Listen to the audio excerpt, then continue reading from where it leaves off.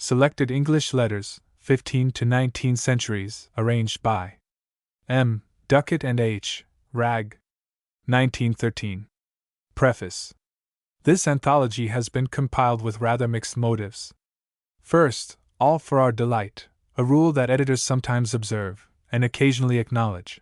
Then, with the desire to interest as large a section of the public as may be. Here is a medley of gay, grave, frivolous, homely, religious, sociable, refined, philosophic, and feminine, something for every mood, and for the proper study of mankind. We do not hope to satisfy all critics, but we do not anticipate that we shall please none. Our difficulty has been that of choice.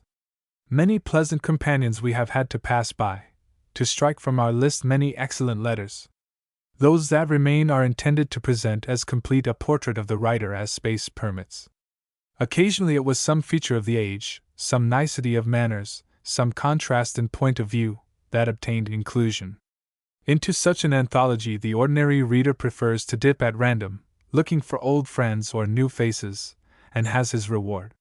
But if he is resolute to read letters in chronological order, he will also, we hope, find in our selection some trace of the development of the epistolary art, as, rising through earlier naiveties and formalities to the grace and bel air of the great Augustines, it slides into the freer, if less dignified, utterance of an age which, startled by cries of equality at its birth, has concerned itself less with form than with individuality and sincerity of expression. 3 letters are included, of which the originals were penned in Latin. In a few cases the spelling and punctuation have been modernized.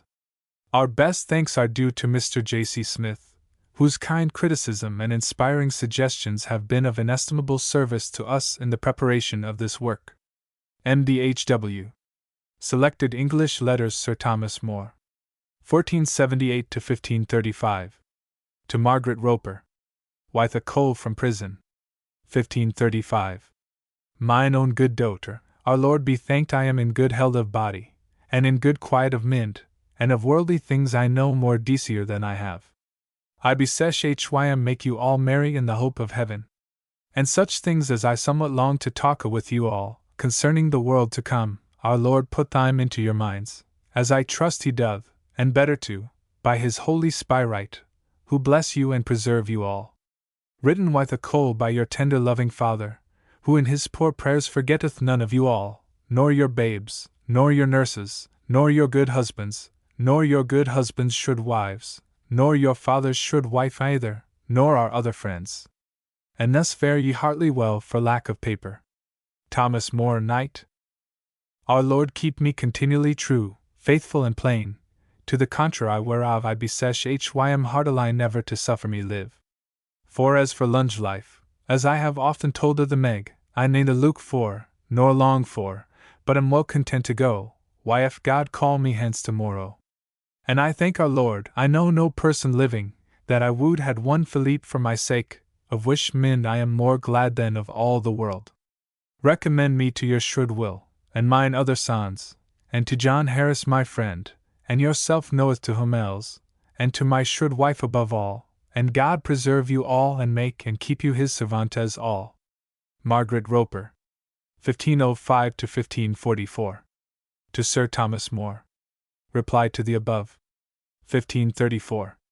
Mine own most entirely beloved father, I think myself never able to give you sufficient thanks for the inestimable comfort my poor Herod received in the reading of your most loving and godly letter, representing to me the clear shyng brightness of your soul, the pure temple of the Holy Spirit of God, which I doubt not shall perpetually rest in you and you in Hym. Father, if all the world had been a given to me, as I be saved it had been a small pleasure, in comparison of the pleasure I conceived of the treasure of your letter, which though it were written with a coal, is worthy in mine opinion to be written in letters of gold. Father, what moved them to shit you up again, we can nothing hear.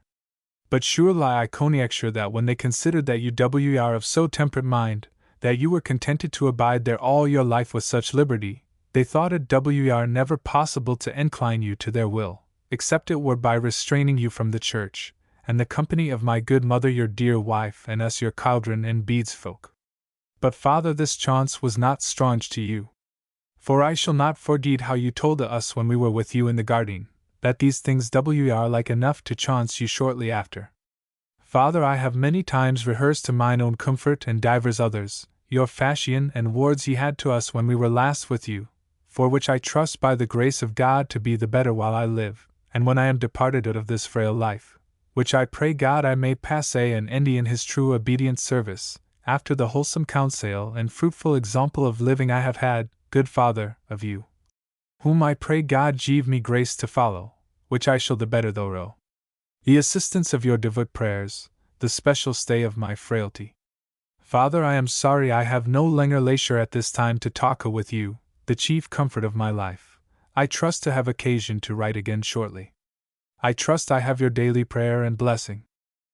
Your most loving obedient daughter and beadswoman Margaret Roper, which daily and hourly is booed to pray for you, for whom she prayeth in this wise, that our Lord of his infinite mercy give you of highest heavenly comfort, and so to assist you with highest special grace, that ye never in anything decline from highest blessed will, but live and die his true obedient servant. Amen. Roger Ascombe. 1515 to 1568. To Lady Jane Grey. A most accomplished maiden. Augsburg, January 18th. 1551. Most illustrious lady.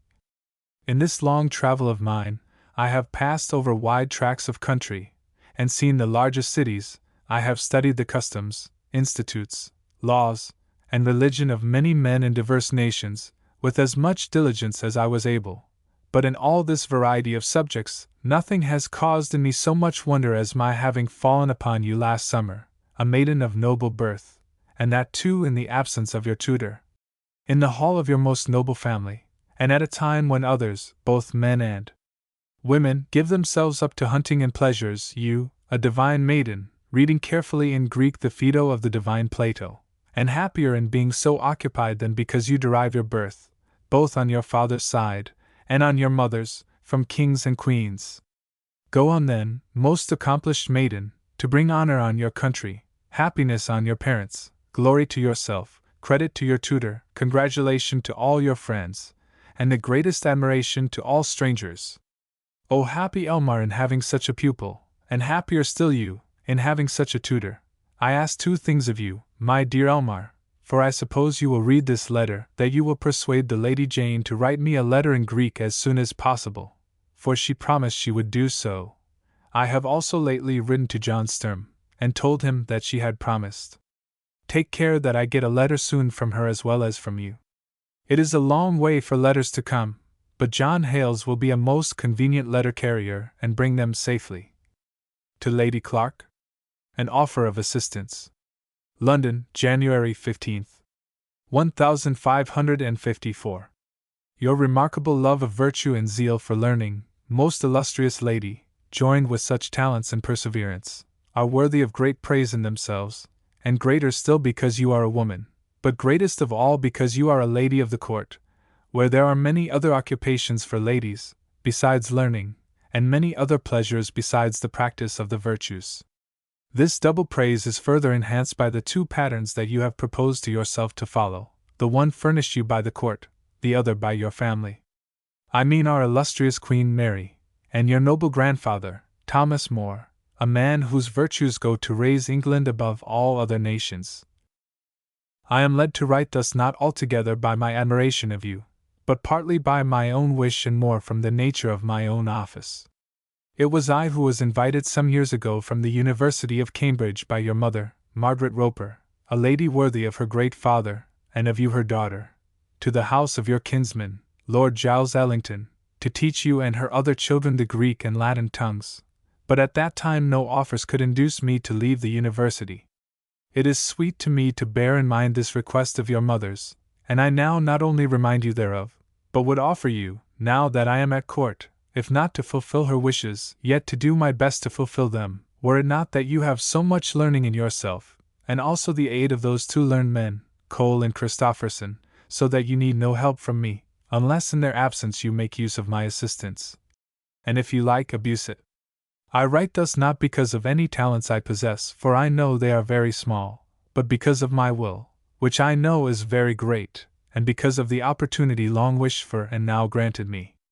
For by favor of that great bishop the Lord Stephen of Winchester, I have been fetched away from the university to serve our illustrious Queen at court, and that too in such a post, that I can there follow the same mode of life for the discharge of my duties as I did at the university for study. My office is to write Latin letters for the Queen, and I hope I shall fulfill that office, if not with ability, yet faithfully, diligently, and unblameably. Farewell, most accomplished lady. Sir Francis Bacon. 1561 to 1626. To Sir Thomas Bodley. With a copy of his book. Nov. 1605. Sir, I think no man may more truly say with the psalm multum incola fiut anima mea than myself. For I do confess, since I was of any understanding, my mind hath in effect been absent from that I have done, and in absence are many errors which I do willingly acknowledge, and amongst the rest this great one that led the rest, that knowing myself by inward calling to be fitter to hold a book than to play a part, I have led my life in civil causes, for which I was not very fit by nature, and more unfit by the preoccupation of my mind. Therefore, calling myself home, I have now for a time enjoyed myself, whereof likewise I desire to make the world partaker. My labors, if I may so term that which was the comfort of my other labors, I have dedicated to the King, desirous, if there be any good in them, it may be as the fat of a sacrifice, incense to his honor, and the second copy I have sent unto you, not only in good affection, but in a kind of congruity, in regard of your great and rare desert of learning. For books are the shrines where the saint is, or is believed to be, and you having built an ark to save learning from deluge, deserve propriety in any new instrument or engine, whereby learning should be improved or advanced. Sir Thomas Browne. 1605 to 1682. To his son Thomas. Fatherly commendations. Circa 1667. I received yours, and would not defer to send to you before you sailed, which I hope will come to you, for in this wind, either can Rear Admiral Kempthorne come to you, nor you begin your voyage. I am glad you like Lucan so well. I wish more military men could read him. In this passage you mention, there are noble strains, and such as may well affect generous minds. But I hope you are more taken with the verses than the subject, and rather embrace the expression than the example. And this I the rather hint unto you, because the like, though in another way, is sometimes practiced in the king's ships, when, in desperate cases, they blow up the same.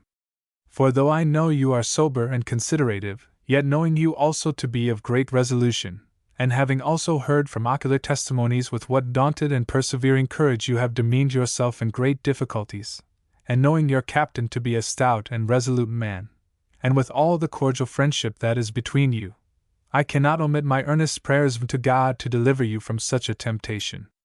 He that goes to war must patiently submit to the various accidents thereof.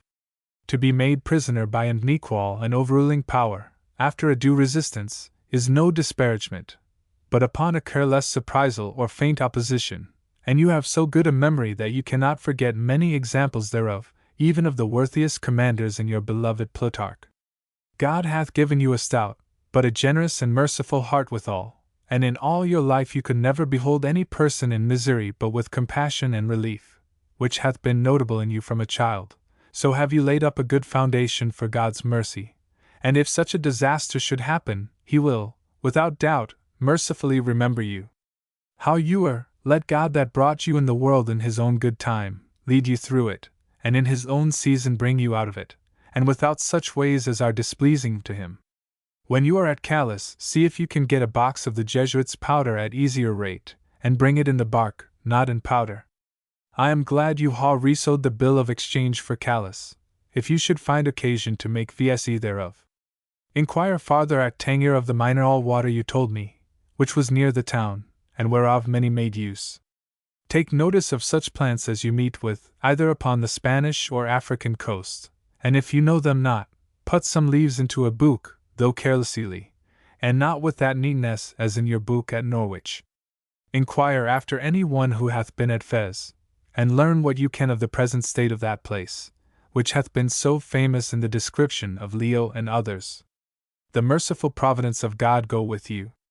impellant anime linti thraci. To his son Edward. Centenarians. December 15th. 1679. Dear Son. Some think that great age superannuates persons from the vse of physical means, or that at 100 years of age 'tis either a folly or a shame to vse means to live longer, and yet I ha known many send to me for their sorrow troubles at 100 years of age, and this day a poor woman being 103 years and a week old sent to me to cure her some ease of the colic. The macrobii and long lures which I ha known here ha been of the meaner and poorer sort of people. Though Parrot was but a mean or rather poor man. Your brother Thomas gave 2d. a week to John Moore, a scavenger, who died in the 102nd year of his life, and 'twas taken the more notice of that the father of Sir John Shaw, who married my Lady Kilmorey, and lived in London, I say that his father, who had been a vintner, lived 102 years, or near it, and died about a year ago. God send us to number our days and fit ourselves for a better world. John Milton. 1608 to 1674. To a Cambridge friend. The choice of a profession. 1631 to 2. Sir, besides that in sundry other respects I must acknowledge me to profit by you whenever we meet, you are often to me, and were yesterday especially, as a good watchman to admonish that the hours of the night pass on, for so I call my life, as yet obscure and unserviceable to mankind, and that the day with me is at hand, wherein Christ commands all to labor, while there is light. Which because I am persuaded you do to no other purpose than out of a true desire that God should be honored in every one, I therefore think myself bound, though unasked, to give you account, as oft as occasion is, of this my tardy moving, according to the precept of my conscience, which I firmly trust is not without God. Yet now I will not strain for any said apology, but only refer myself to what my mind shall have at any time to declare herself at her best ease. But if you think, as you said, that too much love of learning is in fault, and that I have given up myself to dream away my years in the arms of studious retirement, like Endymion with the moon, as the tale of Latmus goes, yet consider that if it were no more but the mere love of learning, whether it proceed from a principle bad, good, or natural, it could not have held out thus long against so strong opposition on the other side of every kind. For, if it be bad, why should not all the fond hopes that forward youth and vanity are fledged with, together with gain, pride, and ambition, call me forward more powerfully than a poor, regardless, and unprofitable sin of curiosity should be able to withhold me, whereby a man cuts himself off from all action, and becomes the most helpless, pusillanimous, and unweaponed creature in the world. The most unfit and unable to do that which all mortals most aspire to, either to be useful to his friends, or to offend his enemies? Or, if it be to be thought a natural proneness, there is against that a much more potent inclination inbred, which about this time of a man's life solicits most, the desire of house and family of his own, to which nothing is esteemed more helpful than the early entering into creditable employment, and nothing more hindering than this affected solitariness. And though this were enough, yet there is to this another act, if not of pure, yet of refined nature, no less available to dissuade prolonged obscurity, a desire of honor and repute and immortal fame, seated in the breast of every true scholar, which all make haste to by the readiest ways of publishing and divulging conceived merits, as well those that shall, as those that never shall, obtain it. Nature, therefore, would presently work the more prevalent way, if there were nothing but this inferior bent of herself to restrain her. Lastly, the love of learning, as it is the pursuit of something good, it would sooner follow the more excellent and supreme good known and presented, and so be quickly diverted from the empty and fantastic chase of shadows and notions, to the solid good flowing from due and timely obedience to that command in the gospel set out by the terrible ceasing of him that hid the talent. It is more probable, therefore, that not the endless delight of speculation, but this very consideration of that great commandment, does not press forward, as soon as many do, to undergo, but keeps off, with a sacred reverence and religious advisement how best to undergo, not taking thought of being late, so it give advantage to be more fit, for those that were latest lost nothing. When the master of the vineyard came to give each one his hire. And here I am come to a streamhead, copious enough to disburden itself, like Nilus, at 7 mouths into an ocean. But then I should also run into a reciprocal contradiction of ebbing and flowing at once, and do that which I excuse myself for not doing, preach and not preach. Yet that you may see that I am something suspicious of myself, and do take notice of a certain belatedness in me, I am the bolder to send you some of my night-war thoughts some while since, because they come in not altogether unfitly, made up in a Petrarchian stanza, which I told you of. How soon hath time, the subtle thief of youth, stolen on his wing my 23 year. My hasting days fly on with full career, but my late spring no bud or blossom shew th. Perhaps my semblance might deceive the truth that I to manhood am arrived so near, and inward ripeness doth much less appear that some more timely happy spirits endue th. Yet be it less, or more, or soon, or slow, it shall be still in strictest measure even to that same lot, however mean or high, toward which time leads me, and the will of heaven. All is, if I have grace to use it so, as ever in my great taskmaster's eye. By this I believe you may well repent of having made mention at all of this matter, for, if I have not all this while won you to this, I have certainly wearied you of it. This, therefore, alone may be a sufficient reason for me to keep me as I am, lest having thus tired you singly, I should deal worse with a whole congregation, and spoil all the patience of a parish. For I myself do not only see my own tediousness, but now grow offended with it, that has hindered me thus long from coming to the last and best period of my letter, and that which must now chiefly work my pardon. That I am your true and unfeigned friend. To Leonard Phalaris, the Athenian. The Blind Poet 1. Westminster, September 28, 1654. I have always been devotedly attached to the literature of Greece, and particularly to that of your Athens, and have never ceased to cherish the persuasion that that city would one day make me ample recompense for the warmth of my regard. The ancient genius of your renowned country has favored the completion of my prophecy in presenting me with your friendship and esteem. Though I was known to you only by my writings, and we were removed to such a distance from each other, you most courteously addressed me by letter, and when you unexpectedly came to London, and saw me who could no longer see my affliction, which causes none to regard me with greater admiration, and perhaps many even with feelings of contempt, excited your tenderest sympathy and concern. You would not suffer me to abandon the hope of recovering my sight, and informed me you had an intimate friend at Paris, Dr. Thevenot, who was particularly celebrated in disorders of the eyes, whom you would consult about mine, if I would enable you to lay before him the causes and the symptoms of the complaint. I will do what you desire, lest I should seem to reject that aid which perhaps may be offered me by heaven. It is now, I think, about 10 years since I perceived my vision to grow weak and dull, and at the same time I was troubled with pain in my kidneys and bowels, accompanied with flatulency. In the morning, if I began to read, as was my custom, my eyes instantly ached intensely, but were refreshed after a little corporeal exercise. The candle which I looked at seemed as it were encircled with a rainbow. Not long after, the sight in the left part of the left eye, which I lost some years before the other, became quite obscured, and prevented me from discerning any object on that side. The sight in my other eye has now been gradually and sensibly vanishing away for about 3 years. Some months before it had entirely perished. Though I stood motionless, everything which I looked at seemed in motion to and fro. A stiff cloudy vapor seemed to have settled on my forehead and temples, which usually occasions a sort of somnolent pressure upon my eyes, and particularly from dinner till the evening. So that I often recollect what is said of the poet Phineus in the Argonautics. A stupor deep his cloudy temples bound, and when he walked he seemed as whirling round, or in a feeble trance he speechless lay. I ought not to omit that while I had any sight left, as soon as I lay down on my bed and turned on either side, a flood of light used to gush from my closed eyelids.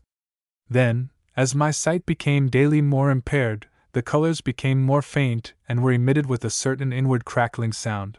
But at present, every species of illumination being, as it were, extinguished, there is diffused around me nothing but darkness, or darkness mingled and streaked with an ashy brown.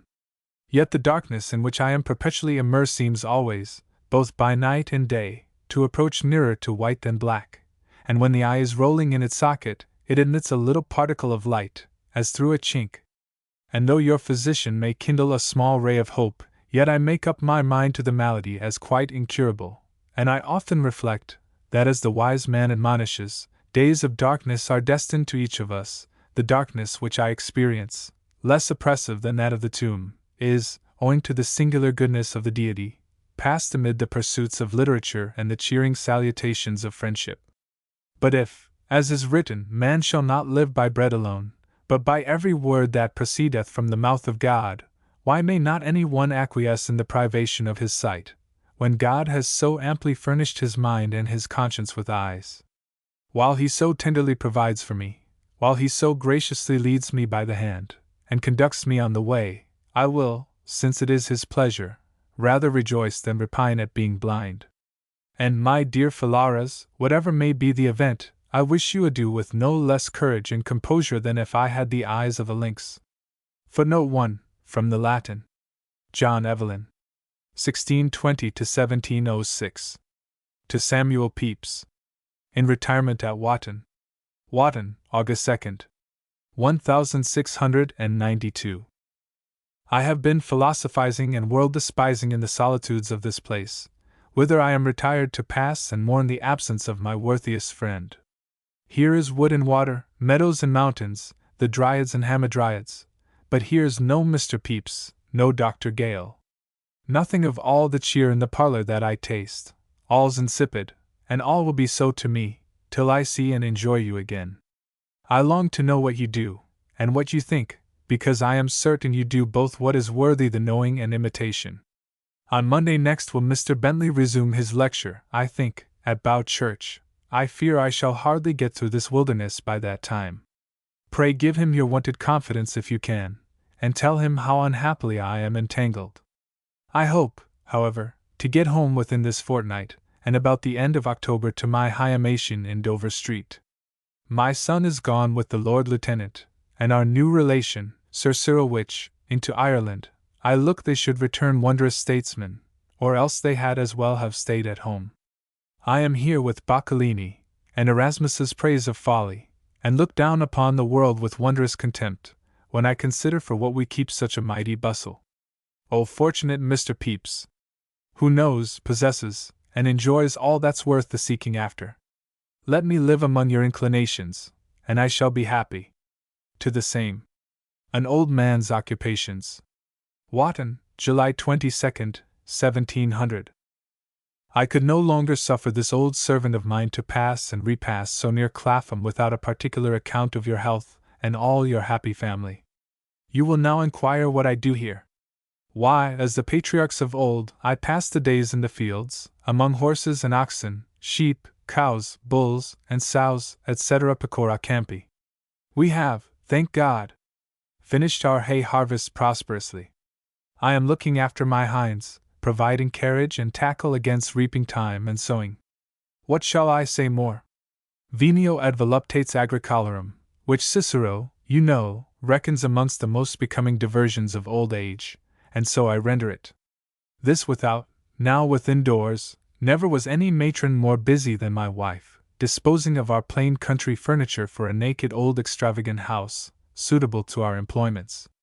She has a dairy, and distaffs, for lac, lenum, et lanum, and is become a very Sabine. But can you thus hold out? Will my friends say, is philosophy, Gresham College, and the example of Mr. Pepys, and agreeable conversation of York Buildings, quite forgotten and abandoned? No, no! Naturam expellas furca tamen usque recurret. No, I have been ranging of no fewer than 30 large cases of books, destined for a competent standing library, during 4 or 5 days wholly destitute of my young coadjutor, who, upon some pretense of being much engaged in the mathematics, and desiring he may continue his course at Oxford till the beginning of August, I have wholly left it to him. You will now suspect something by this disordered hand.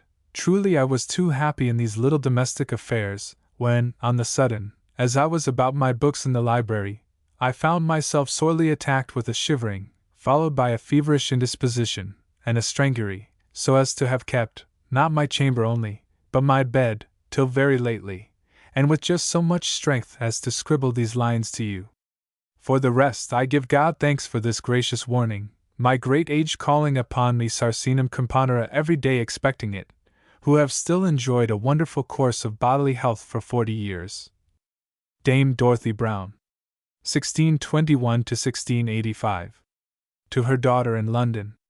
3 interesting postscripts. Norfolk, June 28, c. 1679.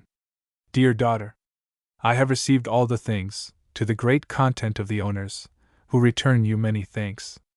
They are indeed very well chose things of all sorts, and I give you many thanks for the trouble you have had with them. I sent you Tommy's skirt and long sleeves of his old cot. I hope you have them. On Mr. Felden at Seamees took it last Wednesday, and said he would deliver it himself. We daily wish for the new cloths, all our linen being worn out but chef's, and Tommy would give all his stock to see his breeches. I bless God we are all well as I hope you are. Tommy presents his duty, your sisters all love and services. July 4th. Good daughter, I must trouble you once more about my coast in Tennyson. She would mak a manteau gown of the green and white silk you sent down for a petticoat, but she wants 2 yards, and as much slit green sarsenet as will line it in sight. I pray send this to get it, and let me know what it come to, and I will send you the money. I says my cousin Craddock might send it me by the chalk, for she would have it as soon as possible. I bless God we are all in health, and Tommy much longing for his breeches. July 5th. Tommy have received his clues, and is much delighted, and sends you and his mother and grandmother duty and thanks, and means to war them carefully. George Lord Berkeley, 1628 to 1698. To Samuel Pepys, 1. Honorable acquittal. Berkeley House, February 23, 1677 to 8. Good Mr. Pepys, though I thank you for the favor of your letter, yet I confess myself both much surprised and troubled to receive a letter from you upon such an occasion. So is my wife, who professes herself wholly innocent of any crime of charging you in thought, word, or deed, and hopes you will do her that right to believe so of her. My daughter Berkeley says she expressed some trouble that the friend she recommended had not success, and that she was told the commissioners of the Navy did report they had given the same recommendations of the person she proposed, as they did of him that was accepted, for the lieutenant's place, which my daughter, supposing to be true, wondered the more he lost the preferment, but by the copies enclosed in yours, it appears her ladyship was very much misinformed. As for Mrs. Henrietta, she is extremely troubled in saying anything that gave you offense, and though she did not in the least intend it, yet she begs your pardon. And now, my good friend, though I am not under any accusation, and therefore need not say anything to vindicate myself, yet give me leave, upon this occasion, to assure you, that there is no person has a better opinion of you than myself, nor is more sensible of your particular civilities to me, which I should be very glad to make a return of when in my power to serve you, and give me leave to add further, without flattery to you, and with great sincerity, that I believe our gracious master, His Majesty, is so fortunate in employing you in his service that if he should lose you, it would be very difficult for His Majesty to find a successor so well qualified in all respects for his service, if we consider both your integrity, vast abilities, industry, and zealous affections for his service. And if His Majesty were asked the question, I will hold 10 to 1 His Majesty declares himself of my opinion. So will I believe all that know you, more especially our fellow traders that are so conversant with you and obliged by you. This is asserted as a great truth by, Sir, your very affectionate and hearty friend and servant. Footnote 1. Cf. letter on page 45. Dorothy Osborne, 1628 to 1698. To Sir William Temple. Passing the time. No date, circa 1653. I have been reckoning up how many faults you lay to my charge in your last letter, and I find I am severe, unjust, unmerciful, and unkind. O me! How should one do to mend all those? 'Tis work for an age, and I fear that I shall be so old before I am good, that 'twill not be considerable to anybody but myself whether I am so or not. You ask me how I pass my time here. I can give you a perfect account, not only of what I do for the present, but what I am likely to do this 7 years if I stay here so long. I rise in the morning reasonably early, and before I am ready I go round the house till I am weary of that, and then into the garden till it grows too hot for me. I then think of making me ready, and when that's done I go into my father's chamber, from thence to dinner, where my cousin Moll and I sit in great state in a room and at a table that would hold a great many more. After dinner we sit and talk till Mr. P.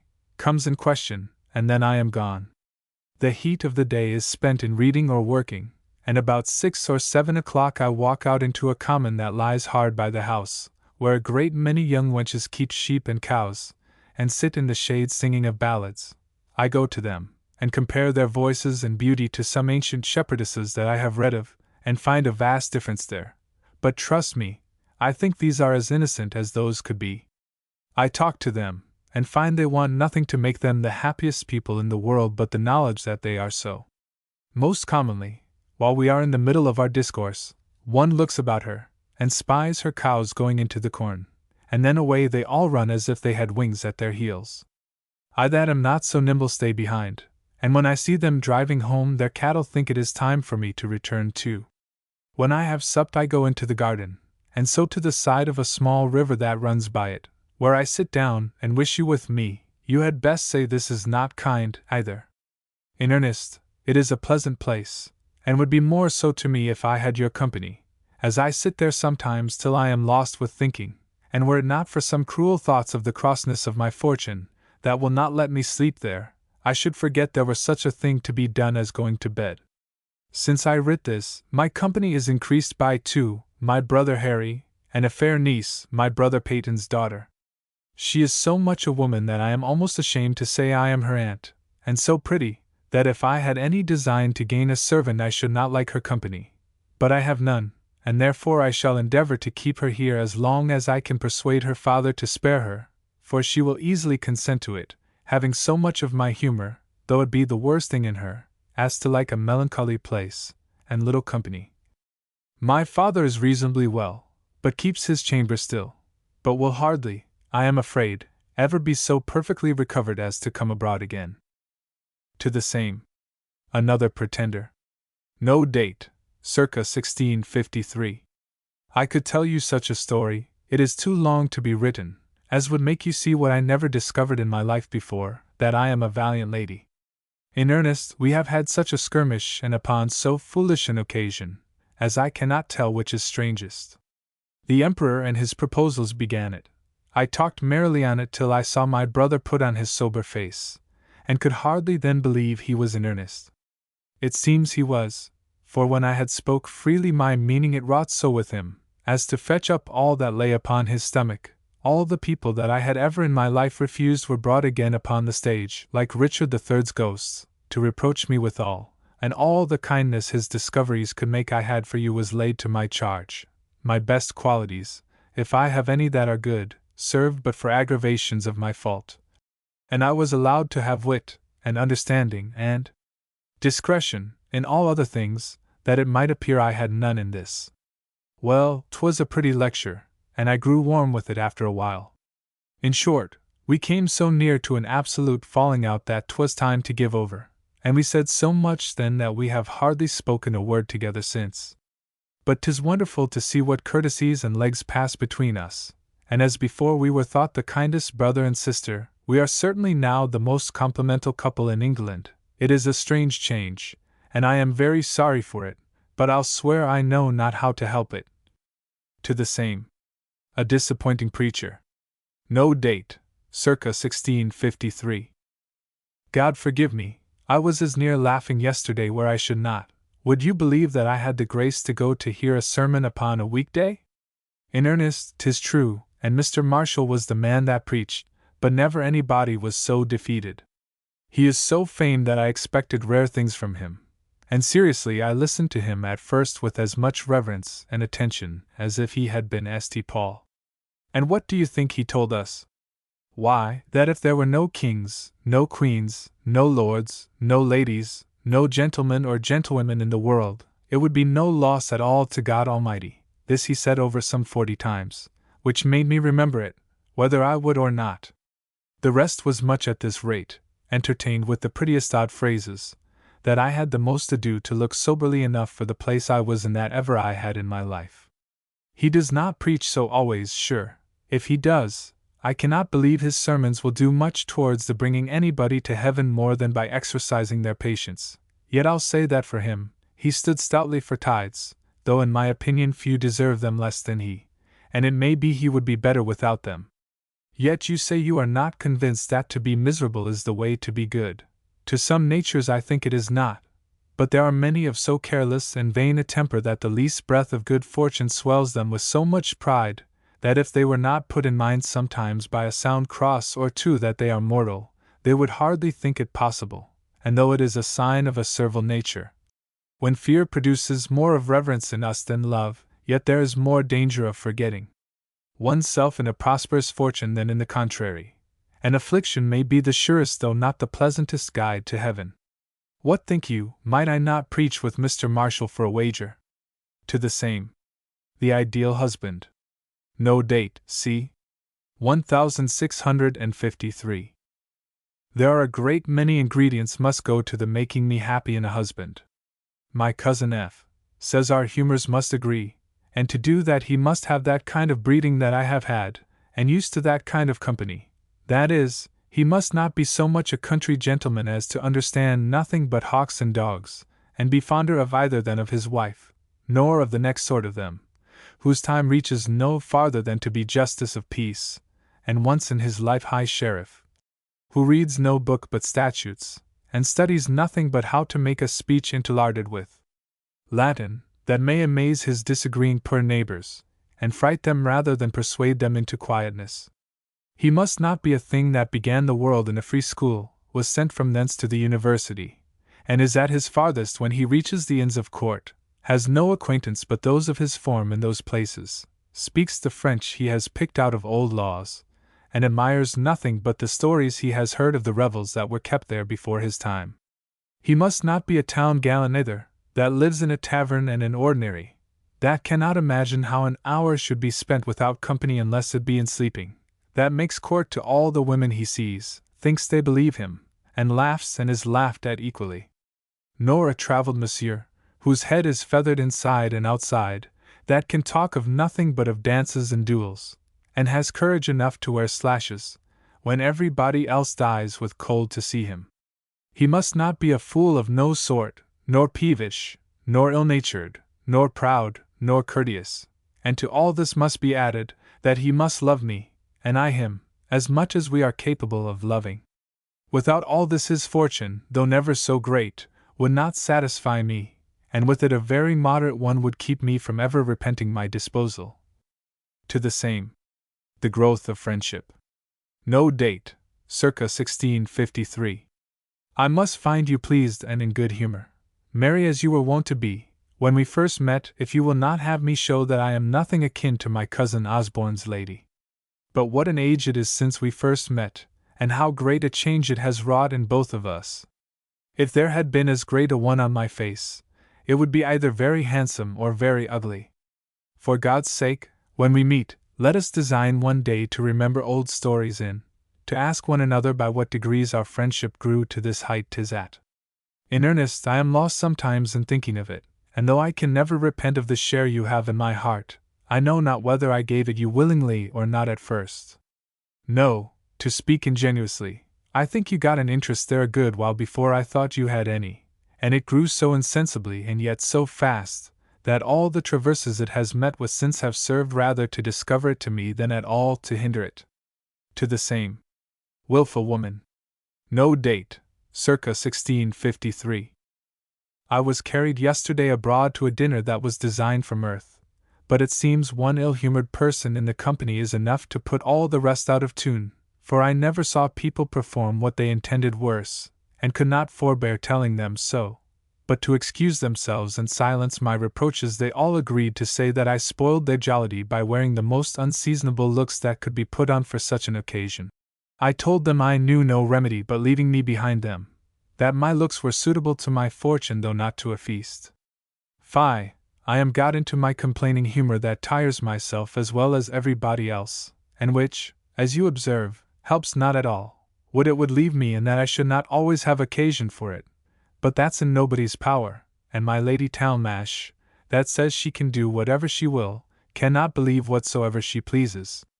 'Tis not unpleasant, methinks, to hear her talk how at such a time she was sick, and the physicians told her she would have the smallpox and showed her where they were coming out upon her, but she bethought herself that it was not at all convenient for her to have them at that time. Some business she had that required her going abroad, and so she resolved she would not be sick nor was not. 20 such stories as these she tells, and then falls into discourses of the strength of reason and power of philosophy till she confounds herself and all that hear her. You have no such ladies in Ireland. My poor Lady Vavasor is carried to the Tower, and her situation could not excuse her, because she was acquainted by somebody that there was a plot against the Protector, and did not discover it. She has told now all that was told her, but vows she will never say from whence she had it. We shall see whether her resolutions are as unalterable as those of my Lady Talmash. I wonder how she behaved herself when she was married. I never yet saw anybody that did not look simply and out of countenance, nor ever knew a wedding well designed but one, and that was of 2 persons who had time enough, I confess, to contrive it, and nobody to please in it but themselves. He came down into the country where she was upon a visit, and one morning married her. As soon as they came out of the church, they took coach and came for the town, dined at an inn by the way, and at night came into lodgings that were provided for them, where nobody knew them, and where they passed for married people of 7 years' standing. The truth is I could not endure to be Mrs. Bride in a public wedding, to be made the happiest person on earth. Do not take it ill, for I would endure it if I could, rather than fail, but in earnest I do not think it were possible for me. You cannot apprehend the formalities of a treaty more than I do, nor so much the success of it.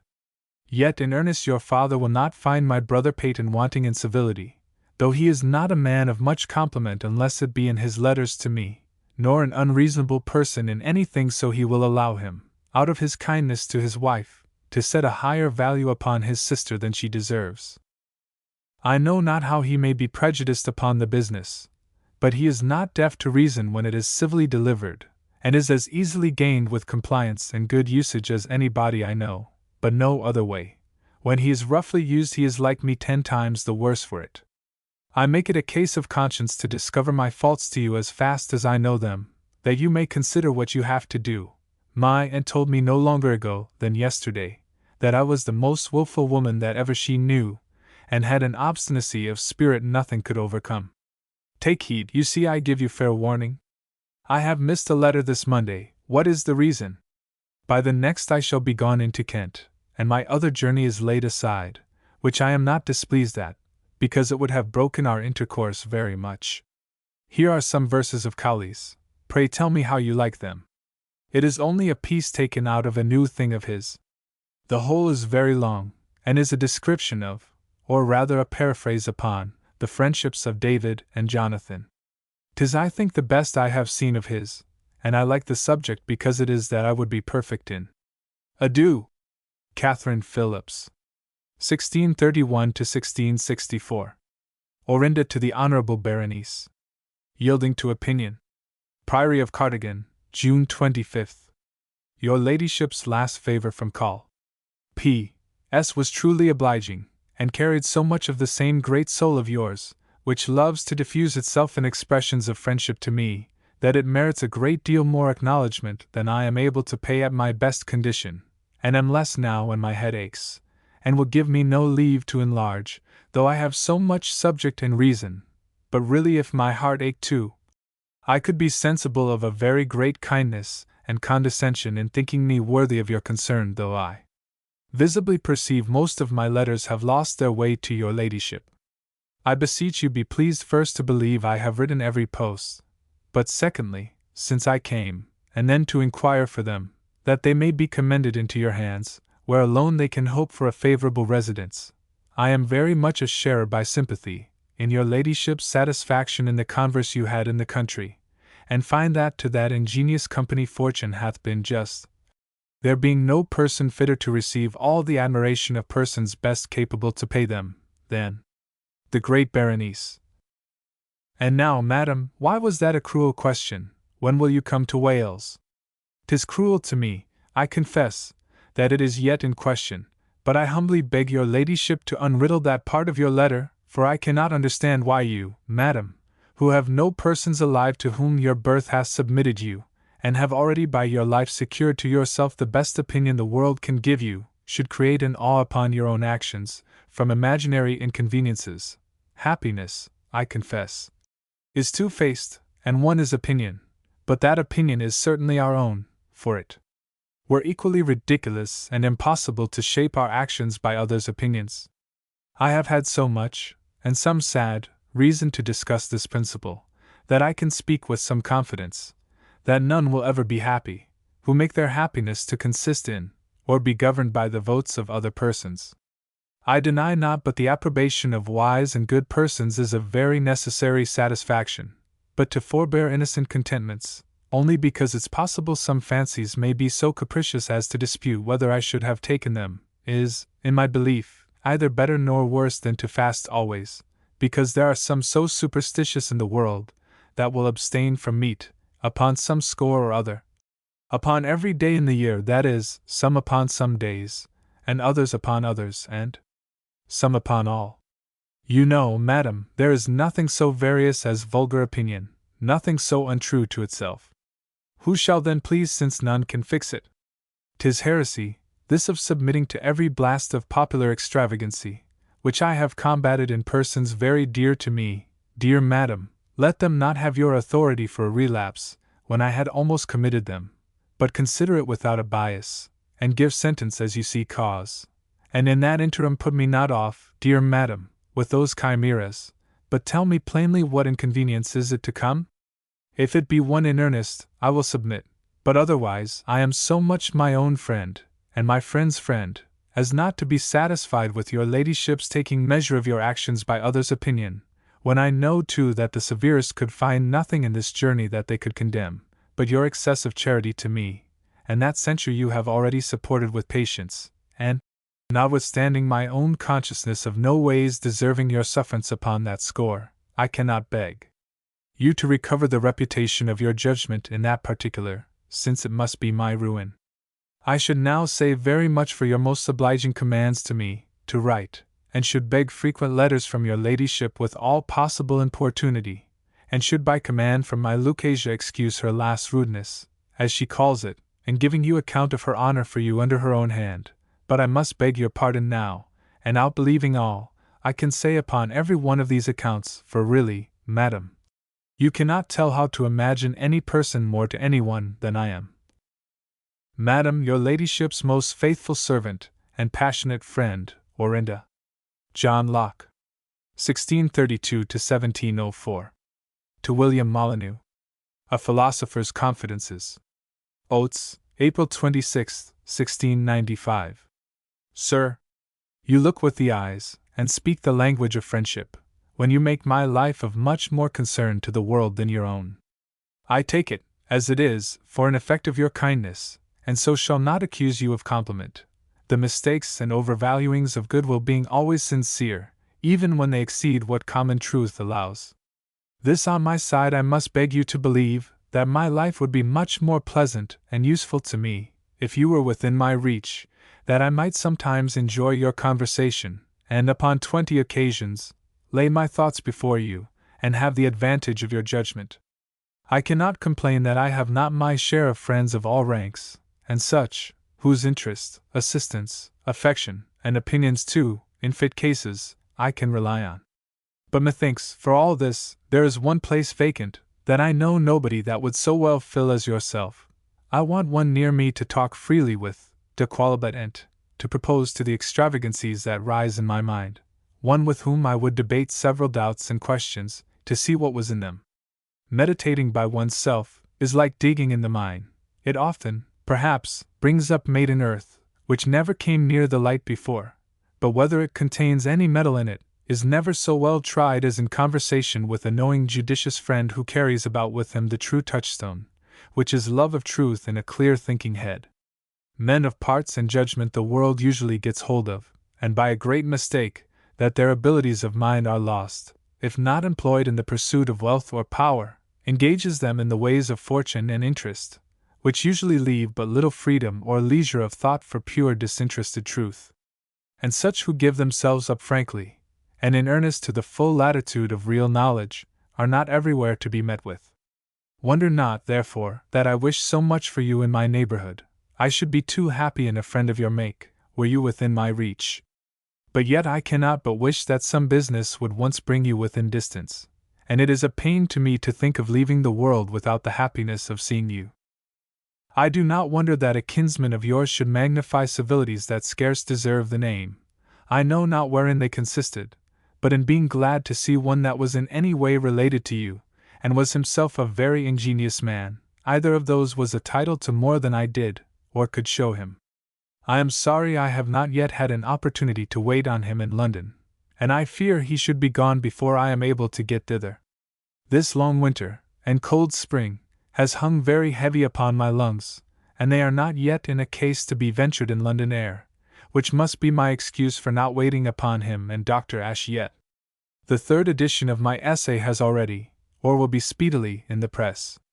But what perhaps will seem stranger, and possibly please you better, an abridgment is now making, if it be not already done, by one of the University of Oxford, for the use of young scholars, in the place of the ordinary system of logic. From the acquaintance I had of the temper of that place, I did not expect to have it get much footing there. But so it is. I some time since received a very civil letter from one, wholly a stranger to me there, concerning such a design, and by another from him since, I conclude it near done. He seems to be an ingenious man, and he writes sensibly about it, but I can say nothing of it till I see it, and he, of his own accord, has offered that it shall be wholly submitted to my opinion, and disposal of it. And thus, sir, possibly that which you once proposed may be attained to, and I was pleased with the gentleman's design for your sake. You are a strange man, you oblige me very much by the care you take to have it well translated, and you thank me for complying with your offer. In my last, as I remember, I told you the reason why it was so long before I writ, was in expectation of an answer from London, concerning something I had to communicate to you. It was in short this. I was willing to know what my bookseller would give for a good Latin copy. He told me, at last, £20. His delay was, because he would first have known what the translator demanded. But I forced him to make his proposal, and so I send it to you, to make what use of it you please. He's since written me word that a friend of his at Oxford would, in some time, be at leisure to do it, and would undertake it. I bid him excuse himself to him, for that it was in hands I approved of, and some part of it now actually done.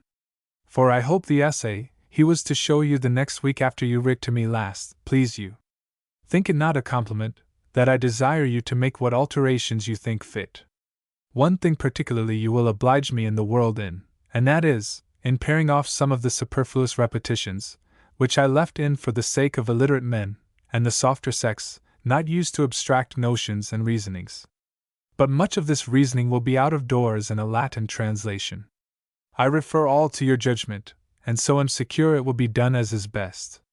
What I shall add concerning enthusiasm, I guess, will very much agree with your thoughts, since yours jumps so right with mine, about the place where it is to come in, I having designed it for Chapter 18, Lib 4, as a false principle of reasoning often made use of. But to give an historical account of the various ravings men have embraced for religion, would, I fear, be besides my purpose, and be enough to make an huge volume. My opinion of P. Malebranche agrees perfectly with yours. What I have writ concerning seeing all things in God would make a little treatise of itself. But I have not quite gone through it, for fear I should by somebody or other be tempted to print it. For I love not controversies, and have a personal kindness for the author. When I have the happiness to see you, we will consider it together, and you shall dispose of it. I think I shall make some other additions to be put into your Latin translation, and particularly concerning the connection of ideas, which has not, that I know, been hitherto considered, and has, I guess, a greater influence upon our minds than is usually taken notice of. Thus, you see, I make you the confidant of my reveries. You would be troubled with a great many more of them, were you nearer. To Dr. Molyneux. True Friendship.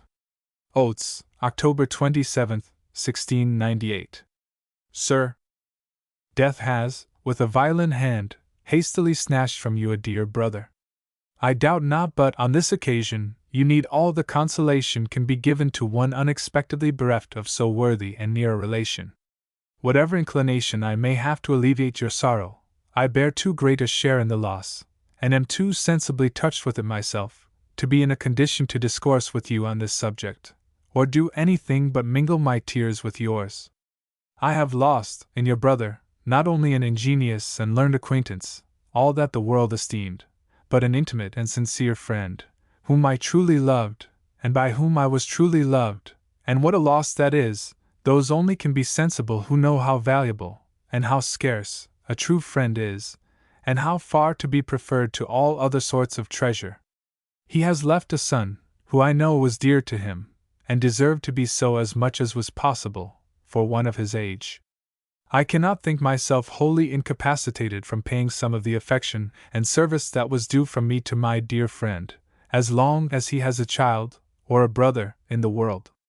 If, therefore, there be anything, at this distance, wherein I, in my little sphere, may be able to serve your nephew or you, I beg you, by the memory of our deceased friend, to let me know it, that you may see that one who loved him so well, cannot but be tenderly concerned for his son, nor be otherwise than I am, Sir, etc.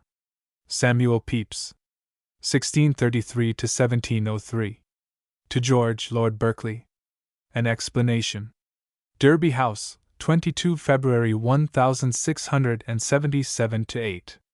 My Lord, I am greatly owing to your lordship for your last favour at St. John's, and did, till now, reckon myself under no less a debt to my ladies for the honour at the same time done me, in their commands touching Mr. Bonathan. But, my lord, I have lately had the misfortune of being undeceived in the latter, by coming to know the severity with which some of my ladies are pleased to discourse of me in relation thereto.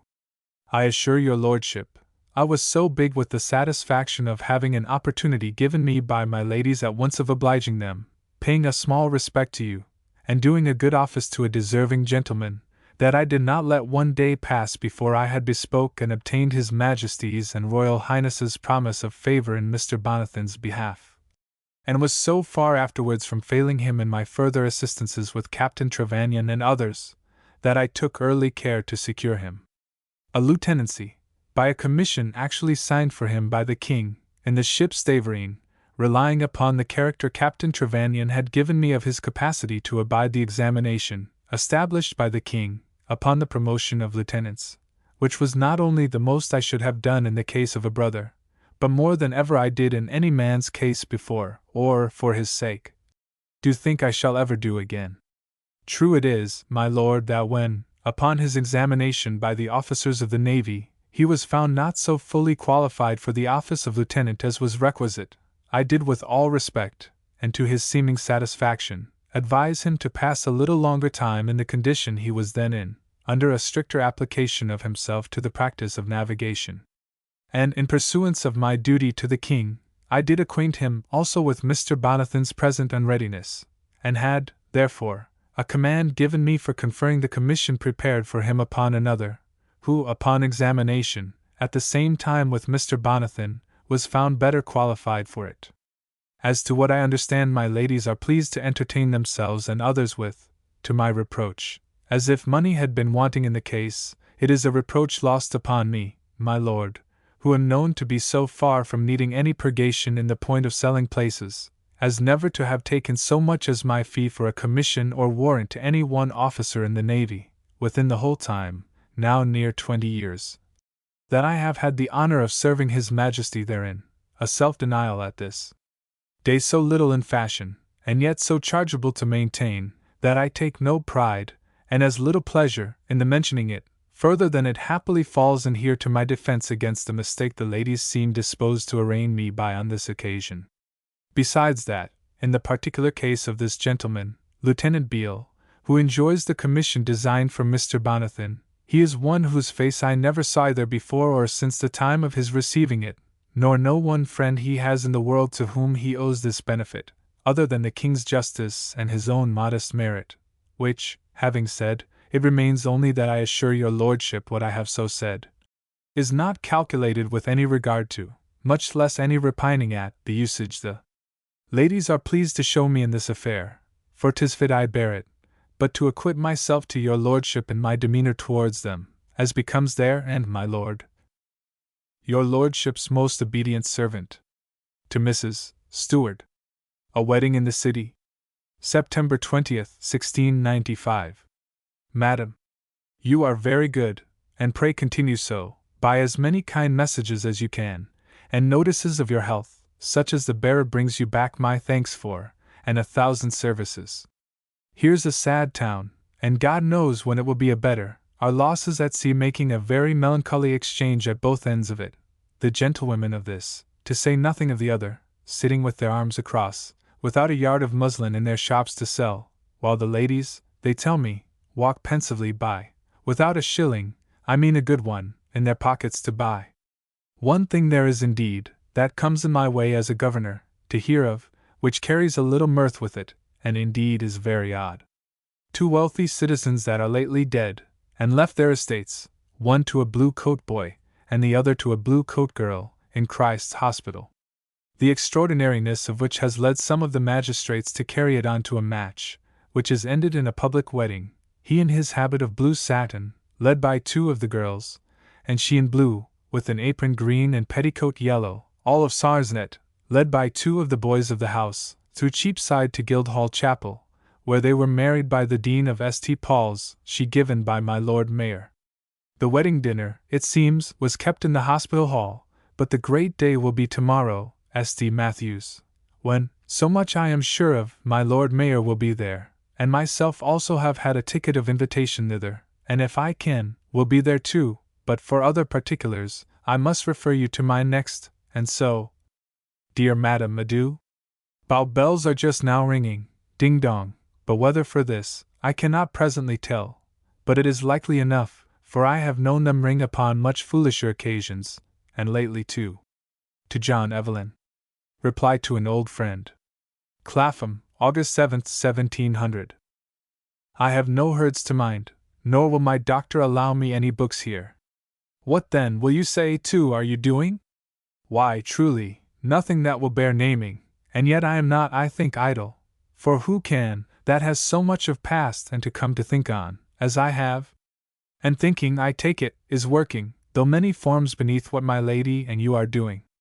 But pray remember what o'clock it is with you and me, and be not now, by overstirring, too bold with your present complaint, any more than I dare be with mine, which, too, has been no less kind in giving me my warning than the other to you, and to either of us, I hope, and through God's mercy, dare say, either unlooked for or unwelcome. I wish, nevertheless, that I were able to administer anything towards the lengthening that precious rest of life which God has thus long blessed you, and in you, mankind, with, but I have always been too little regardful of my own health, to be a prescriber to others. I cannot give myself the scope I otherwise should in talking now to you at this distance, on account of the care extraordinary I am now under from Mrs. Skinner's being suddenly fallen very ill, but ere long I may possibly venture at entertaining you with something from my young man in exchange, I don't say in payment, for the pleasure you gratify me with from yours, whom I pray God to bless with continuing but what he is. And I'll ask no more for him. Jonathan Swift. 1667 to 1745. To Stella. The Dean at Home. London, 16 January 1710 to 11. O faith, young women, I have sent my letter N. 13, without one crumb of an answer to any of M.D.'s. There is for you now, and yet presto bent angry faith, not a bit, only he will begin to be in pain next Irish post, except he sees M.D.'s little handwriting in the glass frame at the bar of St. James's Coffee House, where Presto would never go but for that purpose. Presto's at home, God help him, every night from 6 till bedtime, and has as little enjoyment or pleasure in life at present as anybody in the world, although in full favor with all the ministry. As hope saved, nothing gives Presto any sort of dream of happiness, but a letter now and then from his own dearest M.D. I love the expectation of it, and when it does not come, I comfort myself that I have it yet to be happy with. Yes, faith, and when I write to M.D., I am happy too. It is just as if methinks you were here, and I prating to you, and telling you where I have been. Well, says you, presto, come, where have you been today? Come, let's hear now.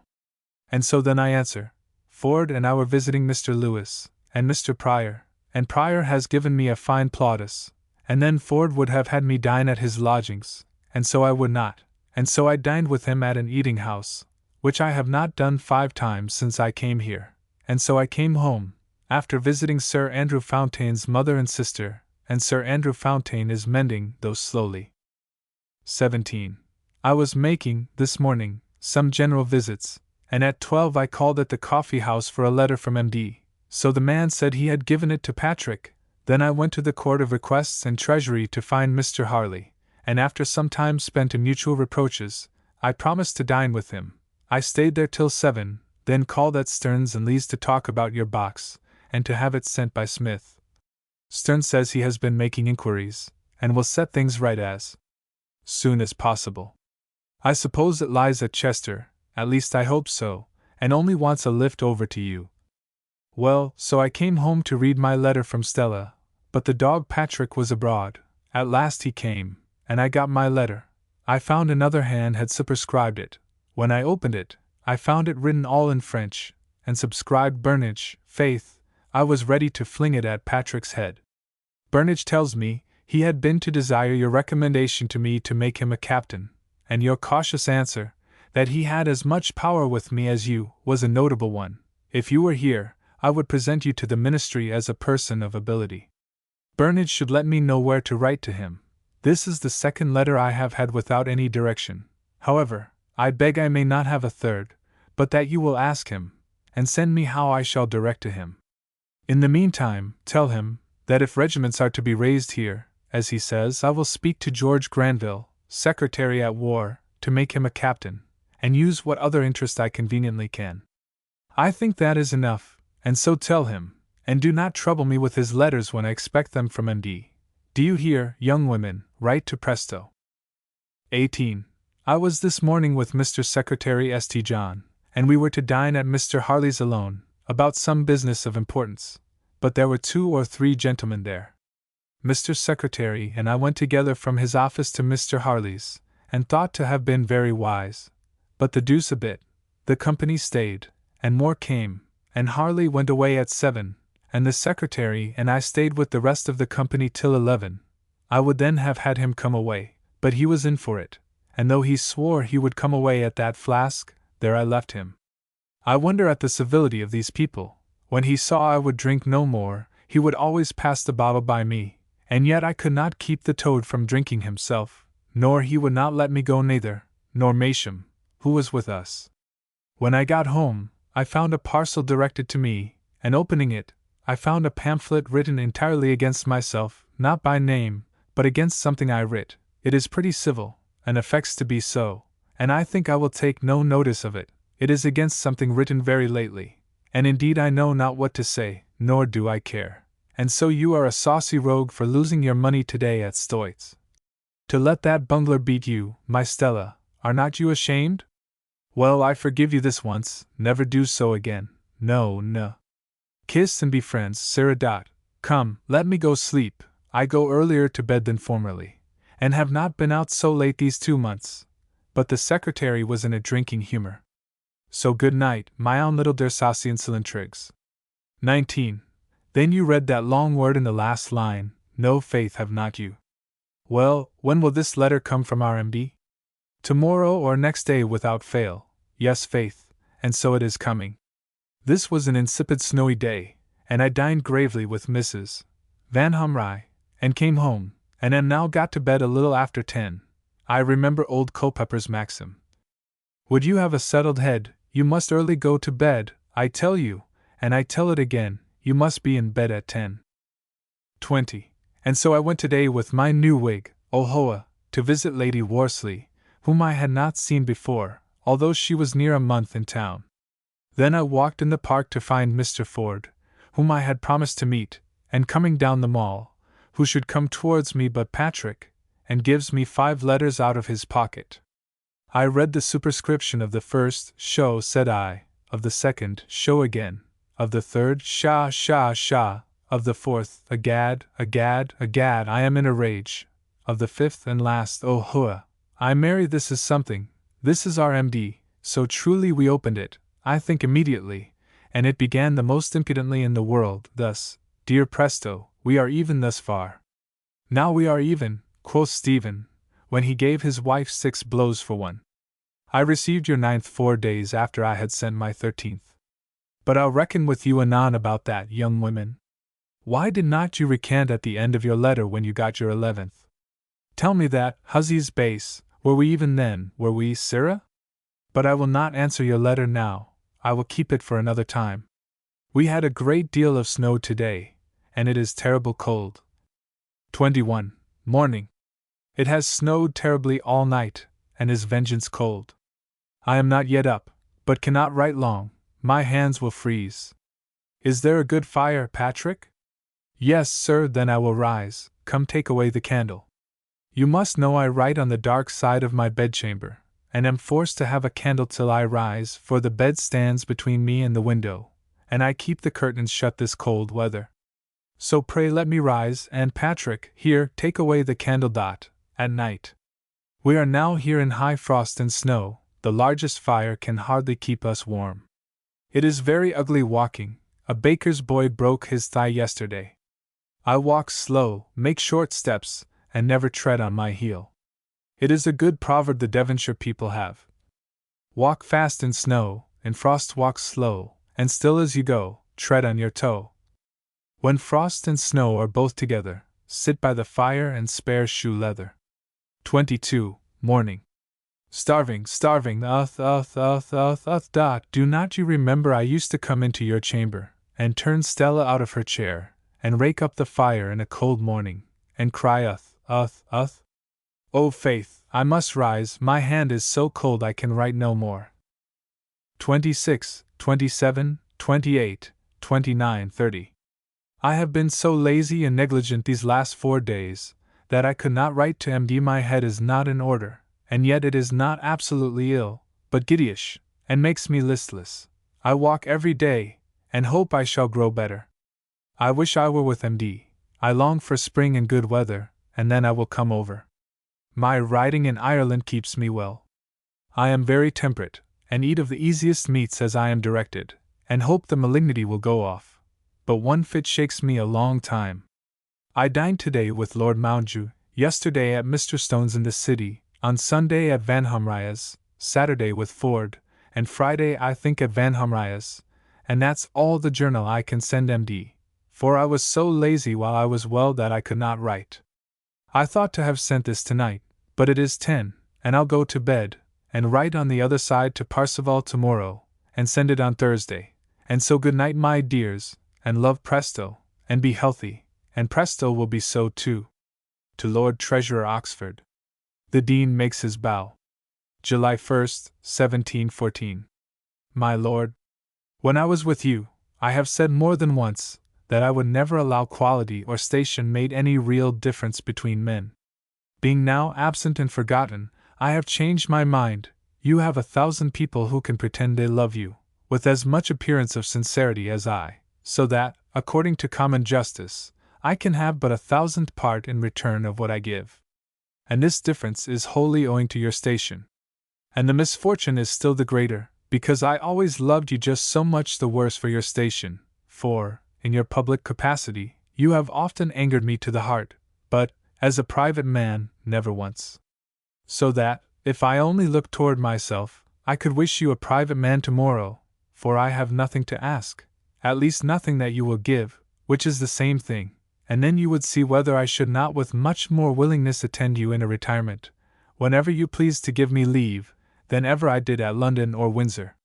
From these sentiments I will never write to you, if I can help it, otherwise than as to a private person, or allow myself to have been obliged to you in any other capacity. The memory of one great instance of your candor and justice, I will carry to my grave, that having been in a manner domestic with you for almost 4 years, it was never in the power of any public or concealed enemy to make you think ill of me, though malice and envy were often employed to that end. If I live, posterity shall know that, and more, which, though you, and somebody that shall be nameless, seem to value less than I could wish, is all the return I can make you. Will you give me leave to say how I would desire to stand in your memory? As one who was truly sensible of the honor you did him, though he was too proud to be vain upon it, as one who was neither assuming, officious, nor teasing, who never wilfully misrepresented persons or facts to you, nor consulted his passions when he gave a character, and lastly, as one whose indiscretions proceeded altogether from a weak head and not an ill heart.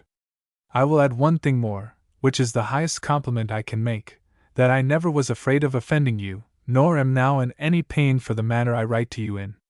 I have said enough, and like one at your levee, having made my bow, I shrink back into the crowd. To Dr. Sheridan. News from the country.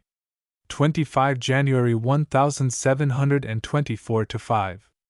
I have a packet of letters, which I intended to send by Molly, who has been stopped 3 days by the bad weather, but now I will send them by the post tomorrow to Kells, and enclosed to Mr. Tickle there is one to you, and one to James Stopford. I can do no work this terrible weather, which has put us all 70 times out of patience.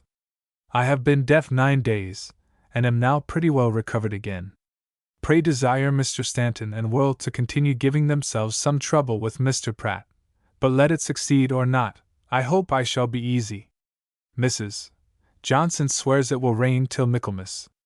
She is so pleased with her pickaxe that she wears it fastened to her girdle on her left side, in balance with her watch. The lake is strangely overflown, and we are desperate about turf, being forced to buy it 3 miles off, and Mrs. Johnson, God help her, gives you many a curse. Your mason is come, but cannot yet work upon your garden. Neither can I agree with him about the great wall. For the rest, read the letter you will have on Monday, if Mr. Tickle uses you well.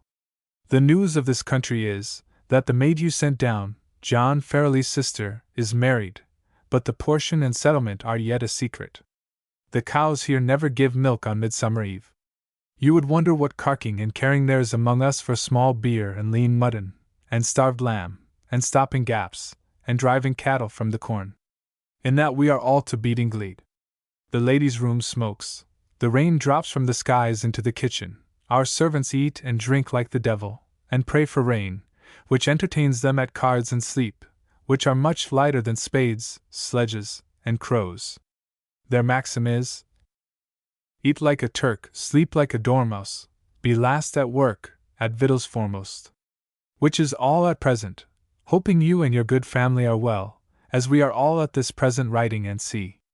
Robin has just carried out a load of bread and cold meat for breakfast. This is their way, but now a cloud hangs over them, for fear it should hold up, and the clouds blow off. I write until Molly comes in for the letter. Oh, what a draggle-tail will she be before she gets to Dublin! I wish she may not happen to fall upon her back by the way.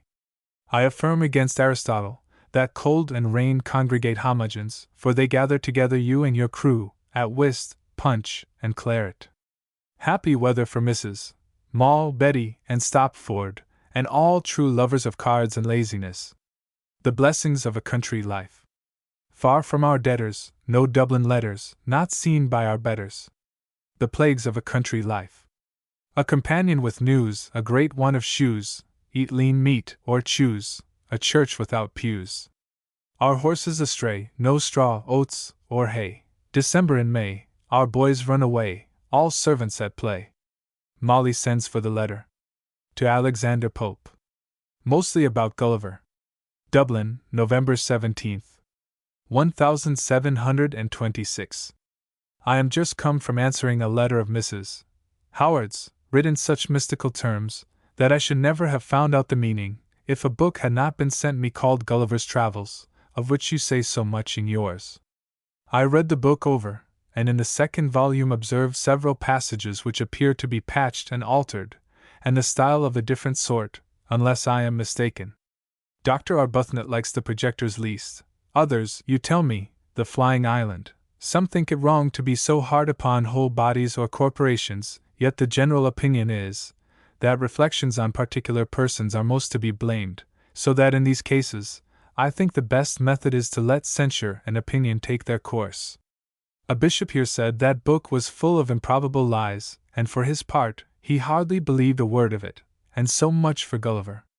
Going to England is a very good thing, if it were not attended with an ugly circumstance of returning to Ireland. It is a shame you do not persuade your ministers to keep me on that side, if it were but by a court expedient of keeping me in prison for a plotter. But at the same time I must tell you that such journeys very much shorten my life, for a month here is very much longer than 6 at Twickenham. How comes friend Gay to be so tedious?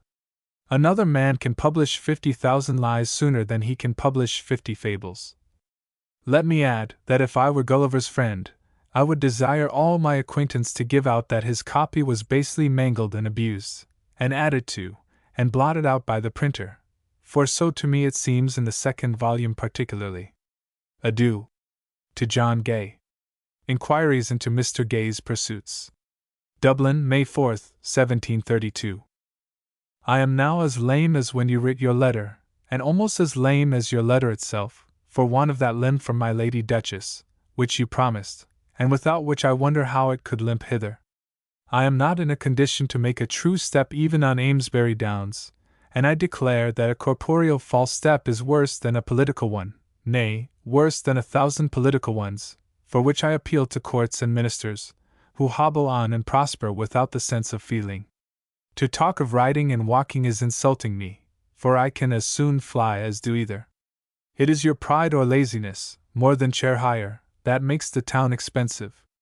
No honor is lost by walking in the dark, and in the day you may beckon a blackguard boy under a gate, near your visiting place, experto creed, save 11 pence, and get half a crown's worth of health. The worst of my present misfortune is, that I eat and drink, and can digest neither for want of exercise, and to increase my misery, the knaves are sure to find me at home, and make huge void spaces in my cellars. I congratulate with you for losing your great acquaintance. In such a case, philosophy teaches that we must submit, and be content with good ones. I like Lord Cornbury's refusing his pension, but I demur at his being elected for Oxford, which, I conceive, is wholly changed, and entirely devoted to new principles, so it appeared to me the 2 last times I was there. I find by the whole cast of your letter, that you are as giddy and as volatile as ever, just the reverse of Mr. Pope, who has always loved a domestic life from his youth. I was going to wish you had some little place that you could call your own, but I profess I do not know you well enough to contrive any one system of life that would please you. You pretend to preach up riding and walking to the Duchess, yet from my knowledge of you after 20 years, you always joined a violent desire of perpetually shifting places and company, with a rooted laziness, and an utter impatience of fatigue. A coach and 6 horses is the utmost exercise you can bear, and this only when you can fill it with such company as is best suited to your taste, and how glad would you be if it could waft you in the air to avoid jolting, while I, who am so much later in life, can, or at least could, ride 500 miles on a trotting horse. You mortally hate riding, only because it is the thing you chiefly ought to do, as well to keep up the vogue you have in the world, as to make you easy in your fortune. You are merciful to everything but money, your best friend, whom you treat with inhumanity. Be assured I will hire people to watch all your motions, and to return me a faithful account. Tell me, have you cured your absence of mind? Can you attend to trifles? Can you at Amesbury write domestic libels to divert the family and neighboring squires for 5 miles round? Or venture so far on horseback, without apprehending a stumble at every step? Can you set the footmen a-laughing as they wait at dinner? And do the Duchess's women admire your wit? In what esteem are you with the vicar of the parish? Can you play with him at backgammon? Have the farmers found out that you cannot distinguish rye from barley, or an oak from a crab-tree? You are sensible that I know the full extent of your country's skill is in fishing for roaches or gudgeons at the highest. I love to do you good offices with your friends, and therefore desire you will show this letter to the Duchess, to improve her Grace's good opinion of your qualifications, and convince her how useful you are likely to be in the family. Her Grace shall have the honor of my correspondence again when she goes to Amesbury. Here a piece of Irish news. I buried the famous General Meredith's father last night in my cathedral. He was 96 years old, so that Mrs. Pope may live 7 years longer. You saw Mr. Pope in health. Pray, is he generally more healthy than when I was among you? I would know how your own health is, and how much wine you drink in a day. My stint in company is a pint at noon, and half as much at night, but I often dine at home like a hermit, and then I drink little or none at all. Yet I differ from you, for I would have society, if I could get what I like, people of middle understanding, and middle rank. Adieu. Joseph Addison. 1672–1719. To Alexander Pope. Translation of Homer. October 26, 1713. I was extremely glad to receive a letter from you, but more so upon reading the contents of it. The work you mention will, I dare say, very sufficiently recommend itself when your name appears with the proposals, and if you think I can any way contribute to the forwarding of them, you cannot lay a greater obligation upon me than by employing me in such an office. As I have an ambition of having it known that you are my friend, I shall be very proud of showing it by this or any other instance. I question not but your translation will enrich our tongue, and do honor to our country, for I conclude of it already from those performances with which you have obliged the public. I would only have you consider how it may most turn to your advantage.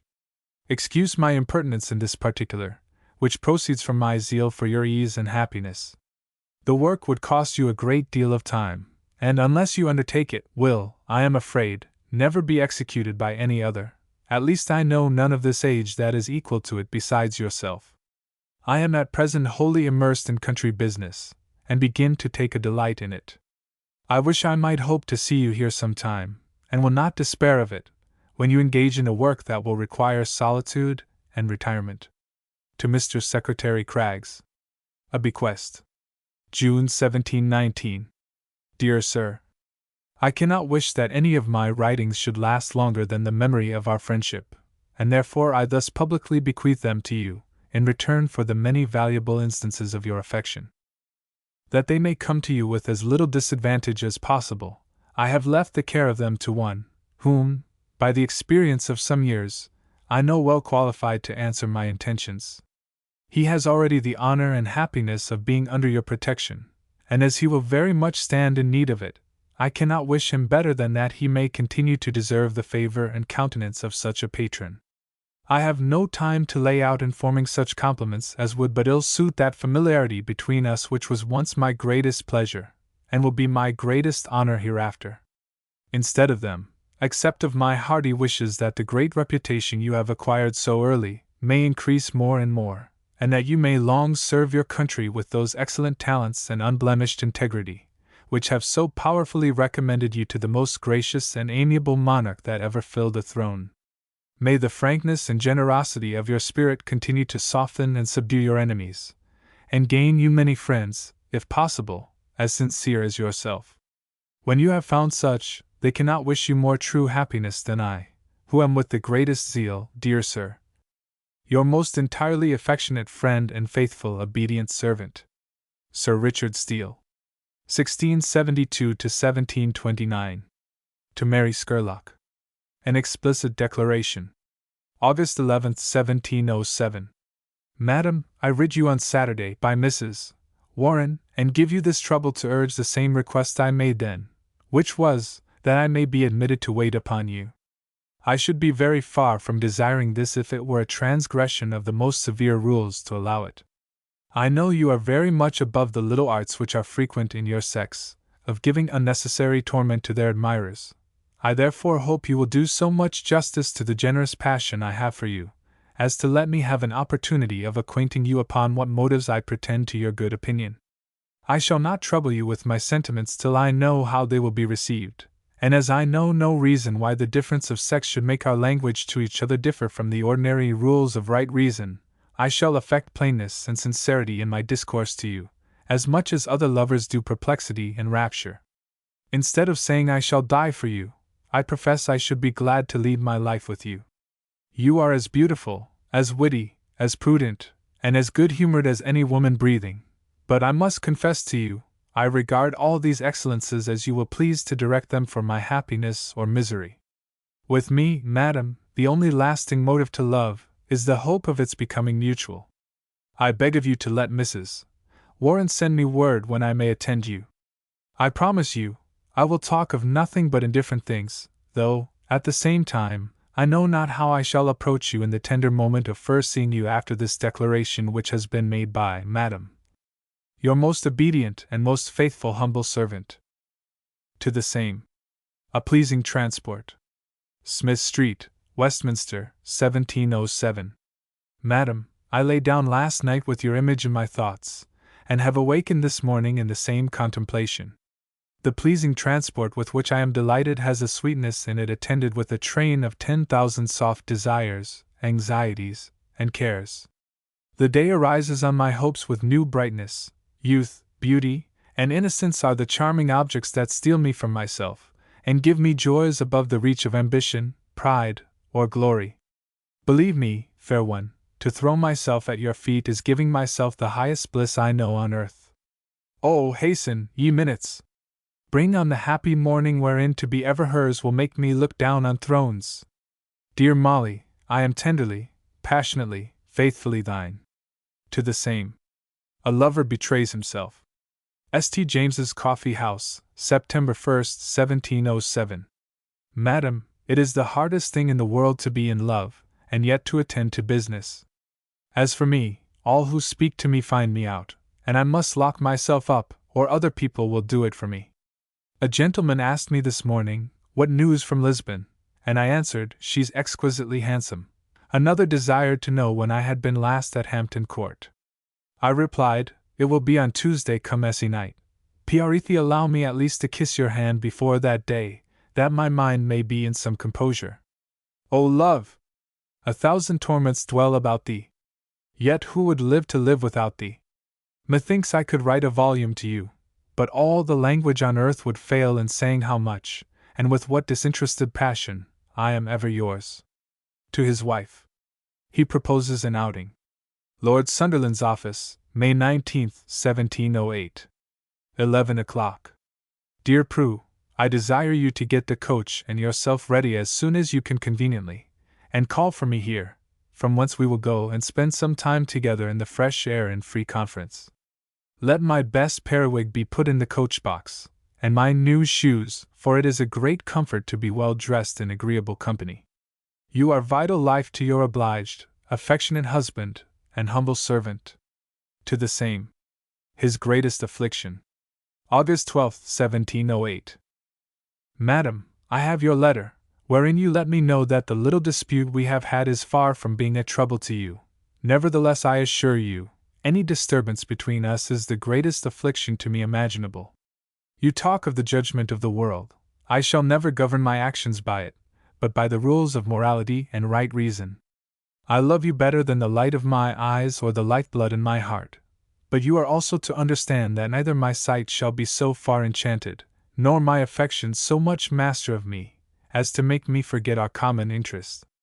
To attend my business as I ought, and improve my fortune, it is necessary that my time and my will should be under no direction but my own. I write all this rather to explain my own thoughts to you, than to answer your letter distinctly. I enclose it to you, that upon second thoughts, you may see the disrespectful manner in which you treat your affectionate, faithful husband. To the same. For characteristic notes. I.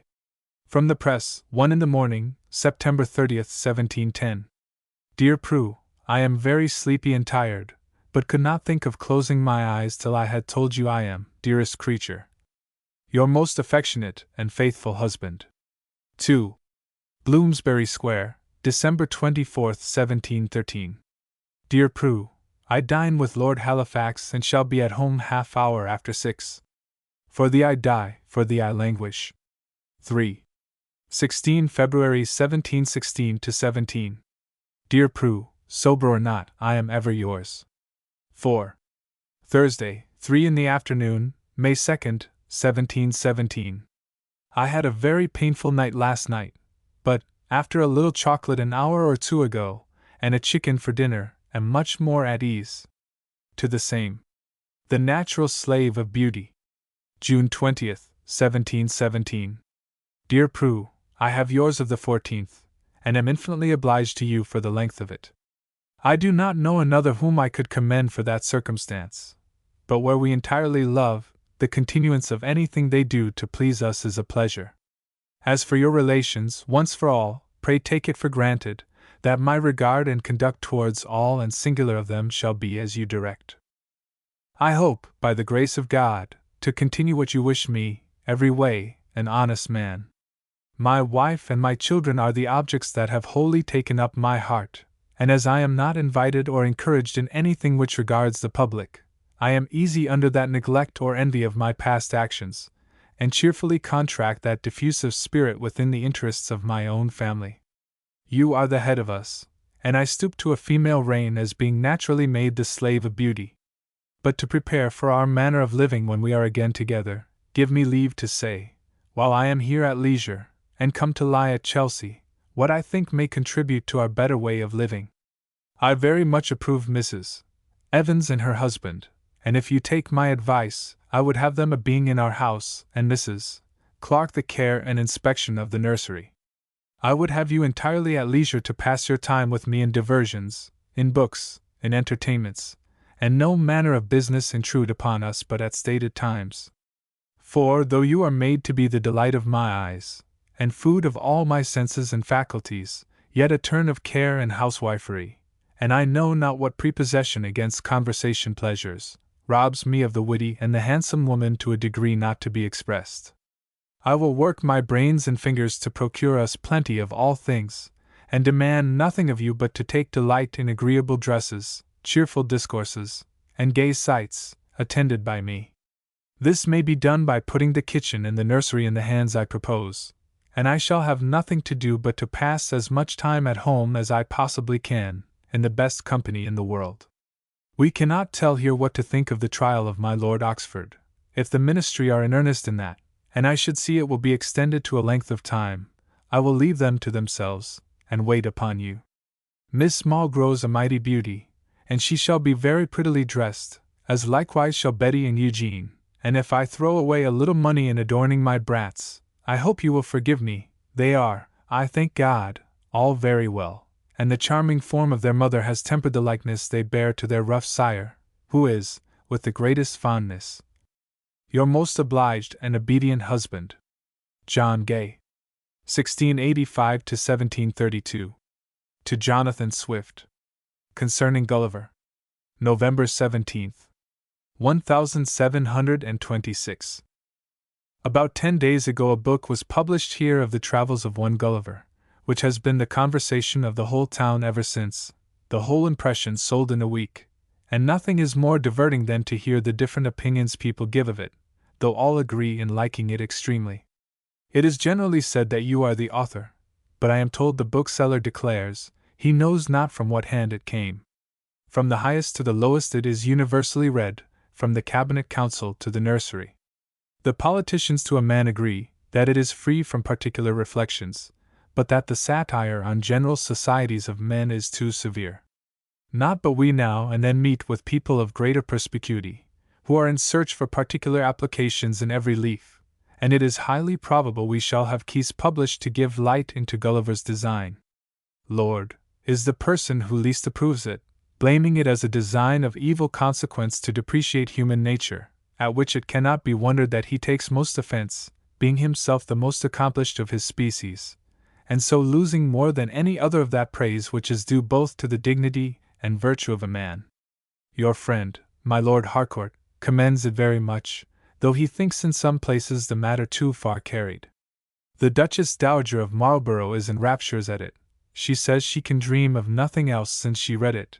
She declares that she has now found out that her whole life has been lost in caressing the worst part of mankind, and treating the best as her foes, and that if she knew Gulliver, though he had been the worst enemy she ever had, she should give up her present acquaintance for his friendship.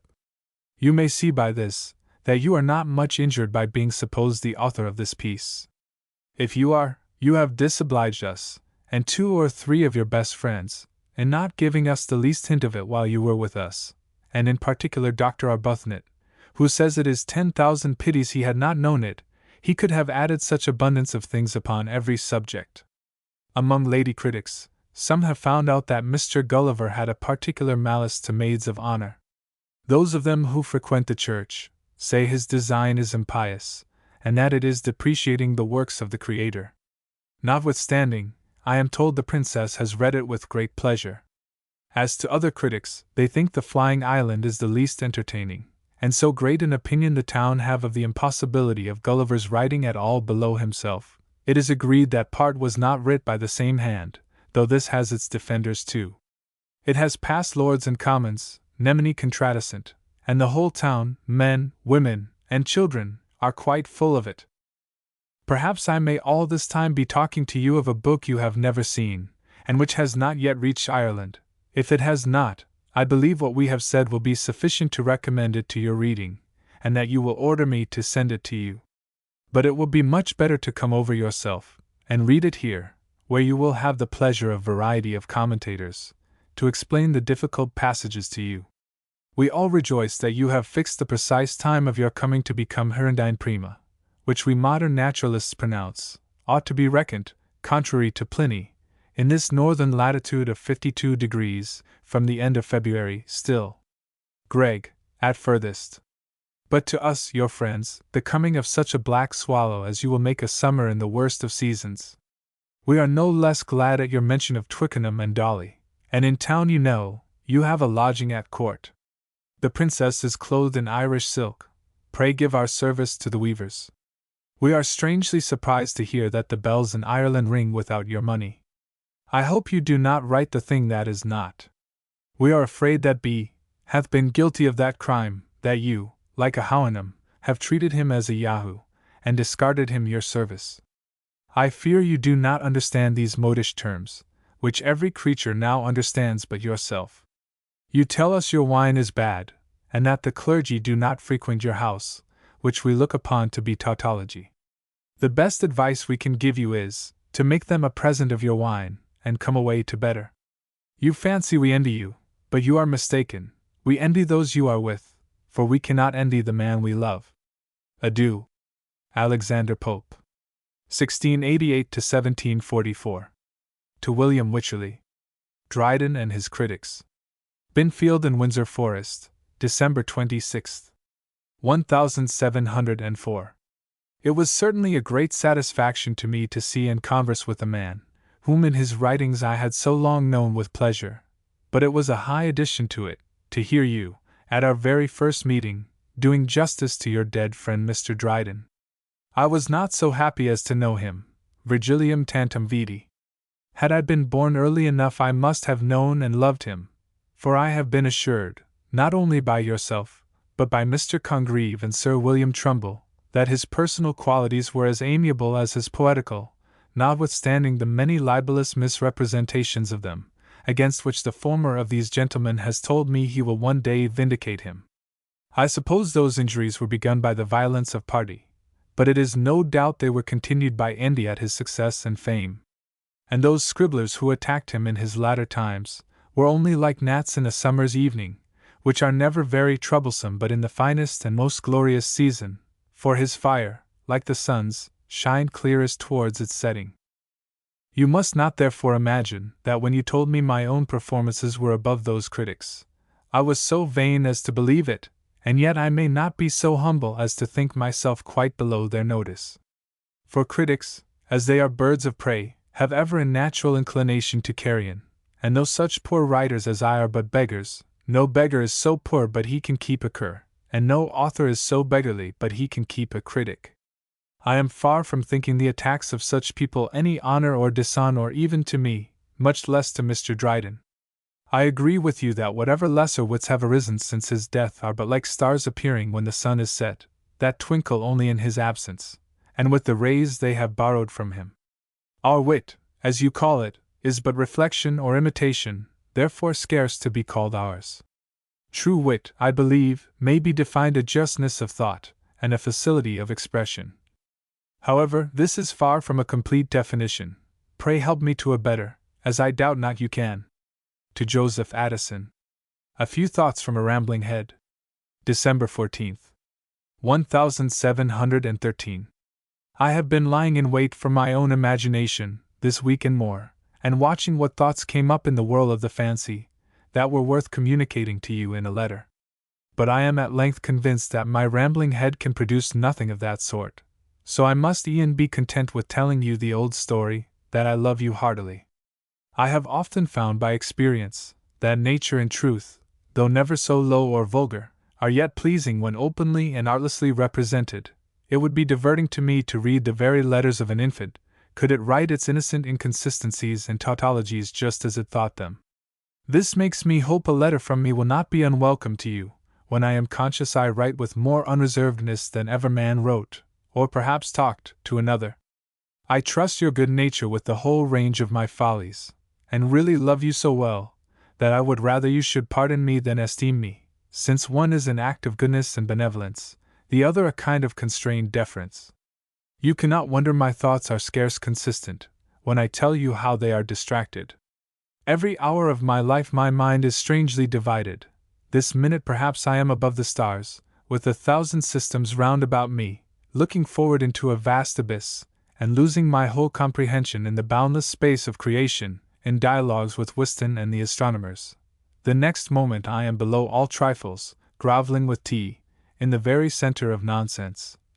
Now I am recreated with the brisk sallies and quick turns of wit, which Mr. Steele, in his liveliest and freest humours, darts about him, and now levelling my application to the insignificant observations and quirks of grammar of C and D.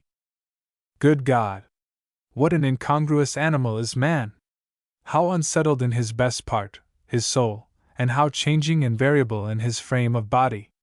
The constancy of the one shook by every notion, the temperament of the other affected by every blast of wind. What is he, altogether, but a mighty inconsistency? Sickness and pain is the lot of one half of him, doubt and fear the portion of the other. What a bustle we make about passing our time when all our space is but a point! What aims and ambitions are crowded into this little instant of our life, which, as Shakespeare finely worded it, is rounded with a sleep. Our whole extent of being is no more, in the eye of him who gave it, than a scarce perceptible moment of duration. Those animals whose circle of living is limited to 3 or 4 hours, as the naturalists tell us, are yet as long-lived, and possess as wide a field of action as man, if we consider him with a view to all space and all eternity. Who knows what plots, what achievements a mite may perform in his kingdom of a grain of dust, within his life of some minutes, and of how much less consideration than even this is the life of man in the sight of God, who is forever and ever? Who that thinks in this train, but must see the world, and its contemptible grandeurs, lessen before him at every thought? It is enough to make one remain stupefied in the poise of an action, void of all desires, of all designs, of all friendships. But we must return, through our very condition of being, to our narrow selves, and those things that affect ourselves, our passions, our interests flow in upon us and unphilosophize us into mere mortals. For my part, I never return so much into myself, as when I think of you, whose friendship is one of the best comforts I have for the insignificancy of myself. To Jonathan Swift. Friends to Posterity. March 23, 1727-8.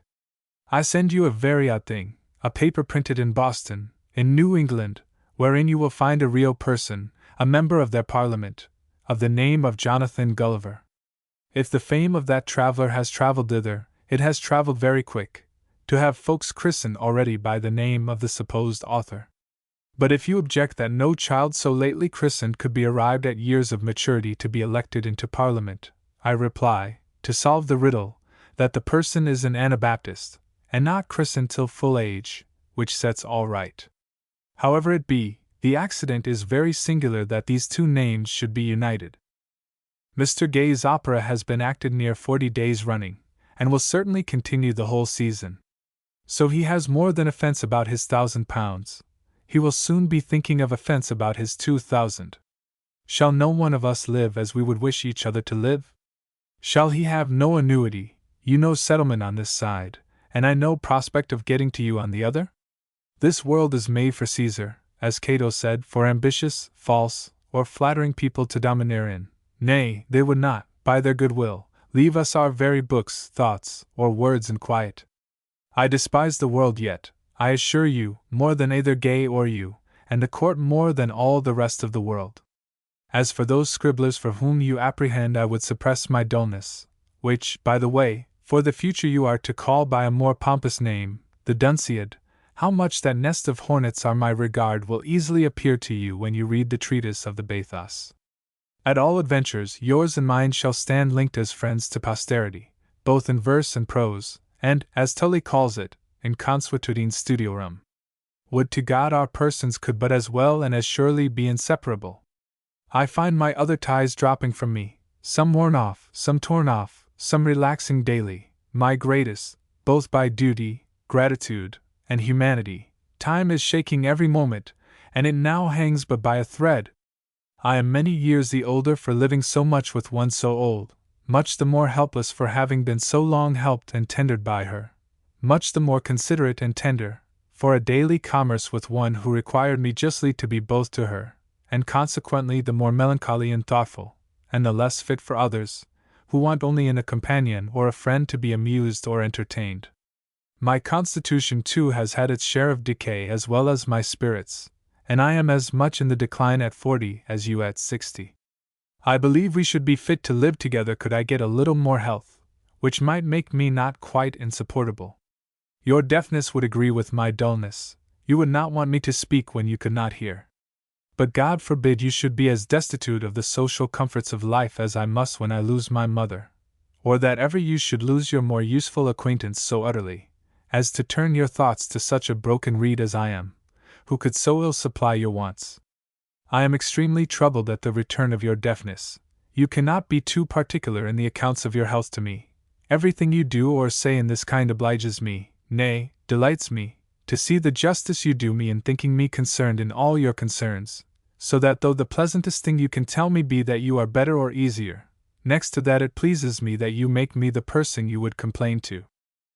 As the obtaining the love of valuable men is the happiest end I know of this life, so the next felicity is to get rid of fools and scoundrels, which I cannot but own to you was one part of my design in falling upon these authors, whose incapacity is not greater than their insincerity, and of whom I have always found, if I may quote myself, that each bad author is as bad a friend. This poem will rid me of these insects. Sedite, Romani scriptores, sedite, graei, nescio quid meus nascitur Iliad. I mean in my Iliad, and I call it nescio quid, which is a degree of modesty. But however, if it silence these fellows, it must be something greater than any Iliad in Christendom. Adieu. To the same. A farming friend, and the Dunciad. Dolly, June 28, 1728. I now hold the pen for my Lord Bolingbroke, who is reading your letter between two haycocks, but his attention is somewhat diverted by casting his eyes on the clouds, not in admiration of what you say, but for fear of a shower. He is pleased with your placing him in the triumvirate between yourself and me, though he says that he doubts he shall fare like Lepidus, while one of us runs away with all the power, like Augustus, and another with all the pleasures, like Anthony. It is upon a foresight of this that he has fitted up his farm, and you will agree that his scheme of retreat at least is not founded upon weak appearances. Upon his return from the bath, all peccant humors he finds are purged out of him, and his great temperance and economy are so signal, that the first is fit for my constitution, and the latter would enable you to lay up so much money as to buy a bishopric in England. As to the return of his health and vigor, were you here, you might inquire of his haymakers, but as to his temperance, I can answer that, for one whole day, we have had nothing for dinner but mutton broth, beans, and bacon, and a barn-door fowl.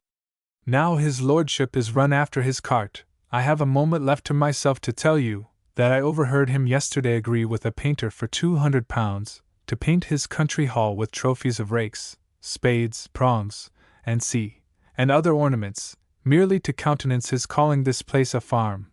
Now turn over a new leaf. He bids me assure you, he should be sorry not to have more schemes of kindness for his friends than of ambition for himself. There, though his schemes may be weak, the motives at least are strong, and he says farther, if you could bear as great a fall and decrease of your revenues, as he knows by experience he can, you would not live in Ireland an hour. The Dunciad is going to be printed in all pomp, with the inscription, which makes me proudest. It will be attended with prolegomena, testimonia scriptorum, index authorum, and notes variorum. As to the latter, I desire you to read over the text, and make a few in any way you like best, whether dry raillery, upon the style and way of commenting of trivial critics, or humorous, upon the authors in the poem, or historical, of persons, places, times, or explanatory, or collecting the parallel passages of the ancients. Adieu. I am pretty well, my mother not ill, Dr. Arbuthnot vexed with his fever by intervals. I am afraid he declines, and we shall lose a worthy man. I am troubled about him very much. To the same. An invitation to England. March 23, 1736-7. Though you were never to write to me, yet what you desired in your last, that I would write often to you, would be a very easy task, for every day I talk with you, and of you, in my heart, and I need only set down what that is thinking of. The nearer I find myself verging to that period of life which is to be labor and sorrow, the more I prop myself upon those few supports that are left me. People in this state are like props indeed. They cannot stand alone, but two or more of them can stand, leaning and bearing upon one another. I wish you and I might pass this part of life together. My only necessary care is at an end. I am now my own master too much. My house is too large. My gardens furnish too much wood and provision for my use. My servants are sensible and tender of me. They have intermarried, and are become rather low friends than servants. And to all those that I see here with pleasure, they take a pleasure in being useful. I conclude this is your case too in your domestic life, and I sometimes think of your old housekeeper as my nurse, though I tremble at the sea, which only divides us.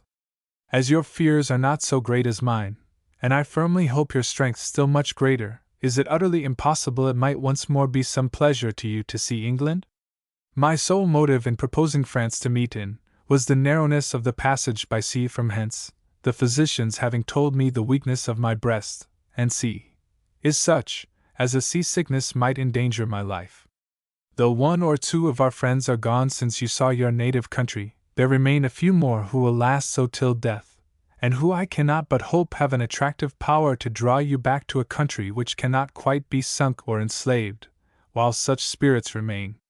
And let me tell you, there are a few more of the same spirit, who would awaken all your old ideas, and revive your hopes of her future recovery and virtue. These look up to you with reverence, and would be animated by the sight of him at whose soul they have taken fire in his writings, and derived from thence as much love of their species as is consistent with a contempt for the knaves in it. I could never be weary, except at the eyes, of writing to you, but my real reason, and a strong one it is, for doing it so seldom, is fear of a very great and experienced evil, that of my letters being kept by the partiality of friends, and passing into the hands and malice of enemies, who publish them with all their imperfections on their head, so that I write not on the common terms of honest men. Would to God you would come over with Lord Orrery, whose care of you in the voyage I could so certainly depend on, and bring with you your old housekeeper and 2 or 3 servants. I have room for all, a heart for all, and think what you will, a fortune for all.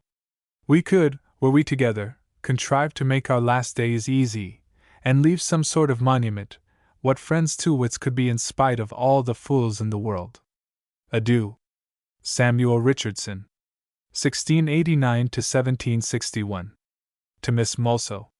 A Discussion on Love. September 3, 1751. In another place, you are offended with the word gratitude, as if your idea of love excluded gratitude. And further on, you are offended that I call this same passion a little selfish passion. And you say that you have known few girls, and still fewer men, whom you have thought capable of being in love. By this, proceed you will see that my ideas of the word love are different from yours, when you call it a little selfish passion. Now, madam, if that passion is not little and selfish that makes 2 vehement souls prefer the gratification of each other, often to a sense of duty, and always to the whole world without them, be pleased to tell me what is. And pray be so good as to define to me what the noble passion is, of which so few people of either sex are capable. Give me your ideas of it. I put not this question as a puzzler, a bamboozler, but purely for information, and that I may make my Sir Charles susceptible of the generous, may I say generous, flame, and yet know what he is about, yet be a reasonable man. Harriet's passion is founded in gratitude for relief given her in a great exigence. But the man who rescued her is not, it seems, to have such a word as gratitude in his head, in return for her love. I repeat, that I will please you if I can, please you, Miss Mulso, I here mean, before I meant not you particularly, my dear, but your sex, in Sir Charles's character, and I sincerely declare, that I would rather form his character to your liking, than to the liking of 3 parts out of 4 of the persons I am acquainted with. You are one of my best girls, and best judges. Of whom have I the opinion that I have of Miss Mulso on these nice subjects? I ask therefore repeatedly for your definition of the passion which you dignify by the word noble, and from which you exclude everything mean, little, or selfish. And you really think it marvelous that a young woman should find a man of exalted merit to be in love with? Why, truly, I am half of your mind, for how should people find what, in general, they do not seek? Yet what good creatures are many girls! They will be in love for all that. Why, yes, to be sure, they would be glad of a Sir Charles Grandison, and prefer him even to a Lovelace, were he capable of being terribly in love. And yet I know one excellent girl who is afraid that ladies in general will think him too wise. Dear, dear girls, help me to a few monkey tricks to throw into his character, in order to shield him from contempt for his wisdom. It is one of my maxims, you say, that people even of bad hearts will admire and love people of good ones. Very true, and yet admiration and love, in the sense before us, do not always shake hands, except at parting, and with an intention never to meet again. I have known women who profess to admire good men, but have chosen to marry men, not so good, when lovers of both sorts have tended themselves to their acceptance. There is something very pretty in the sound of the word wild, added to the word fellow, and good sense is a very grateful victim to be sacrificed on the altar of love. Fervor and extravagance in expressions will please. How shall a woman, who, moreover, loves to be admired, know a man's heart but from his lips? Let him find flattery, and she will find credulity. Sweet souls! Can they be always contradicting? You believe it is not in human nature, however depraved, to prefer evil to good in another, whatever people may do in themselves.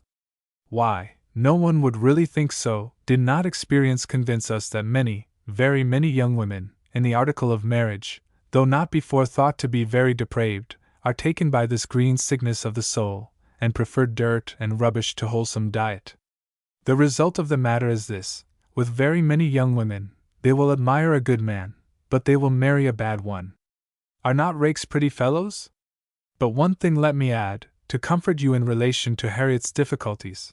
I intend to make her shine by her cordial approbation, as she goes along, of every good action of her beloved.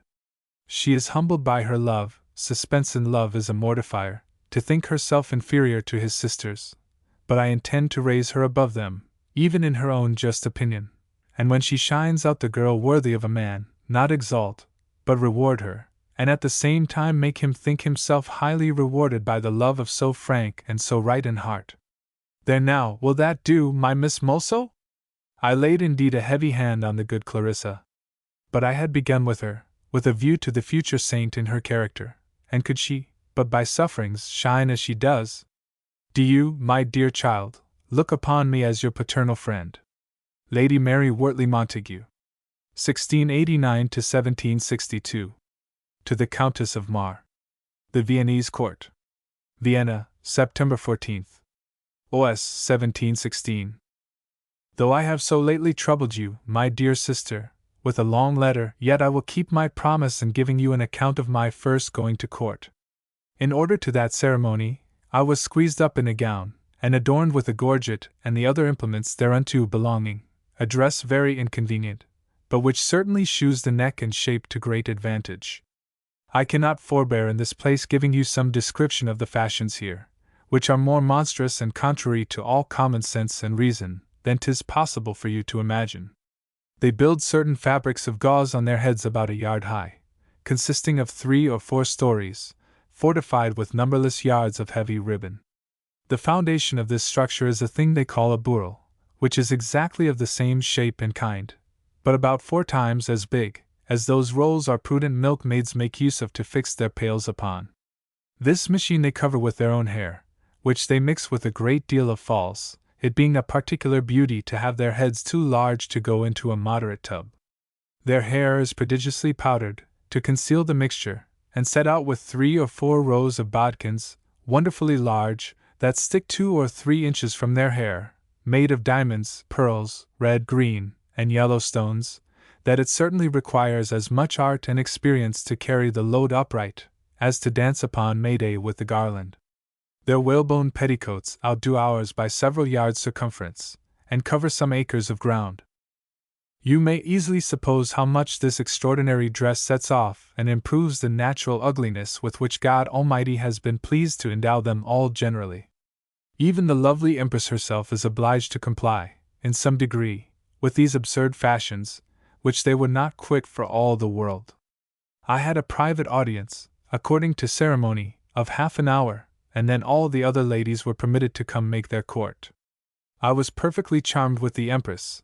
I cannot, however, tell you that her features are regular. Her eyes are not large, but have a lively look, full of sweetness. Her complexion the finest I ever saw. Her nose and forehead well made, but her mouth has 10,000 charms that touch the soul. When she smiles, 'tis with a beauty and sweetness that force adoration. She has a vast quantity of fine fair hair, but then her person, one must speak of it poetically to do it rigid justice. All that the poets have said of the mien of Juno, the air of Venus, comes not up to the truth.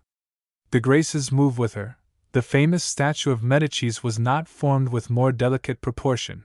Nothing can be added to the beauty of her neck and hands. Till I saw them, I did not believe there were any in nature so perfect, and I was almost sorry that my rank here did not permit me to kiss them. But they are kissed sufficiently, for every body that waits on her pays that homage at their entrance, and when they take leave. When the ladies were come in, she sat down to quinze. I could not play at a game I had never seen before, and she ordered me a seat at her right hand, and had the goodness to talk to me very much, with that grace so natural to her. I expected every moment when the men were to come in to pay their court. But this drawing-room is very different from that of England.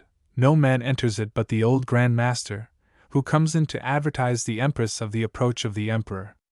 His Imperial Majesty did me the honor of speaking to me in a very obliging manner, but he never speaks to any of the other ladies, and the whole passes with a gravity and air of ceremony that has something very formal in it.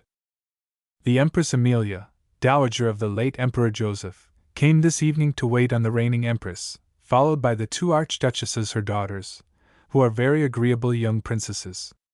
Their Imperial Majesties rise and go to meet her at the door of the room, after which she is seated in an armed chair, next the Empress, and in the same manner at supper, and there the men had the permission of paying their court. The archduchesses sit on chairs with backs without arms. The table is entirely served, and all the dishes set on by the Empress's maids of honor, which are 12 young ladies of the first quality. They have no salary, but their chambers at court, where they live in a sort of confinement, not being suffered to go to the assemblies or public places in town, except in compliment to the wedding of a sister maid, whom the Empress always presents with her picture set in diamonds. The 3 first of them are called ladies of the key, and wear gold keys by their sides. But what I find most pleasant is the custom which obliges them, as long as they live, after they have left the Empress's service, to make her some present every year on the day of her feast. Her Majesty is served by no married women but the Grande Maîtresse, who is generally a widow of the first quality, always very old, and is at the same time groom of the stole, and mother of the maids. The dresses are not at all in the figure they pretend to in England, being looked upon no otherwise than as downright chambermaids.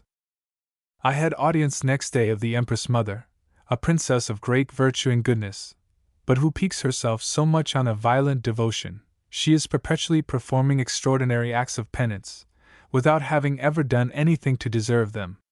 She has the same number of maids of honor, whom she suffers to go in colors, but she herself never quits her mourning, and sure nothing can be more dismal than the mourning here, even for a brother. There is not the least bit of linen to be seen, all black crepe instead of it.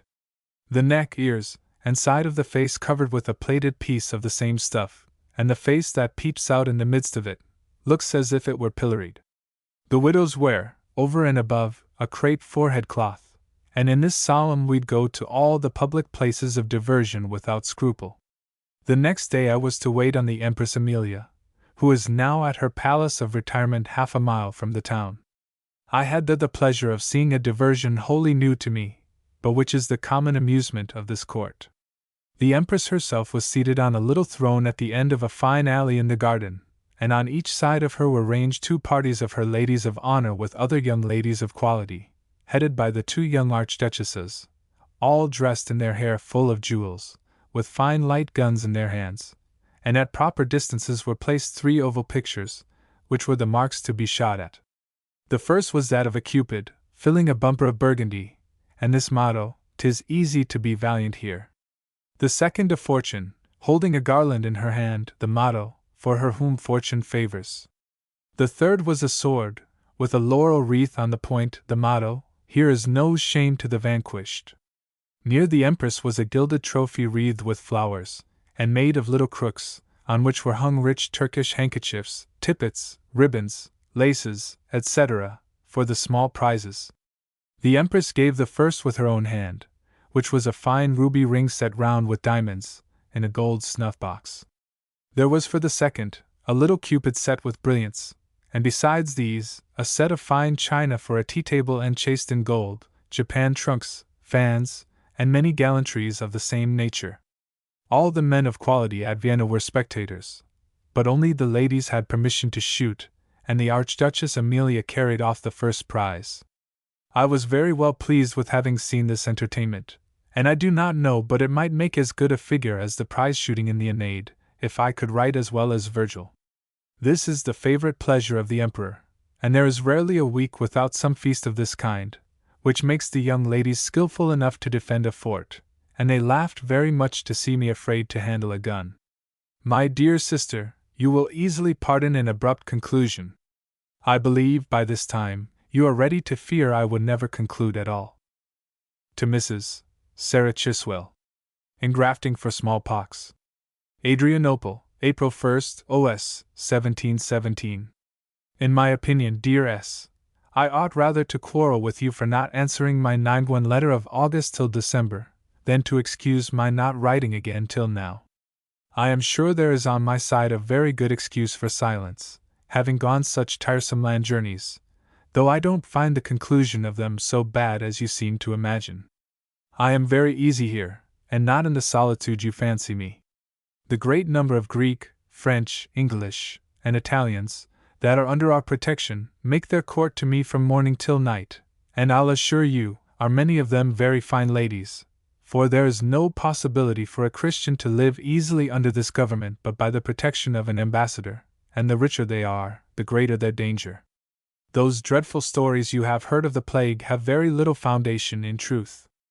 I own I have much ado to reconcile myself to the sound of a word which has always given me such terrible ideas, though I am convinced there is little more in it than a fever. As a proof, we passed through 2 or 3 towns most violently infected. In the very next house where we lay, in one of them, 2 persons died of it. Luckily for me, I knew nothing of the matter, and I was made believe that our second cook who fell ill here had only a great cold. However, we left our doctor to take care of him, and yesterday they both arrived here in good health, and now I am let into the secret that he has had the plague. There are many that escape it, either is the air ever infected. I am persuaded that it would be as easy to root it out here as out of Italy and France, but it does so little mischief, they are not very solicitous about it, and are content to suffer this distemper instead of our variety, which they are utterly unacquainted with. Apropos of distempers, I am going to tell you a thing that I am sure will make you wish yourself here. The smallpox, so fatal and so general among us, is here entirely harmless by the invention of engrafting, which is the term they give it. There is a set of old women who make it their business to perform the operation every autumn, in the month of September, when the great heat is abated. People send to one another to know if any of their family has a mind to have the smallpox. They make parties for this purpose, and when they are met, commonly 15 or 16 together, the old woman comes with a nutshell full of the matter of the best sort of smallpox, and asks what veins you please to have opened. She immediately rips open that you offer to her with a large needle, which gives you no more pain than a common scratch, and puts into the vein as much venom as can lie upon the head of her needle, and after that binds up the little wound with a hollow bit of shell, and in this manner opens 4 or 5 veins. The Grecians have commonly the superstition of opening one in the middle of the forehead, in each arm, and on the breast, to mark the sign of the cross. But this has a very ill effect, all these wounds leaving little scars, and is not done by those that are not superstitious, who choose to have them in the legs, or that part of the arm that is concealed. The children or young patients play together all the rest of the day, and are in perfect health to the 8th. Then the fever begins to seize them, and they keep their beds 2 days, very seldom 3. They have very rarely above 20 or 30 in their faces, which never mark, and in 8 days' time they are as well as before their illness. Where they are wounded, there remain running sores during the distemper, which I don't doubt is a great relief to it. Every year thousands undergo this operation, and the French ambassador says pleasantly that they take the smallpox here by way of diversion, as they take the waters in other countries. There is no example of any one that has died in it, and you may believe I am very well satisfied of the safety of the experiment, since I intend to try it on my dear little son. I am patriot enough to take pains to bring this useful invention into fashion in England, and I should not fail to write to some of our doctors very particularly about it, if I knew any one of them that I thought had virtue enough to destroy such a considerable branch of their revenue for the good of mankind. But that distemper is too beneficial to them not to expose to all their resentment the hardy wight that should undertake to put an end to it. Perhaps, if I live to return, I may, however, have courage to war with them. Upon this occasion admire the heroism in the heart of your friend. To the Countess of Bristol. The Grand Signora Slave. Adrianople, April 1st, OS 1717. As I never can forget the smallest of your ladyship's commands, my first business here has been to inquire after the stuffs you ordered me to look for, without being able to find what you would like. The difference of the dress here and at London is so great, the same sort of things are not proper for caftans and manteaus. However, I will not give over my search, but renew it again at Constantinople, though I have reason to believe there is nothing finer than what is to be found here, being the present residence of the court.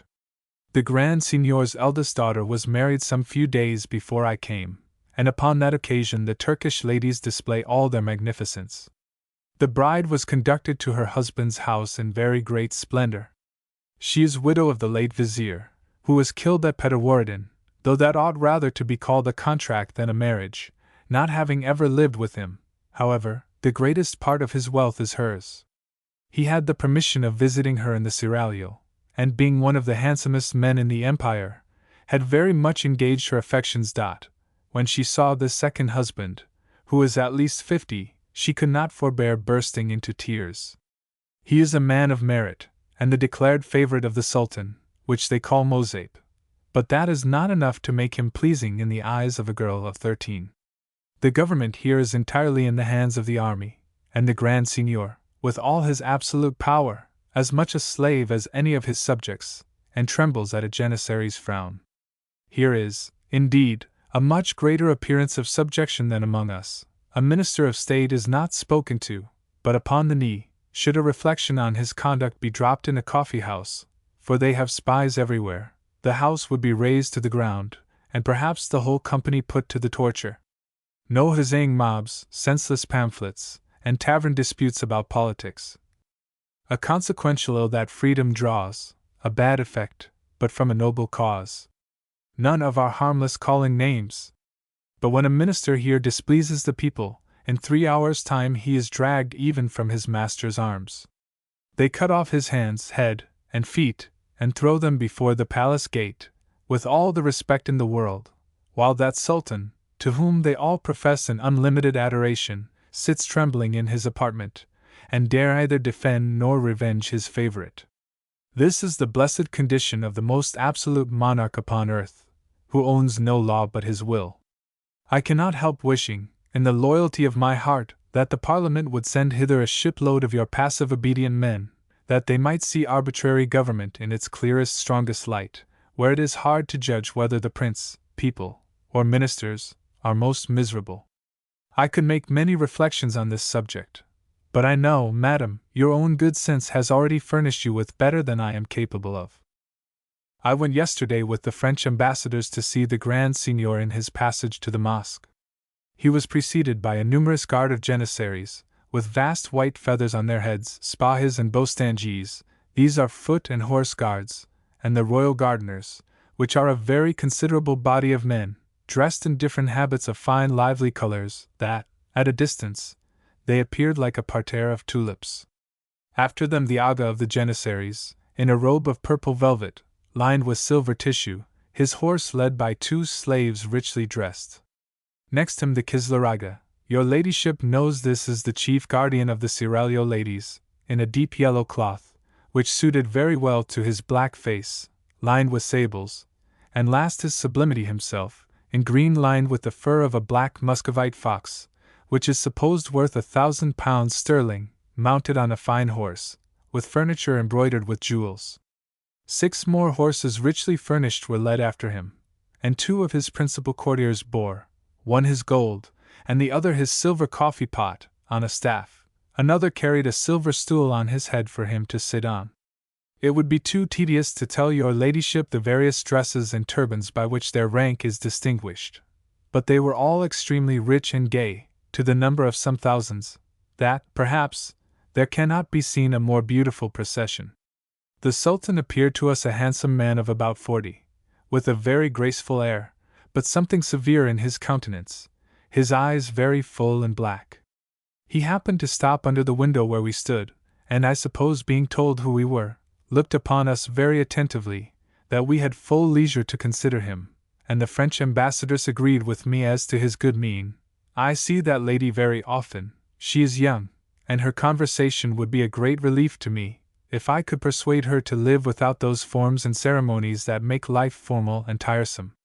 But she is so delighted with her guards, her 24 footmen, gentlemen ushers, etc., that she would rather die than make me a visit without them, not to reckon a coachful of attending damsels yclept maids of honor. What vexes me is, that as long as she will visit with a troublesome equipage, I am obliged to do the same. However, our mutual interest makes us much together. I went with her the other day all round the town, in an open gilt chariot, with our joint train of attendants, preceded by our guards, who might have summoned the people to see what they had never seen, nor ever would see again, 2 young Christian ambassadresses never yet having been in this country at the same time, nor I believe ever will again. Your ladyship may easily imagine that we drew a vast crowd of spectators, but all silent as death. If any of them had taken the liberties of our mob upon any strange sight, our janissaries had made no scruple of falling on them with their scimitars, without danger for so doing, being above law. Yet these people have some good qualities. They are very zealous and faithful where they serve, and look upon it as their business to fight for you upon all occasions. Of this I had a very pleasant instance in a village on this side Philippopolis, where we were met by our domestic guard. I happened to bespeak pigeons for my supper, upon which one of my janissaries went immediately to the Cadi, the chief civil officer of the town, and ordered him to send in some dozens.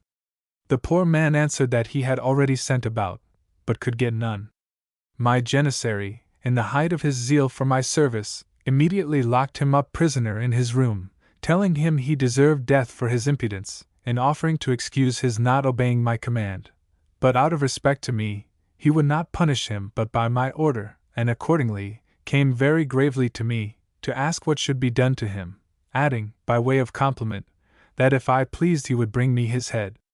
This may give you some idea of the unlimited power of these fellows, who are all sworn brothers, and bound to revenge the injuries done to one another, whether at Cairo, Aleppo, or any part of the world, and this inviolable league makes them so powerful that the greatest man at court never speaks to them but in a flattering tone, and in Asia, any man that is rich is forced to enroll himself a janissary, to secure his estate. But I have already said enough, and I dare swear, dear madam, that by this time, 'tis a very comfortable reflection to you that there is no possibility of your receiving such a tedious letter but once in 6 months. 'Tis that consideration has given me the assurance to entertain you so long, and will, I hope, plead the excuse of, dear Madam, N.C. To the Countess of Mar, the Grand Vizier's Lady. Adrianople, April 18th, O.S., 1717. I wrote to you, dear sister, and to all my other English correspondents, by the last ship, and only heaven can tell when I shall have another opportunity of sending to you. But I cannot forbear writing, though perhaps my letter may lie upon my hands this 2 months. To confess the truth, my head is so full of my entertainment yesterday, that 'tis absolutely necessary for my own repose to give it some vent. Without farther preface, I will then begin my story. I was invited to dine with the Grand Vizier's lady, and it was with a great deal of pleasure I prepared myself for an entertainment which was never given before to any Christian. I thought I should very little satisfy her curiosity, which I did not doubt was a considerable motive to the invitation, by going in a dress she was used to see, and therefore dressed myself in the court habit of Vienna, which is much more magnificent than ours.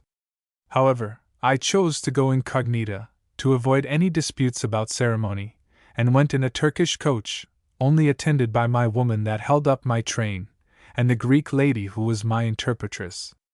I was met at the court door by her black eunuch, who helped me out of the coach with great respect, and conducted me through several rooms, where her she-slaves, finely dressed, were ranged on each side.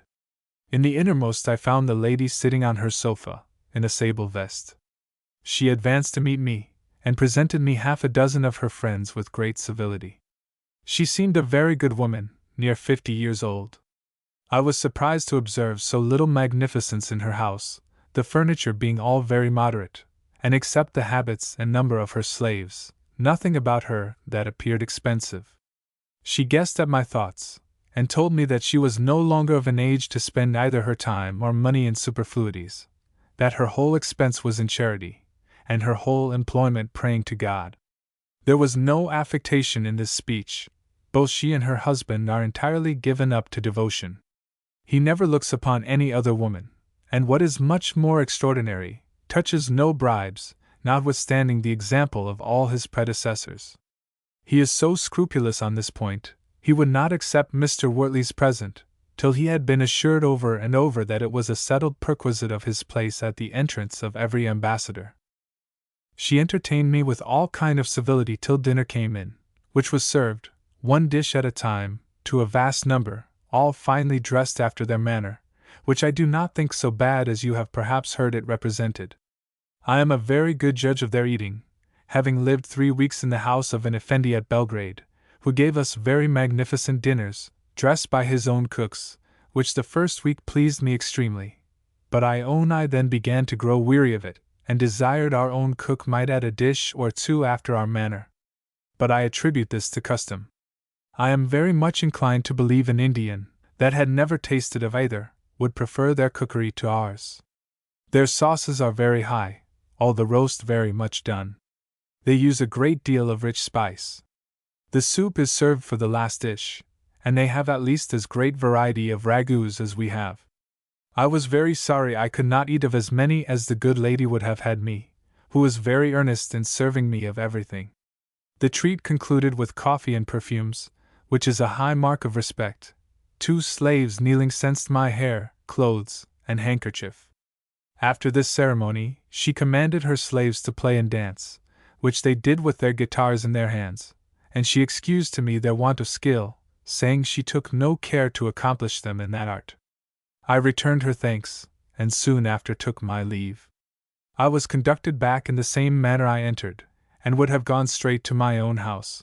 But the Greek lady with me earnestly solicited me to visit the Kiaya's lady, saying, he was the second officer in the empire, and ought indeed to be looked upon as the first, the Grand Vizier having only the name, while he exercised the authority. I had found so little diversion in this harem, that I had no mind to go into another. But her importunity prevailed with me, and I am extreme glad that I was so complaisant. All things here were with quite another air than at the Grand Vizier's, and the very house confessed the difference between an old devotee and a young beauty. It was nicely clean and magnificent. I was met at the door by 2 black eunuchs, who led me through a long gallery between 2 ranks of beautiful young girls, with their hair finely plaited, almost hanging to their feet, all dressed in fine light damasks, brocaded with silver. I was sorry that decency did not permit me to stop to consider them nearer. But that thought was lost upon my entrance into a large room, or rather pavilion, built round with gilded sashes, which were most of them thrown up, and the trees planted near them gave an agreeable shade, which hindered the sun from being troublesome. The jessamines and honeysuckles that twisted round their trunks, shedding a soft perfume, increased by a white marble fountain playing sweet water in the lower part of the room, which fell into 3 or 4 basins with a pleasing sound. The roof was painted with all sort of flowers, falling out of gilded baskets that seemed tumbling down.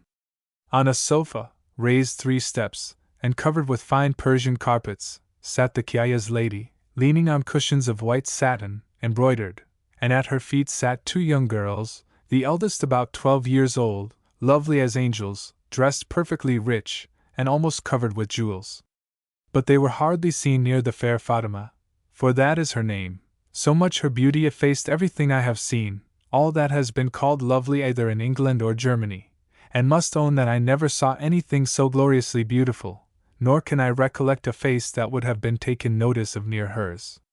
She stood up to receive me, saluting me after their fashion, putting her hand upon her heart with a sweetness full of majesty, that no court breeding could ever give. She ordered cushions to be given to me, and took care to place me in the corner, which is the place of honor. I confess, though the Greek lady had before given me a great opinion of her beauty, I was so struck with admiration that I could not for some time speak to her, being wholly taken up in gazing. That surprising harmony of features, that charming result of the whole, that exact proportion of body, that lovely bloom of complexion unsullied by art, the unutterable enchantment of her smile, but her eyes, large and black, with all the soft languishment of the blue, every turn of her face discovering some new charm. After my first surprise was over, I endeavored, by nicely examining her face, to find out some imperfection, without any fruit of my search, but being clearly convinced of the error of that vulgar notion that a face perfectly regular would not be agreeable, nature having done for her with more success what Apelles is said to have essayed, by a collection of the most exact features, to form a perfect face, and to that a behavior, so full of grace and sweetness, such easy motions, with an air so majestic, yet free from stiffness or affectation, that I am persuaded, could she be suddenly transported upon the most polite throne of Europe, nobody would think her other than born and bred to be a queen, though educated in a country we call barbarous. To say all in a word, our most celebrated English beauties would vanish near her. She was dressed in a caftan of gold brocade, flowered with silver, very well fitted to her shape, and shewing to advantage the beauty of her bosom, only shaded by the thin gauze of her shift. Her drawers were pale pink, green, and silver, her slippers white, finely embroidered, her lovely arms adorned with bracelets of diamonds, and her broad girdle set round with diamonds. Upon her head a rich Turkish handkerchief of pink and silver, her own fine black hair hanging a great length in various tresses, and on one side of her head some bodkins of jewels. I am afraid you will accuse me of extravagance in this description. I think I have read somewhere that women always speak in rapture when they speak of beauty, but I cannot imagine why they should not be allowed to do so. I rather think it virtue to be able to admire without any mixture of desire or envy. The gravest writers have spoken with great warmth of some celebrated pictures and statues. The workmanship of heaven certainly excels all our weak imitations, and I think, has a much better claim to our praise. For me, I am not ashamed to own I took more pleasure in looking on the beauteous Fatima than the finest piece of sculpture could have given me. She told me the 2 girls at her feet were her daughters, though she appeared too young to be their mother. Her fair maids were ranged below the sofa, to the number of 20, and put me in mind of the pictures of the ancient nymphs. I did not think all nature could have furnished such a scene of beauty. She made them a sign to play and dance. 4 of them immediately began to play some soft airs on instruments between a lute and a guitar, which they accompanied with their voices, while the others danced by turns. This dance was very different from what I had seen before. Nothing could be more artful. The tunes so soft, the motions so languishing, accompanied with pauses and dying eyes, half falling back, and then recovering themselves in so artful a manner. I suppose you may have read that the Turks have no music but what is shocking to the ears. But this account is from those who never heard any, but what is played in the streets, and is just as reasonable as if a foreigner should take his ideas of the English music from the bladder and string, and marrowbone and cleavers. I can assure you that the music is extremely pathetic. 'Tis true I am inclined to prefer the Italian, but perhaps I am partial. I am acquainted with a Greek lady who sings better than Mrs. Robinson, and is very well skilled in both, who gives the preference to the Turkish. 'Tis certain they have very fine natural voices. These were very agreeable. When the dance was over, 4 fair slaves came into the room with silver censers in their hands, and perfumed the room with amber, aloes wood, and other scents. After this they served me coffee upon their knees in the finest Japan china, with soucoups of silver, gilt. The lovely Fatima entertained me all this while in the most polite agreeable manner, calling me often Güzel Sultanım, or the beautiful Sultana, and desiring my friendship with the best grace in the world, lamenting that she could not entertain me in my own language. When I took my leave, 2 maids brought in a fine silver basket of embroidered handkerchiefs. She begged I would wear the richest for her sake, and gave the others to my woman and interpretress. I returned through the same ceremonies as before, and could not help fancying I had been some time in Mahomet's paradise, so much I was charmed with what I had seen. I know not how the relation of it appears to you. I wish it may give you part of my pleasure, for I would have my dear sister share in all the diversions of, and see. To the Countess of Bute. Her granddaughter's education. January 28th. N.S. 1753. Dear child, you have given me a great deal of satisfaction by your account of your eldest daughter. I am particularly pleased to hear she is a good arithmetician. It is the best proof of understanding. The knowledge of numbers is one of the chief distinctions between us and the brutes. If there is anything in blood, you may reasonably expect your children should be endowed with an uncommon share of good sense. Mr. Wortley's family and mine have both produced some of the greatest men that have been born in England. I mean Admiral Sandwich, and my grandfather, who was distinguished by the name of Wise William. I have heard Lord Bute's father mentioned as an extraordinary genius, though he had not many opportunities of showing it, and his uncle, the present Duke of Argyll, has one of the best heads I ever knew. I will therefore speak to you as supposing Lady Mary not only capable, but desirous of learning. In that case, by all means let her be indulged in it. You will tell me I did not make it a part of your education. Your prospect was very different from hers. As you had no defect either in mind or person to hinder, and much in your circumstances to attract the highest offers, it seemed your business to learn how to live in the world, as it is hers to know how to be easy out of it. It is the common error of builders and parents to follow some plan they think beautiful, and perhaps is so, without considering that nothing is beautiful that is displaced. Hence we see so many edifices raised that the raisers can never inhabit, being too large for their fortunes. Vistas are laid open over barren heaths, and apartments contrived for a coolness very agreeable in Italy, but killing in the north of Britain. Thus every woman endeavors to breed her daughter a fine lady, qualifying her for a station in which she will never appear, and at the same time incapacitating her for that retirement to which she is destined. Learning, if she has a real taste for it, will not only make her contented, but happy in it. No entertainment is so cheap as reading, nor any pleasure so lasting. She will not want new fashions, nor regret the loss of expensive diversions, or variety of company, if she can be amused with an author in her closet. To render this amusement extensive, she should be permitted to learn the languages. I have heard it lamented that boys lose so many years in mere learning of words. This is no objection to a girl, whose time is not so precious. She cannot advance herself in any profession, and has therefore more hours to spare, and as you say her memory is good, she will be very agreeably employed this way. There are 2 cautions to be given on this subject. First, not to think herself learned when she can read Latin, or even Greek.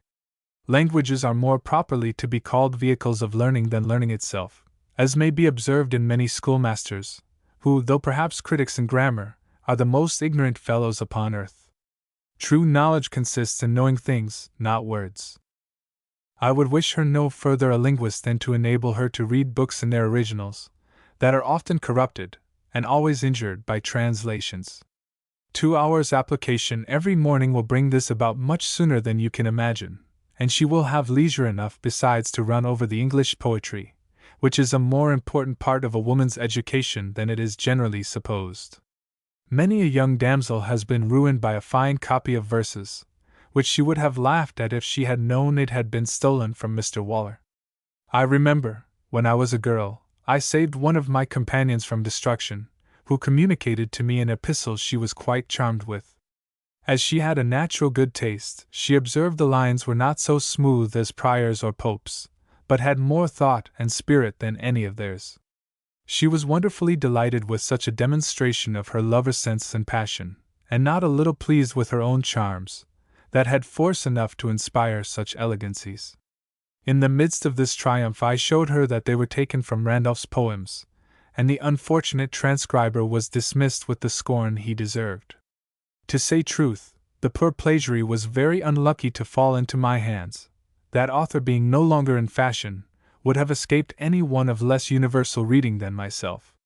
You should encourage your daughter to talk over with you what she reads, and, as you are very capable of distinguishing, take care she does not mistake pert folly for wit and humor, or rhyme for poetry, which are the common errors of young people, and have a train of ill consequences. The second caution to be given her, and which is most absolutely necessary, is to conceal whatever learning she attains, with as much solicitude as she would hide crookedness or lameness. The parade of it can only serve to draw on her the envy, and consequently the most inveterate hatred, of all he and she fools, which will certainly be at least 3 parts in 4 of all her acquaintance. The use of knowledge in our sex, besides the amusement of solitude, is to moderate the passions, and learn to be contented with a small expense, which are the certain effects of a studious life, and it may be preferable even to that fame which men have engrossed to themselves, and will not suffer us to share.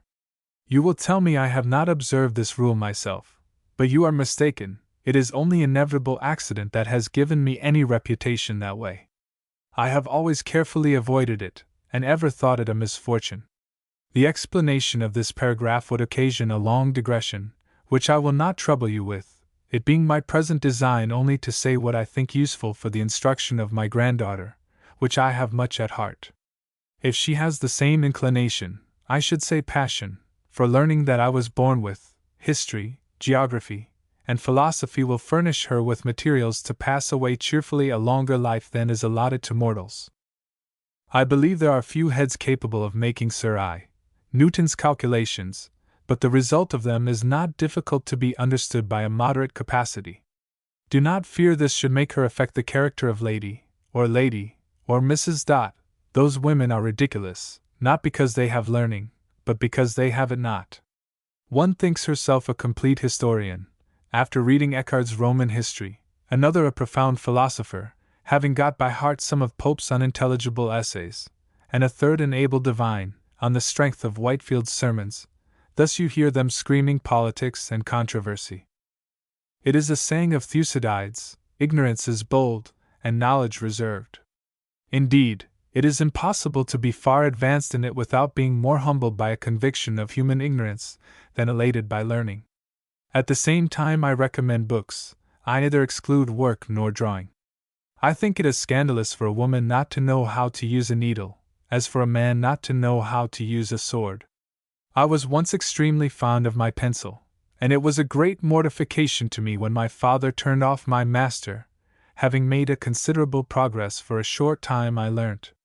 My overeagerness in the pursuit of it had brought a weakness on my eyes, that made it necessary to leave it off, and all the advantage I got was the improvement of my hand. I see by hers that practice will make her a ready writer. She may attain it by serving you for a secretary, when your health or affairs make it troublesome to you to write yourself, and custom will make it an agreeable amusement to her. She cannot have too many for that station of life which will probably be her fate. The ultimate end of your education was to make you a good wife, and I have the comfort to hear that you are one hers ought to be, to make her happy in a virgin state. I will not say it is happier, but it is undoubtedly safer than any marriage. In a lottery, where there are, at the lowest computation, 10,000 blanks to a prize, it is the most prudent choice not to venture. I have always been so thoroughly persuaded of this truth, that, notwithstanding the flattering views I had for you, as I never intended you a sacrifice to my vanity, I thought I owed you the justice to lay before you all the hazards attending matrimony. You may recollect I did so in the strongest manner. Perhaps you may have more success in the instructing your daughter. She has so much company at home, she will not need seeking it abroad, and will more readily take the notions you think fit to give her.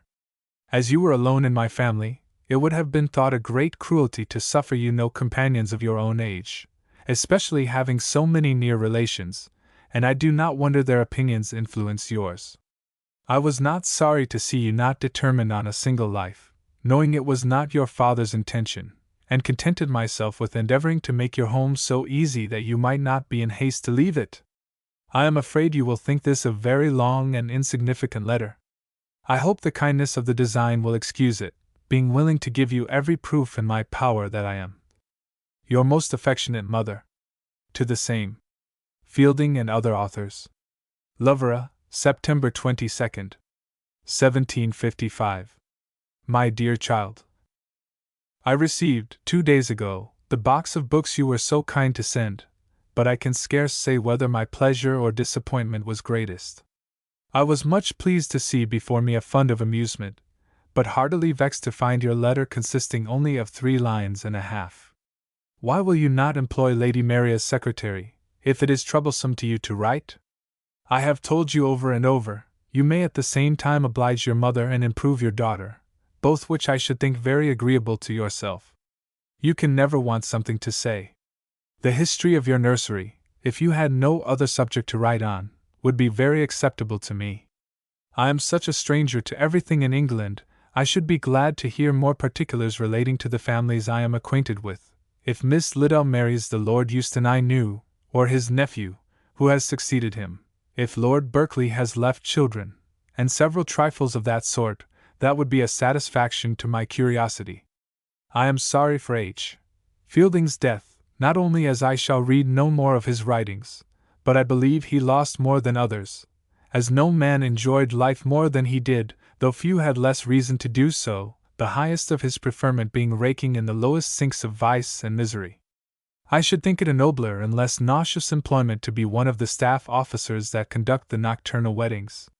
His happy constitution, even when he had, with great pains, half demolished it, made him forget everything when he was before a venison pasty, or over a flask of champagne, and I am persuaded he has known more happy moments than any prince upon earth. His natural spirits gave him rapture with his cook-maid, and cheerfulness when he was starving in a garret. There was a great similitude between his character and that of Sir Richard Steele. He had the advantage both in learning, and, in my opinion, genius. They both agreed in wanting money in spite of all their friends, and would have wanted it, if their hereditary lands had been as extensive as their imagination, yet each one of them so formed for happiness, it is a pity he was not immortal. This Richardson is a strange fellow. I heartily despise him, and eagerly read him, nay, sob over his works in a most scandalous manner. The first 2 tomes of Clarissa touched me, as being very resembling to my maiden days, and I find in the pictures of Sir Thomas Grandison and his lady, what I have heard of my mother, and seen of my father. Philip Dormer Stanhope, Earl of Chesterfield. 1694 to 1773. To his son. Dancing. Dublin Castle, November 29th. 1745. Dear boy, I have received your last Saturday's performance, with which I am very well satisfied. I know or have heard of no Mr. St. Maurice here, and young Payne, whom I have made an ensign, was here upon the spot, as were every one of those I have named in these new levies. Now that the Christmas breaking up draws near, I have ordered Mr. Desnoyers to go to you, during that time, to teach you to dance.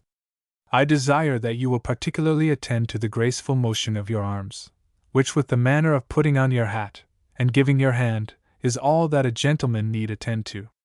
Dancing is in itself a very trifling, silly thing, but it is one of those established follies to which people of sense are sometimes obliged to conform, and then they should be able to do it well. And though I would not have you a dancer, yet when you do dance, I would have you dance well, as I would have you do everything you do well. There is no one thing so trifling, but which, if it is to be done at all, ought to be done well, and I have often told you that I wish you even played at pitch and cricket better than any boy at Westminster. For instance, dress is a very foolish thing, and yet it is a very foolish thing for a man not to be well dressed, according to his rank and way of life, and it is so far from being a disparagement to any man's understanding, that it is rather a proof of it, to be as well dressed as those whom he lives with. The difference in this case between a man of sense and a fop is, that the fop values himself upon his dress, and the man of sense laughs at it, at the same time that he knows he must not neglect it. There are 1,000 foolish customs of this kind, which not being criminal, must be complied with, and even cheerfully, by men of sense. Diogenes the Cynic was a wise man for despising them, but a fool for showing it. Be wiser than other people if you can, but do not tell them so. It is a very fortunate thing for Sir Charles Hotham to have fallen into the hands of one of your age, experience, and knowledge of the world. I am persuaded you will take infinite care of him. Good night. To the same. A Good Annunciation. London, June 21st, OS 1748. Dear boy, your very bad enunciation runs so much in my head, and gives me such real concern, that it will be the object of this, and I believe of many more letters. I congratulate both you and myself that I was informed of it, as I hope, in time to prevent it, and shall ever think myself, as hereafter you will, I am sure, think yourself, infinitely obliged to Sir Charles Williams, for informing me of it. Good God! If this ungraceful and disagreeable manner of speaking had, either by your negligence or mine, become habitual to you, as in a couple of years more it would have been, what a figure would you have made in company, or in a public assembly? Who would have liked you in the one, or have attended to you in the other?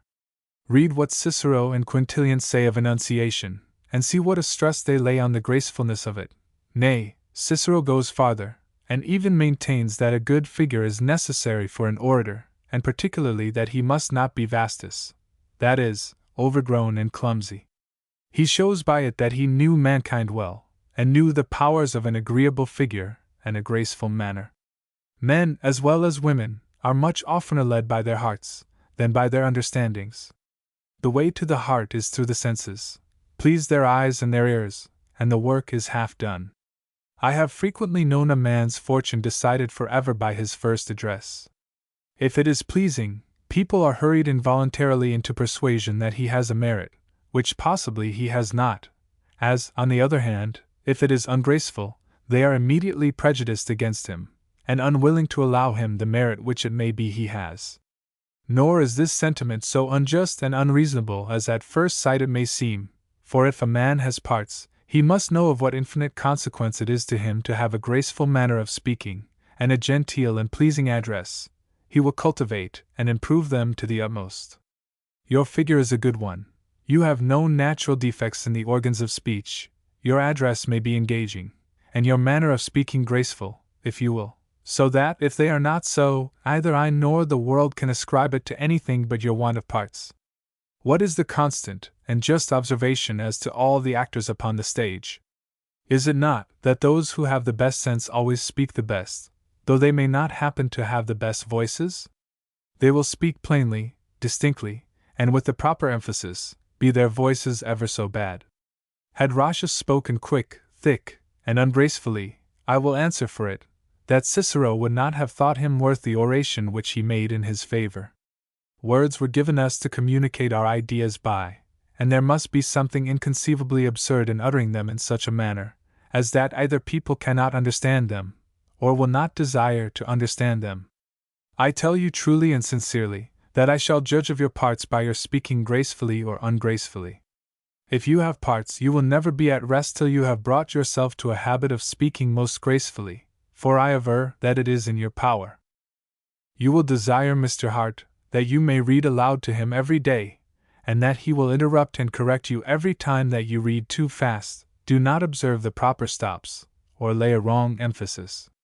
You will take care to open your teeth when you speak, to articulate very distinctly, and to beg of Mr. Hart, Mr. Elliot, or whomever you speak to remind and stop you, if ever you fall into the rapid and unintelligible mutter. You will even read aloud to yourself, and tune your utterance to your own ear, and read at first much slower than you need to do, in order to correct yourself of that shameful trick of speaking faster than you ought. In short, if you think right, you will make it your business, your study, and your pleasure to speak well. Therefore, what I have said in this and in my last is more than sufficient, if you have sense, and 10 times more would not be sufficient if you have not, so here I rest it. To the same. Keeping Accounts. London, January 10th, OS 1749. Dear boy, I have received your letter of the December 31st, and as your thanks for my present, as you call it, exceed the value of the present, but the use which you assure me that you will make of it is the thanks which I desire to receive. Due attention to the inside of books, and due contempt for the outside, is the proper relation between a man of sense and his books. Now that you are going a little more into the world, I will take this occasion to explain my intentions as to your future expenses, that you may know what you have to expect from me, and make your plan accordingly. I shall neither deny nor grudge you any money that may be necessary for either your improvement or pleasures. I mean the pleasures of a rational being. Under the head of improvement I mean the best books, and the best masters, cost what they will. I also mean all the expense of lodgings, coach, dress, servants, and which, according to the several places where you may be, shall be respectively necessary to enable you to keep the best company. Under the head of rational pleasures I comprehend, first, proper charities to real and compassionate objects of it; secondly, proper presents to those to whom you are obliged, or whom you desire to oblige; thirdly, a conformity of expense to that of the company which you keep, as in public spectacles, your share of little entertainments, a few pistoles at games of mere commerce, and other incidental calls of good company. The only 2 articles which I will never supply are the profusion of low riot, and the idle lavishness of negligence and laziness. A fool squanders away, without credit or advantage to himself, more than a man of sense spends with both. The latter employs his money as he does his time, and never spends a shilling of the one, nor a minute of the other, but in something that is either useful or rationally pleasing to himself or others. The former buys whatever he does not want, and does not pay for what he does want. He cannot withstand the charms of a toy shop. Snuff boxes, watches, heads of canes, etc., are his destruction. His servants and tradesmen conspire with his own indolence to cheat him, and in a very little time he is astonished, in the midst of all the ridiculous superfluities, to find himself in want of all the real comforts and necessaries of life. Without care and method the largest fortune will not, and with them almost the smallest will, supply all necessary expenses. As far as you can possibly, pay ready money for everything you buy, and avoid bills. Pay that money to yourself, and not through the hands of any servant, who always either stipulates poundage, or requires a present for his good word, as they call it. Where you must have bills, as for meat and drink, clothes, etc., pay them regularly every month, and with your own hand. Never, from a mistaken economy, buy a thing you do not want, because it is cheap, or from a silly pride, because it is dear. Keep an account in a book of all that you receive, and of all that you pay, for no man, who knows what he receives and what he pays, ever runs out. I do not mean that you should keep an account of the shillings and half-crowns which you may spend in share hire, operas, etc. They are unworthy of the time, and of the ink that they would consume. Leave such minutiae to dull, penny-wise fellows.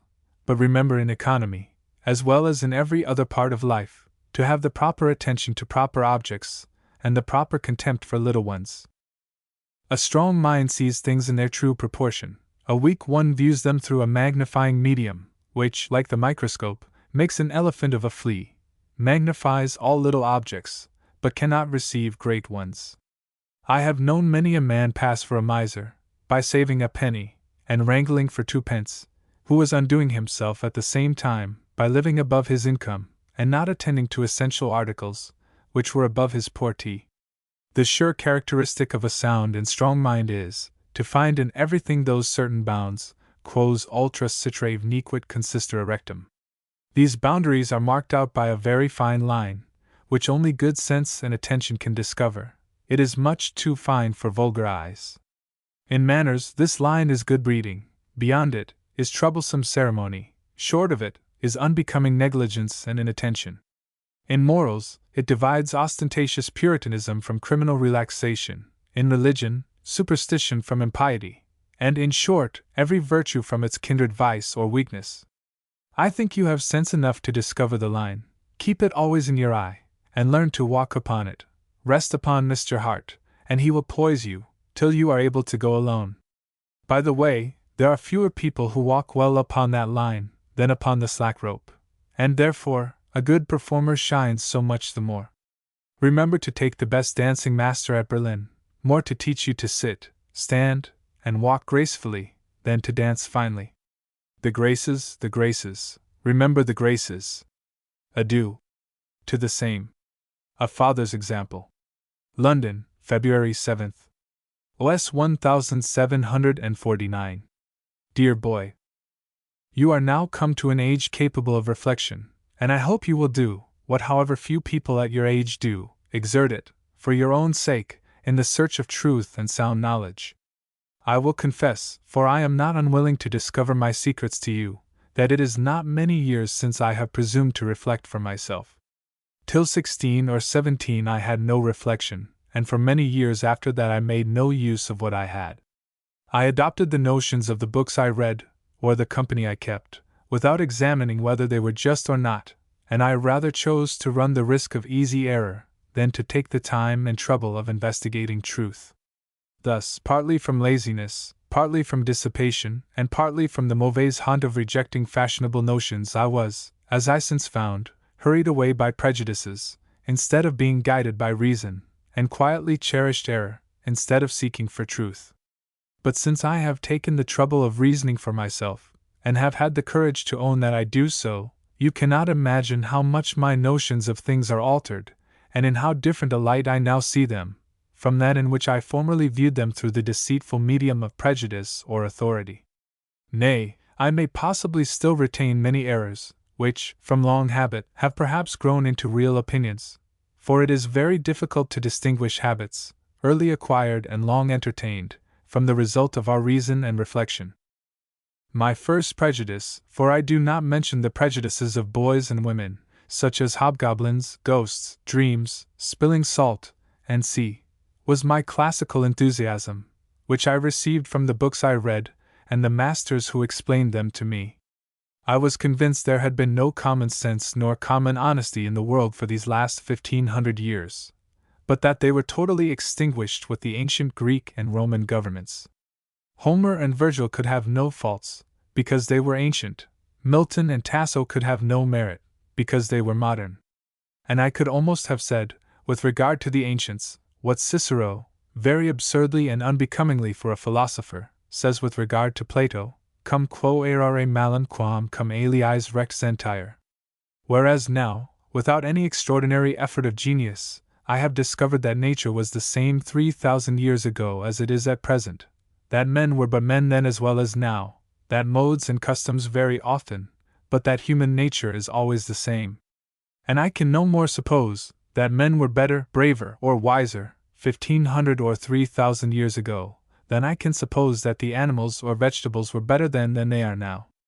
I dare assert, too, in defiance of the favorers of the ancients, that Homer's hero Achilles was both a brute and a scoundrel, and consequently an improper character for the hero of an epic poem. He had so little regard for his country, that he would not act in defense of it, because he had quarreled with Agamemnon about a, and then afterwards, animated by private resentment only, he went about killing people basely, I will call it, because he knew himself invulnerable, and yet invulnerable. As he was, he wore the strongest armor in the world, which I humbly apprehend to be a blunder, for a horseshoe clapped to his vulnerable heel would have been sufficient. On the other hand, with submission to the favorers of the moderns, I assert with Mr. Dryden that the devil is in truth the hero of Milton's poem, his plan, which he lays, pursues, and at last executes, being the subject of the poem. From all which considerations I impartially conclude that the ancients had their excellencies and their defects, their virtues and their vices, just like the moderns. Pedantry and affectation of learning clearly decide in favor of the former, vanity and ignorance, as peremptorily, in favor of the latter.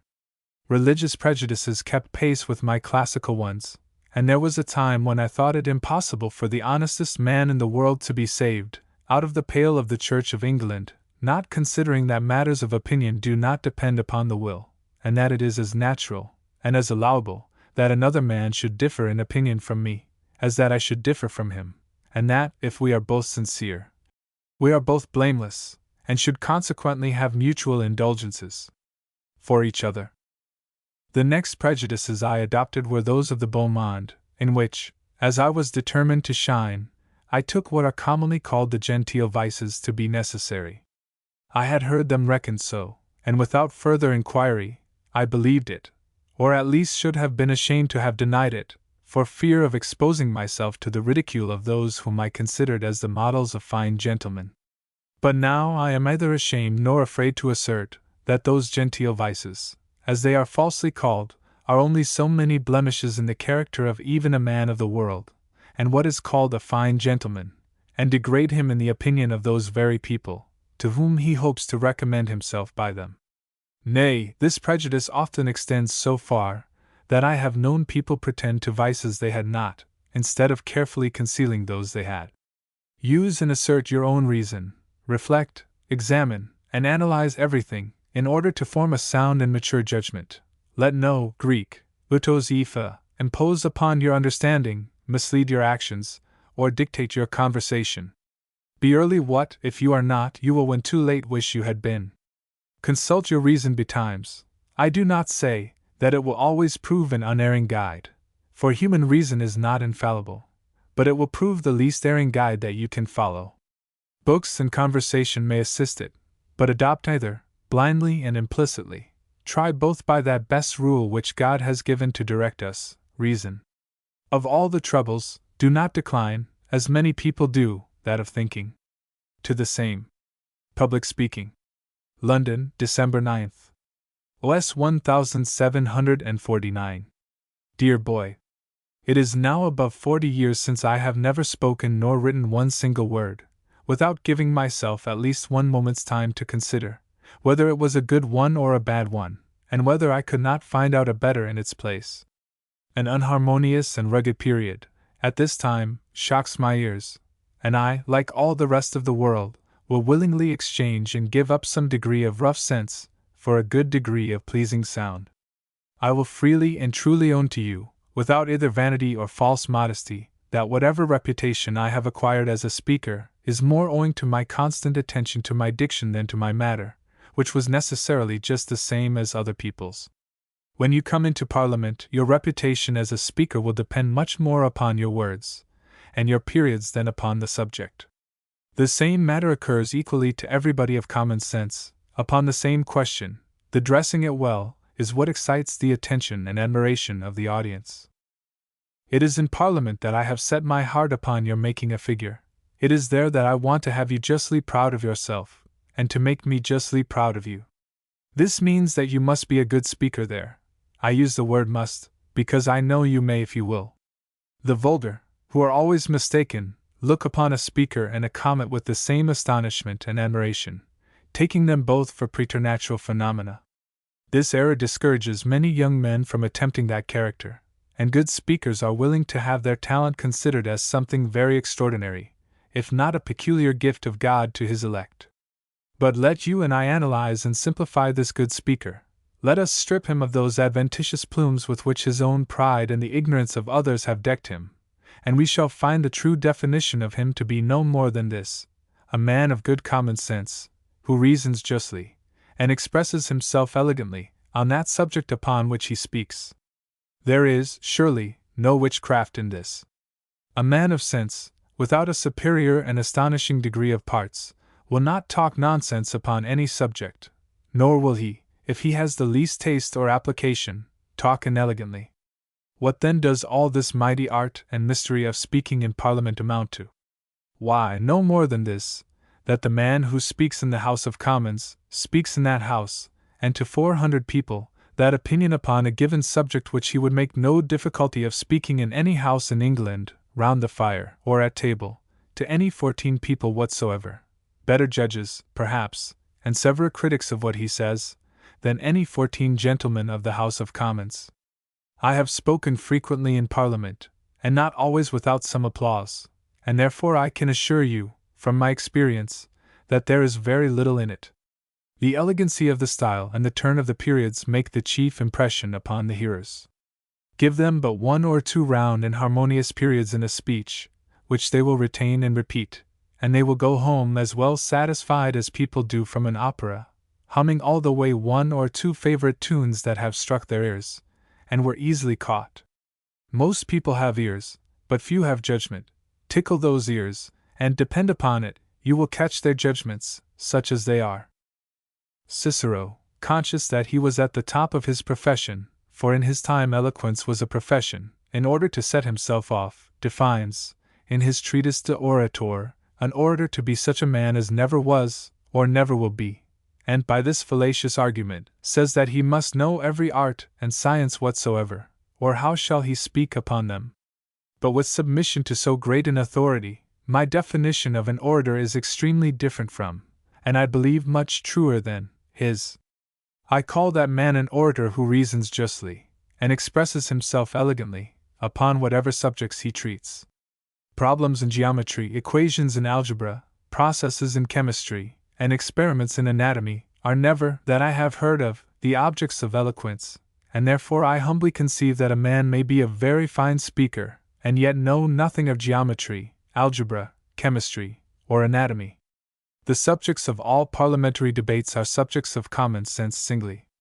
Thus I write whatever occurs to me, that I think may contribute either to form or inform you.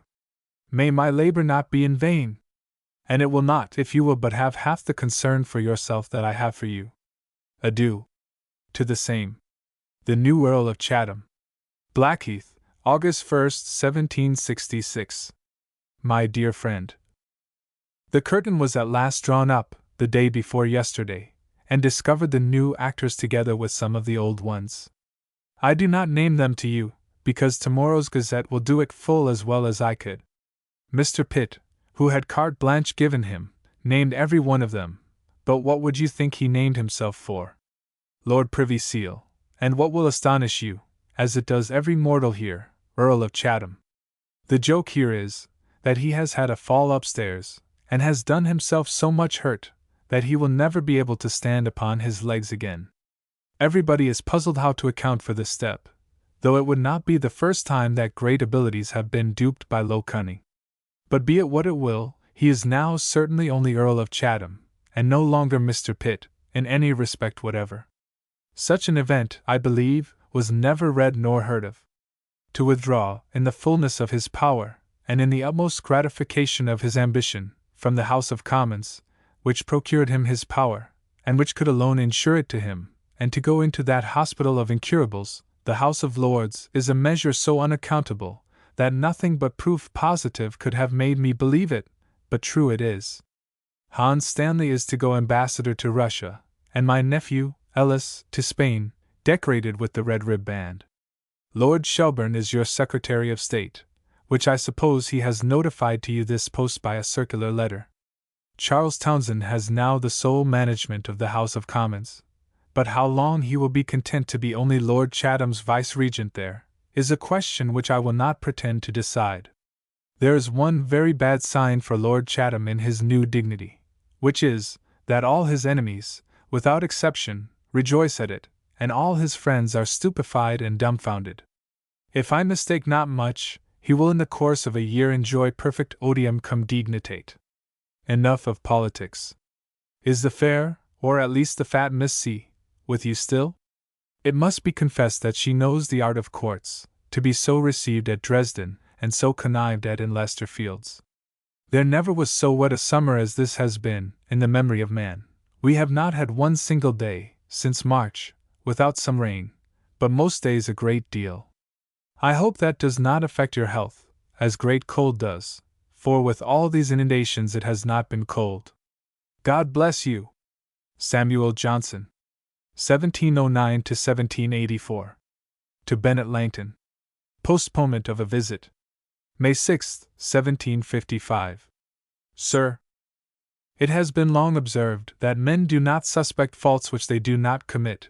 Your own elegance of manners, and punctuality of complaisance, did not suffer you to impute to me that negligence of which I was guilty, and for which I have not since atoned.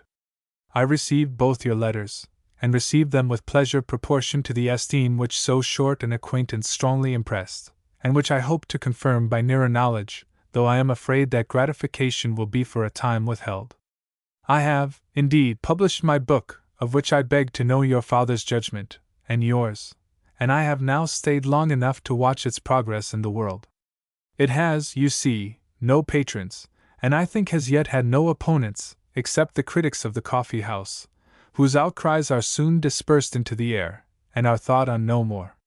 From this, therefore, I am at liberty, and think of taking the opportunity of this interval to make an excursion, and why not then into Lincolnshire? Or, to mention a stronger attraction, why not to dear Mr. Langton? I will give the true reason, which I know you will approve. I have a mother more than 80 years old, who has counted the days to the publication of my book, in hopes of seeing me, and to her, if I can disengage myself here, I resolve to go. As I know, dear sir, that to delay my visit for a reason like this will not deprive me of your esteem, I beg it may not lessen your kindness. I have very seldom received an offer of friendship which I so earnestly desire to cultivate and mature. I shall rejoice to hear from you, till I can see you, and will see you as soon as I can, for when the duty that calls me to Lichfield is discharged, my inclination will carry me to Langton.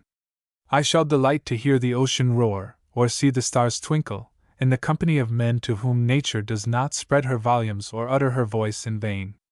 Do not, dear sir, make the slowness of this letter a precedent for delay, or imagine that I approve the incivility that I have committed, for I have known you enough to love you, and sincerely to wish a further knowledge, and I assure you once more, that to live in a house that contains such a father and such a son, will be accounted a very uncommon degree of pleasure by, dear sir, your most obliged and most humble servant. To Miss Porter. A Mother's Death. January 23, 1759. You will conceive my sorrow for the loss of my mother, of the best mother. If she were to live again, surely I should behave better to her. But she is happy, and what is past is nothing to her, and for me, since I cannot repair my faults to her, I hope repentance will efface them. I return you and all those that have been good to her my sincerest thanks, and pray God to repay you all with infinite advantage. Write to me and comfort me, dear child. I shall be glad likewise, if Kitty will write to me. I shall send a bill of £20 in a few days, which I thought to have brought to my mother, but God suffered it not. I have not power or composure to say much more. God bless you, and bless us all. To Joseph Baretti. A Letter of Counsel. December 21, 1762. Sir, you are not to suppose, with all your conviction of my idleness, that I have passed all this time without writing to my Baretti. I gave a letter to Mr. Beauclerk, who, in my opinion, and in his own, was hastening to Naples for the recovery of his health, but he has stopped at Paris, and I know not when he will proceed. Langton is with him. I will not trouble you with speculations about peace and war. The good or ill success of battles and embassies extends itself to a very small part of domestic life. We all have good and evil, which we feel more sensibly than our petty part of public miscarriage or prosperity.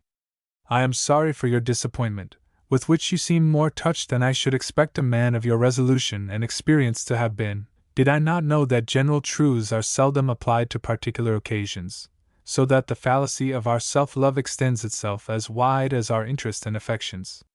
Every man believes that mistresses are unfaithful, and patrons capricious, but he accepts his own mistress and his own patron.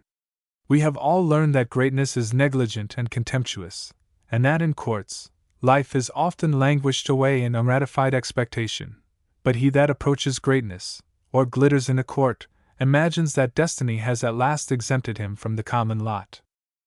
Do not let such evils overwhelm you as thousands have suffered and thousands have surmounted, but turn your thoughts with vigor to some other plan of life, and keep always in your mind that, with due submission to Providence, a man of genius has been seldom ruined but by himself. Your patron's weakness or insensibility will finally do you little hurt, if he is not assisted by your own passions. Of your love I know not the propriety, nor can estimate the power, but in love, as in every other passion, of which hope is the essence, we ought always to remember the uncertainty of events. There is indeed nothing that so much seduces reason from her vigilance, as the thought of passing life with an amiable woman, and if all would happen that a lover fancies, I know not what other terrestrial happiness would deserve pursuit. But love and marriage are different states. Those who are to suffer the evils together, and to suffer often for the sakes of one another, soon lose that tenderness of look and that benevolence of mind which arose from the participation of unmingled pleasure and successive amusement. A woman we are sure will not be always fair, we are not sure she will always be virtuous, and man cannot retain through life that respect and assiduity by which he pleases for a day or for a month. I do not, however, pretend to have discovered that life has anything more to be desired than a prudent and virtuous marriage, therefore know not what counsel to give you. If you can quit your imagination of love and greatness, and leave your hopes of preferment and bridal raptures to try once more the fortune of literature and industry, the way through France is now open. We flatter ourselves that we shall cultivate with great diligence the arts of peace, and every man will be welcome among us who can teach us anything we do not know. For your part, you will find all your old friends willing to receive you. To Mrs. Thrale. Travel in Scotland. Skye, September 21, 1773. Dearest Madam, I am so vexed at the necessity of sending yesterday so short a letter that I purposed to get a long letter beforehand by writing something every day, which I may the more easily do, as a cold makes me now too deaf to take the usual pleasure in conversation. Lady MacLeod is very good to me, and the place at which we now are is equal in strength of situation, in the wildness of the adjacent country, and in the plenty and elegance of the domestic entertainment, to a castle in Gothic romances. The sea with a little island is before us, cascades play within view.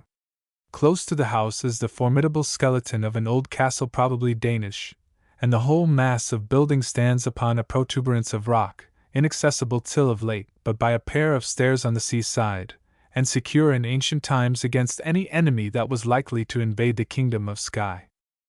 MacLeod has offered me an island. If it were not too far off I should hardly refuse it. My island would be pleasanter than Brighthelmstone, if you and my master could come to it, but I cannot think it pleasant to live quite alone. Oblatusque meorum, obliviscendis et illis. That I should be elated by the dominion of an island to forgetfulness of my friends at Streatham I cannot believe, and I hope never to deserve that they should be willing to forget me. It has happened that I have been often recognized in my journey where I did not expect it. At Aberdeen I found one of my acquaintance professor of physic, turning aside to dine with a country gentleman. I was owned at table by one who had seen me at a philosophical lecture. At McDonald's I was claimed by a naturalist, who wanders about the islands to pick up curiosities, and I had once in London attracted the notice of Lady MacLeod. I will now go on with my account. The Highland girl made tea, and looked and talked not inelegantly. Her father was by no means an ignorant or a weak man. There were books in the cottage, among which were some volumes of Prideaux's Connection. This man's conversation we were glad of while we stayed. He had been out, as they call it, in '45, and still retained his old opinions. He was going to America, because his rent was raised beyond what he thought himself able to pay. At night our beds were made, but we had some difficulty in persuading ourselves to lie down in them, though we had put on our own sheets. At last we ventured, and I slept very soundly in the vale of Glen Morrison, amidst the rocks and mountains. Next morning our landlord liked us so well, that he walked some miles with us for our company, through a country so wild and barren that the proprietor does not, with all his pressure upon his tenants, raise more than £400 a year for near 100 square miles or 60,000 acres. He let us know that he had 40 head of black cattle, 100 goats, and 100 sheep, upon a farm that he remembered let at £5 a year, but for which he now paid 20. He told us some stories of their march into England. At last he left us, and we went forward, winding among mountains, sometimes green and sometimes naked, commonly so steep as not easily to be climbed by the greatest vigor and activity. Our way was often crossed by little rivulets, and we were entertained with small streams trickling from the rocks, which after heavy rains must be tremendous torrents. About noon we came to a small glen, so they call a valley, which compared with other places appeared rich and fertile. Here our guides desired us to stop, that the horses might graze, for the journey was very laborious, and no more grass would be found. We made no difficulty of compliance, and I sat down to take notes on a green bank, with a small stream running at my feet, in the midst of savage solitude, with mountains before me, and on either hand covered with heath. I looked around me, and wondered that I was not more affected, but the mind is not at all times equally ready to be put in motion. If my mistress and master and Queenie had been there, we should have produced some reflections among us, either poetical or philosophical, for though solitude be the nurse of woe, conversation is often the parent of remarks and discoveries. In about an hour we remounted, and pursued our journey. The lake by which we had traveled for some time ended in a river, which we passed by a bridge, and came to another glen, with a collection of huts called Auchnashelds. The huts were generally built of clods of earth, held together by the intertexture of vegetable fibres, of which earth there are great levels in Scotland which they call mosses. Moss in Scotland is bog in Ireland, and moss trooper is bog trotter. There was, however, one hut built of loose stones, piled up with great thickness into a strong though not solid wall. From this house we obtained some great pails of milk, and having brought bread with us, were very liberally regaled. The inhabitants, a very coarse tribe, ignorant of any language but Erse, gathered so fast about us, that if we had not had Highlanders with us, they might have caused more alarm than pleasure. They are called the clan of MacRae. We had been told that nothing gratified the Highlanders so much as snuff and tobacco, and had accordingly stored ourselves with both at Fort Augustus. Boswell opened his treasure, and gave them each a piece of tobacco roll. We had more bread than we could eat for the present, and were more liberal than provident. Boswell cut it in slices, and gave them an opportunity of tasting wheaten bread for the first time. I then got some halfpence for a shilling, and made up the deficiencies of Boswell's distribution, who had given some money among the children. We then directed that the mistress of the stone house should be asked what we must pay her. She, who perhaps had never before sold anything but cattle, knew not, I believe, well what to ask, and referred herself to us. We obliged her to make some demand, and one of the Highlanders settled the account with her at a shilling. One of the men advised her, with the cunning that clowns never can be without, to ask more, but she said that a shilling was enough. We gave her half a crown, and she offered part of it again.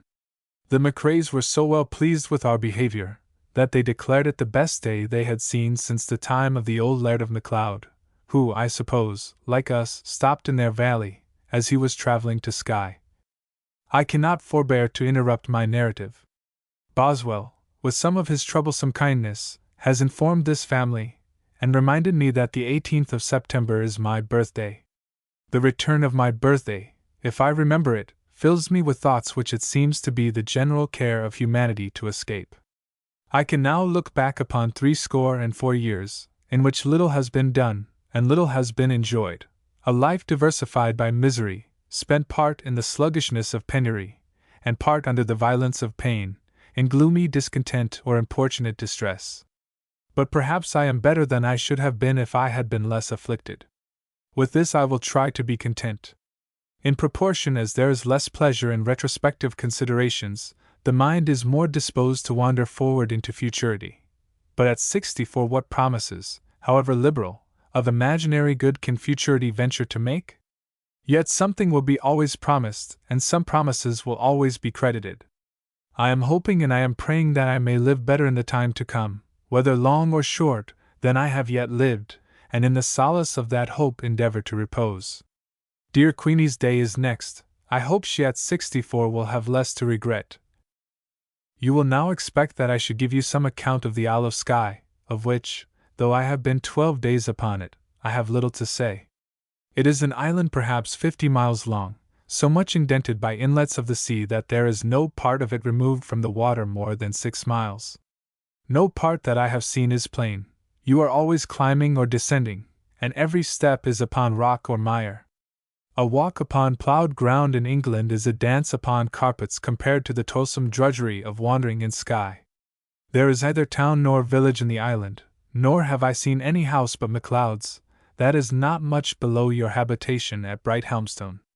In the mountains there are stags and roebucks, but no hares, and few rabbits, nor have I seen anything that interested me as a zoologist, except an otter, bigger than I thought an otter could have been. You perhaps are imagining that I am withdrawn from the gay and the busy world into regions of peace and pastoral felicity, and am enjoying the relics of the golden age, that I am surveying nature's magnificence from a mountain, or remarking her minuter beauties on the flowery bank of a winding rivulet, that I am invigorating myself in the sunshine, or delighting my imagination with being hidden from the invasion of human evils and human passions in the darkness of a thicket, that I am busy in gathering shells and pebbles on the shore, or contemplative on a rock, from which I look upon the water, and consider how many waves are rolling between me and Streatham. The use of traveling is to regulate imagination by reality, and instead of thinking how things may be, to see them as they are. Here are mountains which I should once have climbed, but to climb steps is now very laborious, and to descend them dangerous, and I am now content with knowing that by scrambling up a rock I shall only see other rocks, and a wider circuit of barren desolation. Of streams, we have here a sufficient number, but they murmur not upon pebbles, but upon rocks. Of flowers, if Chloris herself were here, I could present her only with the bloom of heath. Of lawns and thickets he must read that would know them, for here is little sun and no shade. On the sea I look from my window, but am not much tempted to the shore, for since I came to this island, almost every breath of air has been a storm, and what is worse, a storm with all its severity, but without its magnificence, for the sea is here so broken into channels that there is not a sufficient volume of water either for lofty surges or a loud roar. To the Right Honourable the Earl of Chesterfield. Patronage. February 7th. 1775. My Lord, I have been lately informed by the proprietor of the World that 2 papers, in which my dictionary is recommended to the public, are by your lordship. To be so distinguished is an honour, which, being very little accustomed to favours from the great, I know not well how to receive, or in what terms to acknowledge.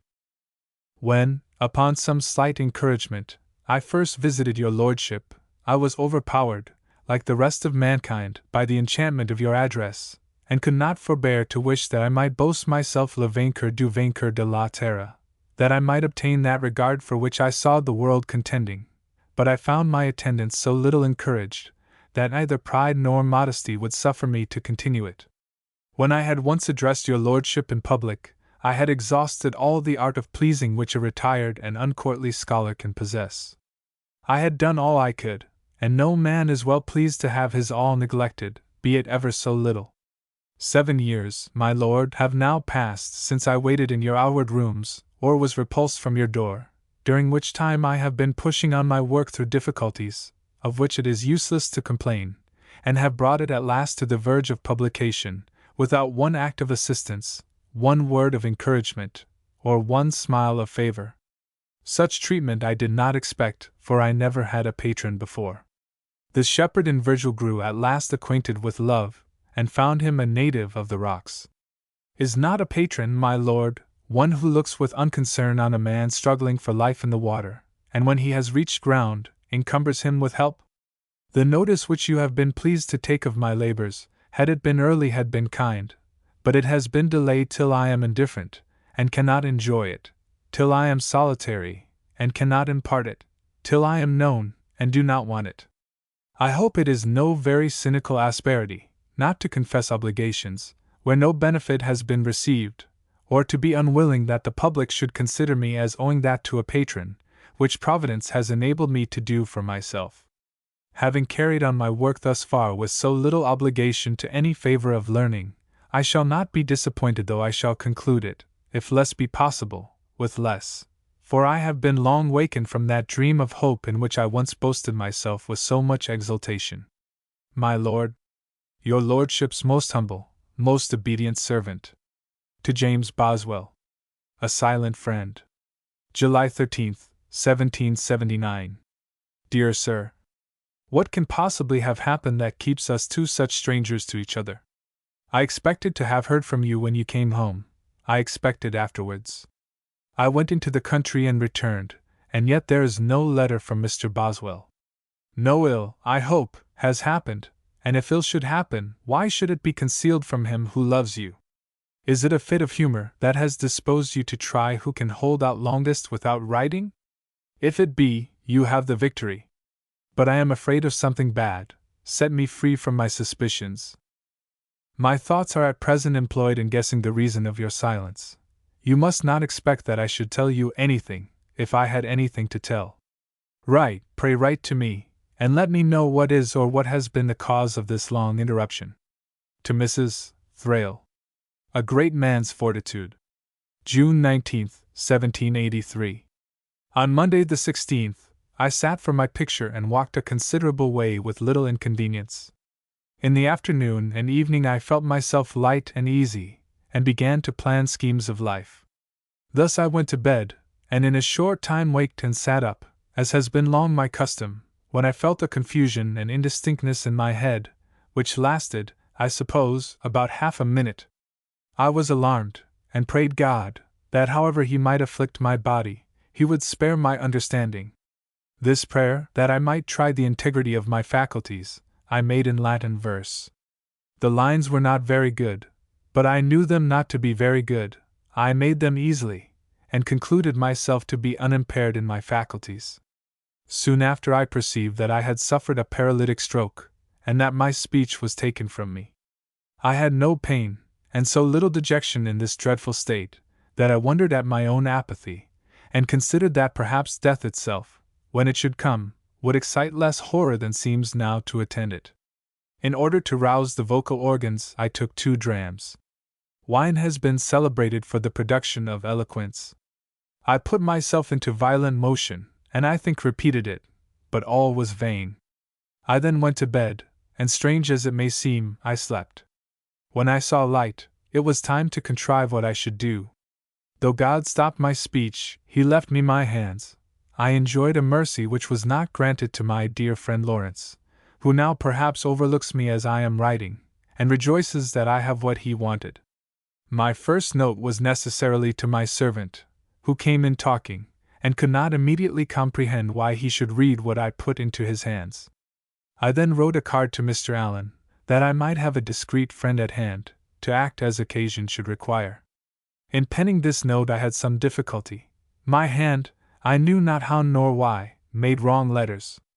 I then wrote to Dr. Taylor to come to me, and bring Dr. Heberden, and I sent to Dr. Brocklesby, who is my neighbor. My physicians are very friendly, and give me great hopes, but you may imagine my situation. I have so far recovered my vocal powers, as to repeat the Lord's Prayer with no very imperfect articulation. My memory, I hope, yet remains as it was. But such an attack produces solicitude for the safety of every faculty. Lawrence Sterne. 1713 to 1768. To Miss Lumley. The Disconsolate Lover. 1740-1. You bid me tell you, my dear L., how I bore your departure for S., and whether the valley, where D'Estella stands, retains still its looks, or if I think the roses or jessamines smell as sweet as when you left it. Alas! Everything has now lost its relish and look. The hour you left D'Estella I took to my bed. I was worn out with fevers of all kinds, but most by that fever of the heart with which thou knowest well I have been wasting these 2 years, and shall continue wasting till you quit S. The good Miss S., from the forebodings of the best of hearts, thinking I was ill, insisted upon my going to her. What can be the cause, my dear L., that I never have been able to see the face of this mutual friend, but I feel myself rent to pieces. She made me stay an hour with her, and in that short space I burst into tears a dozen different times, and in such affectionate gusts of passion, that she was constrained to leave the room, and sympathize in her dressing room. "I have been weeping for you both," said she, in a tone of the sweetest pity, "for poor Ella's heart, I have long known it.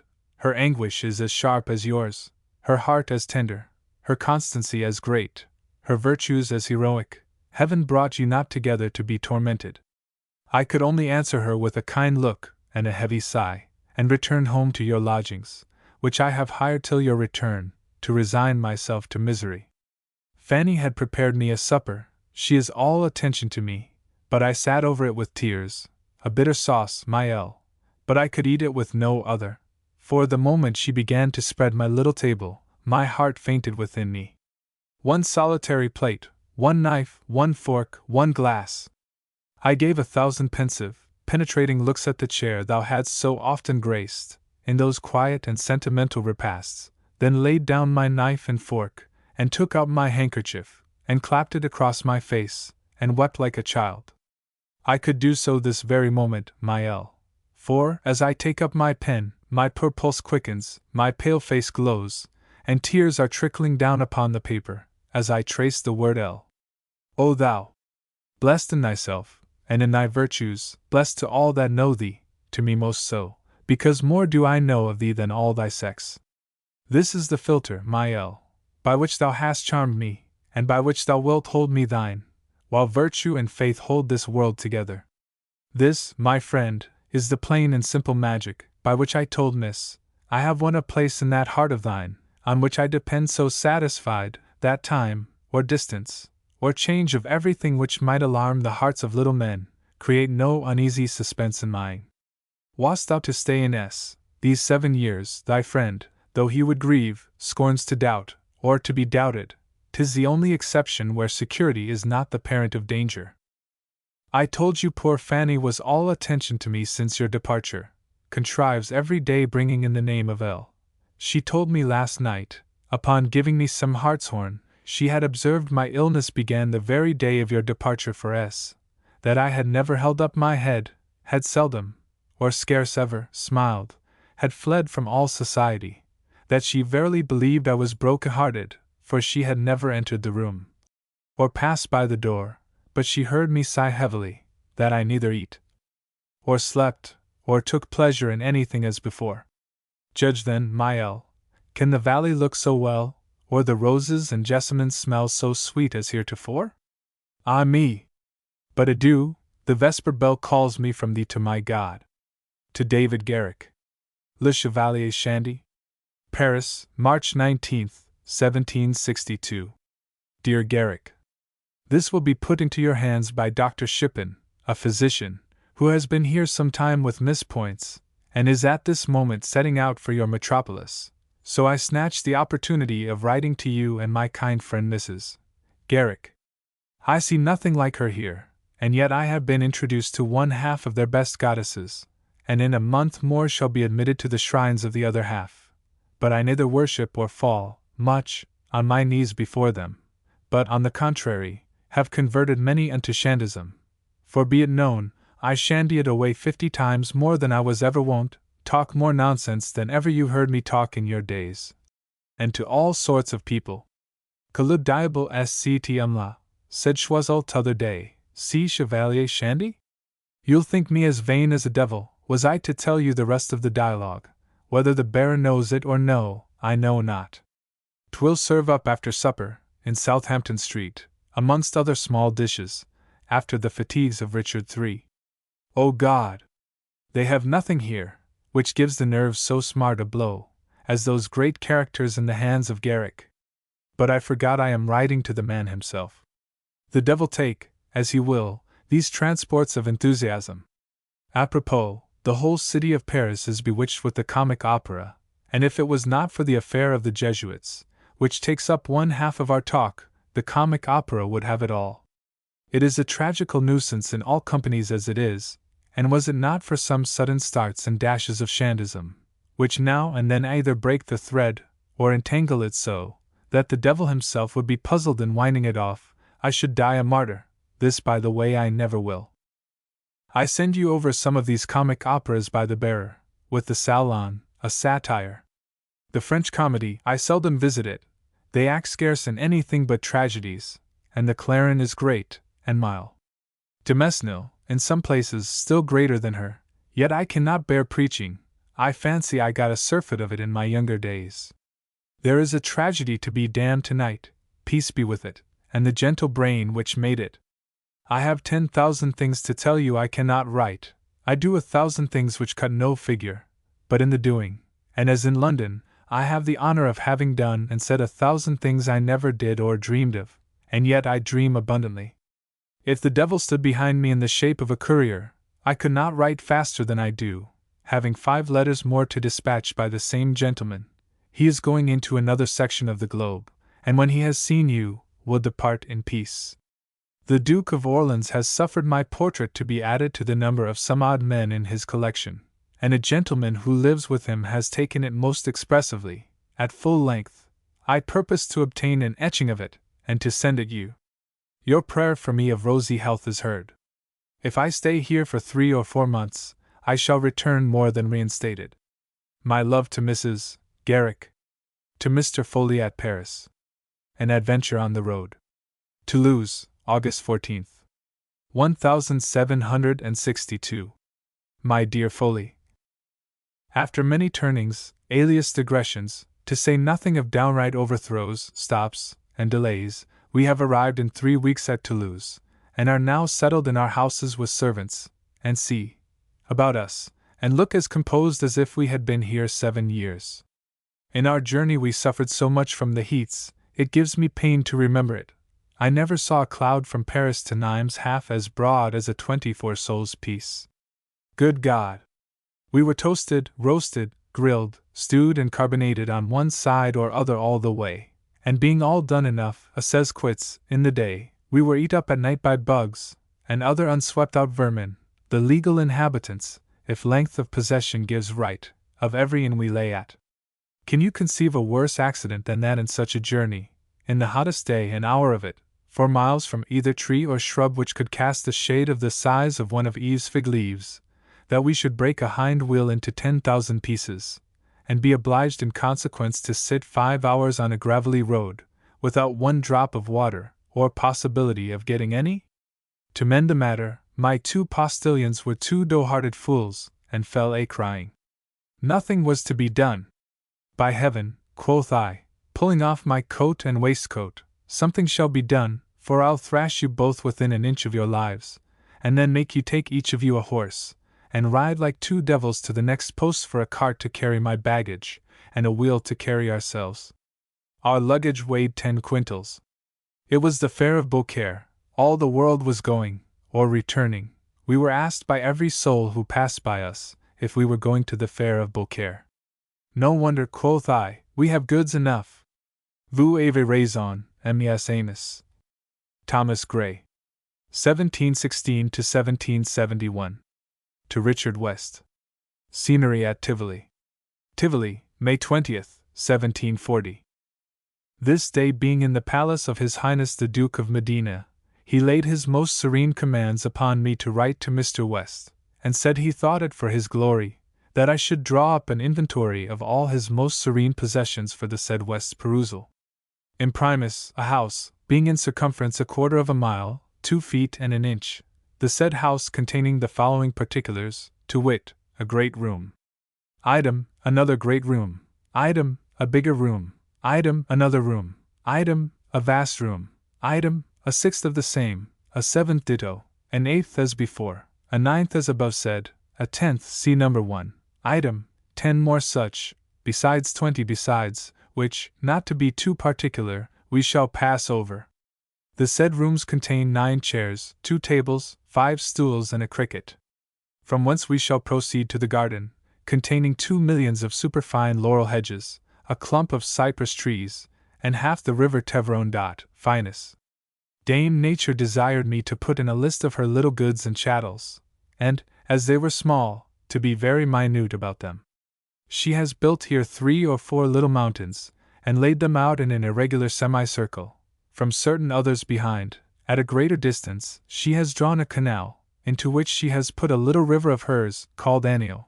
She has cut a huge cleft between the two innermost of her 4 hills, and there she has left it to its own disposal, which she has no sooner done, but like a heedless chit, it tumbles headlong down a declivity 50 feet perpendicular, breaks itself all to shatters, and is converted into a shower of rain, where the sun forms many a bough, red, green, blue, and yellow. To get out of our metaphors without any further trouble, it is the most noble sight in the world. The weight of that quantity of waters, and the force they fall with, have worn the rocks they throw themselves among into 1,000 irregular crags, and to a vast depth. In this channel it goes boiling along with a mighty noise till it comes to another steep, where you see it a second time come roaring down, but first you must walk 2 miles farther, a greater height than before, but not with that quantity of waters, for by this time it has divided itself, being crossed and opposed by the rocks, into 4 several streams, each of which, in emulation of the great one, will tumble down too. And it does tumble down, but not from an equally elevated place, so that you have at one view all these cascades intermixed with groves of olive and little woods, the mountains rising behind them, and on the top of one, that which forms the extremity of one of the half-circle's horns, is seated the town itself. At the very extremity of that extremity, on the brink of the precipice, stands the Sibyl's temple, the remains of a little rotunda, surrounded with its portico, above half of whose beautiful Corinthian pillars are still standing and entire, all this on one hand. On the other, the open Campagna of Rome, here and there a little castle on a hillock, and the city itself at the very brink of the horizon, indistinctly seen, being 18 miles off, except the dome of St. Peter's, which, if you look out of your window, wherever you are, I suppose, you can see. I did not tell you that a little below the first fall, on the side of the rock, and hanging over that torrent, are little ruins which they show you for Horace's house, a curious situation to observe the precepts annio et taberni Lucas, et iuda mobilibus pomeria rivis. Maecenas did not care for such a noise, it seems, and built him a house, which they also carry one to see, so situated that it sees nothing at all of the matter, and for anything he knew there might be no such river in the world. Horace had another house on the other side of the Teveron, opposite to Maecenas', and they told us there was a bridge of communication, by which aneva il detto signor protrastellarsi cal estesso oratio. In coming hither we crossed the Acquiaubili, a vile little brook that stinks like a fury, and they say it has stunk so these 1,000 years. I forgot the piscina of Quintilius Varus, where he used to keep certain little fishes. This is very entire, and there is a piece of the aqueduct that supplied it too, in the garden below is old Rome, built in little, just as it was, they say. There are 7 temples in it, and no houses at all, they say there were none. To the same. A Poet's Melancholy. London, May 27, 1742.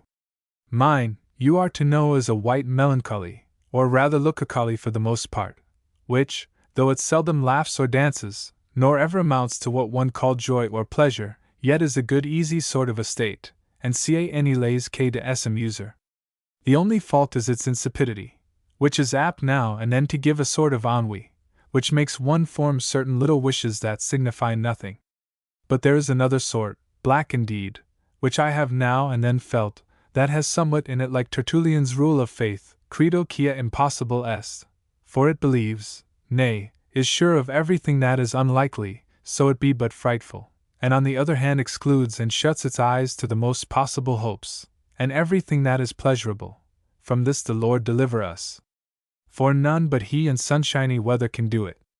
In hopes of enjoying this kind of weather I am going into the country for a few weeks, but shall be never the nearer any society, so, if you have any charity, you will continue to write. My life is like Harry IV's supper of hens, poulets à la broche, poulets en ragout, poulets en hachis, poulets en fricassees. Reading here, reading there, nothing but books with different sauces. Do not let me lose my desert then, for though that be reading too, yet it has a very different flavor. The May seems to be come since your invitation, and I propose to bask in her beams and dress me in her roses. Et caput in verna semper habera rosa. I shall see Mr. and his wife, nay, and his child, too, for he has got a boy. Is it not odd to consider one's contemporaries in the grave light of husband and father? There is my Lord Sandwich and Halifax, they are statesmen. Do not you remember them dirty boys playing at cricket? As for me, I am never a bit the older, nor the bigger, nor the wiser than I was then, no, not for having been beyond sea. Pray, how are you? To Horace Walpole. The Fate of Selima. Cambridge, March 1st, 1747. As one ought to be particularly careful to avoid blunders in a compliment of condolence, it would be a sensible satisfaction to me, before I testify my sorrow, and the sincere part one take in your misfortune, to know for certain who it is that I lament. I knew Zara and Selima was it? Or Fatima, or rather I knew both of them together, for I cannot justly say which was which. Then as to your handsome cat, the name you distinguished her by, I am no less at a loss, as well knowing one's handsome cat is always the cat one likes best. Or if one be alive and the other dead, it is usually the latter that is the handsomest. Besides, if the point were never so clear, I hope you do not think me so ill-bred or so imprudent as to forfeit all my interest in the survivor. Oh no! I would rather seem to mistake, and to be sure it must be the tabby one that had met with this sad accident. Till this affair is a little better determined, you will excuse me if I do not begin to cry. Tempus inane pito, requiem, spatium dolores. Which interval is the more convenient, as it gives time to rejoice with you on your new honors. This is only a beginning. I reckon next week we shall hear you are a Freemason, or a Gormagon at least. Hey ho! I feel, as you to be sure have done long since, that I have very little to say, at least in prose. Somebody will be the better for it. I do not mean you, but your cat, few Mademoiselle Selime, whom I am about to immortalize for 1 week or fortnight, as follows. There's a poem for you, it is rather too long for an epitaph.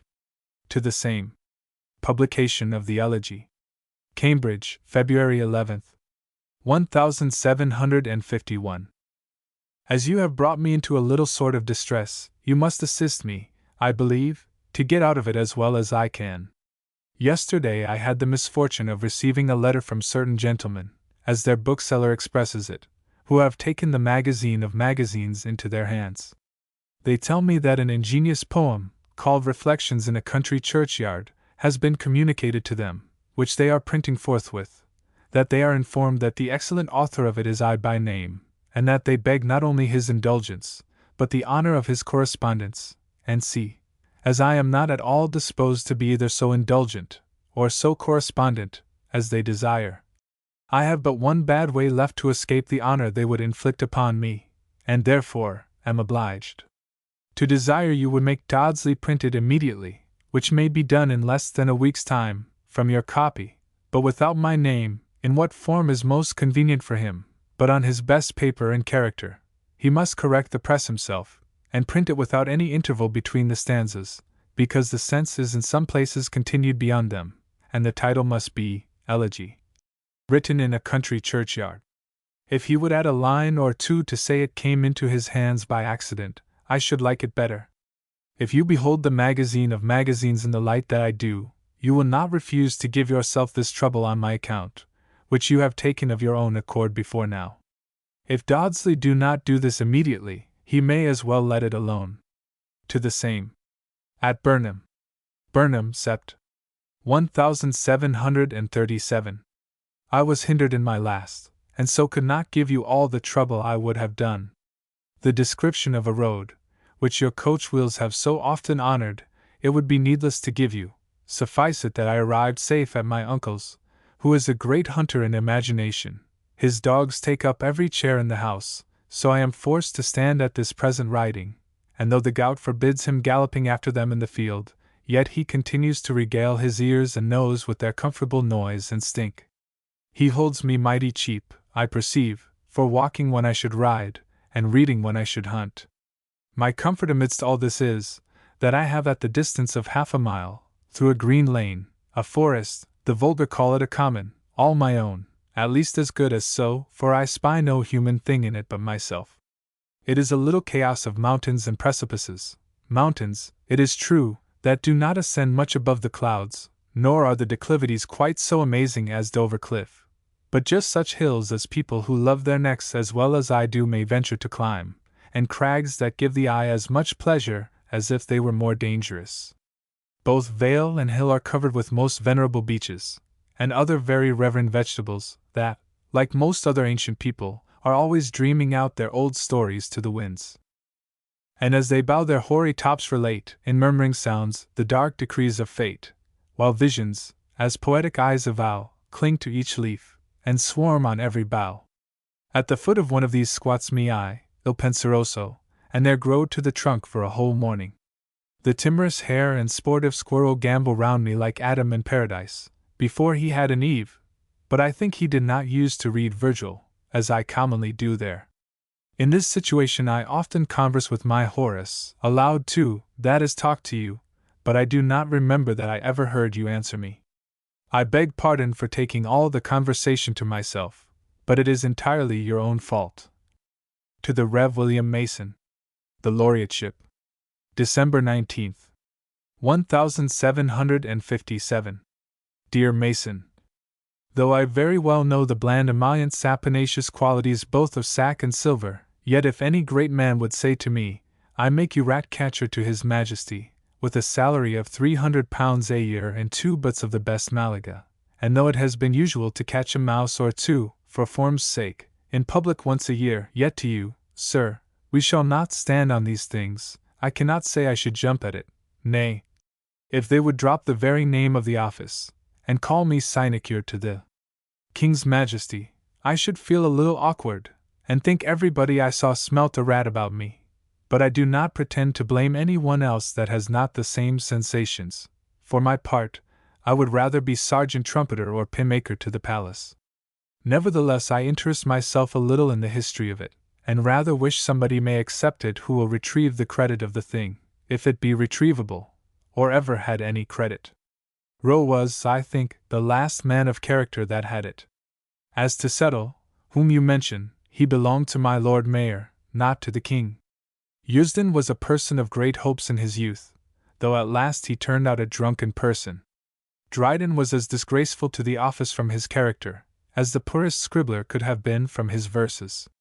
The office itself has always humbled the professor hitherto, even in an age when kings were somebody, if he were a poor writer by making him more conspicuous, and if he were a good one by setting him at war with the little fry of his own profession, for there are poets little enough to envy even a poet laureate.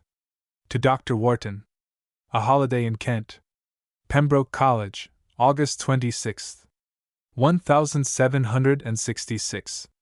Dear Doctor, whatever my pen may do, I am sure my thoughts expatiate nowhere oftener, or with more pleasure, than to Old Park. I hope you have made my peace with Miss Deborah. It is certain, whether her name were in my letter or not, she was as present to my memory as the rest of the little family, and I desire you would present her with 2 kisses in my name, and 1 apiece to all the others, for I shall take the liberty to kiss them all, great and small, as you are to be my proxy. In spite of the rain, which I think continued with very short intervals till the beginning of this month, and quite effaced the summer from the year, I made a shift to pass May and June, not disagreeably, in Kent. I was surprised at the beauty of the road to Canterbury, which, I know not why, had not struck me in the same manner before. The whole country is a rich and well-cultivated garden, orchards, cherry grounds, hop grounds, intermixed with corn and frequent villages, gentle risings covered with wood, and everywhere the Thames and Medway breaking in upon the landscape, with all their navigation. It was indeed owing to the bad weather that the whole scene was dressed in that tender emerald green, which one usually sees only for a fortnight in the opening of spring, and this continued till I left the country. My residence was 8 miles east of Canterbury, in a little quiet valley on the skirts of Barham Down. In these parts the whole soil is chalk, and whenever it holds up, in half an hour it is dry enough to walk out. I took the opportunity of 3 or 4 days' fine weather to go into the Isle of Thanet, saw Margate, which is Bartholomew Fair by the seaside, Ramsgate, and other places there, and so came by Sandwich, Deal, Dover, Folkestone, and Hythe, back again. The coast is not like Hartlepool, there are no rocks, but only chalky cliffs, of no great height, till you come to Dover. There indeed they are noble and picturesque, and the opposite coasts of France begin to bound your view, which was left before to range unlimited by anything but the horizon, yet it is by no means a shipless sea, but everywhere peopled with white sails and vessels of all sizes and motion. And take notice, except in the isle, which is all cornfields, and has very little enclosure, there are in all places hedgerows and tall trees, even within a few yards of the beach, particularly high stands on an eminence covered with wood. I shall confess we had fires of a night, aye and a day too, several times even in June, but don't go too far and take advantage of this, for it was the most untoward year that ever I remember. Your friend Rousseau, I doubt, grows tired of Mr. Davenport and Derbyshire. He has picked a quarrel with David Hume, and writes him letters of 14 pages folio, upbraiding him with all his noirceurs. Take one only as a specimen. He says that at Calais they chanced to sleep in the same room together, and that he overheard David talking in his sleep, and saying, "Ah, j'ai eu le tiens, si Jean-Jacques là." In short, I fear, for want of persecution and admiration, for these are his real complaints, he will go back to the continent. What shall I say to you about the ministry? I am as angry as a common council man of London about my Lord Chatham, but a little more patient, and will hold my tongue till the end of the year. In the meantime I do mutter in secret, and to you, that to quit the House of Commons, his natural strength, to sap his own popularity and grandeur, which no one but himself could have done, by assuming a foolish title, and to hope that he could win by it, and attach to him a court that hate him, and will dismiss him as soon as ever they dare, was the weakest thing that ever was done by so great a man. Had it not been for this, I should have rejoiced at the breach between him and Lord Temple, and at the union between him and the Duke of Grafton and Mr. Conway. But patience! We shall see. Stonehewer perhaps is in the country, for he hoped for a month's leave of absence, and if you see him you will learn more than I can tell you. Horace Walpole. 1717 to 1797. To Richard West. Floods in the Arno. From Florence, N.O.V. 1740. Child, I am going to let you see your shocking proceedings with us. On my conscience, I believe 'tis 3 months since you wrote to either Gray or me. If you had been ill, Ashton would have said so, and if you had been dead, the gazettes would have said it. If you had been angry, but that's impossible. How can one quarrel with folks 3,000 miles off? We are either divines nor commentators, and consequently have not hated you on paper. 'Tis to show that my charity for you cannot be interrupted at this distance that I write to you, though I have nothing to say, for 'tis a bad time for small news, and when emperors and czarinas are dying all up and down Europe, one can't pretend to tell you of anything that happens within our sphere. Not but that we have our accidents too. If you have had a great wind in England, we have had a great water at Florence. We have been trying to set out every day, and pop upon you one. It is fortunate that we stayed, for I don't know what had become of us. Yesterday, with violent rains, there came flouncing down from the mountains such a flood that it floated the whole city. The jewelers on the old bridge removed their commodities, and in 2 hours after the bridge was cracked. The torrent broke down the quays and drowned several coach horses, which are kept here in stables underground.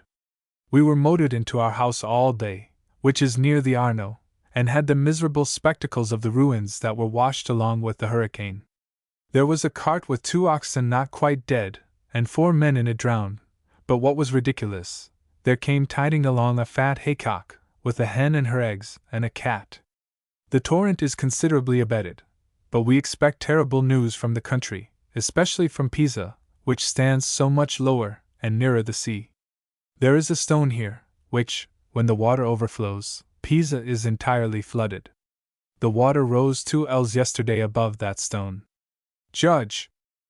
For this last month we have passed our time but dully, all diversions silenced on the Emperor's death, and everybody out of town. I have seen nothing but cards and dull pairs of cicisbeos. I have literally seen so much of love and Pharaoh since being here, that I believe I shall never love either again so long as I live. Then I am got into a horrid lazy way of a morning. I don't believe I should know 7 o'clock in the morning again if I was to see it. But I am returning to England, and shall grow very solemn and wise. Are you wise? Dear West, have pity on one who has done nothing of gravity for these 2 years, and do laugh sometimes. We do nothing else, and have contracted such formidable ideas of the good people of England that we are already nourishing great black eyebrows and great black beards, and teasing our countenances into wrinkles. Footnote 1 MS. Torn here. To Richard Bentley. Pictures in Garrick. Strawberry Hill, August 15th. 1755.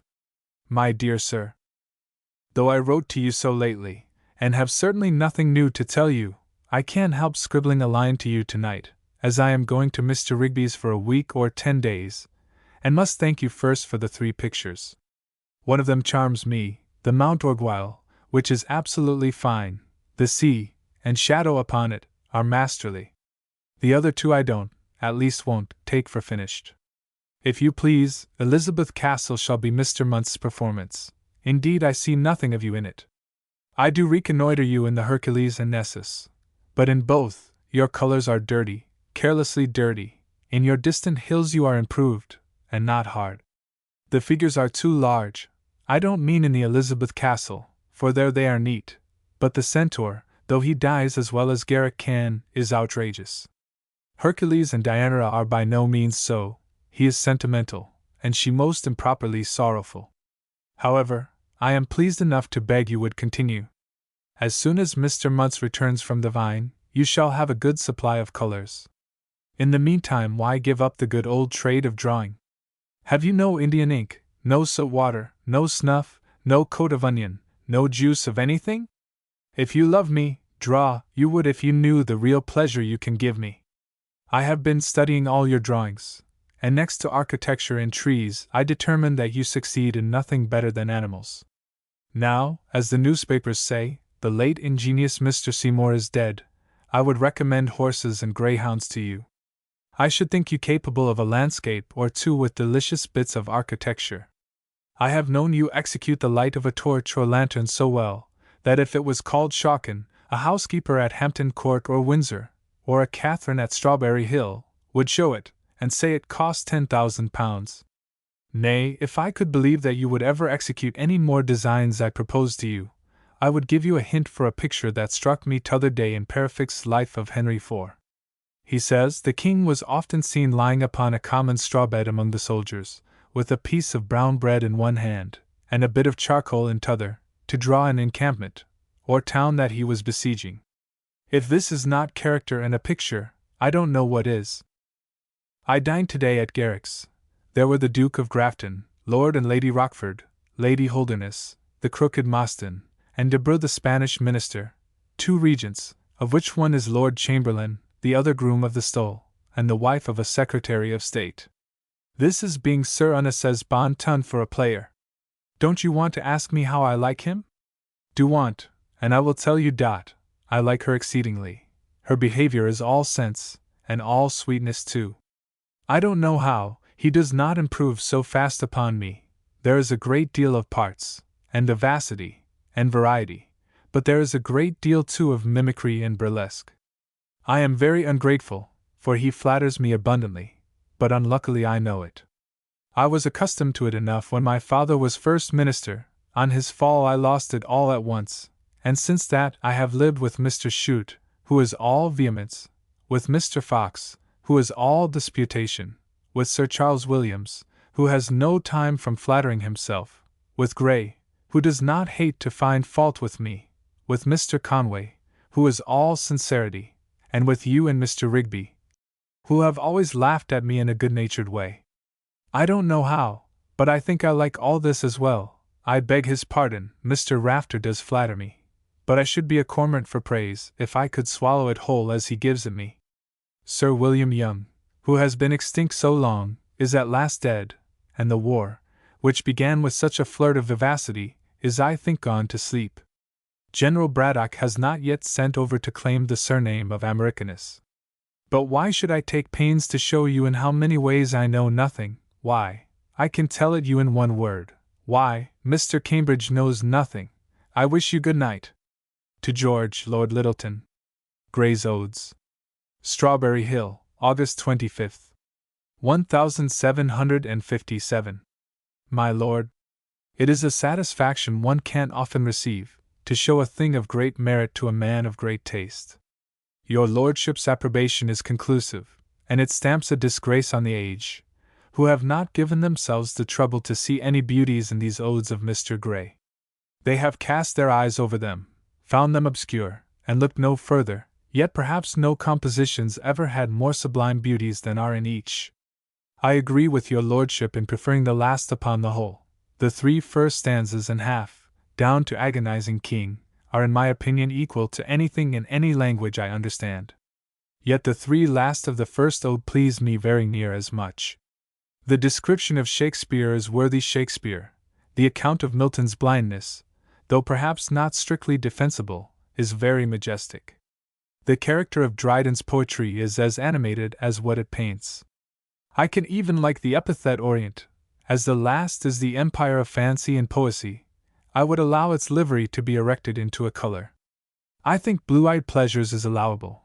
When Homer gave eyes of what hue he pleased to his queen goddesses, sure Mr. Gray may tinge those of their handmaids. In answer to your lordship's objection to many twinkling, in that beautiful epode, I will quote authority to which you will yield. As Greek as the expression is, it struck Mrs. Garrick, and she says, on that whole picture, that Mr. Gray is the only poet who ever understood dancing. These faults I think I can defend, and can excuse others, even the great obscurity of the latter, for I do not see it in the first. The subject of it has been taken from music, it is the power and progress of harmonious poetry. I think his objection to prefixing a title to it was wrong, that Mr. Cook published an ode with such a title. If the Louis the Great, whom Voltaire has discovered in Hungary, had not disappeared from history himself, would not Louis Quatorze have annihilated him? I was aware that the second would have darknesses, and prevailed for the insertion of what notes there are, and would have had more.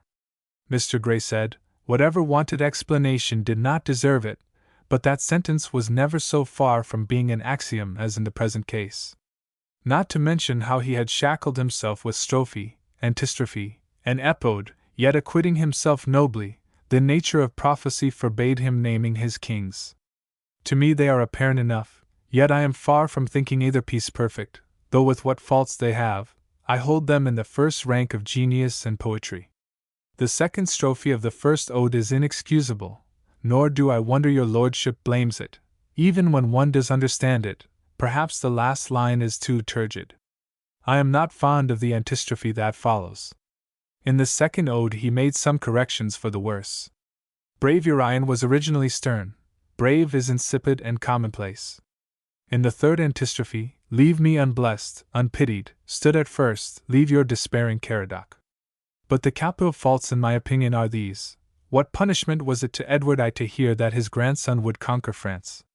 Or is so common an event as Edward III being deserted on his deathbed, worthy of being made part of a curse that was to avenge a nation? I can't cast my eye here, without crying out on those beautiful lines that follow, fair smiles the morn? Though the images are extremely complicated, what painting in the whirlwind, likened to a lion lying in ambush for his evening prey, in grim repose. Thirst and hunger mocking Richard II appear to me too ludicrously like the devils in the Tempest, that whisk away the banquet from the shipwrecked dukes. From thence to the conclusion of Queen Elizabeth's portrait, which he has faithfully copied from Speed, in the passage where she humbled the Polish ambassador, I admire.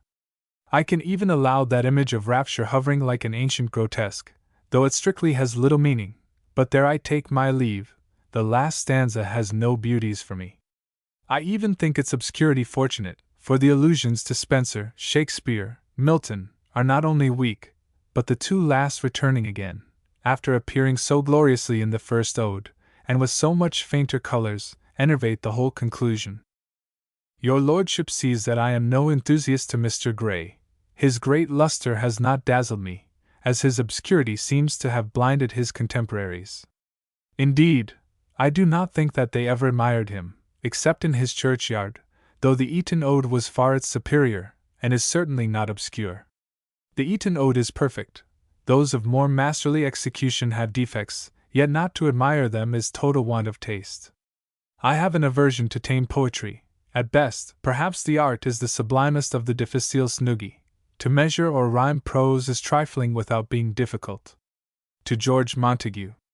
At Lady Suffolk's. Arlington Street, January 11th. 1764. It is an age, I own, since I wrote to you, but except politics, what was there to send you? And for politics, the present are too contemptible to be recorded by anybody but journalists, gazetteers, and such historians. The ordinary of Newgate, or Mr., who write for their monthly half-crown, and who are indifferent whether Lord Bute, Lord Melcombe, or Maclean is their hero, may swear they find diamonds on dunghills. But you will excuse me, if I let our correspondence lie dormant rather than deal in such trash. I am forced to send Lord Hertford and Sir Horace Mann such garbage, because they are out of England, and the sea softens and makes palatable any potion, as it does claret. But unless I can divert you, I had rather wait till we can laugh together, the best employment for friends, who do not mean to pick one another's pockets, nor make a property of either's frankness. Instead of politics, therefore, I shall amuse you today with a fairy tale. I was desired to be at my Lady Suffolk's on New Year's morn, where I found Lady Temple and others. On the toilet Miss Hotham spied a small round box. She seized it with all the eagerness and curiosity of 11 years. In it was wrapped up a heart diamond ring, and a paper in which, in a hand as small as Buckingham's, who used to write the Lord's Prayer in the compass of a silver penny, were the following lines. Sent by a sylph, unheard, unseen, a New Year's gift from Mab our Queen, but tell it not, for if you do, you will be pinched all black and blue. Consider well, what a disgrace, to show abroad your mottled face, then seal your lips, put on the ring, and sometimes think of Obi the King. You will easily guess that Lady Temple was the poetess, and that we were delighted with the genteelness of the thought and execution. The child, you may imagine, was less transported with the poetry than the present. Her attention, however, was hurried backwards and forwards from the ring to a new coat that she had been trying on when sent for down. Impatient to revisit her coat, and to show the ring to her maid, she whisked upstairs. When she came down again, she found a letter sealed, and lying on the floor, new exclamations. Lady Suffolk bade her open it. Here it is. Your tongue, too nimble for your sense, is guilty of a high offense, hath introduced unkind debate, and topsy-turvy turned our state. In gallantry I sent the ring, the token of a love-sick king. Under fair Mab's auspicious name from me the trifling present came. You blabbed the news in Suffolk's ear, the tattling zephyrs brought it here, as Mab was indolently laid under a poppy's spreading shade. The jealous queen started in rage, she kicked her crown, and beat her page. Bring me my magic wand, she cries, under that primrose, there it lies. I'll change the silly, saucy chit into a flea, a louse, a nit, a worm, a grasshopper, a rat, an owl, a monkey, hedgehog, bat. But hold, why not by fairy art transform the wretch into Ixion, once a cloud embraced, by Jove and jealousy well placed? What sport to see proud Oberon stare and flirt it with a, then thrice she stamped the trembling ground, and thrice she waved her wand around, when I, endowed with greater skill, and less inclined to do you ill, muttered some words, withheld her arm, and kindly stopped the unfinished charm. But though not changed to owl or bat, or something more indelicate, yet, as your tongue has run too fast, your boasted beauty must not last. No more shall frolic Cupid lie in ambuscade in either eye, from thence to aim his keenest dart to captivate each youthful heart. No more shall envious Mrs. pine at charms now flown, that once were thine. No more, since you so ill behave, shall injured Oberon be your slave. There is one word which I could wish had not been there, though it is prettily excused afterwards. The next day my Lady Suffolk desired I would write her a patent for appointing Lady Temple Poet Laureate to the fairies. I was excessively out of order with a pain in my stomach, which I had had for 10 days, and was fitter to write verses like a poet laureate than for making one. However, I was going home to dinner alone, and at 6 I sent her some lines, which you ought to have seen how sick I was, to excuse. But first, I must tell you my tale methodically. The next morning by 9 o'clock Miss Hotham, she must forgive me 20 years hence for saying she was 11, for I recollect she is but 10, arrived at Lady Temple's, her face and neck all spotted with saffron, and limping. Oh, madam, said she, I am undone forever if you do not assist me. Lord, child, cried my Lady Temple, what is the matter? Thinking she had hurt herself, or lost the ring, and that she was stolen out before her aunt was up. Oh, madam, said the girl, nobody but you can assist me. My Lady Temple protests the child acted her part so well as to deceive her. What can I do for you? Dear madam, take this load from my back. Nobody but you can. Lady Temple turned her round, and upon her back was tied a child's wagon. In it were 3 tiny purses of blue velvet, in one of them a silver cup, in another a crown of laurel, and in a third 4 new silver pennies, with the patent, signed at top Oberon Imperator, and 2 sheets of warrants strung together with blue silk according to form, and at top an office seal of wax and a chaplet of cut paper on it. The warrants were these: from the Royal Mews, a wagon with the draft horses, delivered by command without fee. From the Lord Chamberlain's office, a warrant with the Royal Sign Manual, delivered by command without fee, being first entered in the office books. From the Lord Steward's office, a butt of sack, delivered without fee or gratuity, with an order for returning the cask for the use of the office, by command. From the Great Wardrobe, 3 velvet bags, delivered without fee, by command. From the Treasurer of the Household's office, a year's salary paid free from land tax, poundage, or any other deduction whatever, by command. From the Jewel office, a silver cup, a wreath of bays, by command without fee. Then came the patent. By these presents be it known, to all who bend before our throne, fays and fairies, elves and sprites, beauteous dames and gallant knights, that we, Oberon the Grand, Emperor of Fairyland, King of Moonshine, Prince of Dreams, Lord of Aganippe streams, Baron of the dimpled isles that lie in pretty maiden smiles, Arch-treasurer of all the graces dispersed through 50 lovely faces, Sovereign of the Slippers Order, with all the rights thereon that border, Defender of the Sylphic faith, declare, and thus your monarch saith, whereas there is a noble dame, whom mortals Countess Temple name, to whom ourself did erst impart the choicest secrets of our art, taught her to tune the harmonious line to our own melody divine, taught her the graceful negligence, which, scorning art and veiling sense, achieves that conquest o'er the heart sense seldom gains, and never art. This lady, 'tis our royal will, our laureate's vacant seat should fill. A chaplet of immortal bays shall crown her brow and guard her lays.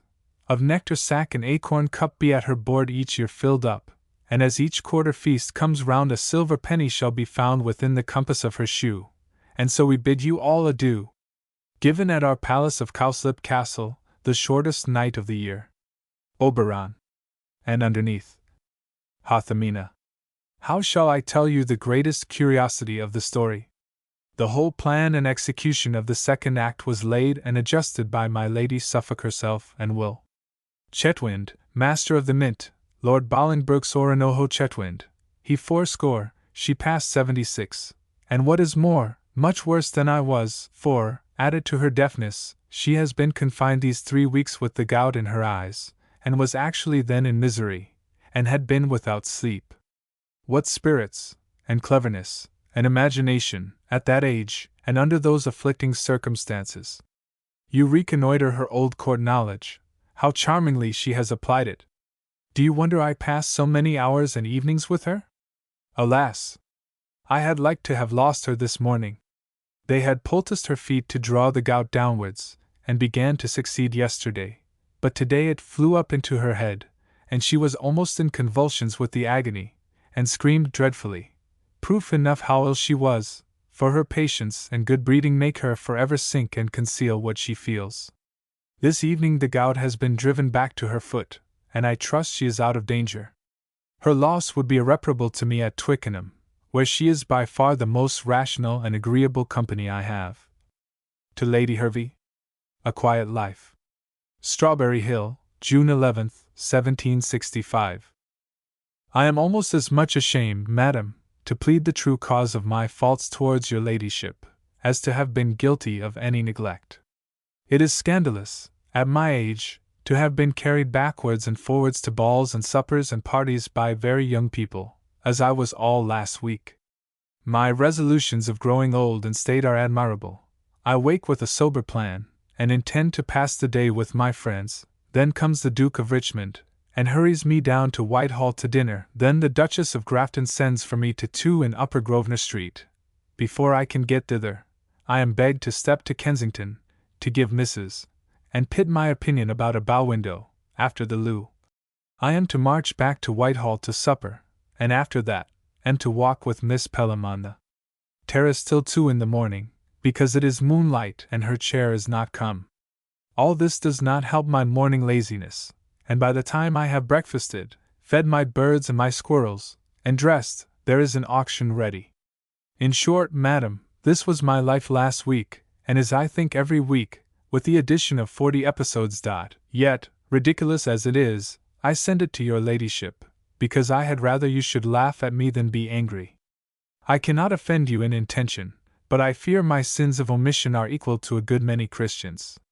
Pray forgive me. I really will begin to be between 40 and 50 by the time I am 80, and I truly believe I shall bring my resolutions within compass, for I have not chalked out any particular business that will take me above 40 years more, so that, if I do not get acquainted with the grandchildren of all the present age, I shall lead a quiet, sober life yet before I die. To the Rev. William Cole. Gray's Death. Paris, August 12th. 1771. Dear Sir, I am excessively shocked at reading in the papers that Mr. Gray is dead.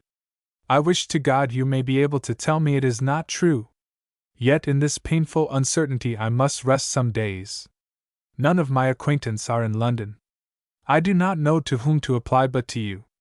Alas! I fear in vain. Too many circumstances speak it true.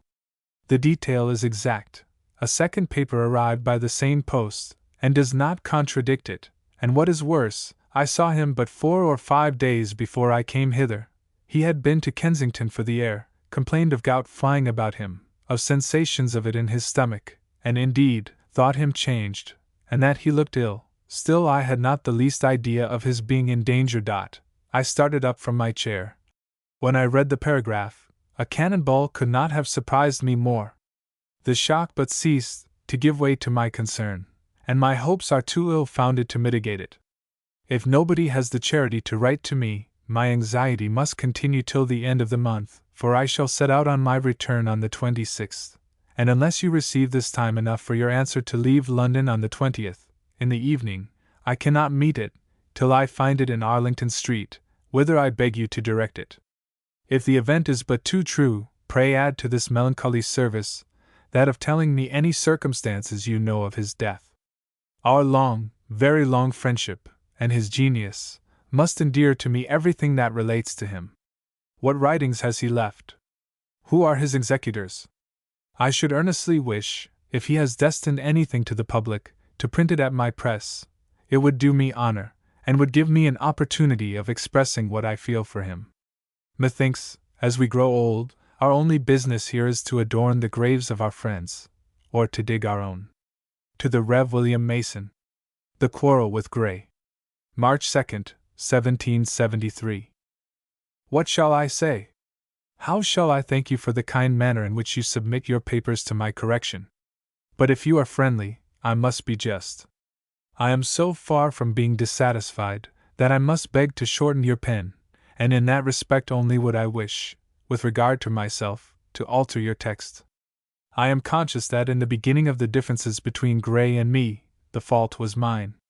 I was young, too fond of my own diversions, nay, I do not doubt, too much intoxicated by indulgence, vanity, and the insolence of my situation, as a Prime Minister's son, not to have been inattentive to the feelings of one, I blush to say it, that I knew was obliged to me, of one, whom presumption and folly made me deem not very superior in parts, though I have since felt my infinite inferiority to him.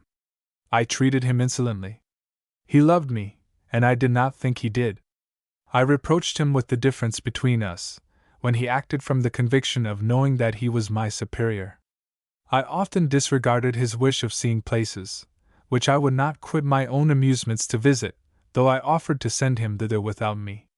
Forgive me, if I say that his temper was not conciliating, at the same time that I will confess to you that he acted a most friendly part, had I had the sense to take advantage of it.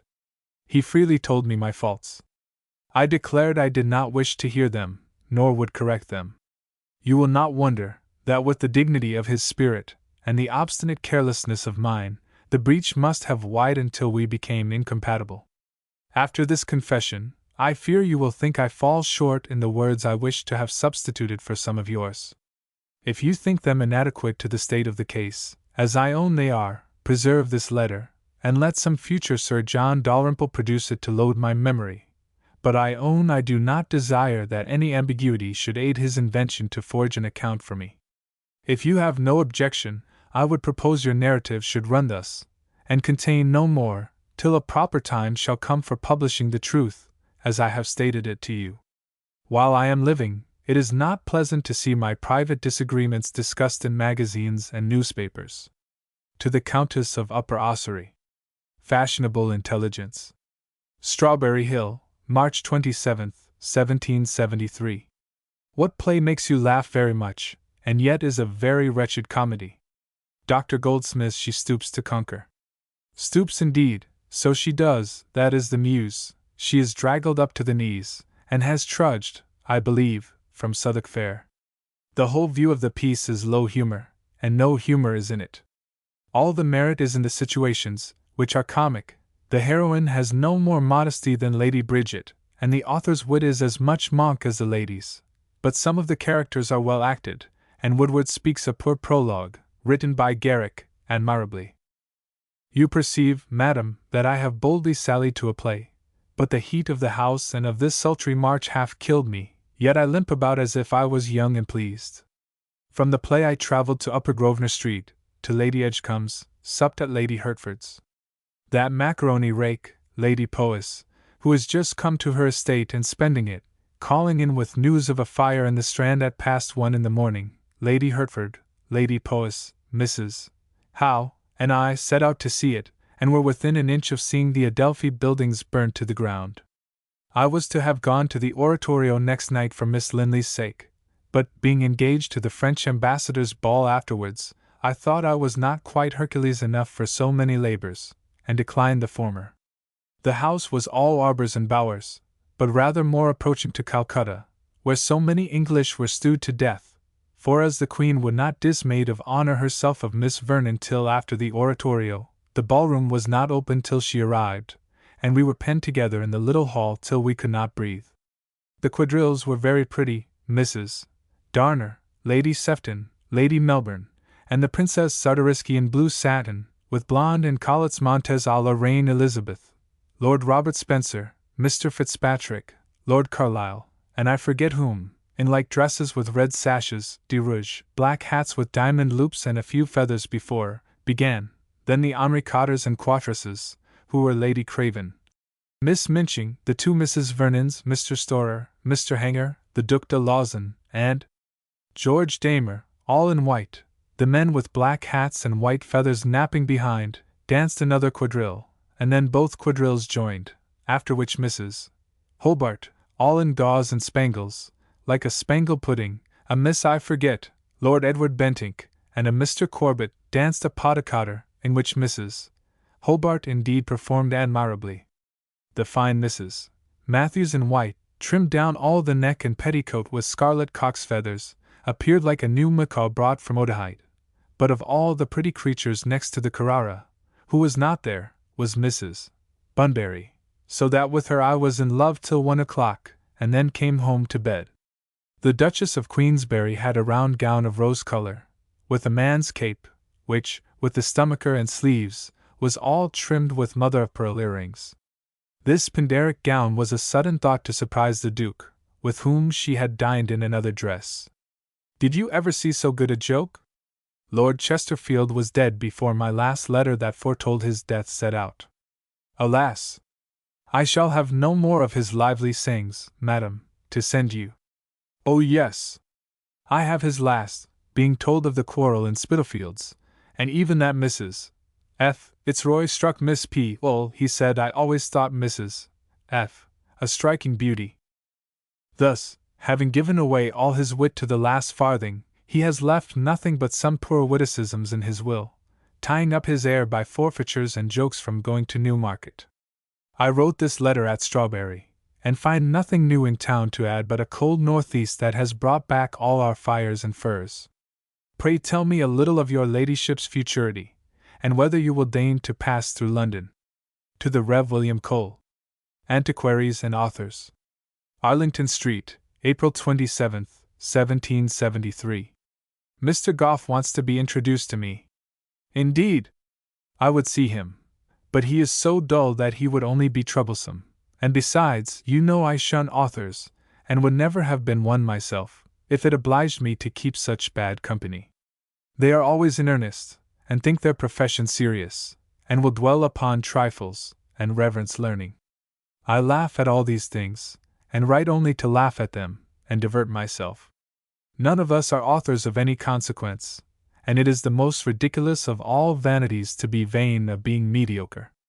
A page in a great author humbles me to the dust, and the conversation of those that are not superior to myself reminds me of what will be thought of myself.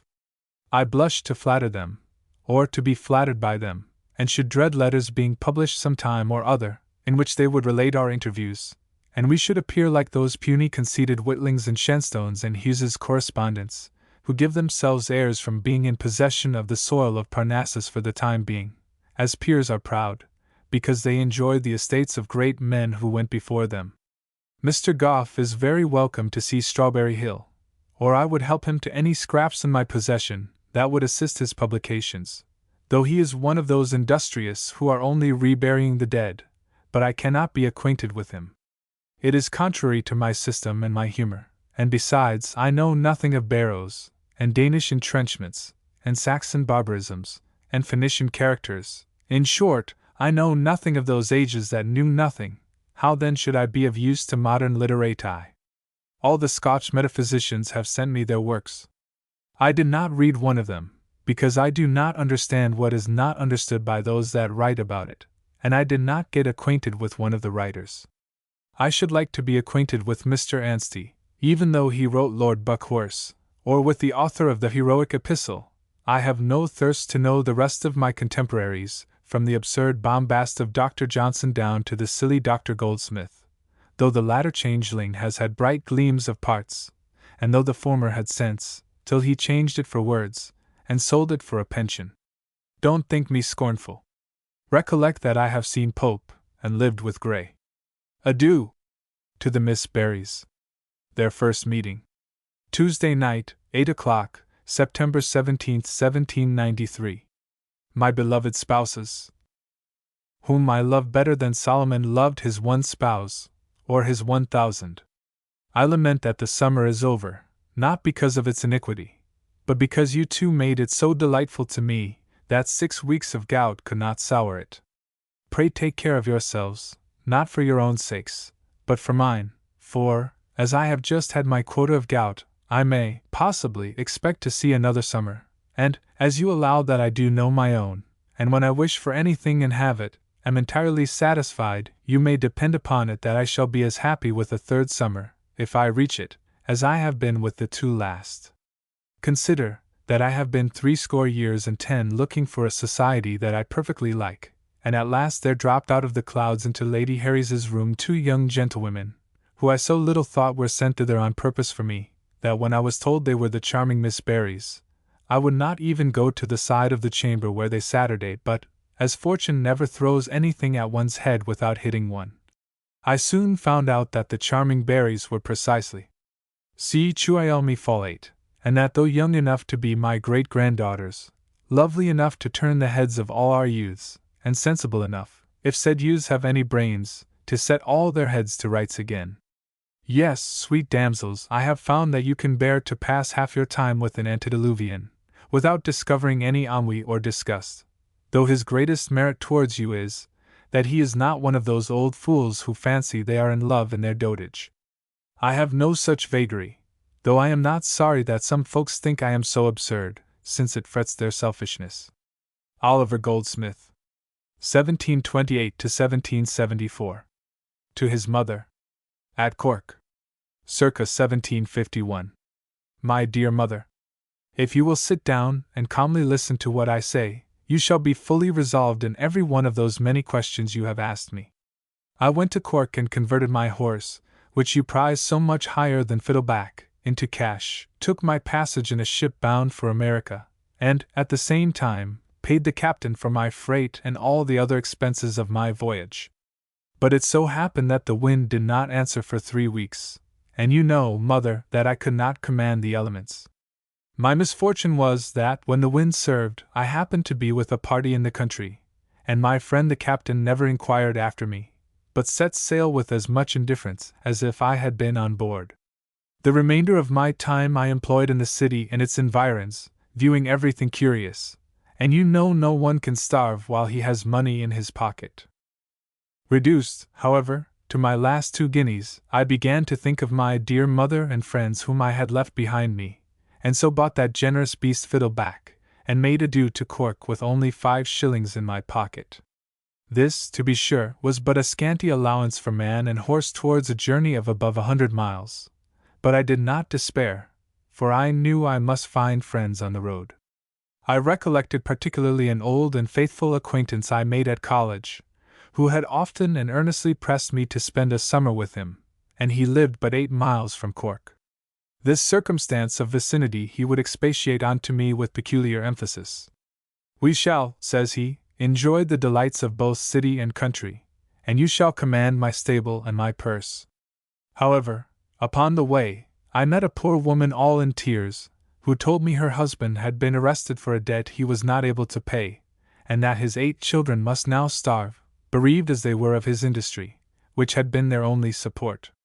I thought myself at home, being not far from my good friend's house, and therefore parted with a moiety of all my store. And pray, Mother, ought I not to have given her the other half-crown, for what she got would be of little use to her? However, I soon arrived at the mansion of my affectionate friend, guarded by the vigilance of a huge mastiff, who flew at me, and would have torn me to pieces but for the assistance of a woman, whose countenance was not less grim than that of the dog, yet she with great humanity relieved me from the jaws of this Cerberus, and was prevailed on to carry up my name to her master. Without suffering me to wait long, my old friend, who was then recovering from a severe fit of sickness, came down in his nightcap, nightgown, and slippers, and embraced me with the most cordial welcome, showed me in, and after giving me a history of his indisposition, assured me that he considered himself peculiarly fortunate in having under his roof the man he most loved on earth, and whose stay with him must, above all things, contribute to his perfect recovery. I now repented sorely I had not given the poor woman the other half-crown, as I thought all my bills of humanity would be punctually answered by this worthy man.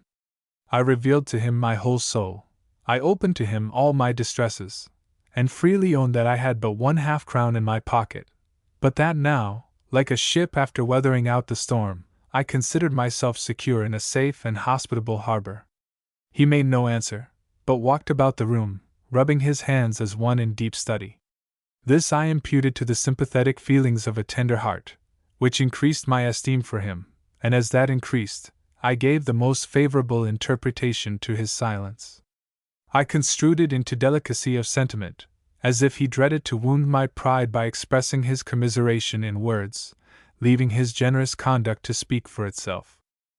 It now approached 6 o'clock in the evening, and as I had eaten no breakfast, and as my spirits were raised, my appetite for dinner grew uncommonly keen. At length the old woman came into the room with 2 plates, 1 spoon, and a dirty cloth which she laid upon the table. This appearance, without increasing my spirits, did not diminish my appetite. My protectress soon returned with a small bowl of sago, a small porringer of sour milk, a loaf of stale brown bread, and the heel of an old cheese all over crawling with mites. My friend apologized that his illness obliged him to live on slops, and that better fare was not in the house, observing, at the same time, that a milk diet was certainly the most healthful, and at 8 o'clock he again recommended a regular life, declaring that for his part he would lie down with the lamb and rise with the lark. My hunger was at this time so exceedingly sharp that I wished for another slice of the loaf, but was obliged to go to bed without even that refreshment. This Lenten entertainment I had received made me resolve to depart as soon as possible. Accordingly, next morning, when I spoke of going, he did not oppose my resolution, he rather commended my design, adding some very sage counsel upon the occasion. To be sure, said he, the longer you stay away from your mother, the more you will grieve her and your other friends, and possibly they are already afflicted at hearing of this foolish expedition you have made. Notwithstanding all this, and without any hope of softening such a sordid heart, I again renewed the tale of my distress, and asking how he thought I could travel above 100 miles upon 1/2 crown, I begged to borrow a single guinea, which I assured him should be repaid with thanks. And you know, sir, said I, it is no more than I have often done for you. To which he firmly answered, why, look you, Mr. Goldsmith, that is neither here nor there. I have paid you all you ever lent me, and this sickness of mine has left me bare of cash. But I have bethought myself of a conveyance for you. Sell your horse, and I will furnish you with a much better one to ride on. I readily grasped at his proposal, and begged to see the nag, on which he led me to his bedchamber, and from under the bed he pulled out a stout oak stick. Here he is, said he, take this in your hand, and it will carry you to your mother's with more safety than such a horse as you ride. I was in doubt, when I got it into my hand, whether I should not in the first place apply it to his pate. But a rap at the street door made the wretch fly to it, and when I returned to the parlor, he introduced me, as if nothing of the kind had happened, to the gentleman who entered, as Mr. Goldsmith, his most ingenious and worthy friend, of whom he had so often heard him speak with rapture. I could scarcely compose myself, and must have betrayed indignation in my mien to the stranger, who was a counselor at law in the neighborhood, a man of engaging aspect and polite address. After spending an hour, he asked my friend and me to dine with him at his house.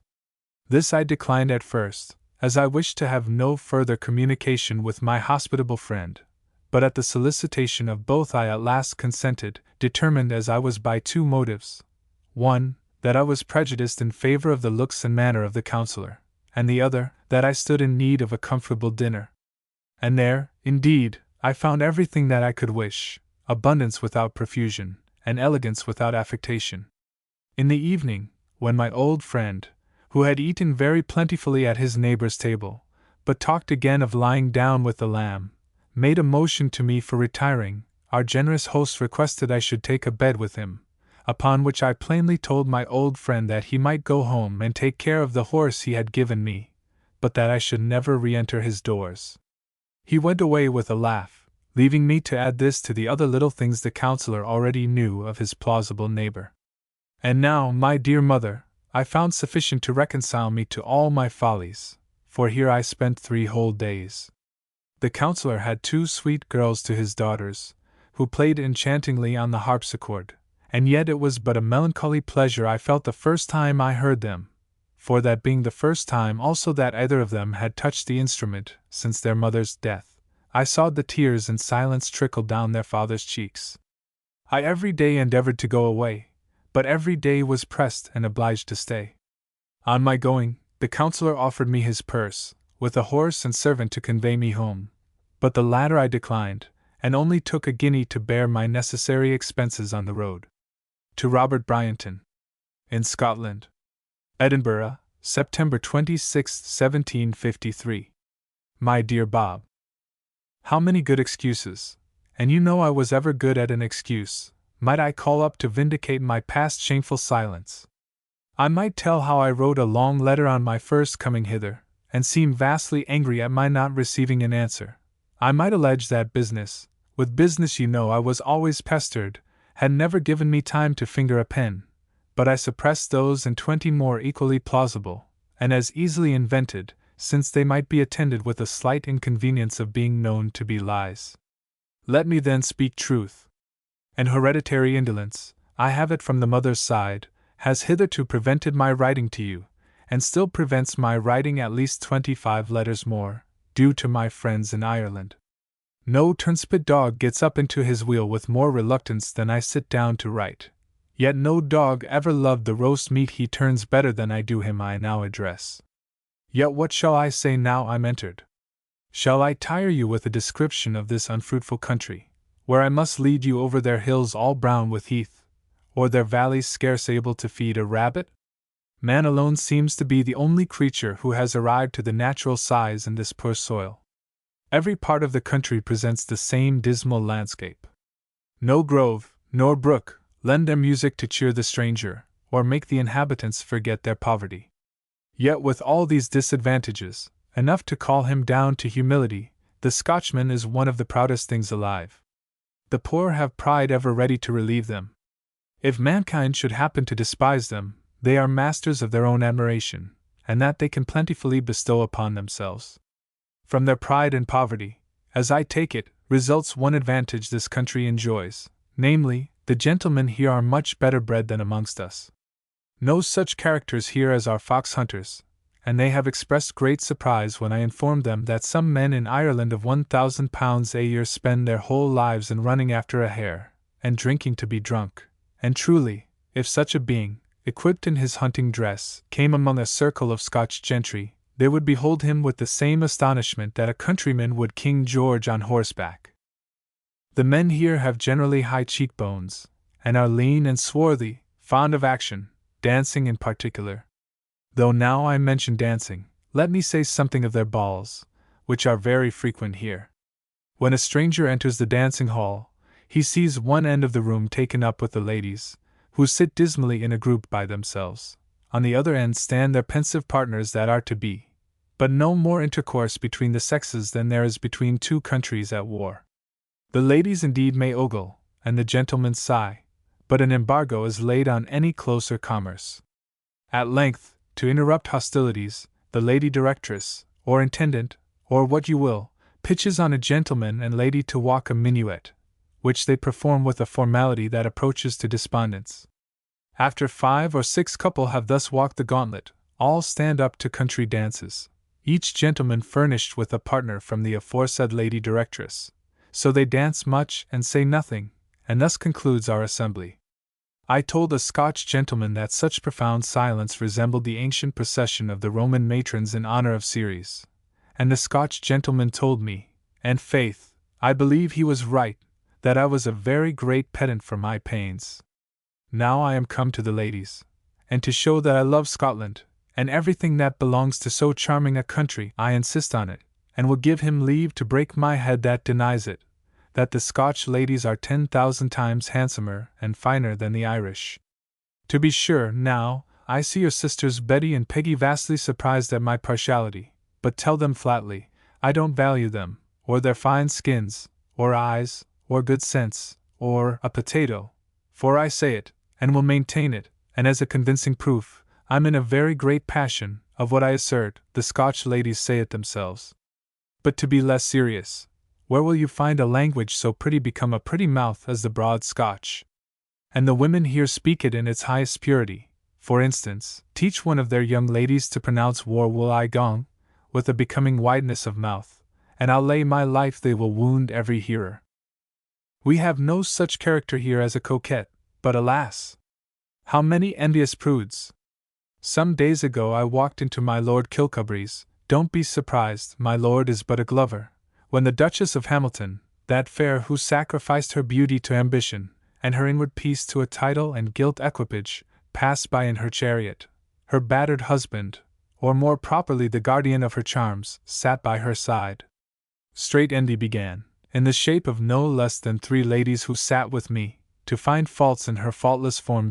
For my part, says the first, I think what I always thought, that the Duchess has too much red in her complexion. Madam, I'm of your opinion, says the second. I think her face has a palish cast too much on the delicate order. And let me tell you, adds the third lady, whose mouth was puckered up to the size of an issue, that the Duchess has fine lips, but she wants a mouth. At this every lady drew up her lips as if going to pronounce the letter P. But how ill, my Bob, does it become me to ridicule women with whom I have scarce any correspondence? There are, 'tis certain, handsome women here, and 'tis as certain there are handsome men to keep them company. An ugly and a poor man is society for himself, and such society the world lets me enjoy in great abundance. Fortune has given you circumstances, and nature a person to look charming in the eyes of the fair world. Nor do I envy my dear Bob such blessings, while I may sit down and laugh at the world and at myself, the most ridiculous object in it.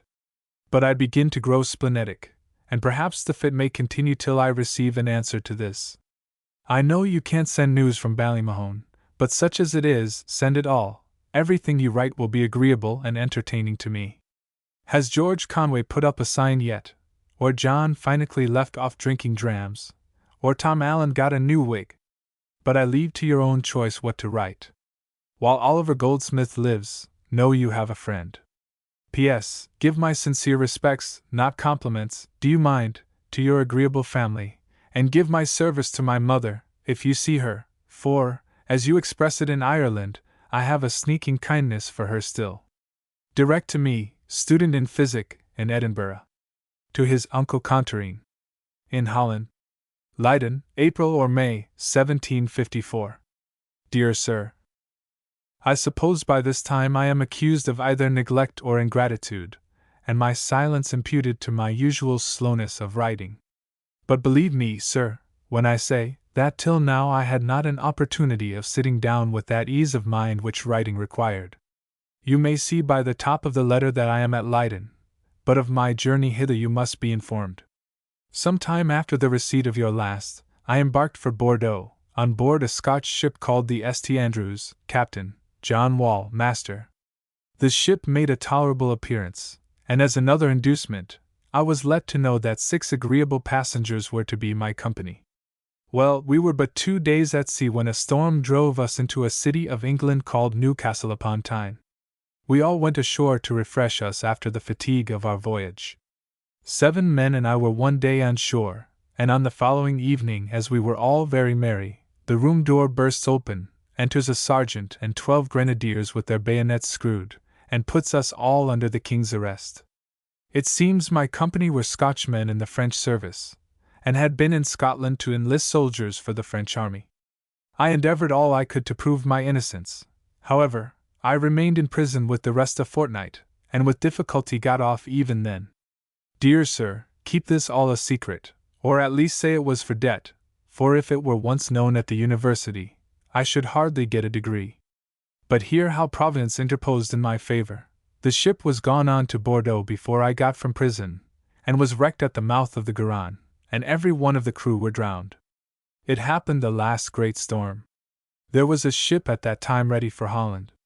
I embarked, and in 9 days, thank my God, I arrived safe at Rotterdam, whence I travelled by land to Leiden, and whence I now write. You may expect some account of this country, and though I am not well qualified for such an undertaking, yet shall I endeavor to satisfy some part of your expectations. Nothing surprised me more than the books every day published, descriptive of the manners of this country. Any young man who takes it into his head to publish his travels, visits the countries he intends to describe, passes through them with as much inattention as his valet de chambre, and consequently not having a fund himself to fill a volume, he applies to those who wrote before him, and gives us the manners of a country, not as he must have seen them, but such as they might have been 50 years before. The modern Dutchman is quite a different creature from him of former times.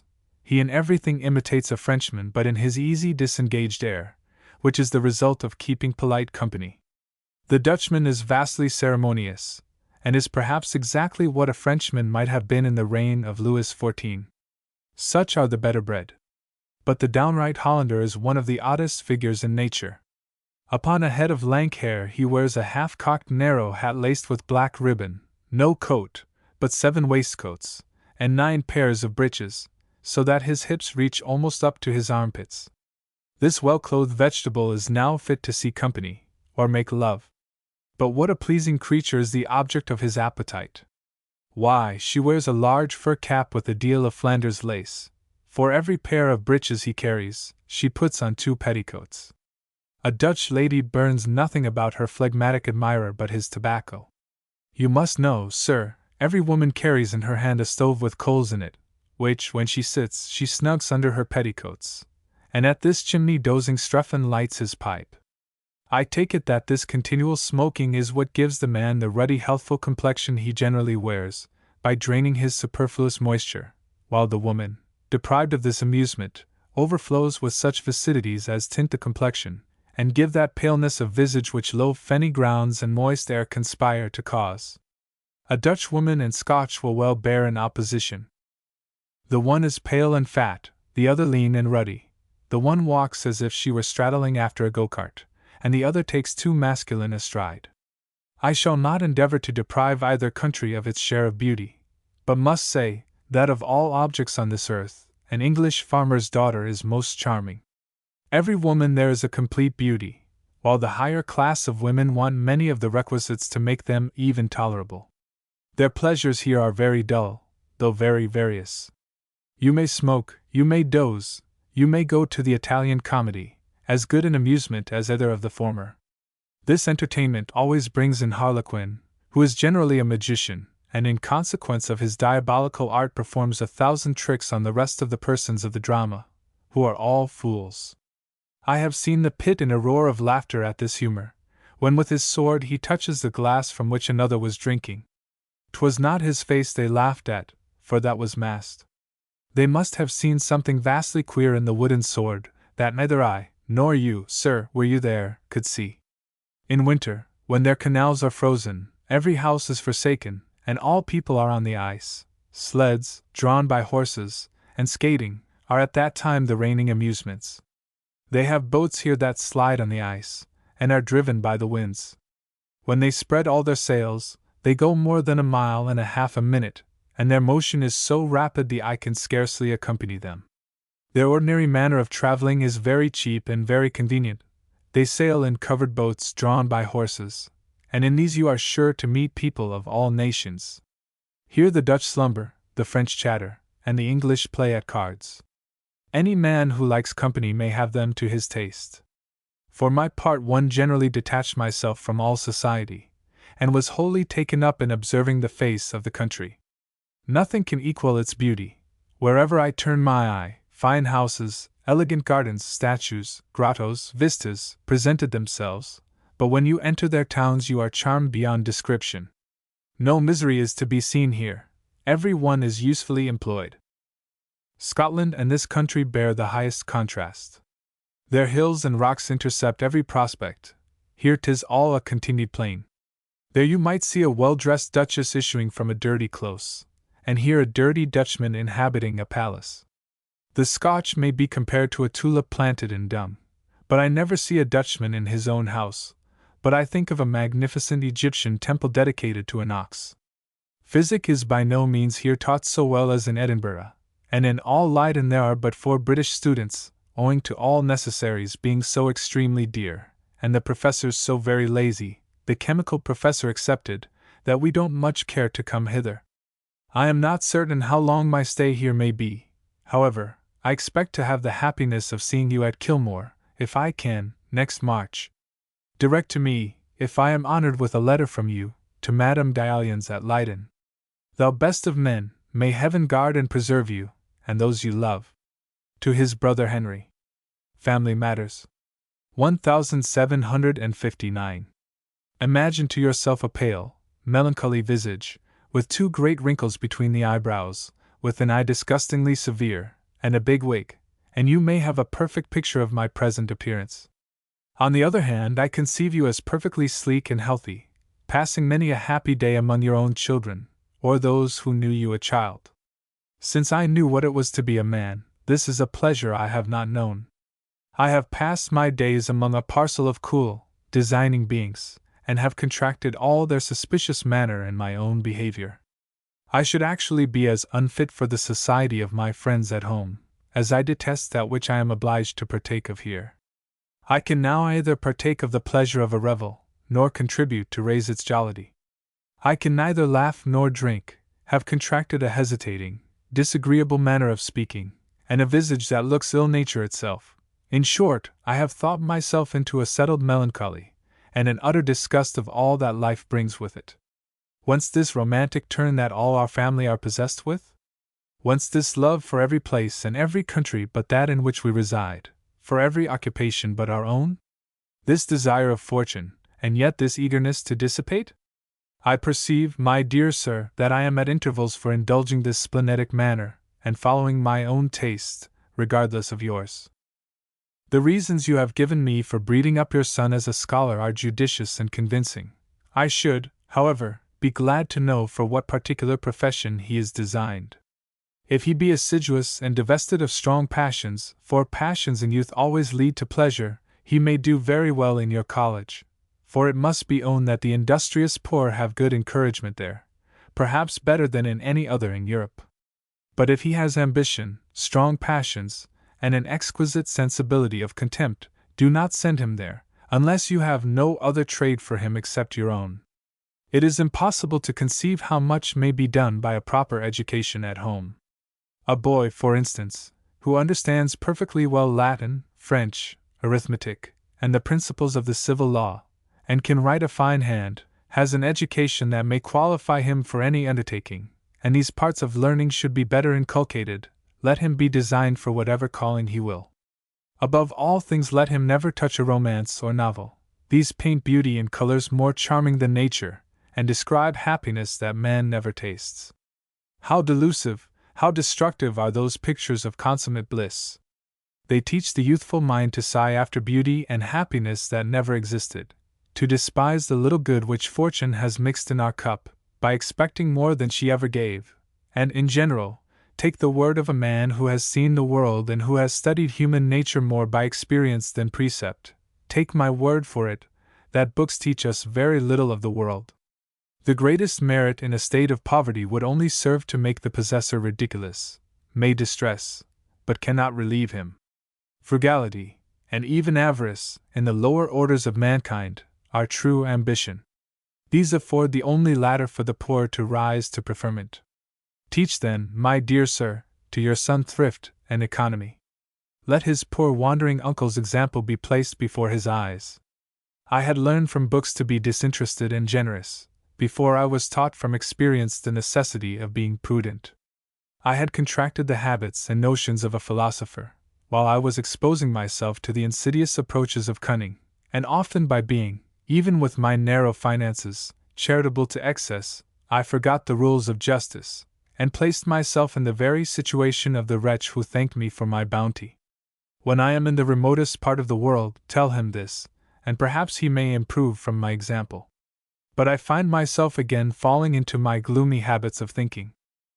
My mother, I am informed, is almost blind, even though I had the utmost inclination to return home. Under such circumstances I could not, for to behold her in distress without a capacity of relieving her from it, would add much too to my splenetic habit. Your last letter was much too short. It should have answered some queries I had made in my former. Just sit down as I do, and write forward until you have filled all your paper. It requires no thought, at least from the ease with which my own sentiments rise when they are addressed to you. For, believe me, my head has no share in all I write, my heart dictates the whole. Pray give my love to Bob Bryanton, and entreat him from me not to drink. My dear sir, give me some account about poor Jenny. Yet her husband loves her. If so, she cannot be unhappy. I know not whether I should tell you, yet why should I conceal those trifles, or indeed anything from you? There is a book of mine will be published in a few days, the life of a very extraordinary man, no less than the great Voltaire. You know already by the title that it is no more than a catchpenny. However, I spent but 4 weeks on the whole performance, for which I received £20. When published, I shall take some method of conveying it to you, unless you may think it dear of the postage, which may amount to 4 or 5 shillings. However, I fear you will not find an equivalent of amusement. Your last letter, I repeat it, was too short. You should have given me your opinion of the design of the heroicomical poem which I sent you. You remember I intended to introduce the hero of the poem as lying in a paltry alehouse. You may take the following specimen of the manner, which I flatter myself is quite original. The room in which he lies may be described somewhat this way. The window, patched with paper, lent a ray that feebly showed the state in which he lay, the sandy floor that grits beneath the tread, the humid wall with paltry pictures spread. The game of goose was there exposed to view, and the 12 rules the royal martyr drew. The seasons, framed with listing, found a place, and Prussia's monarch showed his lamp-black face. The morn was cold. He views with keen desire a rusty grate, unconscious of a fire. An unpaid reckoning on the frieze was scored, and 5 cracked teacups dressed the chimney board. And now imagine after his soliloquy, the landlord to make his appearance in order to dun him for the reckoning. Not with that face, so servile and so gay, that welcomes every stranger that can pay. With sulky eye he smoked the patient man, then pulled his breeches tight, and thus began, and see. All this is taken, you see, from nature. It is a good remark of Montaigne's, that the wisest men often have friends with whom they do not care how much they play the fool. Take my present follies as instances of regard. Poetry is a much easier and more agreeable species of composition than prose, and could a man live by it, it were not unpleasant employment to be a poet. I am resolved to leave no space, though I should fill it up only by telling you, what you very well know already, I mean that I am your most affectionate friend and brother, William Cooper. 1731 to 1800. To the Rev. John Newton. Escapade of Puss. August 21, 1780. The following occurrence ought not to be passed over in silence, in a place where so few notable ones are to be met with. Last Wednesday night, while we were at supper, between the hours of 8 and 9, I heard an unusual noise in the back parlor, as if one of the hares was entangled, and endeavoring to disengage herself. I was just going to rise from table, when it ceased. In about 5 minutes, a voice on the outside of the parlor door inquired if one of my hares had got away. I immediately rushed into the next room, and found that my poor favorite puss had made her escape.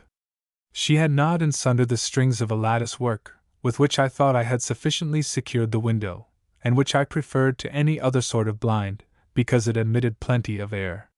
From thence I hastened to the kitchen, where I saw the redoubtable Thomas Freeman, who told me that having seen her, just after she had dropped into the street, he attempted to cover her with his hat, but she screamed out, and leaped directly over his head. I then desired him to pursue as fast as possible, and added Richard Coleman to the chase, as being nimbler, and carrying less weight than Thomas, not expecting to see her again, but desirous to learn, if possible, what became of her. In something less than an hour, Richard returned, almost breathless, with the following account. That soon after he began to run, he left Tom behind him, and came in sight of a most numerous hunt of men, women, children, and dogs, that he did his best to keep back the dogs, and presently outstripped the crowd, so that the race was at last disputed between himself and Puss. She ran right through the town, and down the lane that leads to Drop Short.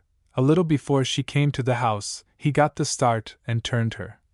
She pushed for the town again, and soon after she entered it, sought shelter in Mr. Wagstaff's tanyard, adjoining to old Mr. Drake's. Sturgis's harvest men were at supper, and saw her from the opposite side of the way. There she encountered the tan pits full of water, and while she was struggling out of one pit, and plunging into another, and almost drowned, one of the men drew her out by the ears, and secured her. She was then well washed in a bucket to get the lime out of her coat, and brought home in a sack at 10 o'clock. This frolic cost us 4 shillings, but you may believe we did not grudge a farthing of it. The poor creature received only a little hurt in one of her claws, and in one of her ears, and is now almost as well as ever. I do not call this an answer to your letter, but such as it is I send it, presuming upon that interest which I know you take in my minutest concerns, which I cannot express better than in the words of Terence a little varied, nihil mea te alienum putas. To the Rev. William Unwin. A laugh that hurts nobody. November 18th. 1782. My dear William, I little thought when I was writing the history of John Gilpin that he would appear in print. I intended to laugh, and to make 2 or 3 others laugh, of whom you were one. But now all the world laughs, at least if they have the same relish for a tale ridiculous in itself, and quaintly told, as we have dot. Well, they do not always laugh so innocently, or at so small an expense, for in a world like this, abounding with subjects for satire, and with satirical wits to mark them, a laugh that hurts nobody has at least the grace of novelty to recommend it. Swift's darling motto was, Vive la bagatelle, a good wish for a philosopher of his complexion, the greater part of whose wisdom, whencesoever it came, most certainly came not from above. La bagatelle has no enemy in me, though it has neither so warm a friend, nor so able a one, as it had in him. If I trifle, and merely trifle, it is because I am reduced to it by necessity, a melancholy, that nothing else so effectually disperses, engages me sometimes in the arduous task of being merry by force. And strange as it may seem, the most ludicrous lines I ever wrote have been written in the saddest mood, and, but for that saddest mood, perhaps had never been written at all. To say truth, it would be but a shocking vagary, should the mariners on board a ship buffeted by a terrible storm, employ themselves in fiddling and dancing, yet sometimes much such a part Act 1. To the Rev. John Newton. Village Politicians. January 26, 1783. My dear friend.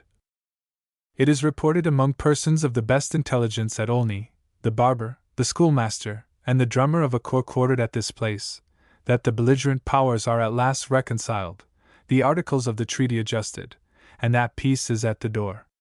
I saw this morning, at 9 o'clock, a group of about 12 figures very closely engaged in a conference, as I suppose, upon the same subject. The scene of consultation was a blacksmith's shed, very comfortably screened from the wind, and directly opposed to the morning Sunday. Some held their hands behind them, some had them folded across their bosom, and others had thrust them into their breeches pockets. Every man's posture bespoke a pacific turn of mind, but the distance being too great for their words to reach me, nothing transpired. I am willing, however, to hope that the secret will not be a secret long, and that you and I, equally interested in the event, though not, perhaps, equally well informed, shall soon have an opportunity to rejoice in the completion of it. The powers of Europe have clashed with each other to a fine purpose, that the Americans, at length declared independent, may keep themselves so, if they can, and that what the parties, who have thought proper to dispute upon that point, have wrested from each other in the course of the conflict, may be, in the issue of it, restored to the proper owner. Nations may be guilty of a conduct that would render an individual infamous forever, and yet carry their heads high, talk of their glory, and despise their neighbors. Your opinions and mine, I mean our political ones, are not exactly of a piece, yet I cannot think otherwise upon this subject than I have always done. England, more, perhaps, through the fault of her generals, than her councils, has in some instances acted with a spirit of cruel animosity she was never chargeable with till now. But this is the worst that can be said. On the other hand, the Americans, who, if they had contented themselves with a struggle for lawful liberty, would have deserved applause, seem to me to have incurred the guilt of parricide by renouncing their parent, by making her ruin their favorite object, and by associating themselves with her worst enemy, for the accomplishment of their purpose. France, and of course Spain, have acted a treacherous, a thievish part. They have stolen America from England, and whether they are able to possess themselves of that jewel or not hereafter, it was doubtless what they intended. Holland appears to me in a meaner light than any of them. They quarreled with a friend for an enemy's sake. The French led them by the nose, and the English have threshed them for suffering it. My views of the contest being, and having been always such, I have consequently brighter hopes for England than her situation sometimes since seemed to justify. She is the only injured party. America may, perhaps, call her the aggressor, but if she were so, America has not only repelled the injury, but done a greater. As to the rest, if perfidy, treachery, avarice, and ambition can prove their cause to have been a rotten one, those proofs are found upon them. I think, therefore, that whatever scourge may be prepared for England, on some future day, her ruin is not yet to be expected. Acknowledge, now, that I am worthy of a place under the shed I described, and that I should make no small figure among the quidnuncs of Olney. To the same. Village Justice. November 17th. 1783. My dear friend. The country around us is much alarmed with apprehensions of fire. Two have happened since that of Olney. One at Hitchin, where the damage is said to amount to £11,000, and another, at a place not far from Hitchin, of which I have not learnt the name. Letters have been dropped at Bedford, threatening to burn the town, and the inhabitants have been so intimidated as to have placed a guard in many parts of it, several nights past. Some madman or some devil has broke loose, who it is to be hoped will pay dear for these effusions of his malignity. Since our conflagration here, we have sent 2 women and a boy to the justice, for depredation, Sue Rivis, for stealing a piece of beef, which, in her excuse, she said she intended to take care of. This lady, whom you will remember, escaped for want of evidence. Not that evidence was indeed wanting, but our men of Gotham judged it unnecessary to send it. With her went the woman I mentioned before, who, it seems, has made some sort of profession, but upon this occasion allowed herself a latitude of conduct rather inconsistent with it, having filled her apron with wearing apparel, which she likewise intended to take care of. She would have gone to the county jail, had Billy Rabin, the baker's son, who prosecuted, insisted on it, but he good-naturedly, though I think weakly, interposed in her favor, and begged her off. The young gentleman who accompanied these fair ones is the junior son of Molly Boswell. He had stolen some ironwork, the property of Griggs, the butcher. Being convicted, he was ordered to be whipped, which operation he underwent at the cart's tail, from the stone house to the high arch, and back again. He seemed to show great fortitude, but it was all an imposition upon the public. The beadle, who performed, had filled his left hand with red ochre, through which, after every stroke, he drew the lash of his whip, leaving the appearance of a wound upon the skin, but in reality not hurting him at all. This being perceived by Mr. Constable Hinchcombe, who followed the beadle, he applied his cane, without any such management or precaution, to the shoulders of the too merciful executioner. The scene immediately became more interesting.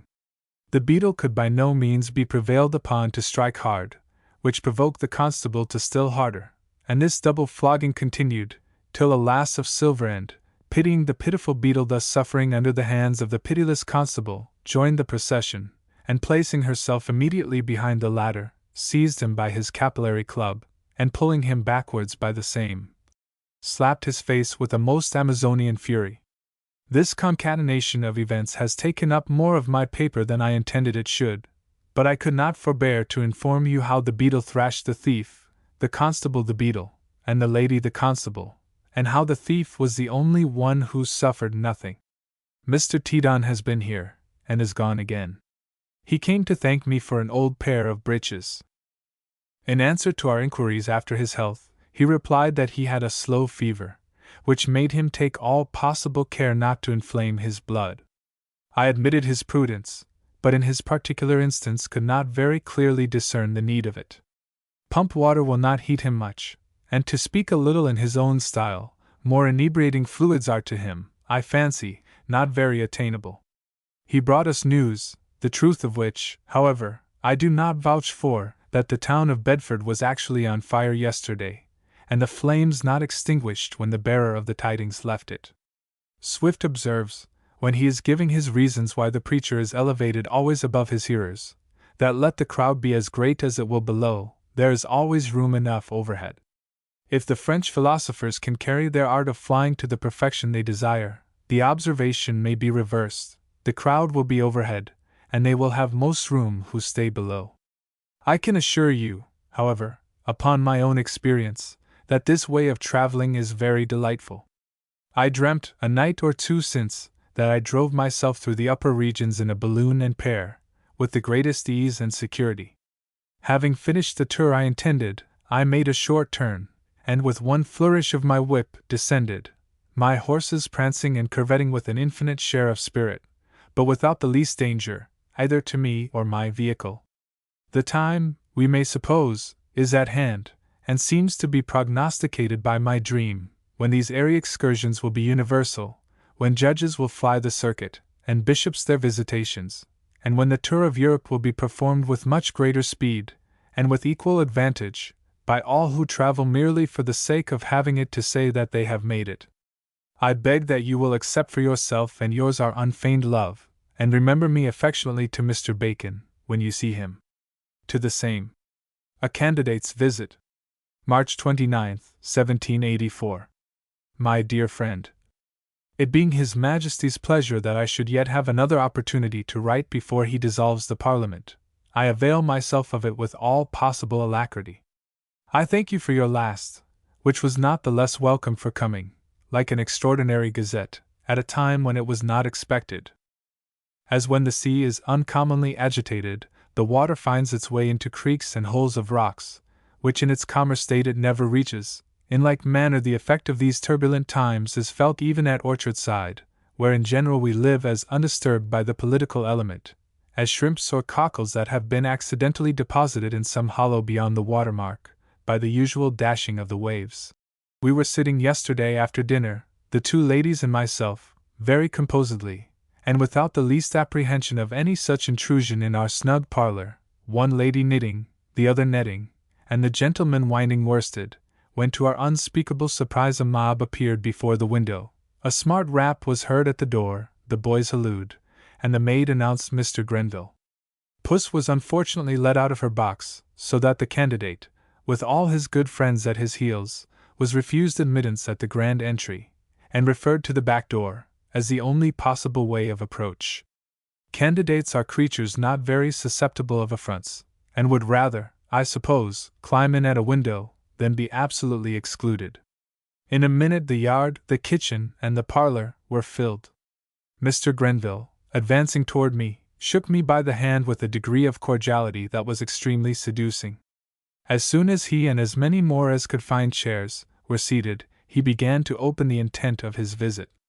I told him I had no vote, for which he readily gave me credit. I assured him I had no influence, which he was not equally inclined to believe, and the less, no doubt, because Mr. Ashburner, the draper, addressing himself to me at this moment, informed me that I had a great deal. Supposing that I could not be possessed of such a treasure without knowing it, I ventured to confirm my first assertion by saying that if I had any I was utterly at a loss to imagine where it could be, or wherein it consisted. Thus ended the conference. Mr. Grenville squeezed me by the hand again, kissed the ladies, and withdrew. He kissed likewise the maid in the kitchen, and seemed upon the whole a most loving, kissing, kind-hearted gentleman. He has a pair of very good eyes in his head, which not being sufficient as it should seem for the many nice and difficult purposes of a senator, he has a third also, which he wore suspended by a ribbon from his buttonhole. The boys hallooed, the dogs barked, Puss scampered, the hero, with his long train of obsequious followers, withdrew. We made ourselves very merry with the adventure, and in a short time settled into our former tranquillity, never probably to be thus interrupted more. I thought myself, however, happy in being able to affirm truly that I had not that influence for which he sued, and which, had I been possessed of it, with my present views of the dispute between the Crown and the Commons, I must have refused him, for he is on the side of the former. It is comfortable to be of no consequence in a world where one cannot exercise any without disobliging somebody.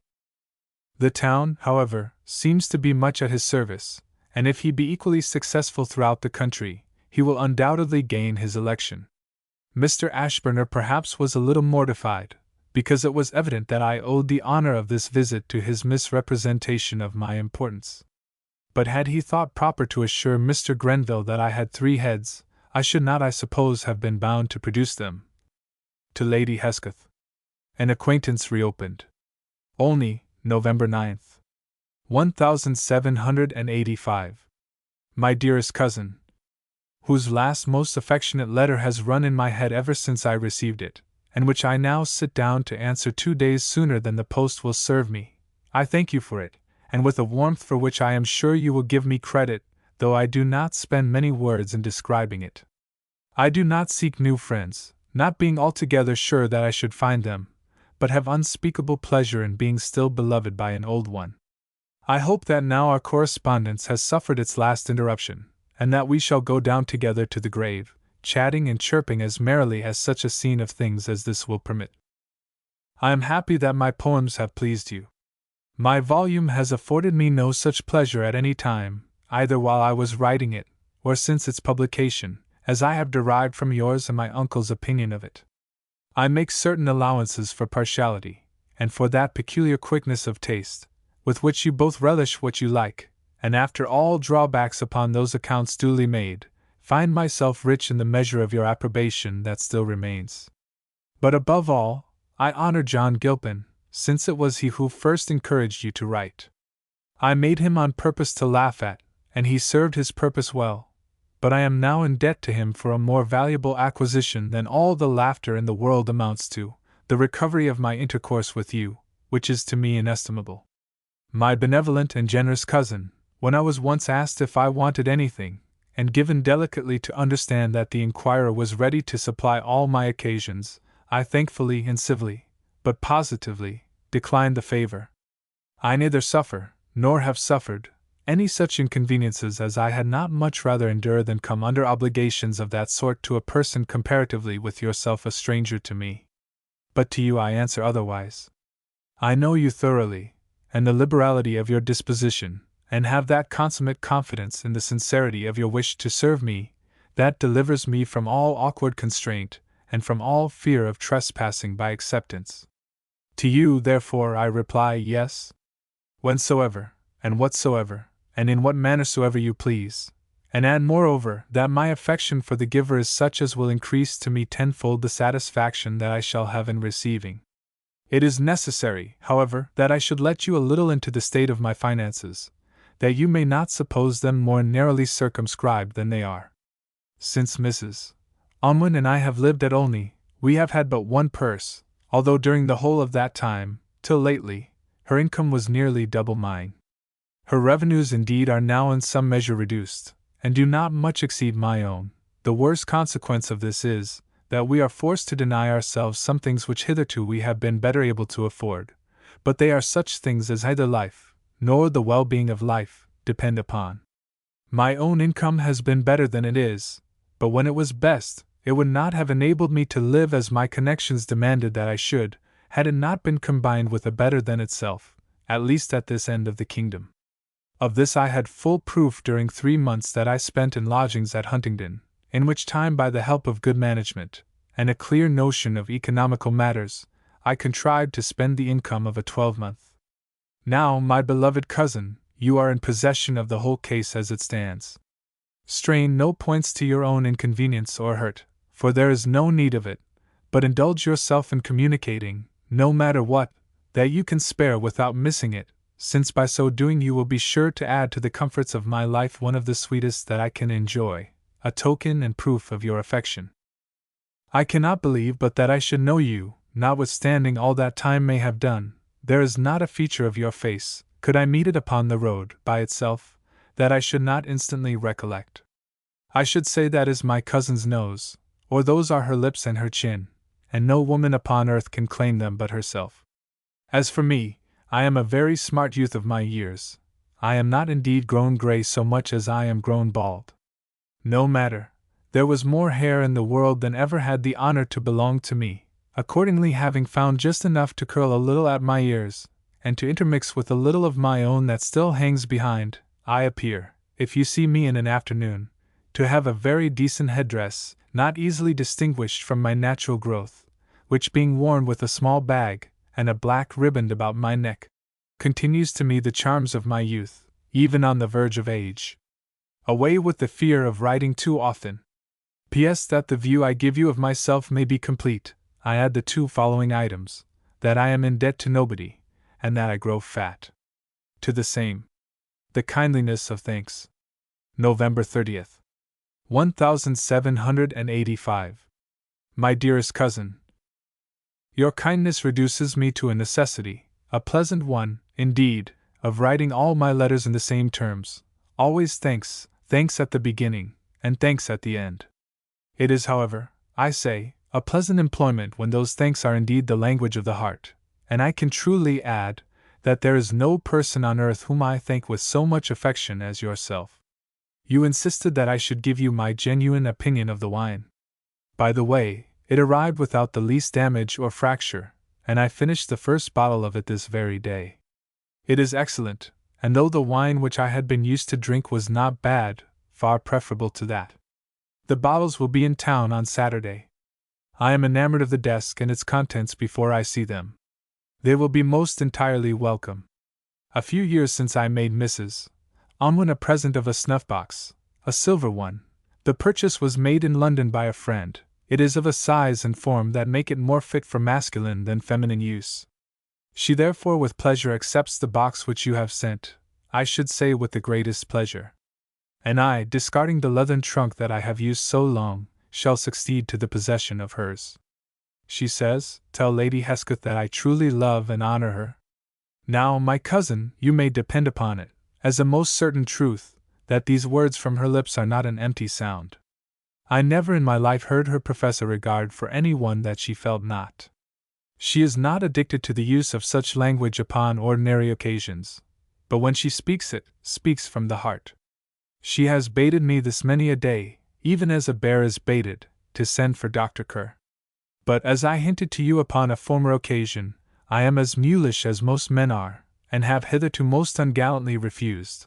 But what is to be done now? If it were uncivil not to comply with the solicitations of one lady, to be unmoved by the solicitations of two would prove me to be a bear indeed.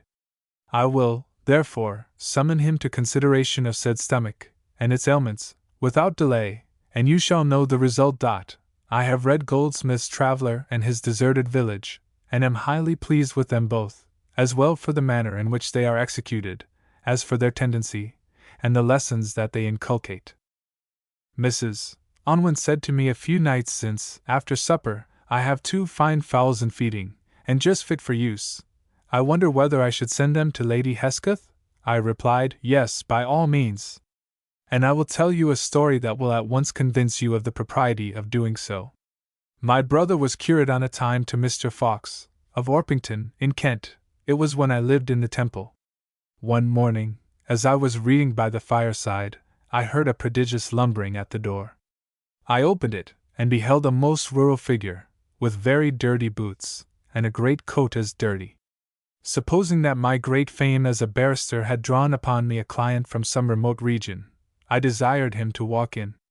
He did so, and introduced himself to my acquaintance by telling me that he was the farmer with whom my brother lodged at Orpington. After this preliminary information he unbuttoned his great coat, and I observed a quantity of long feathers projected from an inside pocket. He thrust in his hand, and with great difficulty extricated a great fat capon. He then proceeded to lighten the other side of him, by dragging out just such another, and begged my acceptance of both. I sent them to a tavern, where they were dressed, and I with 2 or 3 friends, whom I invited to the feast, found them incomparably better than any fowls we had ever tasted from the London co-ops. Now, said I to Mrs. Unwin, it is likely that the fowls at Olney may be as good as the fowls at Orpington, therefore send them, for it is not possible to make so good a use of them in any other way. Adieu, my faithful, kind, and consolatory friend. To the same. Arrival of the desk. December 7th. 1785. My dear cousin. At this time last night I was writing to you, and now I am writing to you again. My dear, you say not a word about the desk in your last, which I received this morning. I infer from your silence that you supposed it either at Olney or on its way thither, and that you expected nothing so much as that my next would inform you of its safe arrival. Therefore, where can it possibly be? I am not absolutely in despair about it, for the reasons that I mentioned last night, but to say the truth, I stand tottering upon the verge of it. I write, and have written these many years, upon a book of maps, which I now begin to find too low and too flat, though till I expected a better desk, I found no fault with them. See and observe how true it is, that by increasing the number of our conveniences, we multiply our wants exactly in the same proportion.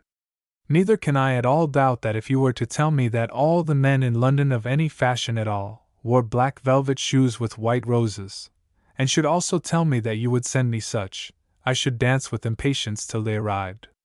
Not because I care 1 farthing of what materials my shoes are made, but because any shoes of your sending would interest me from head to foot. Thursday evening. Oh, that this letter had wings, that it might fly to tell you that my desk, the most elegant, the compactest, the most commodious desk in the world, and of all the desks that ever were or ever shall be, the desk that I love the most, is safe arrived. Nay, my dear, it was actually at Sherrington, when the wagoner's wife, for the man himself was not at home, croaked out her abominable no. Yet she examined the bill of lading, but either did it so carelessly, or as poor Dick Mudden used to say, with such an ignorant eye, that my name escaped her. My precious cousin, you have bestowed too much upon me. I have nothing to render you in return, but the affectionate feelings of a heart most truly sensible of your kindness. How pleasant it is to write upon such a green bank! I am sorry that I have so nearly reached the end of my paper. I have now, however, only room to say that Mrs. Unwin is delighted with her box, and bids me do more than thank you for it. What can I do more at this distance but say that she loves you heartily, and that so do I. The pocket book is also the completest that I ever saw, and the watch chain the most brilliant. Adieu for a little while. Now for Homer. N.B. I generally write the day before the post sets out, which is the thing that puzzles you. I do it that I may secure time for the purpose, and may not be hurried. On this very day 22 years ago I left London. To the same. Anticipations of a visit. Olney, February 9th. 1786. My dearest cousin, I have been impatient to tell you that I am impatient to see you again. Mrs. Unwin partakes with me in all my feelings upon this subject, and longs also to see you. I should have told you so by the last post, but have been so completely occupied by this tormenting specimen, that it was impossible to do it. I sent the General a letter on Monday that should distress and alarm him. I sent him another yesterday, that will, I hope, quiet him again. Johnson has apologized very civilly for the multitude of his friend's strictures, and his friend has promised to confine himself in future to a comparison of me with the original, so that, I doubt not, we shall jog on merrily together. And now, my dear, let me tell you once more, that your kindness in promising us a visit has charmed us both. I shall see you again. I shall hear your voice. We shall take walks together. I will show you my prospects, the hovel, the alcove, the Ouse and its banks, everything that I have described. I anticipate the pleasure of those days not very far distant, and feel a part of it at this moment. Talk not of an inn. Mention it not for your life. We have never had so many visitors, but we could easily accommodate them all, though we have received Unwin, and his wife, and his sister, and his son all at once.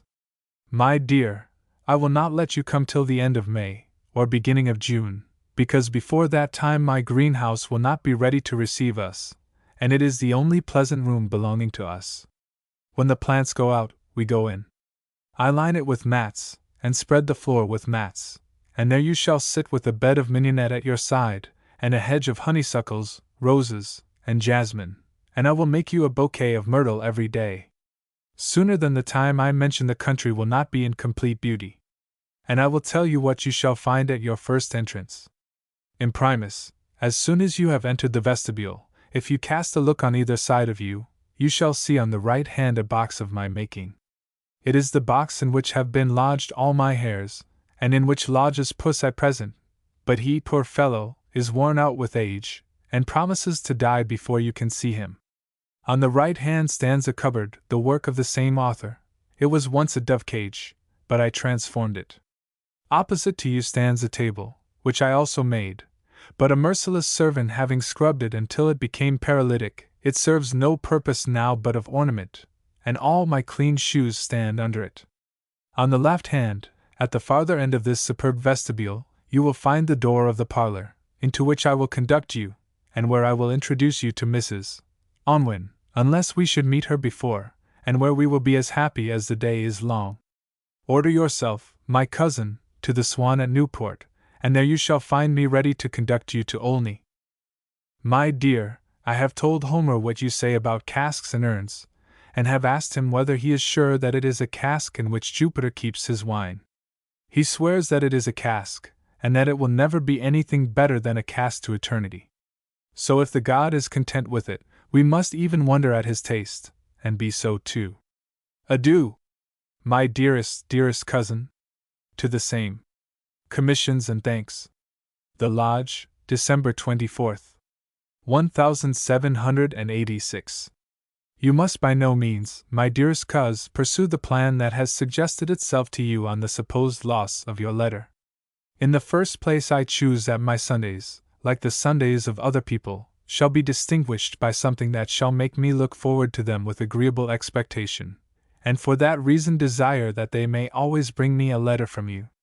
In the next place, if I know when to expect a letter, I know likewise when to inquire after a letter, if it happens not to come, a circumstance of some importance, considering how excessively careless they are at the Swan, where letters are sometimes overlooked, and do not arrive at their destination, if no inquiry be made, till some days have passed since their arrival at Olney.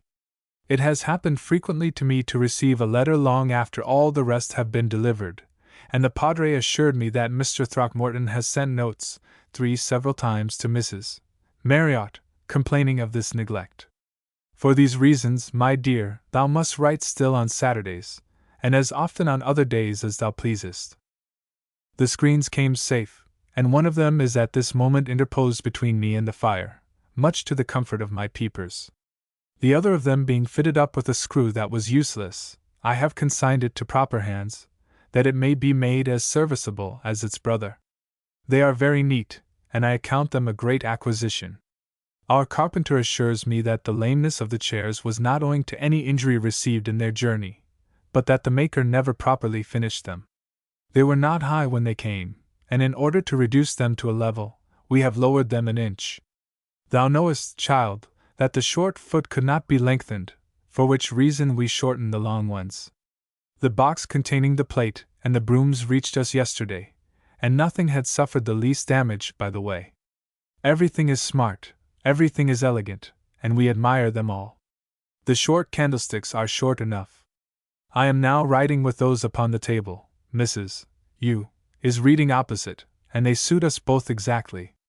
With the money that you have in hand, you may purchase, my dear, at your most convenient time, a tiern, that which we have at present having never been handsome, and being now old and patched. A parson once, as he walked across the parlor, pushed it down with his belly, and it never perfectly recovered itself. We want likewise a tea-waiter, meaning, if you please, such a one as you may remember to have seen at the hall, a wooden one. To which you may add, from the same fund, 3 or 4 yards of yard-wide muslin, wherewithal to make neckcloths for my worship. If after all these disbursements anything should be left at the bottom of the purse, we shall be obliged to you if you will expend it in the purchase of silk pocket handkerchiefs. There, my precious, I think I have charged thee with commissions in plenty. You neither must nor shall deny us the pleasure of sending to you such small matters as we do. As to the partridges, you may recollect possibly, when I remind you of it, that I never eat them. They refuse to pass my stomach, and Mrs. Unwin rejoiced in receiving them only because she could pack them away to you. Therefore never lay us under any embargoes of this kind, for I tell you beforehand, that we are both incorrigible. My beloved cousin, the first thing that I open my eyes upon in a morning, is it not the bed in which you have laid me? Did you not, in our old dismal parlor at Olney, give me the tea on which I breakfast, the chocolate that I drank at noon, and the table at which I dine, the everything, in short, that I possess in the shape of convenience? Is it not all from you? And is it possible, think you, that we should either of us overlook an opportunity of making such a tiny acknowledgment of your kindness? Assure yourself that never, while my name is Giles Gingerbread, will I dishonor my glorious ancestry, and my illustrious appellation, by so unworthy a conduct. I love you at my heart, and so does Mrs. U, and we must say thank you, and send you a peppercorn when we can. So thank you, my dear, for the brawn and the chine, and for all the good things that you announce, and at present I will, for your sake, say no more of Thanksgiving. To Mrs. Bottom. His Mother's Portrait. Weston, February 27, 1790. My dearest Rose, whom I thought withered, and fallen from the stalk, but whom I still find alive, nothing could give me greater pleasure than to know it, and to hear it from yourself. I loved you dearly when you were a child, and love you not a jot the less for having ceased to be so. Every creature that bears any affinity to my mother is dear to me, and you, the daughter of her brother, are but one remove distant from her. I love you, therefore, and love you much, both for her sake and for your own. The world could not have furnished you with a present so acceptable to me as the picture which you have so kindly sent me. I received it the night before last, and viewed it with a trepidation of nerves and spirits somewhat akin to what I should have felt had the dear original presented herself to my embraces.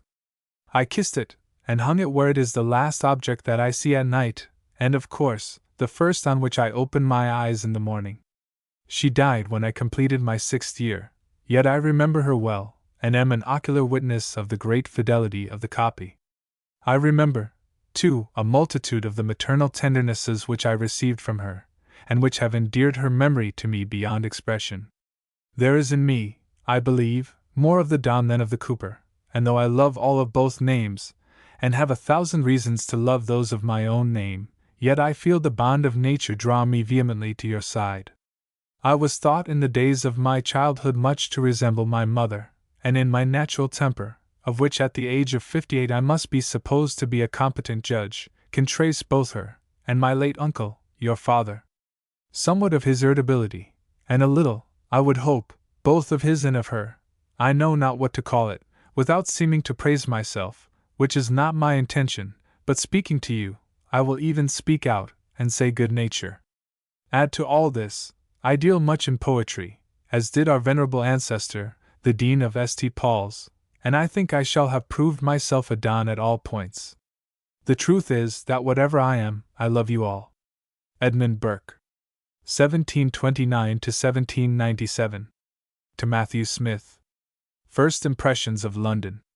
1750. You'll expect some short account of my journey to this great city. To tell you the truth, I made very few remarks as I rolled along, for my mind was occupied with many thoughts, and my eyes often filled with tears, when I reflected on all the dear friends I left behind, yet the prospects could not fail to attract the attention of the most indifferent.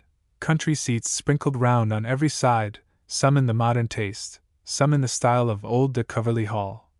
All smiling on the neat but humble cottage, every village as neat and compact as a beehive, resounding with the busy hum of industry, and inns like palaces.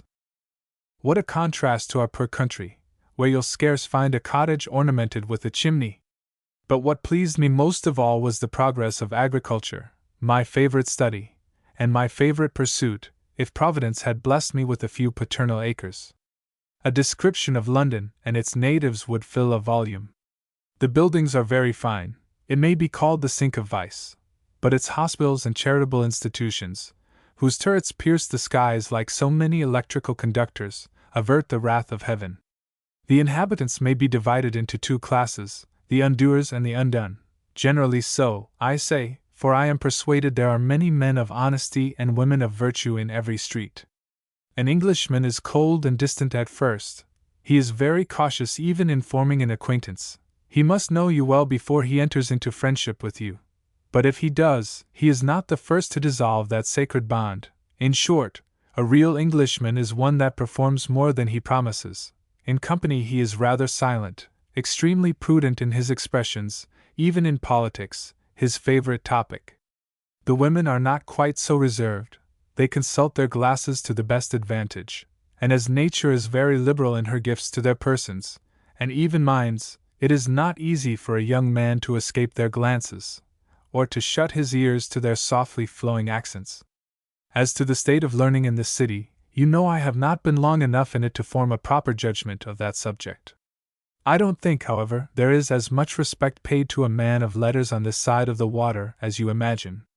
I don't find that genius, the wrath primrose, which forsaken dies, is patronized by any of the nobility, so that writers of the first talents are left to the capricious patronage of the public. Notwithstanding discouragement, literature is cultivated in a high degree. Poetry raises her enchanting voice to heaven. History arrests the wings of time in his flight to the gulf of oblivion. Philosophy, the queen of arts, and the daughter of heaven, is daily extending her intellectual empire. Fancy sports on airy wing like a meteor on the bosom of a summer cloud, and even metaphysics spins her cobwebs, and catches some flies. The House of Commons not unfrequently exhibits explosions of eloquence that rise superior to those of Greece and Rome, even in their proudest days. Yet, after all, a man will make more by the figures of arithmetic than the figures of rhetoric, unless he can get into the trade wind, and then he may sail secure over Pactolian sands. As to the stage, it is sunk, in my opinion, into the lowest degree. I mean with regard to the trash that is exhibited on it. But I don't attribute this to the taste of the audience, for when Shakespeare warbles his native wood notes, the boxes, pit, and gallery are crowded, and the gods are true to every word, if properly winged to the heart. Soon after my arrival in town I visited Westminster Abbey. The moment I entered I felt a kind of awe pervade my mind which I cannot describe. The very silence seemed sacred. Henry VII's chapel is a very fine piece of Gothic architecture, particularly the roof, but I am told that it is exceeded by a chapel in the University of Cambridge. Mrs. Nightingale's monument has not been praised beyond its merit. The attitude and expression of the husband in endeavoring to shield his wife from the dart of death is natural and affecting. But I always thought that the image of death would be much better represented with an extinguished torch inverted than with a dart. Some would imagine that all these monuments were so many monuments of folly. I don't think so. What useful lessons of morality and sound philosophy do they not exhibit? When the high-born beauty surveys her face in the polished Perrin, though dumb the marble, yet it tells her that it was placed to guard the remains of as fine a form, and as fair a face as her own. They show besides how anxious we are to extend our loves and friendships beyond the grave, and to snatch as much as we can from oblivion, such is our natural love of immortality. But it is here that letters obtain the noblest triumphs. It is here that the swarthy daughters of Cadmus may hang their trophies on high. For when all the pride of the chisel and the pomp of heraldry yield to the silent touches of time, a single line, a half-worn-out inscription, remain faithful to their trust. Blessed be the man that first introduced these strangers into our islands, and may they never want protection or merit. I have not the least doubt that the finest poem in the English language, I mean Milton's Il Penseroso, was composed in the long-resounding aisle of a mouldering cloister or ivied abbey. Yet after all, do you know that I would rather sleep in the southern corner of a little country churchyard than in the tomb of the Capulets. I should like, however, that my dust should mingle with kindred dust. The good old expression family burying ground has something pleasing in it, at least to me. To James Barrie. A Friend's Infirmities. Gregory's, September 16th. 1769. My dear Barrie, I am most exceedingly obliged to your friendship and partiality, which attributed a silence very blamable on our parts to a favorable cause. Let me add in some measure to its true cause, a great deal of occupation of various sorts, and some of them disagreeable enough. As to any reports concerning your conduct and behavior, you may be very sure they could have no kind of influence here, for none of us are of such a make as to trust to any one's report for the character of a person whom we ourselves know. Until very lately, I had never heard anything of your proceedings from others, and when I did, it was much less than I had known from yourself, that you had been upon ill terms with the artists and virtuosi in Rome, without much mention of cause or consequence. If you have improved these unfortunate quarrels to your advancement in your art, you have turned a very disagreeable circumstance to a very capital advantage. However you may have succeeded in this uncommon attempt, permit me to suggest to you, with that friendly liberty which you have always had the goodness to bear from me, that you cannot possibly have always the same success, either with regard to your fortune or your reputation. Depend upon it, that you will find the same competitions, the same jealousies, the same arts and cabals, the emulations of interest and of fame, and the same agitations and passions here that you have experienced in Italy. And if they have the same effect on your temper, they will have just the same effects upon your interest, and be your merit what it will, you will never be employed to paint a picture. It will be the same at London as at Rome, and the same in Paris as in London, for the world is pretty nearly alike in all its parts.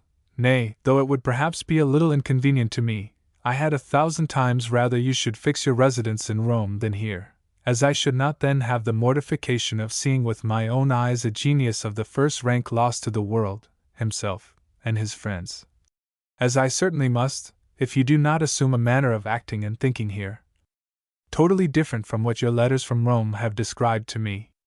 That you have had just subjects of indignation always, and of anger often, I do no ways doubt.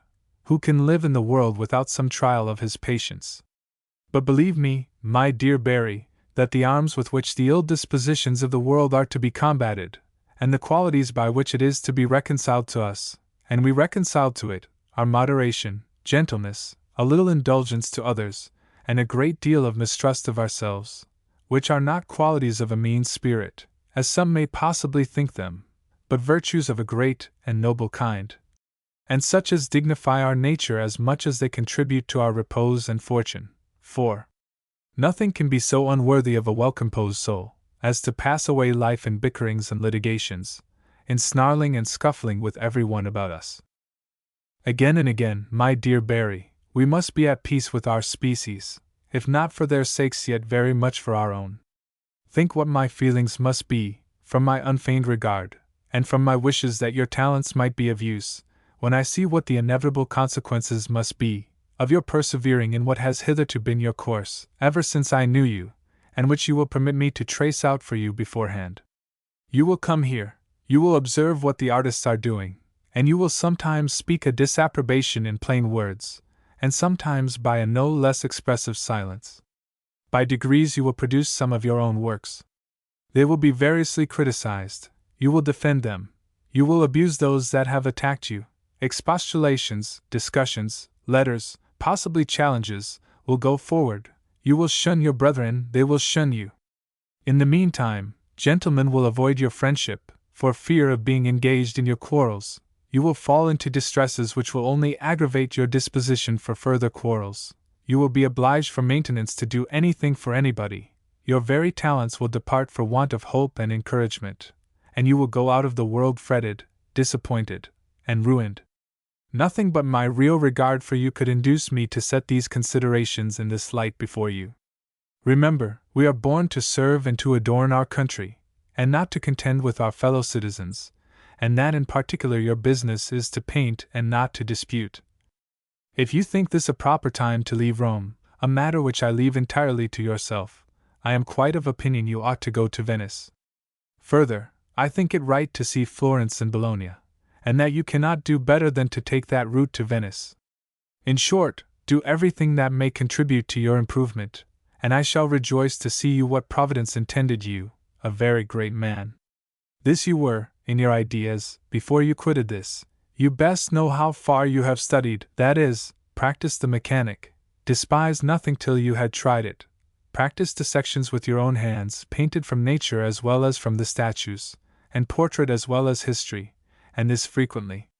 If you have done all this, as I trust you have, you want nothing but a little prudence, to fulfill all our wishes. This, let me tell you, is no small matter, for it is impossible for you to find any persons anywhere more truly interested for you. To these dispositions attribute everything which may be a little harsh in this letter. We are, thank God, all well, and all most truly and sincerely yours. I seldom write so long a letter. Take this as a sort of proof how much I am, dear Barry, your faithful friend. To Lord Auckland. An Old Stag at Bay. Beaconsfield, October 30th. 1795. My dear Lord, I am perfectly sensible of the very flattering honor you have done me in turning any part of your attention towards a dejected old man, buried in the anticipated grave of a feeble old age, forgetting and forgotten in an obscure and melancholy retreat. In this retreat I have nothing relative to this world to do but to study all the tranquillity that in the state of my mind I am capable of. To that end I find it but too necessary to call to my aid an oblivion of most of the circumstances pleasant and unpleasant of my life, to think as little, and indeed to know as little as I can of everything that is doing about me, and above all, to divert my mind from all presagings and prognostications of what I must, if I let my speculations loose, consider as of absolute necessity to happen after my death, and possibly even before it.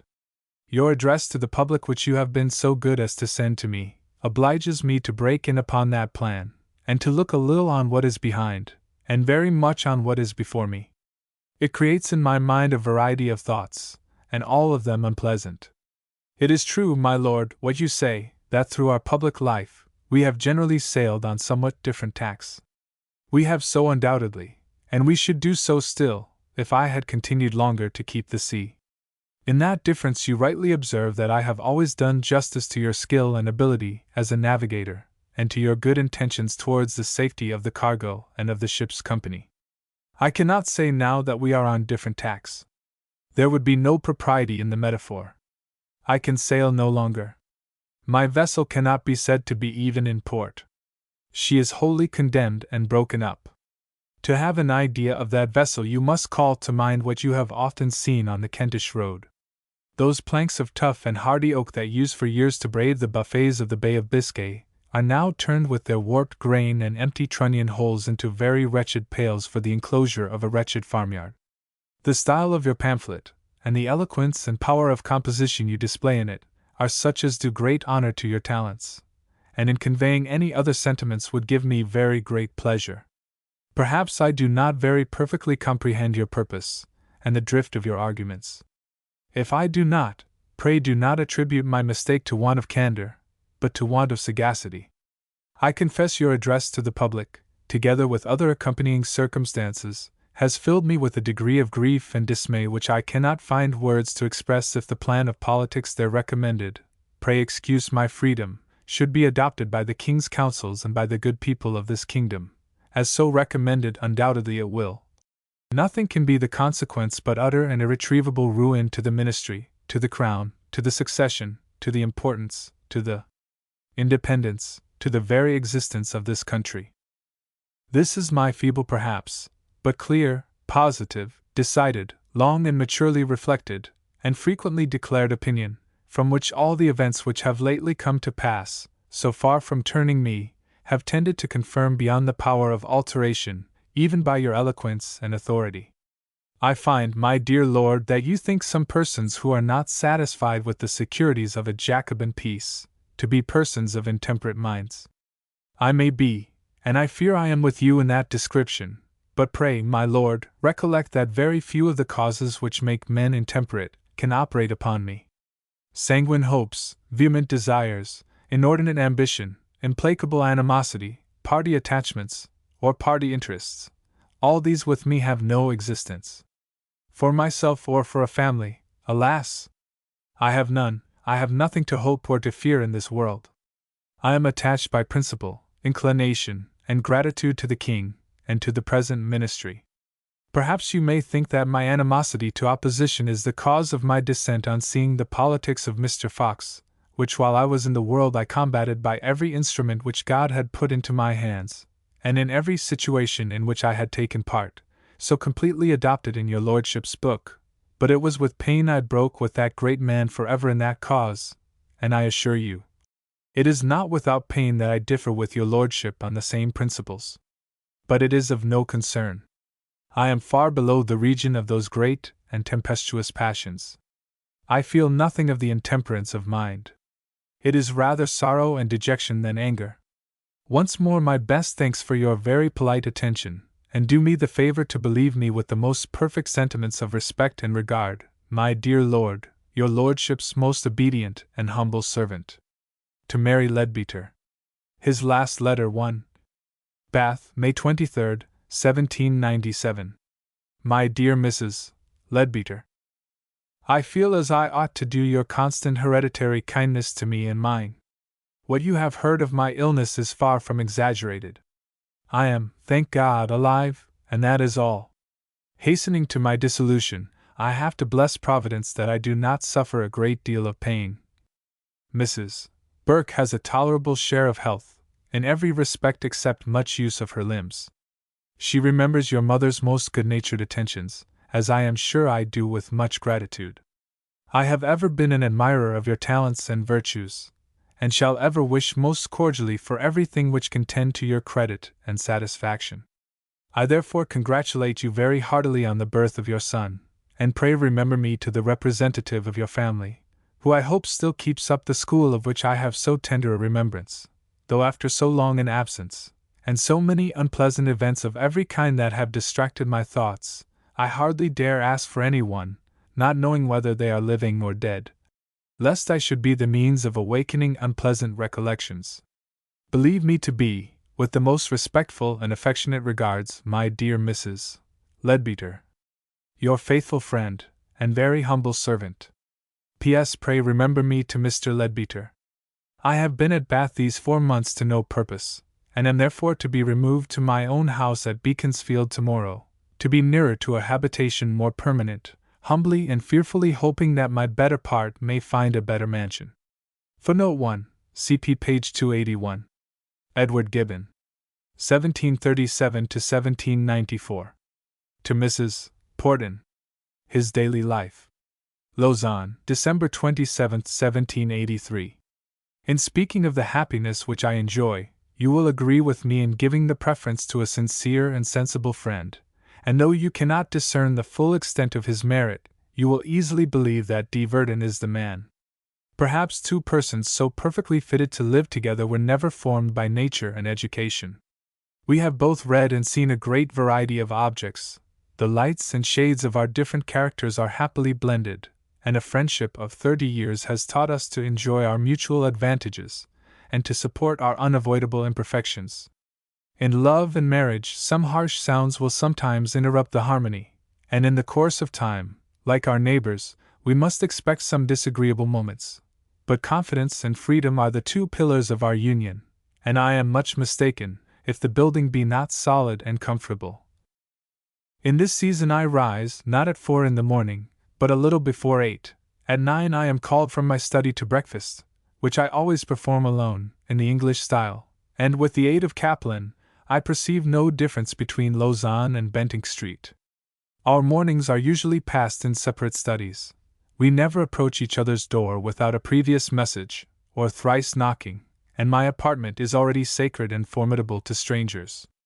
I dress at 1:30, and at 2, an early hour, to which I am not perfectly reconciled, we sit down to dinner. After dinner, and the departure of our company, 1, 2, or 3 friends, we read together some amusing book, or play at chess, or retire to our rooms, or make visits, or go to the coffee-house. Between 6 and 7 the assemblies begin, and I am oppressed only with their number and variety. Whist, at shillings or half-crowns, is the game I generally play, and I play 3 rubbers with pleasure. Between 9 and 10 we withdraw to our bread and cheese, and friendly converse, which sends us to bed at 11. But these sober hours are too often interrupted by private or numerous suppers, which I have not the courage to resist, though I practice a laudable abstinence at the best furnished tables. Such is the skeleton of my life. To Lord Sheffield. A Great Work.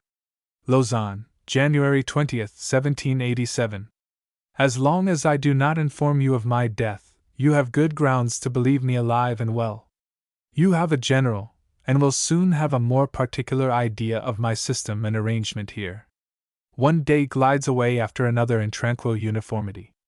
Every object must have sides and moments less luminous than others, but upon the whole, the life and the place which I have chosen are most happily adapted to my character and circumstances, and I can now repeat, at the end of 3 years, what I soon and sincerely affirmed, that never in a single instant have I repented of my scheme of retirement to Lausanne. And though I truly rejoice in my approaching visit to England, Mr. Pitt, were he your friend and mine, would not find it an easy task to prevent my return.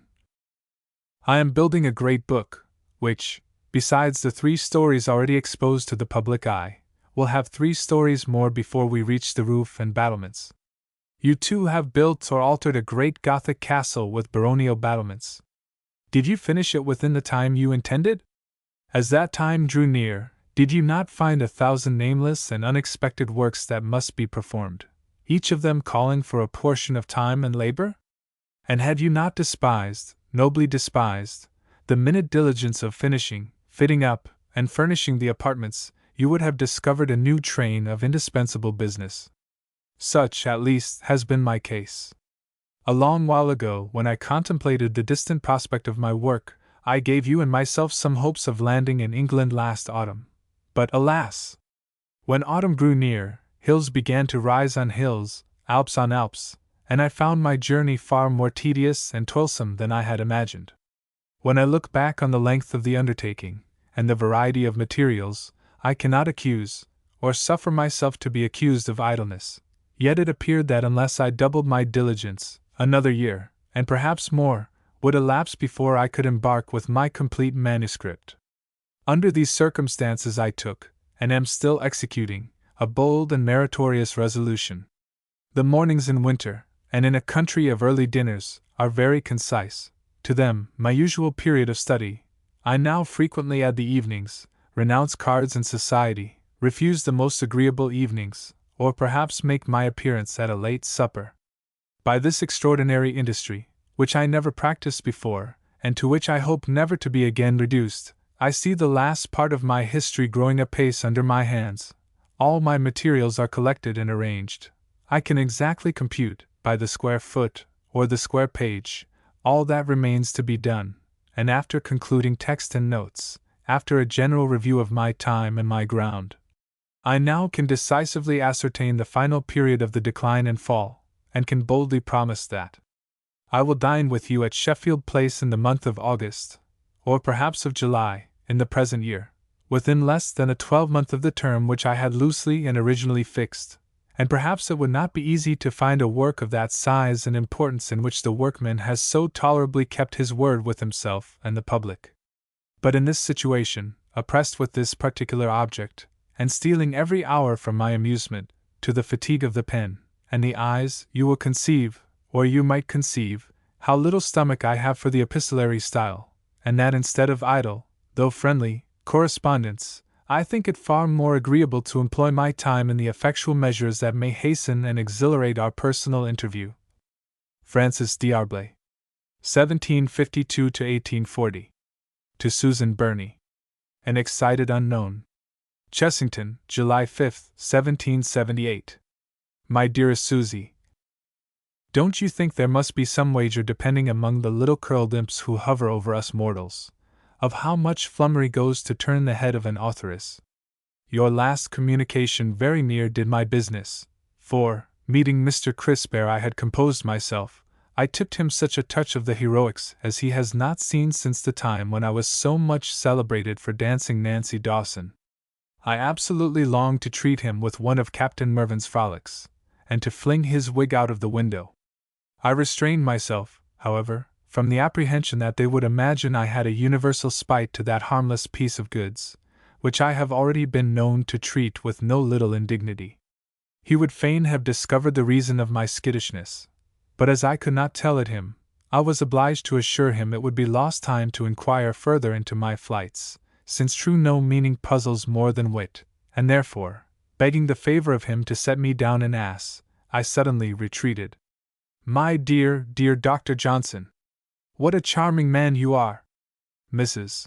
Cholmondeley, too, I am not merely prepared but determined to admire, for really she has shown so much penetration and sound sense of late, that I think she will bring about a union between wit and judgment, though their separation has been so long, and though their meetings have been so few. But Mrs. Thrale, she is the goddess of my idolatry.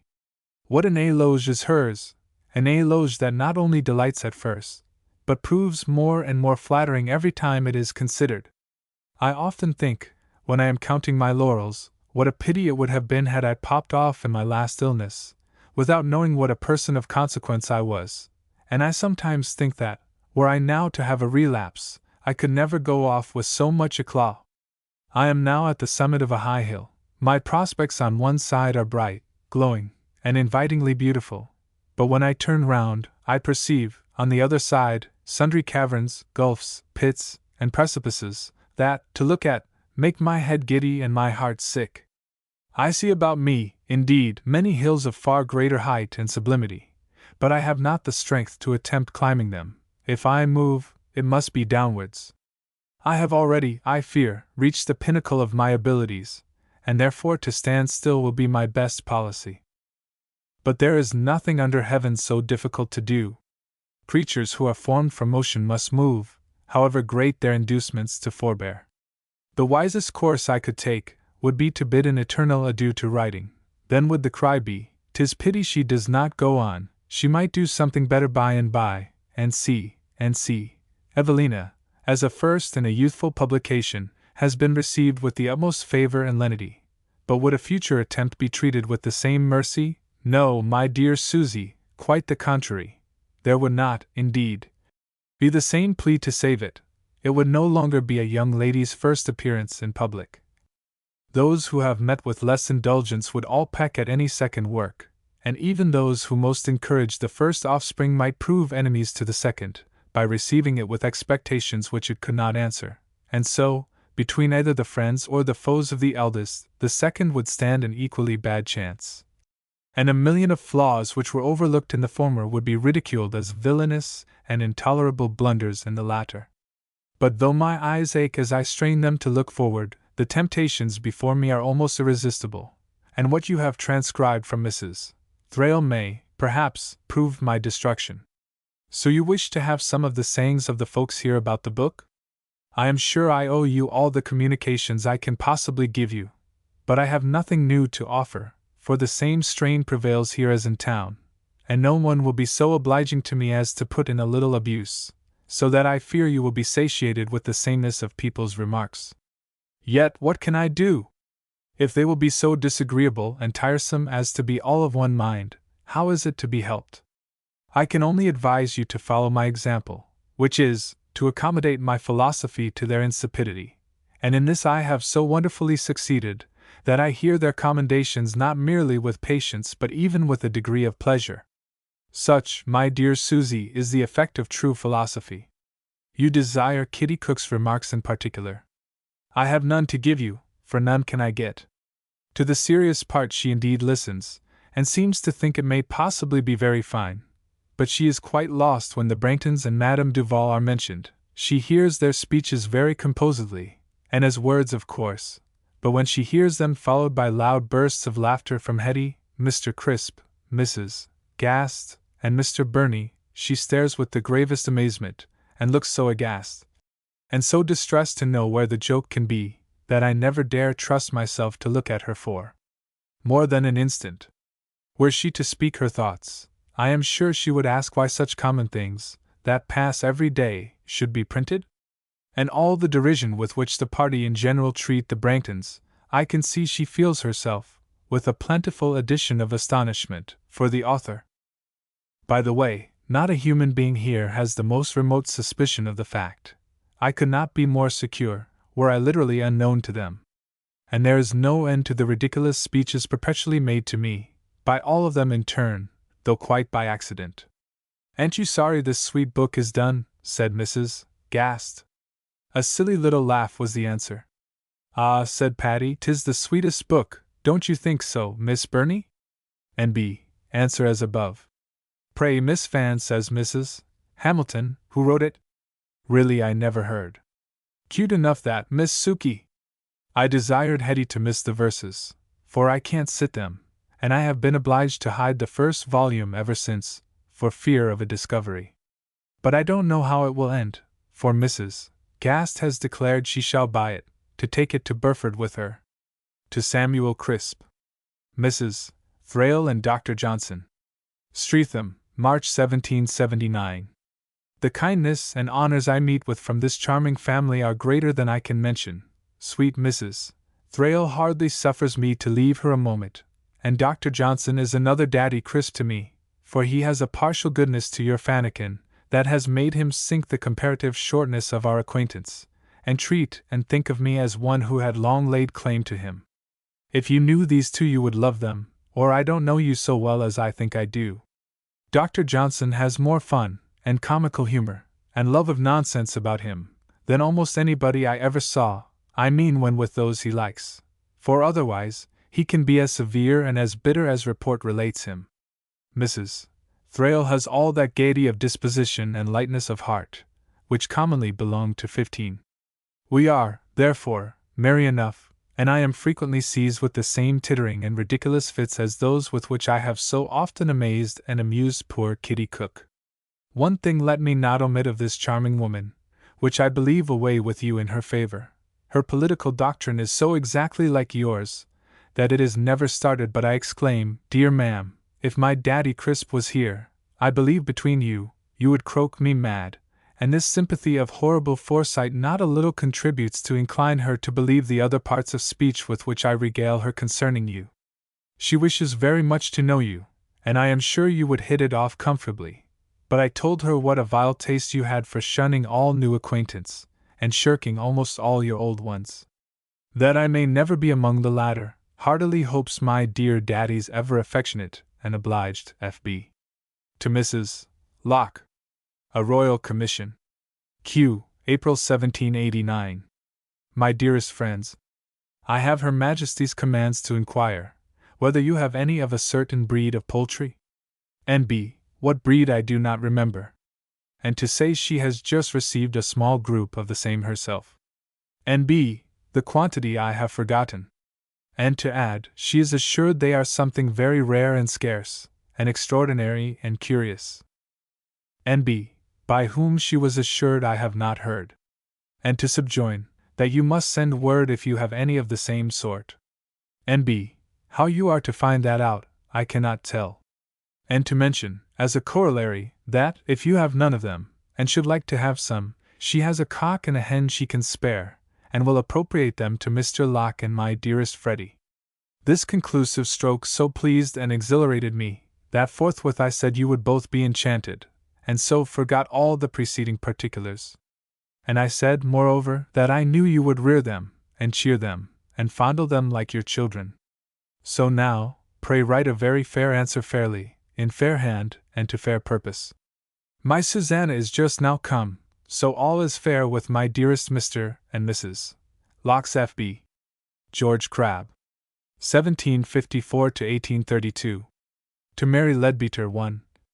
The only survivors. Trowbridge, 1st of 12th month, 1816. Mary Leadbeater. Yes, indeed, I do well remember you.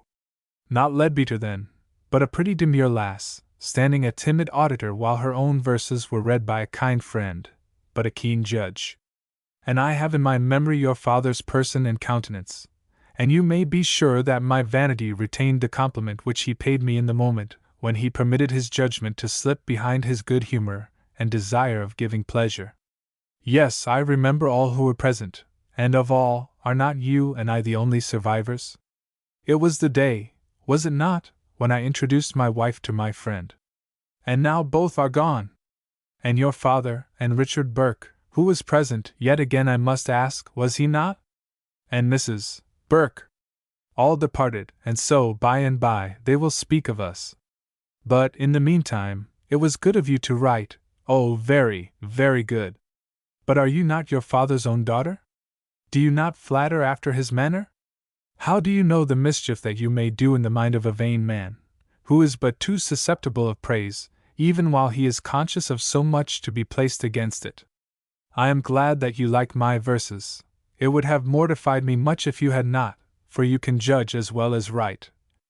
Yours are really very admirable things, and the morality is as pure as the literary merit is conspicuous. I am not sure that I have read all that you have given us, but what I have read has really that rare and almost undefinable quality, genius. That is to say, it seizes on the mind and commands attention, and on the heart, and compels its feelings. How could you imagine that I could be otherwise than pleased, delighted rather, with your letter? And let me not omit the fact that I replied the instant I am at liberty, for I was enrobing myself for church. You are a child of simplicity, I know, and do not love robing, but you are a pupil of liberality, and look upon such things with a large mind, smiling in charity.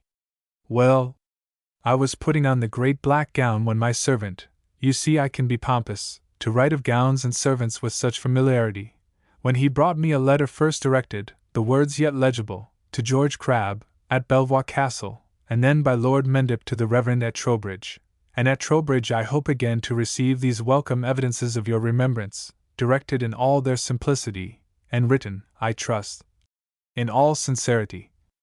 There was a Suffolk family of Alexanders, one of whom you probably mean, and as he knew very little of me, I see no reason why he should not give me a good character, if it means, as it generally does, that I paid my debts, and was guilty of no glaring world-defying immorality. Why, yes, I was so far a good character. But your motive for writing to me was your desire of knowing whether my men and women were really existing creatures, or beings of my own imagination? Nay, Mary Leadbeater, yours was a better motive. You thought that you should give pleasure by writing, and yet you will think me very vain. You felt some pleasure yourself in renewing the acquaintance that commenced under such auspices. Am I not right? My heart tells me that I am, and hopes that you will confirm it. Be assured that I feel a very cordial esteem for the friend of my friend, the virtuous, the worthy character whom I am addressing. Yes, I will tell you readily about my creatures, whom I endeavored to paint as nearly as I could, and dared, for in some cases I dared not.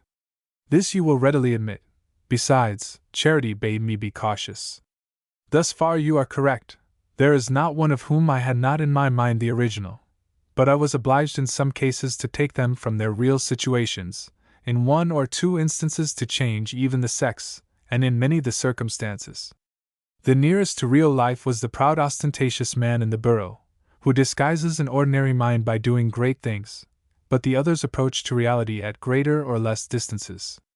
Indeed, I do not know that I could paint merely from my own fancy, and there is no cause why we should. Is there not diversity sufficient in society? And who can go, even but a little, into the assemblies of our fellow wanderers from the way of perfect rectitude, and not find characters so varied and so pointed that he need not call upon his imagination? Will you not write again? Write to thee, or for the public, wilt thou not ask? To me and for as many as love and can discern the union of strength and simplicity, purity and good sense. Our feeling in our hearts is the language you can adopt. Alas, I cannot with propriety use it, I too could once say, but I am alone now, and since my removing into a busy town among the multitude, the loneliness is but more apparent and more melancholy.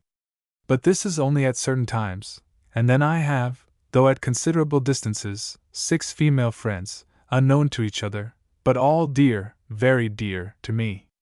With men I do not much associate, not as deserting, and much less disliking, the male part of society, but as being unfit for it, not hearty nor grave, not knowing enough, nor sufficiently acquainted with the everyday concerns of men.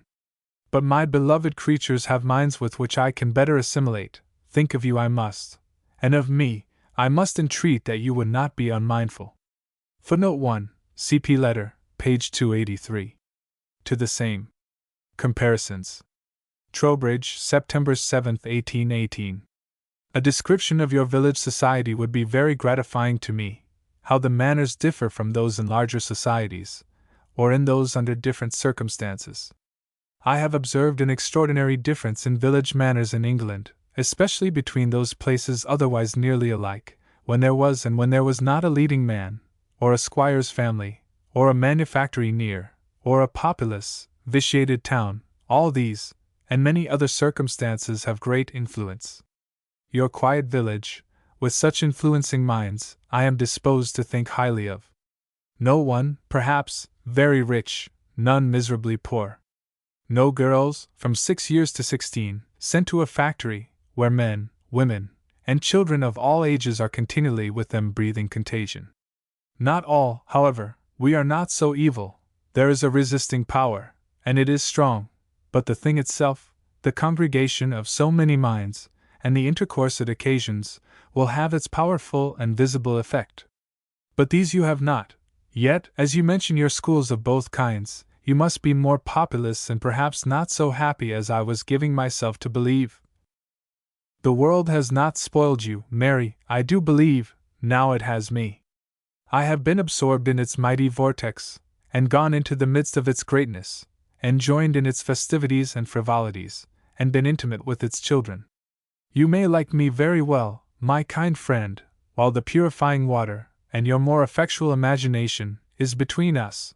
But come you to England, or let me be in Ireland, and place us where mind becomes acquainted with mind, and then— Ah, Mary Leadbeater! You would have done with your friendship with me. Child of simplicity and virtue, how can you let yourself be so deceived? Am I not a great fat rector, living upon a mighty income, while my poor curate starves with 6 hungry children upon the scraps that fall from the luxurious table? Do I not visit that horrible London, and enter into its abominable dissipations? Am not I this day going to dine on venison and drink claret? Have I not been at election dinners, and joined the babel confusion of a town hall? Child of simplicity! Am I fit to be a friend to you, and to the peaceful, mild, pure, and gentle people about you? One thing is true, I wish I had the qualification. But I am of the world, Mary. I return all your good wishes, think of you, and with much regard, more than, indeed, belongs to a man of the world. Still, let me be permitted to address thee. Oh, my dear Mrs. Leadbeater, this is so humble that I am afraid it is vain. Well, write soon, then, and believe me to be most sincerely and affectionately yours, William Blake. 1757 to 1827. To John Flaxman. Friends from Eternity. Felpham, September 21st, 1800. Sunday morning. Dear Sculptor of Eternity, we are safe arrived at our cottage, which is more beautiful than I thought it, and more convenient. It is a perfect model for cottages, and I think for palaces of magnificence, only enlarging, not altering its proportions, and adding ornaments, and not principles.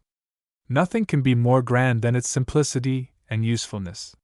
Simple without intricacy, it seems to be the spontaneous expression of humanity, congenial to the wants of man. No other formed house can ever please me so well, nor shall I ever be persuaded, I believe, that it can be improved either in beauty or use. Mr. Haley received us with his usual brotherly affection. I have begun to work. Felpham is a sweet place for study, because it is more spiritual than London. Heaven opens here on all sides her golden gates, her windows are not obstructed by vapors, voices of celestial inhabitants are more distinctly heard, and their forms more distinctly seen, and my cottage is also a shadow of their houses. My wife and sister are both well, courting Neptune for an embrace. Our journey was very pleasant, and though we had a great deal of luggage, no grumbling. All was cheerfulness and good humor on the road, and yet we could not arrive at our cottage before 11:30 at night, owing to the necessary shifting of our luggage from one chaise to another, for we had 7 different chaises and as many different drivers. We set out between 6 and 7 in the morning of Thursday, with 16 heavy boxes and portfolios full of prints. And now begins a new life, because another covering of earth is shaken off. I am more famed in heaven for my works than I could well conceive. In my brain are studies and chambers filled with books and pictures of old, which I wrote and painted in ages of eternity before my mortal life, and those works are the delight and study of archangels. Why then should I be anxious about the riches or fame of mortality? The Lord our Father will do for us and with us according to His divine will, for our good. You, O dear Flaxman, are a sublime archangel, my friend and companion from eternity. In the divine bosom is our dwelling place. I look back into the regions of reminiscence, and behold our ancient days before this earth appeared in its vegetated mortality to my mortal vegetated eyes. I see our houses of eternity which can never be separated, though our mortal vehicles should stand at the remotest corners of heaven from each other. Farewell, my best friend. Remember me and my wife in love and friendship to our dear Mrs. Flaxman, whom we ardently desire to entertain beneath our thatched roof of rusted gold. To Thomas Butts. Trouble in the Path. Felpham, January 10, 1802. Dear Sir, your very kind and affectionate letter, and the many kind things you have said in it, called upon me for an immediate answer. But it found my wife and myself so ill, and my wife so very ill, that till now I have not been able to do this duty. The ague and rheumatism have been almost her constant enemies, which she has combated in vain almost ever since we have been here, and her sickness is always my sorrow, of course. But what you tell me about your sight afflicted me not a little, and that about your health, in another part of your letter, makes me entreat you to take due care of both. It is a part of our duty to God and man to take due care of His gifts, and though we ought not to think more highly of ourselves, yet we ought to think as highly of ourselves as immortals ought to think. When I came down here, I was more sanguine than I am at present, but it was because I was ignorant of many things which have since occurred, and chiefly the unhealthiness of the place. Yet I do not repent of coming on 1,000 accounts, and Mr. Haley, I doubt not, will do ultimately all that both he and I wish, that is, to lift me out of difficulty. But this is no easy matter to a man who, having spiritual enemies of such formidable magnitude, cannot expect to want natural hidden ones. Your approbation of my pictures is a multitude to me, and I doubt not that all your kind wishes in my behalf shall in due time be fulfilled. Your kind offer of pecuniary assistance I can only thank you for at present, because I have enough to serve my present purpose here. Our expenses are small, and our income, from our incessant labor, fully adequate to these at present. I am now engaged in engraving 6 small plates for a new edition of Mr. Haley's Triumphs of Temper, from drawings by Maria Flaxman, sister to my friend the sculptor. And it seems that other things will follow in course, if I do but copy these well. But patience! If great things do not turn out, it is because such things depend on the spiritual and not on the natural world, and if it was fit for me, I doubt not that I should be employed in greater things, and when it is proper, my talents shall be properly exercised in public, as I hope they are now in private. For till then I leave no stone unturned, and no path unexplored that leads to improvement in my beloved arts. One thing of real consequence I have accomplished by coming into the country, which is to me consolation enough, namely, I have recollected all my scattered thoughts on art, and resumed my primitive and original ways of execution in both painting and engraving, which in the confusion of London I had very much lost and obliterated from my mind. But whatever becomes of my labors, I would rather that they should be preserved in your greenhouse, not, as you mistakenly call it, dunghill, than in the cold gallery of fashion. The sun may yet shine, and then they will be brought into open air.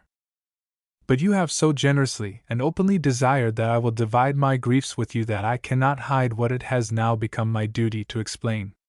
My unhappiness has arisen from a source which, if explored too narrowly, might hurt my pecuniary circumstances, as my dependence is on engraving at present, and particularly on the engravings I have in hand from Mr. Haley, and I find on all hands great objections to my doing anything but the mere drudgery of business, and intimations that, if I do not confine myself to this, I shall not live. This has always pursued me. You will understand by this the source of all my uneasiness. This from Johnson infusively brought me down here, and this from Mr. Haley will bring me back again.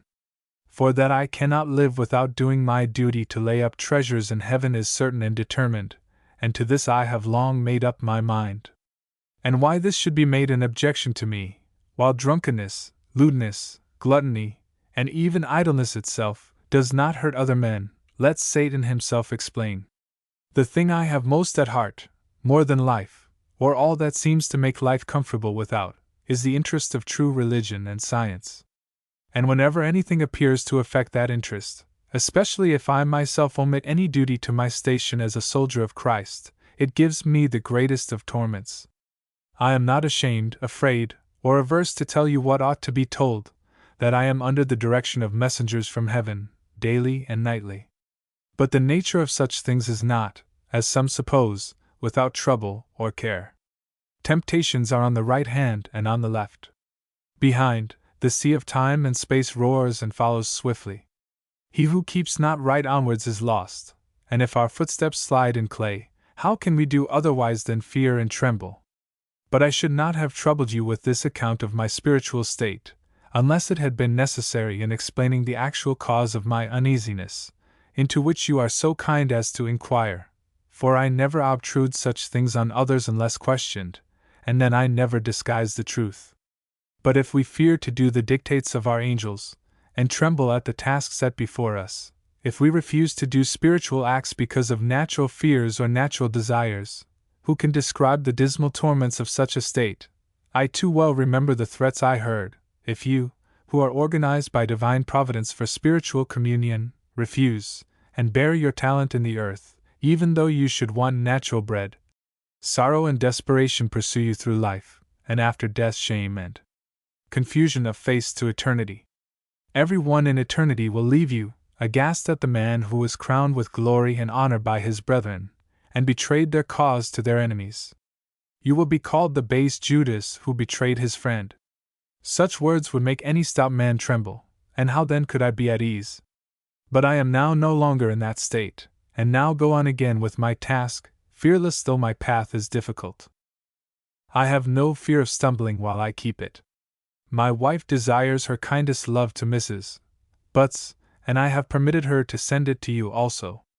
We often wish that we could unite again in society, and hope that the time is not distant when we shall do so, being determined not to remain another winter here, but to return to London.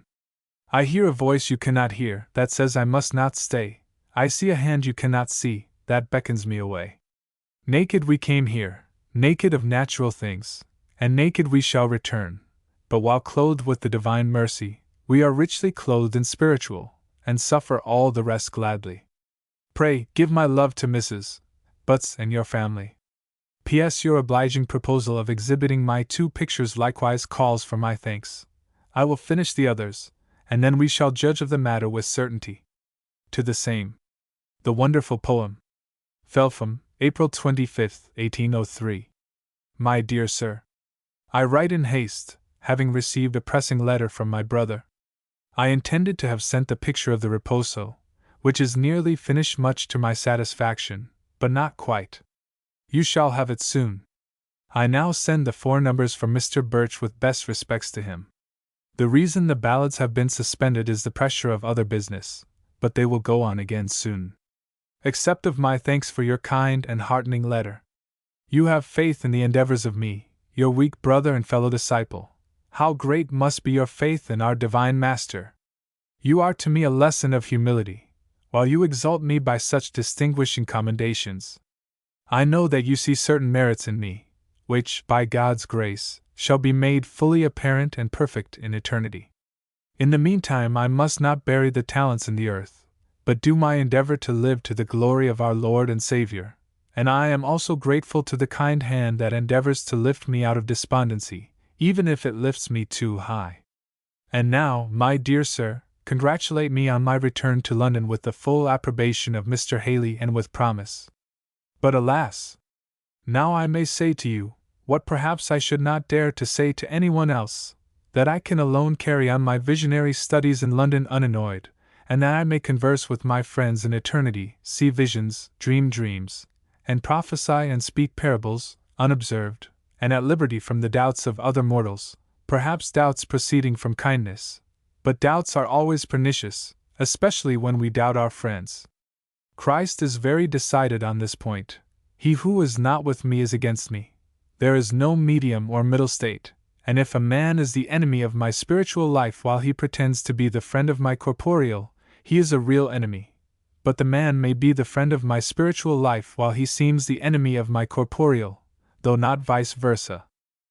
What is very pleasant, every one who hears of my going to London again applauds it as the only course for the interest of all concerned in my works, observing that I ought not to be away from the opportunities London affords of seeing fine pictures, and the various improvements and works of art going on in London. But none can know the spiritual acts of my 3 years' slumber on the banks of ocean, unless he has seen them in the spirit, or unless he should read my long poem descriptive of those acts. For I have in these years composed an immense number of verses on one grand theme, similar to Homer's Iliad or Milton's Paradise Lost. The persons and machinery entirely new to the inhabitants of earth, some of the persons excepted. I have written this poem from immediate dictation, 12 or sometimes 20 or 30 lines at a time, without premeditation, and even against my will. The time it has taken in writing was thus rendered non-existent, and an immense poem exists which seems to be the labor of a long life, all produced without labor or study. I mention this to show you what I think the grand reason of my being brought down here. I have 1,000 and 10,000 things to say to you. My heart is full of futurity. I perceive that the sore travail which has been given me these 3 years leads to glory and honor. I rejoice and tremble. I am fearfully and wonderfully made. I had been reading the xv-xix psalm a little before your letter arrived. I take your advice. I see the face of my heavenly Father. He lays his hand upon my head, and gives a blessing to all my work. Why should I be troubled? Why should my heart and flesh cry out? I will go on in the strength of the Lord. Through hell will I sing forth his praises, that the dragons of the deep may praise him, and that those who dwell in darkness, and in the sea coasts may be gathered into his kingdom. Excuse my perhaps too great enthusiasm. Please to accept of and give our loves to Mrs. Butts and your amiable family, and believe me ever yours affectionately. To the same. The Poet and William Haley. Felpham, July 6, 1803.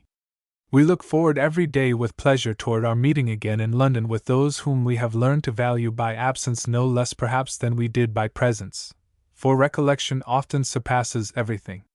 Indeed, the prospect of returning to our friends is supremely delightful. Then I am determined that Mrs. but shall have a good likeness of you, if I have hands and eyes left, for I am become a likeness taker, and succeed admirably well. But this is not to be achieved without the original sitting before you for every touch, all likenesses from memory being necessarily very, very defective. But nature and fancy are two things, and can never be joined, either ought any one to attempt it, for it is idolatry, and destroys the soul. I ought to tell you that Mr. H. is quite agreeable to our return, and that there is all the appearance in the world of our being fully employed in engraving for his projected works, particularly Cooper's Milton, a work now on foot by subscription, and I understand that the subscription goes on briskly. This work is to be a very elegant one, and to consist of all Milton's poems with Cooper's notes, and translations by Cooper from Milton's Latin and Italian poems. These works will be ornamented with engravings from designs by Romney, Flaxman, and your humble servant, and to be engraved also by the last mentioned.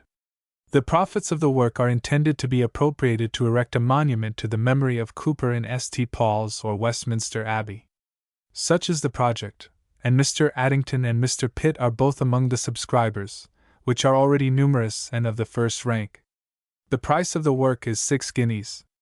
Thus I hope that all our 3 years' trouble ends in good luck at last, and shall be forgot by my affections, and only remembered by my understanding, to be a memento in time to come, and to speak to future generations by a sublime allegory, which is now perfectly completed into a grand poem. I may praise it, since I dare not pretend to be any other than the secretary. The authors are in eternity. I consider it as the grandest poem that this world contains. Allegory addressed to the intellectual powers, while it is altogether hidden from the corporeal understanding, is my definition of the most sublime poetry. It is also somewhat in the same manner defined by Plato. This poem shall, by divine assistance, be progressively printed and ornamented with prints, and given to the public. But of this work I take care to say little to Mr. H., since he is as much averse to my poetry as he is to a chapter in the Bible.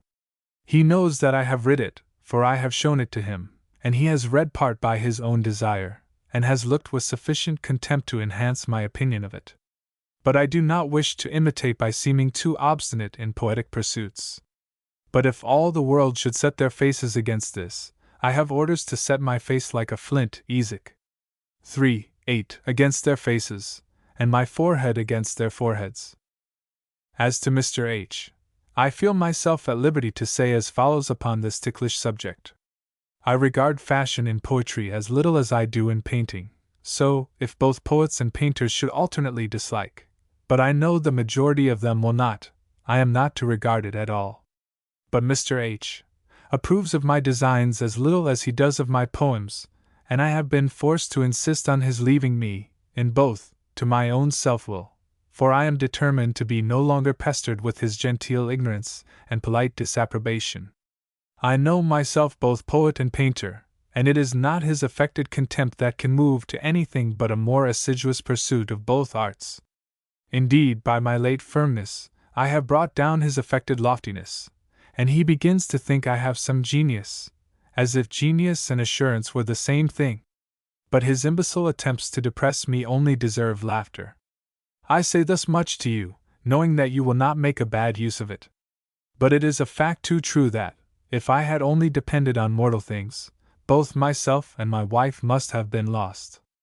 I shall leave every one in this country astonished at my patience and forbearance of injuries upon injuries, and I do assure you that, if I could have returned to London a month after my arrival here, I should have done so. But I was commanded by my spiritual friends to bear all and be silent, and to go through all without murmuring, and, in fine, to hope till my 3 years should be almost accomplished, at which time I was set at liberty to remonstrate against former conduct, and to demand justice and truth, which I have done in so effectual a manner that my antagonist is silenced completely, and I have compelled what should have been a freedom. My just right as an artist and as a man. And if any attempt should be made to refuse me this, I am inflexible, and will relinquish any engagement of designing at all, unless altogether left to my own judgment, as you, my dear friend, have always left me, for which I shall never cease to honor and respect you. When we meet, I will perfectly describe to you my conduct and the conduct of others towards me, and you will see that I have labored hard indeed, and have been borne on angels' wings. Till we meet, I beg of God our Savior to be with you and me, and yours and mine. Pray give my and my wife's love to Mrs. Butts and family, and believe me to remain yours in truth and sincerity. Mary Leadbeater. 1758 to 1826. To Edmund Burke. Reply to his last letter. May 28, 1797. With a heart melted to overflowing, I cannot restrain the attempt to express my grateful sensations on receiving the greatest, and alas! I fear, the last proof of that unvarying friendship with which our ever-loved, our ever-honored friend has favored us. I may transgress the bounds by intruding at this awful period, but I cannot help it. My affection and my sorrow will be excused, I believe, for thou hast ever looked kindly and partially upon me, and so has thy beloved wife, with whose feelings I sympathize, could that avail. This day's post brought me thy letter of the 23rd instant, dictated and signed by thee. Such attention, at such a time, and in such a situation! It was like Edmund Burke.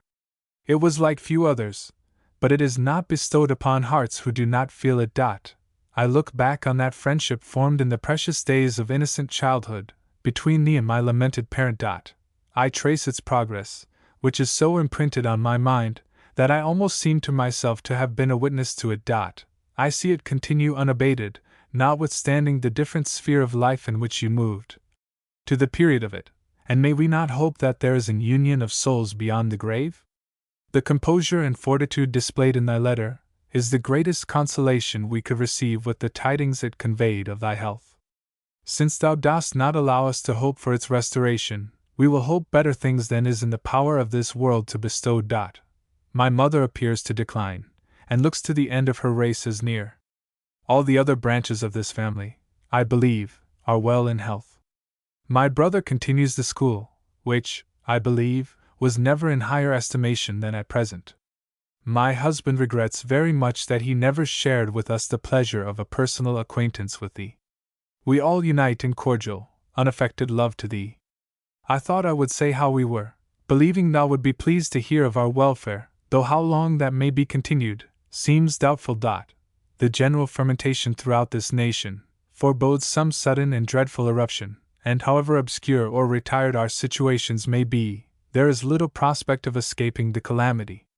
This may cause us to admire, nay, adore the mercy, as well as wisdom of Him, who gives and takes life, in removing those so dear to us from the evil to come. My mother desires thou may accept as much love as she is capable of sending thee. Her heart is full of it towards thee, and she bids me say, she hopes thou hast lived such a life, that thy end will be crowned with peace. So be it, with my whole heart. Thy affectionate and obliged friend. Our best wishes, and dear love to thy wife. Abraham Shackleton has the melancholy satisfaction of perusing dear Edmund Burke's account of his poor state of health. He hopes, trusts, that a quiet resting place is prepared for him. The memory of E. Burke's philanthropic virtues will outlive the period when his shining political talents will cease to act. New fashions of political sentiment will exist, but philanthropy, immortelle manet. To George Crabbe. She writes to remind him. Ballator, 7th of 11th month, 1816. I believe it will surprise George Crabbe to receive a letter from an entire stranger, whom most probably he does not remember to have ever seen or heard of, but who cannot forget having met him at the house of Edmund Burke, Charles Street, James's Square, in the year 1784. I was brought thither by my father, Richard Shackleton, the friend from their childhood of Edmund Burke. My dear father told thee that Goldsmiths would now be the deserted village. Perhaps thou dost not remember this compliment, but I remember the ingenuous modesty which disclaimed it. He admired the village, the library, and the newspaper exceedingly, and the delight with which he read them to his family could not but be acceptable to the author, had he known the sound judgment and the exquisite taste which that excellent man possessed. But he saw no more of the productions of the muse he admired, whose originality was not the least charm. He is dead, the friend whom he loved and honored, and to whose character thou dost so much justice in the preface to the parish register, is also gone to the house appointed for all living. A splendid constellation of poets arose in the literary horizon. I looked around for Crabbe. Why does not he, who shines as brightly as any of these, add his luster? I had not long thought thus when, in an Edinburgh review, I met with reflections similar to my own, which introduced the parish register. Oh, it was like the voice of a long-lost friend, and glad was I to hear that voice again in the borough, still more in the tales, which appear to me excelling all that preceded them. Every work is so much in unison with our own feelings, that a wish for information concerning them and their author is strongly excited. One of our friends, Dykes Alexander, who was in Ballator in 1810, I think, said he was personally acquainted with thee, and spoke highly of thy character. I regretted I had not an opportunity of conversing with him on this subject, as perhaps he would have been able to decide arguments which have arisen, namely, whether we owe to truth or to fiction that ever new delight which thy poetry affords us. The characters, however singular some of them may be, are never unnatural, and thy sentiments so true to domestic and social feelings, as well as to those of a higher nature, have the convincing power of reality over the mind, and I maintain that all thy pictures are drawn from life. To inquire whether this be the case is the excuse which I make to myself for writing this letter. I wish the excuse may be accepted by thee, for I greatly fear I have taken an unwarrantable liberty in making the inquiry. Though advanced in life, yet from an education of peculiar simplicity, and from never having been long absent from my retired native village, I am too little acquainted with decorum. If I have now transgressed the rules it prescribes, I appeal to the candor and liberality of thy mind to forgive a fault caused by a strong enthusiasm.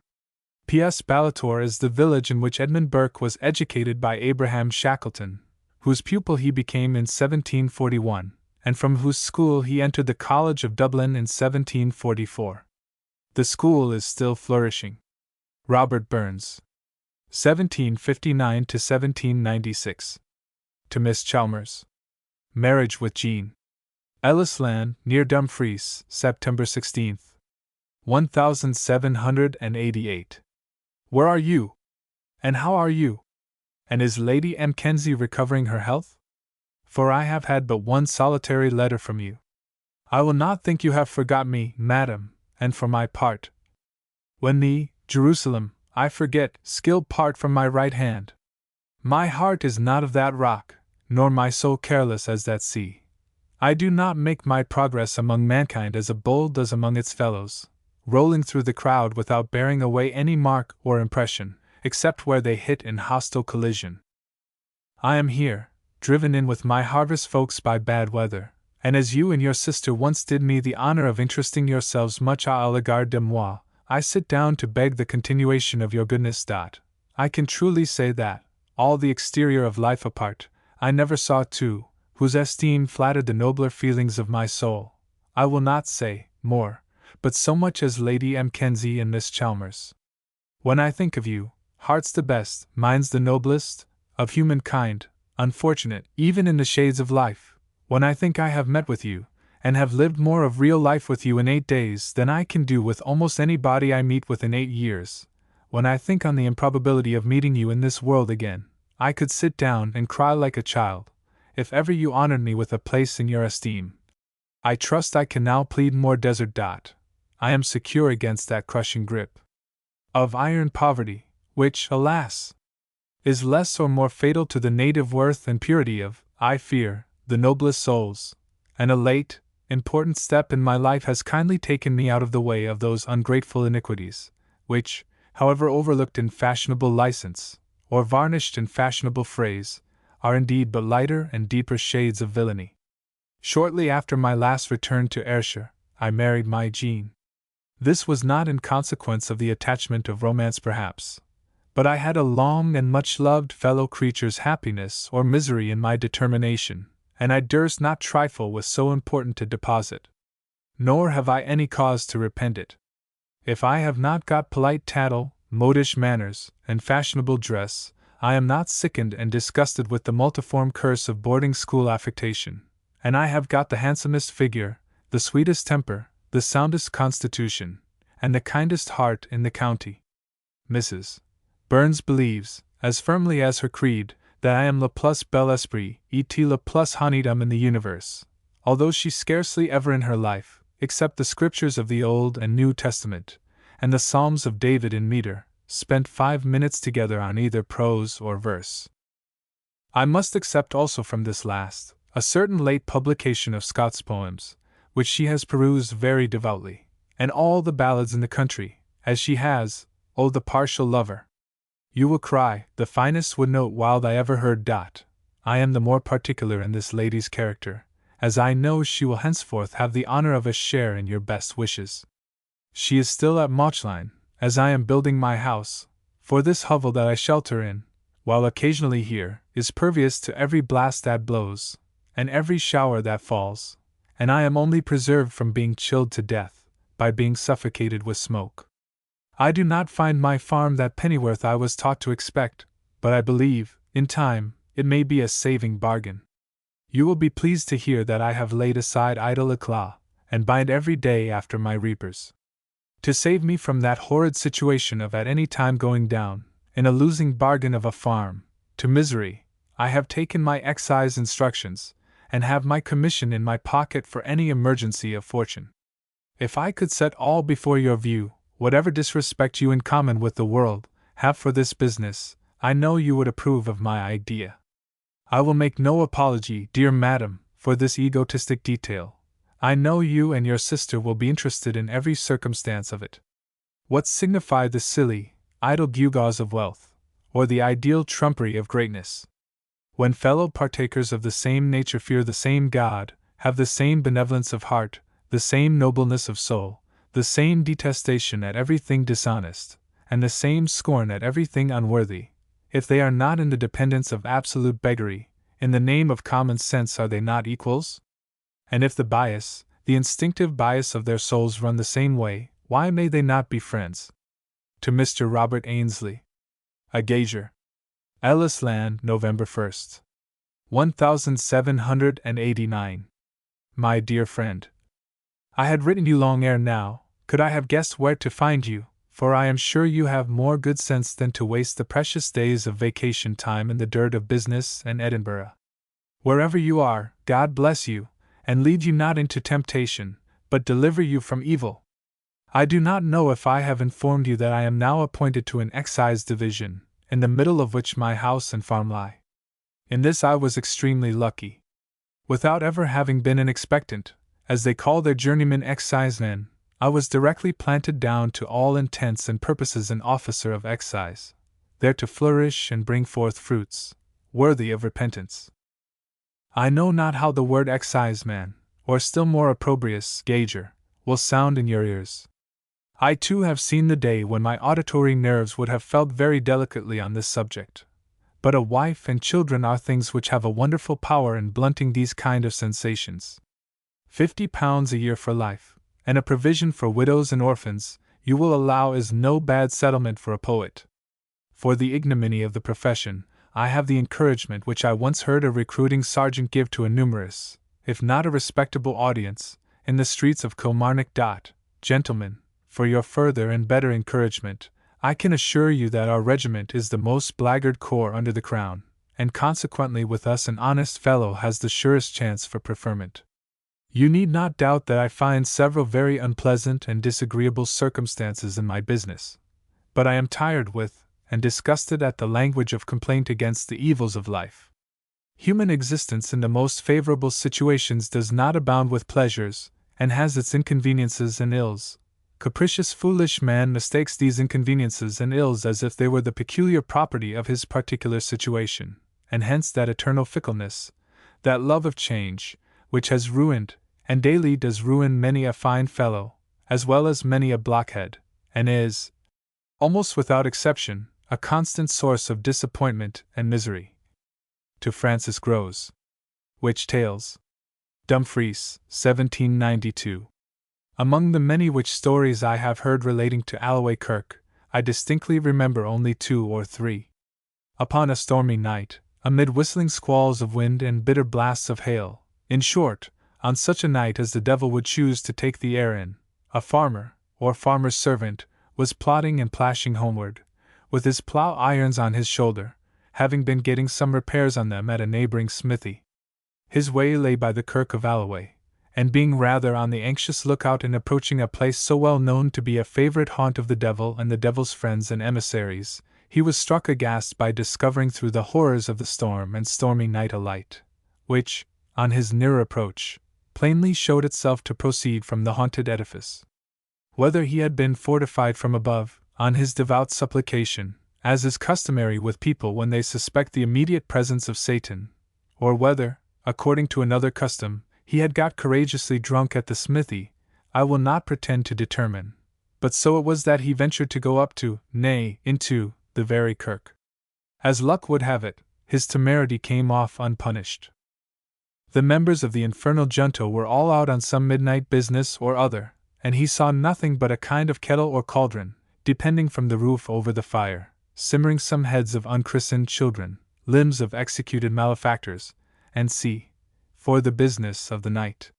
It was in for a penny, in for a pound, with the honest ploughman. So, without ceremony, he unhooked the cauldron from off the fire, and pouring out the damnable ingredients, inverted it on his head, and carried it fairly home, where it remained long in the family, a living evidence of the truth of the story.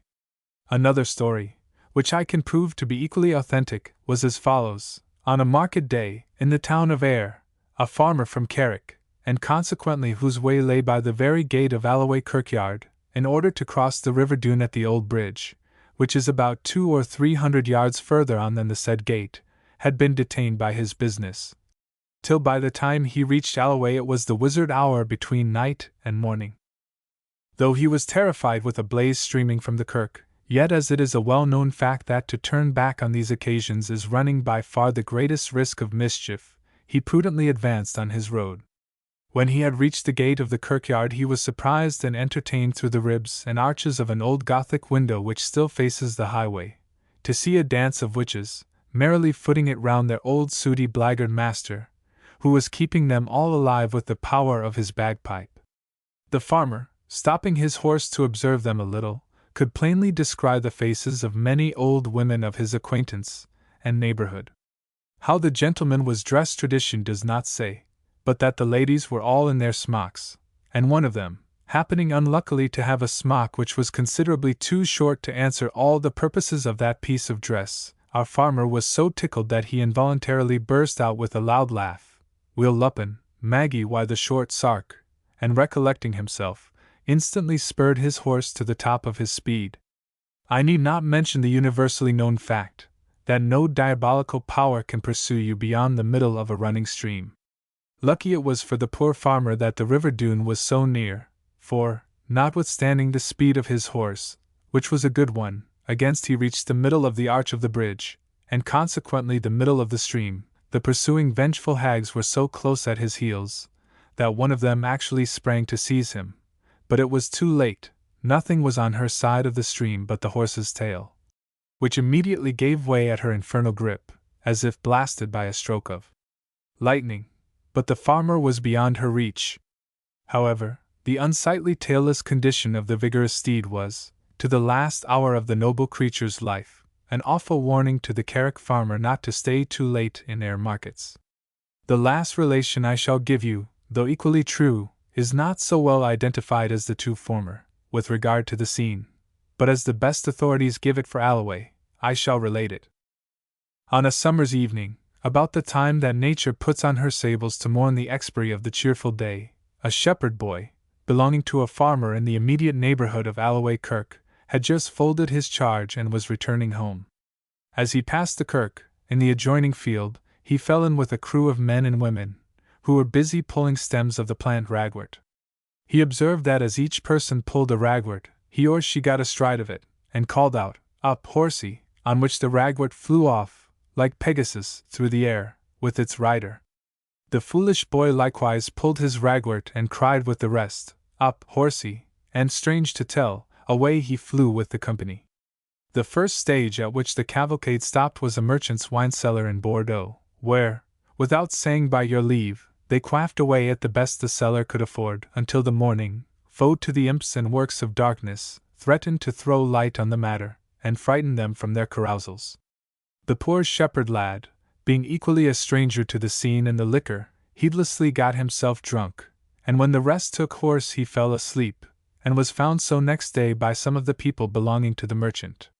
Somebody that understood Scotch, asking him what he was, he said he was such a one's heard in Alloway, and by some means or other getting home again, he lived long to tell the world the wondrous tale. William Wordsworth. 1770 to 1850. To Sir George Beaumont. A Brother's Character. Grasmere, February 20th, 1805. Having spoken of worldly affairs, let me again mention my beloved brother. It is now just 5 years since, after a separation of 14 years, I may call it a separation, for we only saw him 4 or 5 times, and by glimpses, he came to visit his sister and me in this cottage, and passed 8 blessed months with us. He was then waiting for the command of the ship to which he was appointed when he quitted us. As you will have seen, we had little to live upon, and he as little, Lord Lonsdale being then alive. But he encouraged me to persist, and to keep my eye steady on its object. He would work for me, that was his language, for me and his sister, and I was to endeavor to do something for the world. He went to sea, as commander, with this hope. His voyage was very unsuccessful, he having lost by it considerably. When he came home, we chanced to be in London, and saw him. "Oh," said he, "I have thought of you, and nothing but you, if ever of myself, and my bad success it was only on your account." He went again to sea a second time, and also was unsuccessful, still with the same hopes on our account, though then not so necessary, Lord Lothair having paid the money. Lastly came the lamentable voyage, which he entered upon, full of expectation, and love to his sister and myself, and my wife, whom, indeed, he loved with all a brother's tenderness. This is the end of his part of the agreement, of his efforts for my welfare. God grant me life and strength to fulfill mine. I shall never forget him, never lose sight of him. There is a bond between us yet, the same as if he were living, nay, far more sacred, calling upon me to do my utmost, as he to the last did his utmost to live in honor and worthiness. Some of the newspapers carelessly asserted that he did not wish to survive his ship. This is false. He was heard by one of the surviving officers giving orders, with all possible calmness, a very little before the ship went down, and when he could remain at his post no longer, then, and not till then, he attempted to save himself. I knew this would be so, but it was satisfactory for me to have it confirmed by external evidence. Do not think our grief unreasonable. Of all human beings whom I ever knew, he was the man of the most rational desires, the most sedate habits, and the most perfect self-command. He was modest and gentle, and shy even to disease, but this was wearing off. In everything his judgments were sound and original. His taste in all the arts, music and poetry in particular, for these he, of course, had had the best opportunities of being familiar with, was exquisite, and his eye for the beauties of nature was as fine and delicate as ever poet or painter was gifted with, in some discriminations, owing to his education and way of life, far superior to any persons I ever knew. But, alas! What avails it? It was the will of God that he should be taken away. I trust in God that I shall not want fortitude, but my loss is great and irreparable. To Walter Scott. Dryden. Patterdale, November 7th, 1805. My dear Scott, I was much pleased to hear of your engagement with Dryden. Not that he is, as a poet, any great favorite of mine. I admire his talents and genius highly, but his is not a poetical genius. The only qualities I can find in Dryden that are essentially poetical are a certain ardor and impetuosity of mind, with an excellent ear. It may seem strange that I do not add to this great command of language, that he certainly has, and of such language too, as it is most desirable that a poet should possess, or rather that he should not be without. But it is not language that is, in the highest sense of the word, poetical, being neither of the imagination nor of the passions. I mean the amiable, the ennobling, or the intense passions. I do not mean to say that there is nothing of this in Dryden, but as little, I think, as is possible, considering how much he has written. You will easily understand my meaning, when I refer to his versification of Palamon and Arcite, as contrasted with the language of Chaucer. Dryden had neither a tender heart nor a lofty sense of moral dignity. Whenever his language is poetically impassioned, it is mostly upon unpleasing subjects, such as the follies, vices, and crimes of classes of men or of individuals. That his cannot be the language of imagination must have necessarily followed from this, that there is not a single image from nature in the whole body of his works, and in his translation from Virgil. Wherever Virgil can be fairly said to have had his eye upon his object, Dryden always spoils the passage. But too much of this. I am glad that you are to be his editor. His political and satirical pieces may be greatly benefited by illustration, and even absolutely require it. A correct text is the first object of an editor, then such notes as explain difficult or obscure passages, and lastly, which is much less important, notes pointing out authors to whom the poet has been indebted, not in the fiddling way of phrase here and phrase there, which is detestable as a general practice, but where he has had essential obligations either as to matter or manner. If I can be of any use to you, do not fail to apply to me. One thing I may take the liberty to suggest, which is, when you come to the fables, might it not be advisable to print the whole of the tales of Bacchus in a smaller type in the original language? If this should look too much like swelling a book, I should certainly make such extracts as would show where Dryden has most strikingly improved upon, or fallen below, his original. I think his translations from Bacchus are the best, at least the most poetical, of his poems. It is many years since I saw Bacchus, but I remember that Sigismunda is not married by him to Guiscard. The names are different in Bacchus in both tales, I believe, certainly in Theodore, and c. I think Dryden has much injured the story by the marriage, and degraded Sigismunda's character by it. He has also, to the best of my remembrance, degraded her still more, by making her love absolute sensuality and appetite. Dryden had no other notion of the passion. With all these defects, and they are very gross ones, it is a noble poem. Guiscard's answer, when first reproached by Tancred, is noble in Bacchus, nothing but this, amor più molto più che ne voi ne io passiamo. This Dryden has spoiled. He says first very well, the faults of love by love are justified, and then come 4 lines of miserable rant, quite à la Maximin. To Lady Beaumont. The destiny of his poems. Culloden, May 21, 1807. My dear Lady Beaumont, though I am to see you so soon, I cannot but write a word or two, to thank you for the interest you take in my poems, as evinced by your solicitude about their immediate reception. I write partly to thank you for this, and to express the pleasure it has given me, and partly to remove any uneasiness from your mind which the disappointments you sometimes meet with, in this labor of love, may occasion. I see that you have many battles to fight for me, more than, in the ardor and confidence of your pure and elevated mind, you had ever thought of being summoned to. But be assured that this opposition is nothing more than what I distinctly foresaw that you and my other friends would have to encounter. I say this, not to give myself credit for an eye of prophecy, but to allay any vexatious thoughts on my account which this opposition may have produced in you.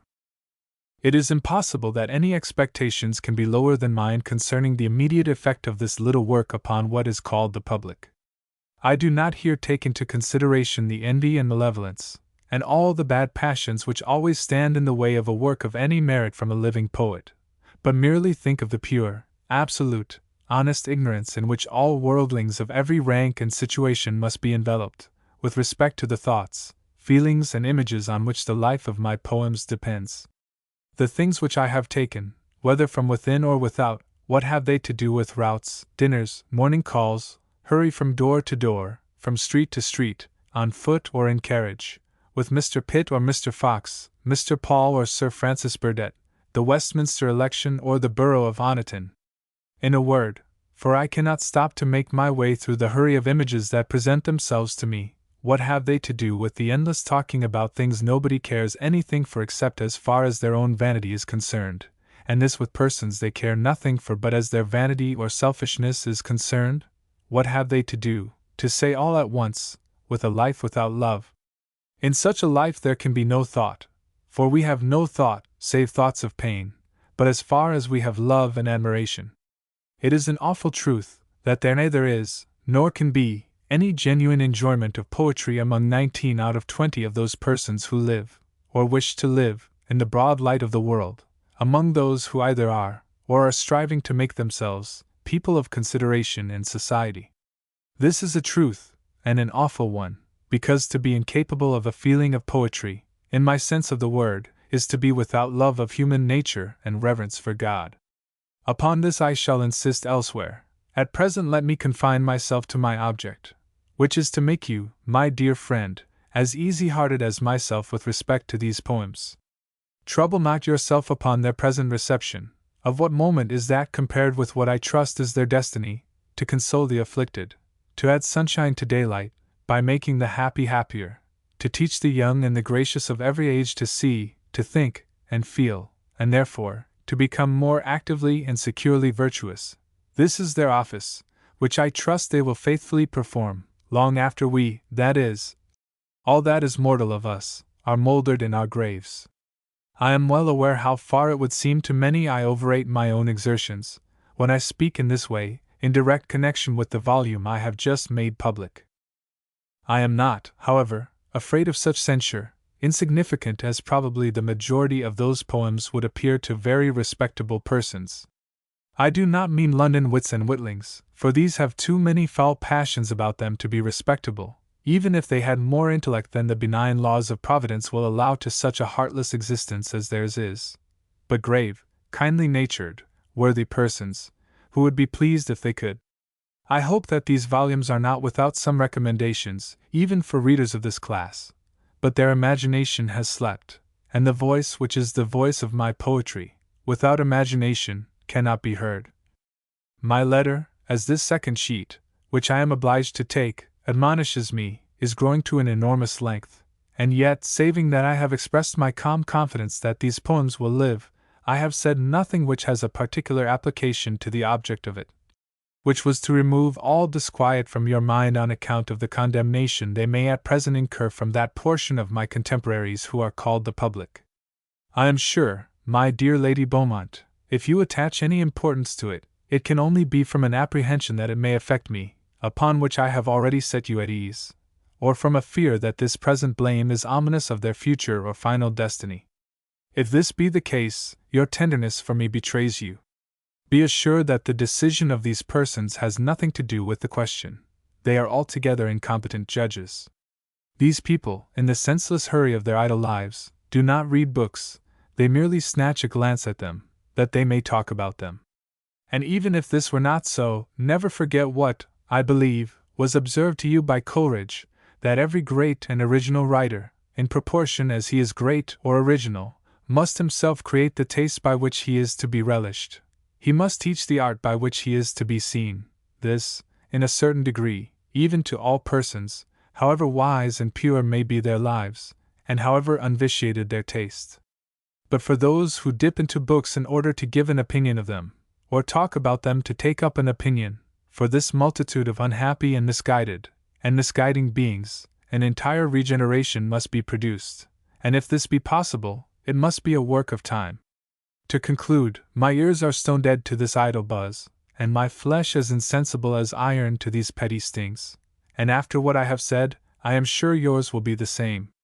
I doubt not that you will share with me an invincible confidence that my writings, and among them these little poems, will cooperate with the benign tendencies in human nature and society, wherever found, and that they will in their degree be efficacious in making men wiser, better, and happier. Farewell. I will not apologize for this letter, though its length demands an apology. To Sir George Beaumont. The Language of Poetry. Circa 1807.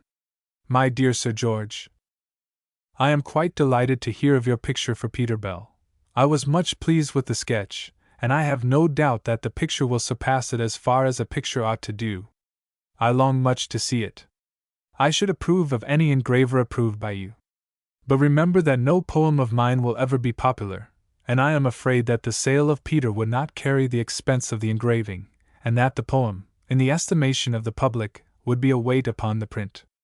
I say not this in modest disparagement of the poem, but in sorrow for the sickly taste of the public in verse. The people would love the poem of Peter Bell, but the public, a very different being, will never love it. Thanks for dear Lady B.'s transcript from your friend's letter. It is written with candor, but I must say a word or two not in praise of it. Instances of what I mean, says your friend, are to be found in a poem on a daisy. By the by, it is on the daisy, a mighty difference. And on daffodils reflected in the water. Is this accurately transcribed by Lady Beaumont?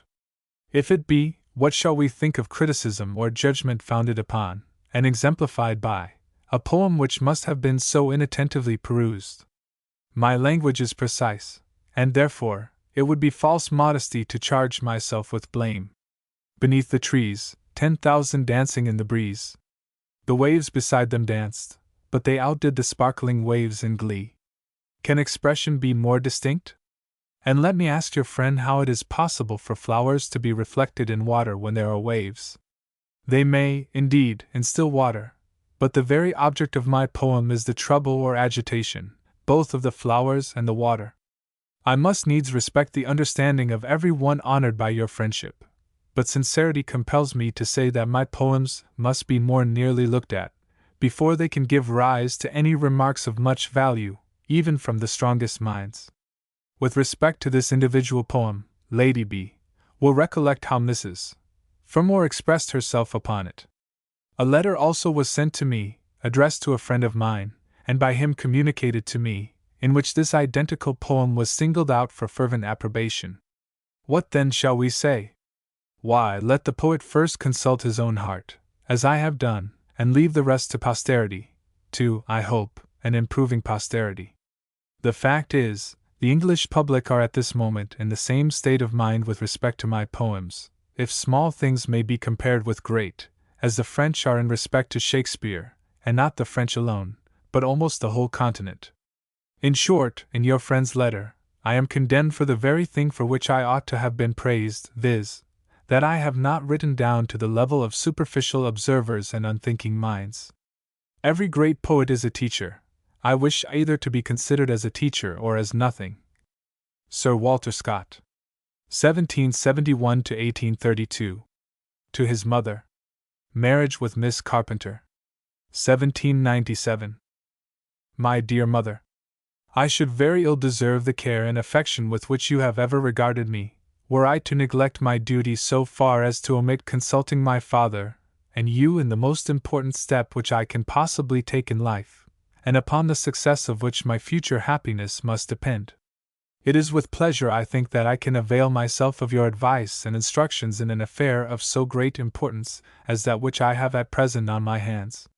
You will probably guess from this preamble that I am engaged in a matrimonial plan, which is really the case. Though my acquaintance with the young lady has not been of long standing, this circumstance is in some degree counterbalanced by the intimacy in which we have lived, and by the opportunities which that intimacy has afforded me of remarking her conduct and sentiments on many different occasions, some of which were rather of a delicate nature, so that in fact I have seen more of her during the few weeks we have been together than I could have done after a much longer acquaintance, shackled by the common forms of ordinary life. You will not expect from me a description of her person, for which I refer you to my brother, as also for a fuller account of all the circumstances attending the business than can be comprised in the compass of a letter. Without flying into raptures, for I must assure you that my judgment as well as my affections are consulted upon this occasion, without flying into raptures then, I may safely assure you that her temper is sweet and cheerful, her understanding good, and what I know will give you pleasure, her principles of religion very serious. I have been very explicit with her upon the nature of my expectations, and she thinks she can accommodate herself to the situation which I should wish her to hold in society as my wife, which, you will easily comprehend, I mean should neither be extravagant nor degrading. Her fortune, though partly dependent upon her brother, who is high in office at Madras, is very considerable, at present £500 a year. This, however, we must, in some degree, regard as precarious, I mean to the full extent, and indeed when you know her you will not be surprised that I regard this circumstance chiefly because it removes those prudential considerations which would otherwise render our union impossible for the present. Betwixt her income and my own professional exertions, I have little doubt we will be enabled to hold the rank in society which my family and situation entitle me to fill. My dear mother, I cannot express to you the anxiety I have that you will not think me flighty nor inconsiderate in this business. Believe me, that experience, in one instance, you cannot fail to know to what I allude, is too recent to permit my being so hasty in my conclusions as the warmth of my temper might have otherwise prompted. I am also most anxious that you should be prepared to show her kindness, which I know the goodness of your own heart will prompt, more especially when I tell you that she is an orphan, without relations, and almost without friends. Her guardian is, I should say was, for she is of age, Lord Downshire, to whom I must write for his consent, a piece of respect to which he is entitled for his care of her, and there the matter rests at present. I think I need not tell you that if I assume the new character which I threaten, I shall be happy to find that in that capacity, I may make myself more useful to my brothers, and especially to N, than I could in any other. On the other hand, I shall certainly expect that my friends will endeavor to show every attention in their power to a woman who forsakes for me prospects much more splendid than what I can offer, and who comes into Scotland without a single friend but myself. I find I could write a great deal more upon this subject, but as it is late, and as I must write to my father, I shall restrain myself. I think, but you are the best judge, that in the circumstances in which I stand, you should write to her, Miss Carpenter, under cover to me at Carlisle. Write to me very fully upon this important subject, send me your opinion, your advice, and above all, your blessing. You will see the necessity of not delaying a minute in doing so, and in keeping this business strictly private, till you hear farther from me, since you are not ignorant that even at this advanced period, an objection on the part of Lord Downshire, or many other accidents, may intervene, in which case I should little wish my disappointment to be public. To Miss Seward. The Lay of the Last Minstrel. Edinburgh, March 21st, 1805. My dear Miss Seward, I am truly happy that you found any amusement in the Lay of the Last Minstrel. It has great faults, of which no one can be more sensible than I am myself. Above all, it is deficient in that sort of continuity which a story ought to have, and which, were it to write again, I would endeavor to give it. But I began and wandered forward, like one in a pleasant country, getting to the top of one hill to see a prospect, and to the bottom of another to enjoy a shade, and what wonder if my course has been devious and desultory, and many of my excursions altogether unprofitable to the advance of my journey. The dwarf page is also an excrescence, and I plead guilty to all the censures concerning him. The truth is, he has a history, and it is this. The story of Gilpin Horner was told by an old gentleman to Lady Dalkeith, and she, much diverted with his actually believing so grotesque a tale, insisted that I should make it into a border ballad. I don't know if you ever saw my lovely chieftainess. If you have, you must be aware that it is impossible for any one to refuse her request, as she has more of the angel in face and temper than any one alive, so that if she had asked me to write a ballad on a broomstick I must have attempted it. I began a few verses, to be called the Goblin Page, and they lay long by me, till the applause of some friends whose judgment I valued induced me to resume the poem. So on I wrote, knowing no more than the man in the moon how I was to end. At length the story appeared so uncouth, that I was fain to put it into the mouth of my old minstrel, lest the nature of it should be misunderstood, and I should be suspected of setting up a new school of poetry, instead of a feeble attempt to imitate the old.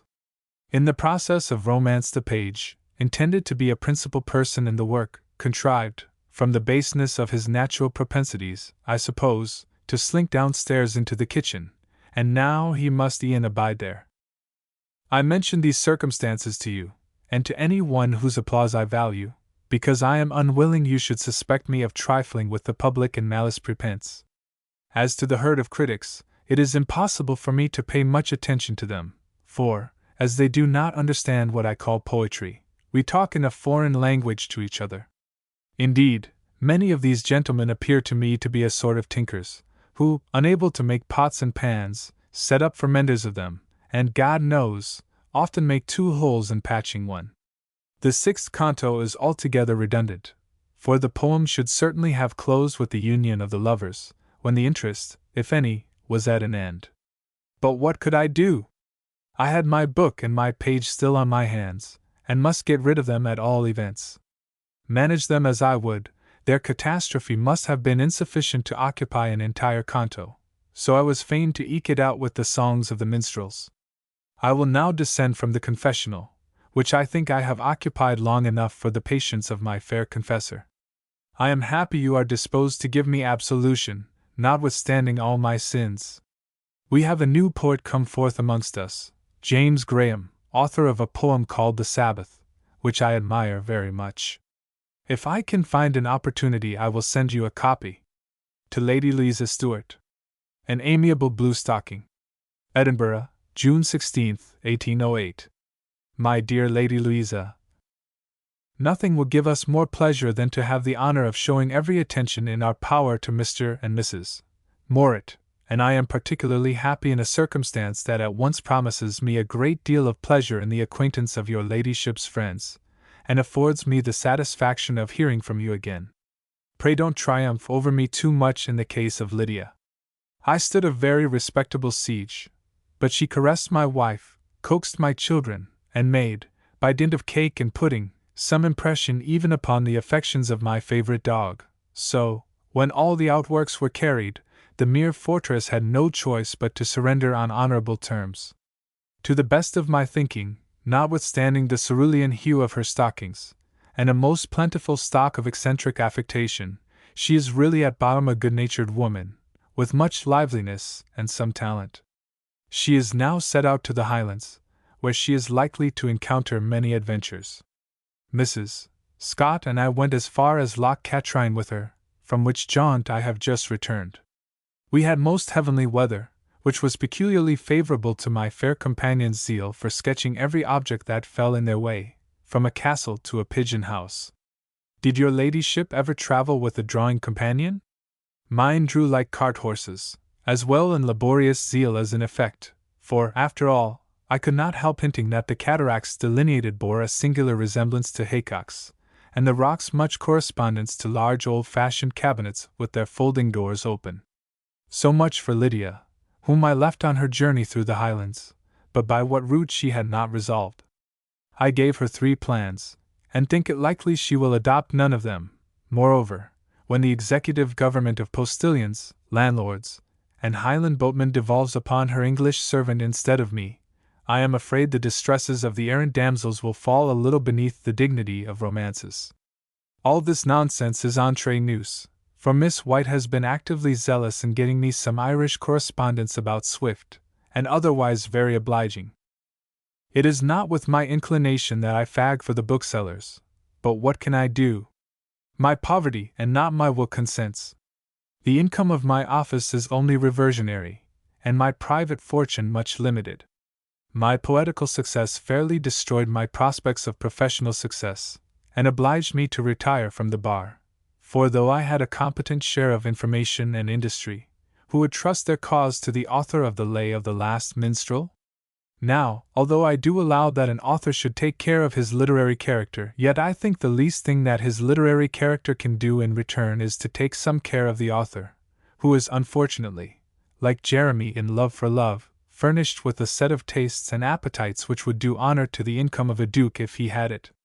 Besides, I go to work with Swift con amore, for, like Dryden, he is an early favorite of mine. The Marmion is nearly out, and I have made 1 or 2 alterations on the 3rd edition, with which the press is now groaning. So soon as it is, it will make the number of copies published within the space of 6 months amount to 8,000, an immense number, surely, and enough to comfort the author's wounded feelings, had the claws of the reviewers been able to reach him through the steel jack of true border indifference. To Robert Southey. Congratulations. Edinburgh, November 13th, 1813. I do not delay, my dear Southey, to say my gratular. Long may you live, as Patty says, to rule over us, and to redeem the crown of Spencer and of Dryden to its pristine dignity. I am only discontented with the extent of your royal revenue, which I thought had been £400, or £300 at the very least. Is there no getting rid of that iniquitous modus, and requiring the but in kind? I would have you think of it. I know no man so well entitled to Shiri's sack as yourself, though many bards would make a better figure at drinking it. I should think that in due time a memorial might get some relief in this part of the appointment. It should be at least 100 pounds wet and 100 pound dry. When you have carried your point of discarding the ode, and my point of getting the sack, you will be exactly in the situation of Davy in the farce, who stipulates for more wages, less work, and the key of the ale cellar. I was greatly delighted with the circumstances of your investiture. It reminded me of the porters at Calais with Dr. Smollett's baggage, 6 of them seizing upon one small portmanteau, and bearing it in triumph to his lodgings.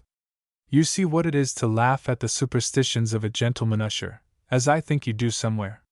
The whirligig of time brings about his revenges. Adieu, my dear Southey. My best wishes attend all that you do, and my best congratulations every good that attends you, yet even this, the very least of Providence's mercies, as a poor clergyman said when pronouncing grace over a herring. I should like to know how the prince received you. His address is said to be excellent, and his knowledge of literature far from despicable. What a change of fortune even since the short time when we met! The great work of retribution is now rolling onward to consummation, yet am I not fully satisfied. Predist, there will be no permanent peace in Europe till Bonaparte sleeps with the tyrants of old. To J.B.S. Morit. A small anonymous sort of a novel. Edinburgh, July 9, 1814. My dear Morit, I owe you many apologies for not sooner answering your very entertaining letter upon your Parisian journey. I heartily wish I had been of your party, for you have seen what I trust will not be seen again in a hurry, since, to enjoy the delight of a restoration, there is a necessity for a previous bouleversement of everything that is valuable in morals and policy, which seems to have been the case in France since 1790. The Duke of Buccleuch told me yesterday of a very good reply of Louis to some of his attendants, who proposed shutting the doors of his apartments to keep out the throng of people. Open the door, he said to John Bull. He has suffered a great deal in keeping the door open for me. Now, to go from one important subject to another, I must account for my own laziness, which I do by referring you to a small anonymous sort of a novel, in 3 volumes, Waverley, which you will receive by the mail of this day. It was a very old attempt of mine to embody some traits of those characters and manners peculiar to Scotland, the last remnants of which vanished during my own youth, so that few or no traces now remain. I had written great part of the first volume, and sketched other passages, when I mislaid the MS, and only found it by the merest accident as I was rummaging the drawers of an old cabinet, and I took the fancy of finishing it, which I did so fast, that the last 2 volumes were written in 3 weeks. I had a great deal of fun in the accomplishment of this task, though I do not expect that it will be popular in the South, as much of the humor, if there be any, is local, and some of it even professional. You, however, who are an adopted Scotchman, will find some amusement in it. It has made a very strong impression here, and the good people of Edinburgh are busied in tracing the author, and in finding out originals for the portraits it contains. In the first case, they will probably find it difficult to convict the guilty author, although he is far from escaping suspicion. Geoffrey has offered to make oath that it is mine, and another great critic has tendered his affidavit ex contrario, so that these authorities have divided the good town. However, the thing has succeeded very well, and is thought highly of. I don't know if it has got to London yet. I intend to maintain my incognito. Let me know your opinion about it. July 24th. I had just proceeded thus far when your kind favor of the 21st reached Abbotsford. I am heartily glad you continued to like Waverley to the end. The hero is a sneaking piece of imbecility, and if he had married Flora, she would have set him up upon the chimney-piece, as Count Borolaski's wife used to do with him. I am a bad hand at depicting a hero properly so called, and have an unfortunate propensity for the dubious characters of borderers, buccaneers, Highland robbers, and all others of a Robin Hood description. I do not know why it should be, as I am myself, like Hamlet, indifferent honest, but I suppose the blood of the old cattle drivers of Teviotdale continues to stir in my veins. To the same acceptance of a baronetcy. Edinburgh, December 7th, 1818. My dear Morit, there is another thing I have to whisper in your faithful ear. Our fat friend, being desirous to honor literature in my unworthy person, has intimated to me, by his organ the doctor, that, with consent ample and unanimous of all the potential voices of all his ministers, each more happy than another of course on so joyful an occasion, he proposes to dub me baronet. It would be easy saying a parcel of fine things about my contempt of rank, and so forth. But although I would not have gone a step out of my way to have asked, or bought, or begged, or borrowed a distinction, which to me personally will rather be inconvenient than otherwise, yet, coming as it does directly from the source of feudal honors, and as an honor, I am really gratified with it, especially as it is intimated that it is His Royal Highness's pleasure to heat the oven for me expressly, without waiting till he has some new batch of baronets ready in dough. In plain English, I am to be gazetted per se. My poor friend Carpenter's bequest to my family has taken away a certain degree of impecuniosity, a necessity of saving cheese parings and candle ends, which always looks inconsistent with any little pretension to rank. But as things now stand, advance banners in the name of God and St. Andrew. Remember, I anticipate the jest, I like not such grinning honors, as Sir Walter hath. After all, if one must speak for themselves, I have my quarters and emblazonments free of all stain but border theft and high treason, which I hope are gentlemanlike crimes, and I hope Sir Walter Scott will not sound worse than Sir Humphrey Davy, though my merits are as much under his, in point of utility, as can well be imagined. But a name is something, and mine is the better of the two. Set down this flourish to the account of national and provincial pride, for you must know we have more Messrs. de Sautonville in our border counties than anywhere else in the Lowlands. I cannot say for the Highlands. To Lord Montague.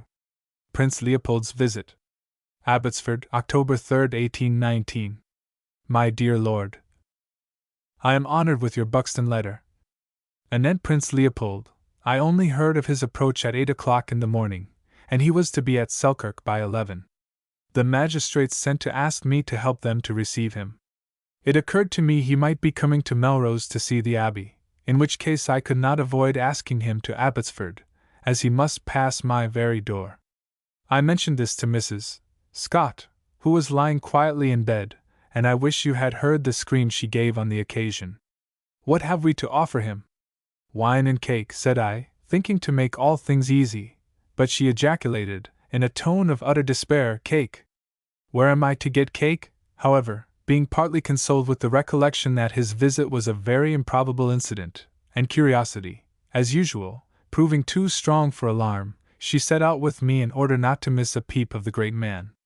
James Skene and his lady were with us, and we gave our carriages such additional dignity as a pair of leaders could add, and went to meet him in full puff.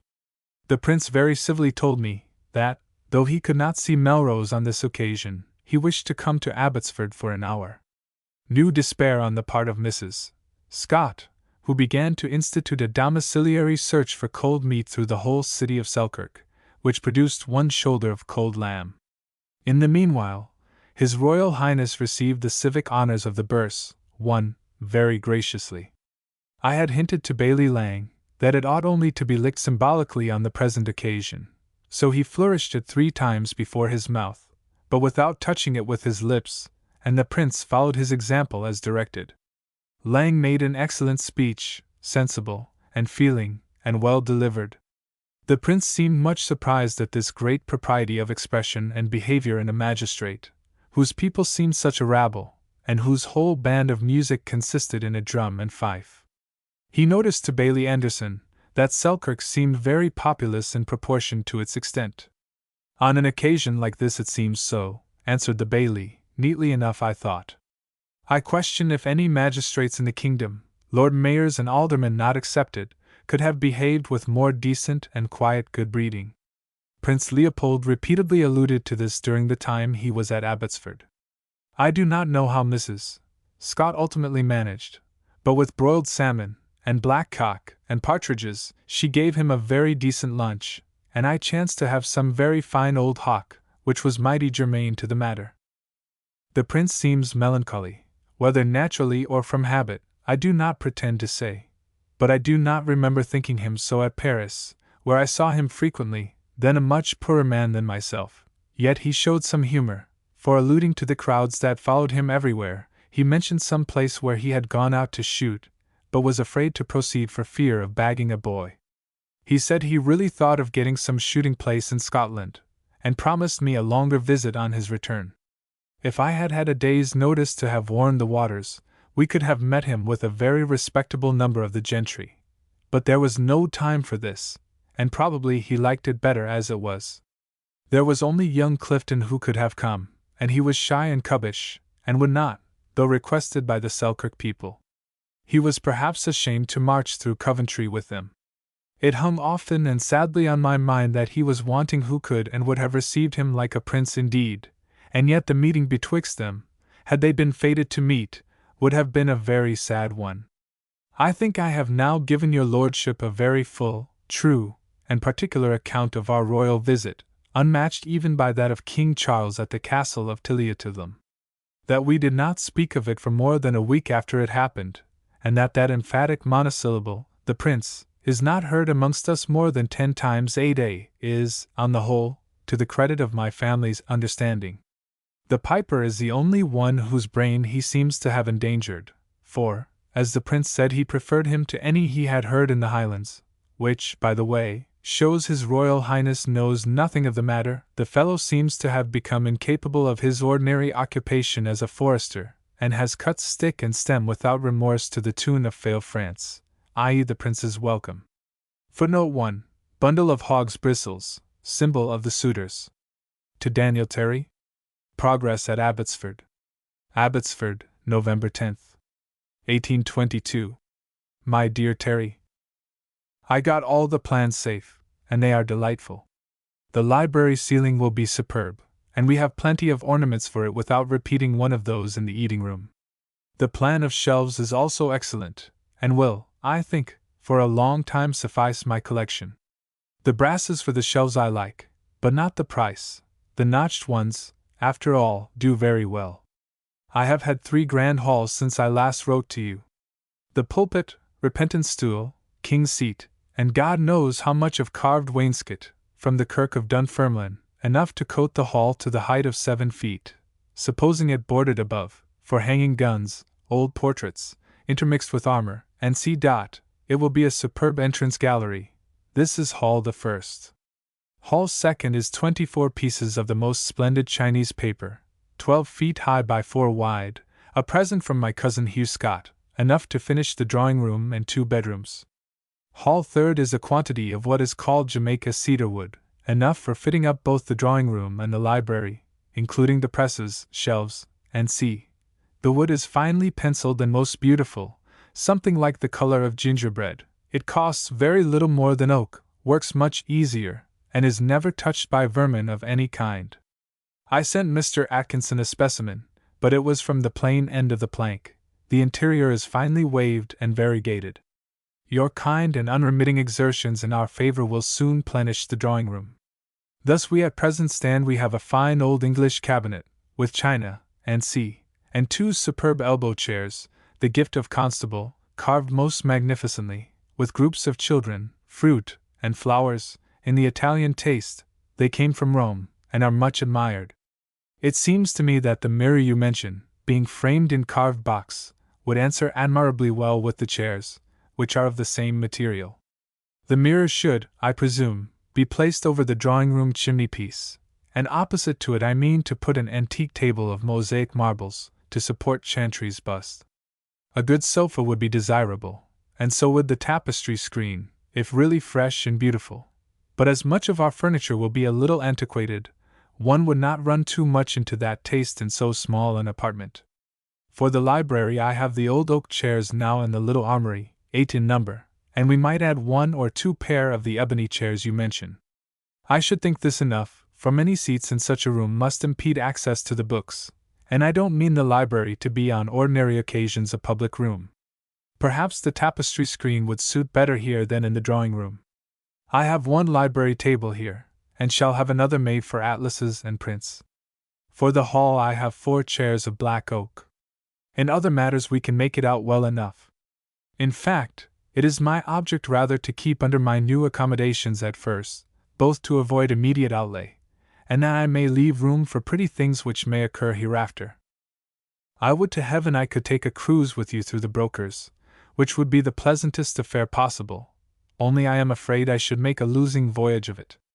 Mr. Atkinson has missed a little my idea of the oratory, fitting it up entirely as a bookcase, whereas I should like to have had recesses for curiosities, for the Bruce's skull, for a crucifix, and in short, a little cabinet instead of a book closet. 4 sides of books would be perfectly sufficient. The other 4, so far as not occupied by door or window, should be arranged tastefully for antiquities, and like the inside of an antique cabinet, with drawers, and shottles, and funny little arches. The oak screen dropped as from the clouds. It is most acceptable. I might have guessed there was only one kind friend so ready to supply hay to my hobby horse. You have my views in these matters in your own taste, and I will send the needful when you apprise me of the amount total. Where things are not quite satisfactory, it is better to wait a while on every account, for the amusement is over when one has room for nothing more. The house is completely roofed, and looks worthy of Mrs.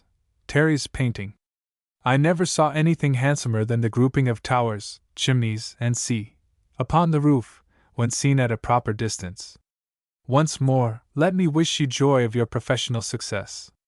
I can judge, by 1,000-minute items, of the advance you make with the public, just as I can of the gradual progress of my trees, because I am interested in both events. You may say, like Burke, you were not coaxed and dandled into eminence but have fought your way gallantly, shown your passport at every barrier, and been always a step in advance, without a single retrograde movement.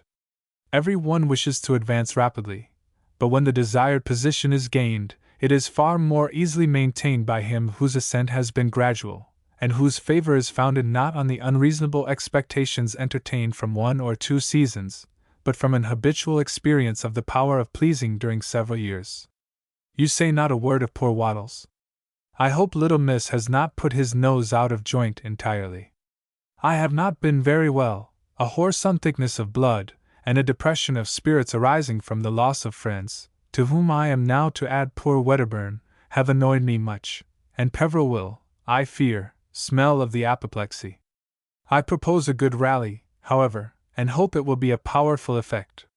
My idea is Entre Nous, a Scotch archer in the French King's Guard, tempore Louis XI, the most picturesque of all times. To J.B.S. Morit. A brave face to the world. Edinburgh, February 6, 1826. My dear Morit, it is very true I have been, and am in danger, of a pecuniary loss, and probably a very large one, which in the uncertainty I look at as to the full extent, being the manly way of calculating such matters, since one may be better, but can hardly be worse. I can't say I feel overjoyed at losing a large sum of hard-earned money in a most unexpected manner, for all men considered Constable's people secure as the bank, yet, as I have obtained an arrangement of payment convenient for every body concerned, and easy for myself, I cannot say that I care much about the matter. Some economical restrictions I will make, and it happened oddly that they were such as Lady Scott and myself had almost determined upon without this compulsion. Abbotsford will henceforth be our only establishment, and during the time I must be in town, I will take my bed at the Alban Club. We shall also break off the rather excessive hospitality to which we were exposed, and no longer stand host and hostess to all that do pilgrimage to Melrose. Then I give up an expensive farm, which I always hated, and turn all my odds and ends into cash. I do not reckon much on my literary exertions, I mean in proportion to former success, because popular taste may fluctuate. But with a moderate degree of the favor which I have always had, my time my own, and my mind unplagued about other things, I may boldly promise myself soon to get the better of this blow. In these circumstances, I should be unjust and ungrateful to ask or accept the pity of my friends. I, for one, do not see there is much occasion for making moan about it. My womankind will be the greater sufferers, yet even they look cheerily forward, and for myself, the blowing off my hat in a stormy day has given me more uneasiness. I envy your Brighton party, and your fine weather. When I was at Abbotsford, the mercury was down at 6 or 7 in the morning more than once. I am hammering away at a bit of a story from the old affair of the diablerie at Woodstock in the long Parliament times. I don't like it much. I am obliged to hamper my fanatics greatly too much to make them effective, but I make the sacrifice on principle, so, perhaps, I shall deserve good success in other parts of the work. You will be surprised when I tell you that I have written a volume in exactly 15 days. To be sure, I permitted no interruptions. But then I took exercise, and for 10 days of the 15 attended the Court of Session from 2 to 4 hours every day. This is nothing, however, to writing Ivanhoe when I had the actual cramp in my stomach, but I have no idea of these things preventing a man from doing what he has a mind. My love to all the party at Brighton, fireside party I had almost said, but you scorn my words, seaside party then be it. Lady Scott and enjoin in kindest love. I must close my letter, for one of the consequences of our misfortunes is, that we dine every day at 4:30, which premature hour arises, I suppose, from sorrow being hungry as well as thirsty. One most laughable part of our tragic comedy was, that every friend in the world came formally, just as they do here when a relation dies, thinking that the eclipse of Les Beaux Yeux de Ma Cassette was perhaps a loss as deserving of consolation. To Maria Edgeworth. Time's Revenges. Edinburgh, June 23, 1830. My dear Miss Edgeworth, nothing would be so valuable to me as the mark of kindness which you offer, and yet my kennel is so much changed since I had the pleasure of seeing you, that I must not accept of what I wish so sincerely to possess. I am the happy owner of 2 of the noble breed, each of gigantic size, and the gift of that sort of Highlander whom we call a high chief, so I would hardly be justified in parting with them even to make room for your kind present, and I should have great doubts whether the mountaineers would receive the Irish stranger with due hospitality. One of them I had from poor Glengarry, who, with all the wild and fierce points of his character, had a kind, honest, and warm heart. The other from a young friend, whom Highlanders call Macvarai, and Lowlanders Macpherson of Cluny. He is a fine-spirited boy, fond of his people and kind to them, and the best dancer of a Highland reel now living. I fear I must not add a third to Nimrod and Bran, having little use for them except being pleasant companions. As to laboring in their vocation, we have only one wolf which I know of, kept in a friend's menagerie near me, and no wild deer.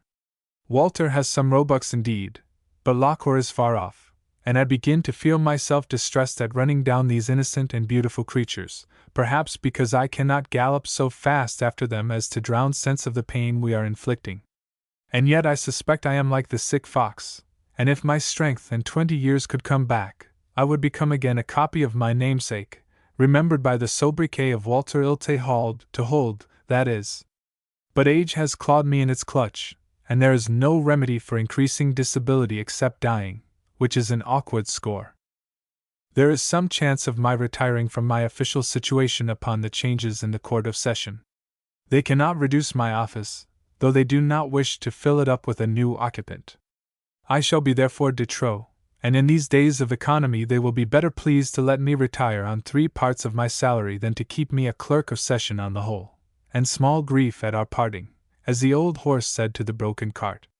And yet, though I thought such a proposal when first made was like a Pisgah peep at paradise, I cannot help being a little afraid of changing the habits of a long life all of a sudden and forever. You ladies have always your work basket and stocking knitting to wreak an hour of tediousness upon. The routine of business serves, I suspect, for the same purpose to us male wretches. It is seldom a burden to the mind, but a something which must be done, and is done almost mechanically, and though dull judges and duller clerks, the routine of law proceedings, and law forms, are very unlike the plumed troops and the tug of war, yet the result is the same. The occupation's gone. The morning, that the day's news must all be gathered from other sources, that the jokes which the principal clerks of session have laughed at weekly for a century, and which would not move a muscle of any other person's face, must be laid up to perish like those of Sancho in the Sierra Morena. I don't above half like forgetting all these moderate habits, and yet, freedom is a noble thing, as says the old Scottish poet. So I will cease my regrets, or lay them by to be taken up and used as arguments of comfort, in case I do not slip my cable after all, which is highly possible. Lockhart and Sophia have taken up their old residence at Chiefswood. They are very fond of the place, and I am glad also my grandchildren will be bred near the heather, for certain qualities which I think are best taught there. Samuel Taylor Coleridge, 1772 to 1834. To Charles Lamb. A sympathetic reply. 1. September 28, 1796. Your letter, my friend, struck me with a mighty horror. It rushed upon me and stupefied my feelings. You bid me write you a religious letter. I am not a man who would attempt to insult the greatness of your anguish by any other consolation. Heaven knows that in the easiest fortunes there is much dissatisfaction and weariness of spirit, much that calls for the exercise of patience and resignation. But in storms, like these, that shake the dwelling and make the heart tremble, there is no middle way between despair and the yielding up of the whole spirit unto the guidance of faith. And surely it is a matter of joy that your faith in Jesus has been preserved. The Comforter that should relieve you is not far from you.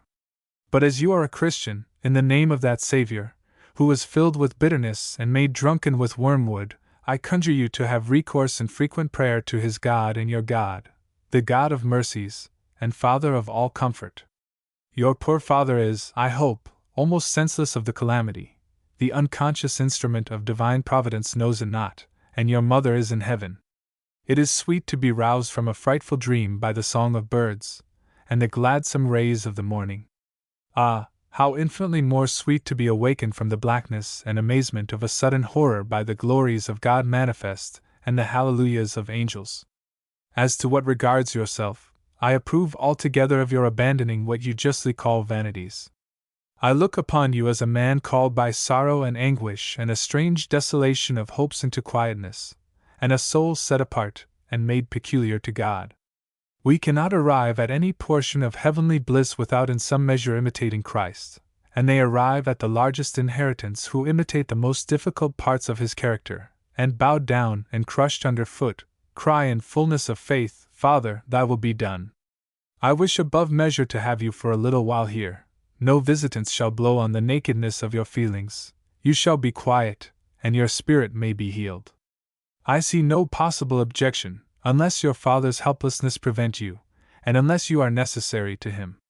If this be not the case, I charge you write me that you will come. I charge you, my dearest friend, not to dare to encourage gloom or despair. You are a temporary sharer in human miseries, that you may be an eternal partaker of the divine nature.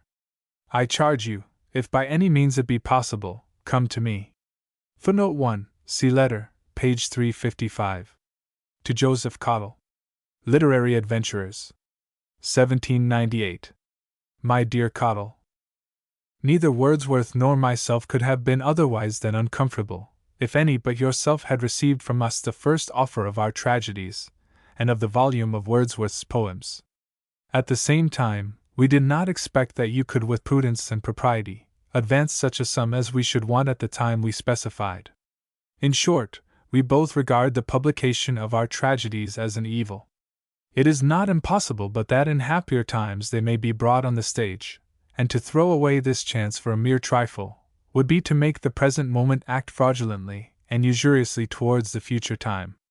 My tragedy employed and strained all my thoughts and faculties for 6 or 7 months. Wordsworth consumed far more time, and far more thought, and far more genius. We considered the publication of them an evil on any terms, but our thoughts were bent on a plan for the accomplishment of which a certain sum of money was necessary, the whole, at that particular time, and in order to do this we resolved, although reluctantly, to part with our tragedies, that is, if we could obtain 30 guineas for each. And at less than 30 guineas Wordsworth will not part with the copyright of his volume of poems. We shall offer the tragedies to no one, for we have determined to procure the money some other way. If you choose the volume of poems, at the price mentioned, to be paid at the time specified, i.e. 30 guineas, to be paid sometime in the last fortnight of July, you may have them. But remember, my dear fellow, I write to you now merely as a bookseller, and entreat you, in your answer, to consider yourself only, as to us, Although money is necessary to our plan, that of visiting Germany, yet the plan is not necessary to our happiness, and if it were, W. would sell his poems for that sum to someone else, or we could procure the money without selling the poems. So I entreat you, again and again, in your answer, which must be immediate, consider yourself only. Wordsworth has been caballed against so long and so loudly, that he has found it impossible to prevail on the tenant of the Alfoxden estate to let him the house, after their first agreement is expired, so he must quit it at midsummer.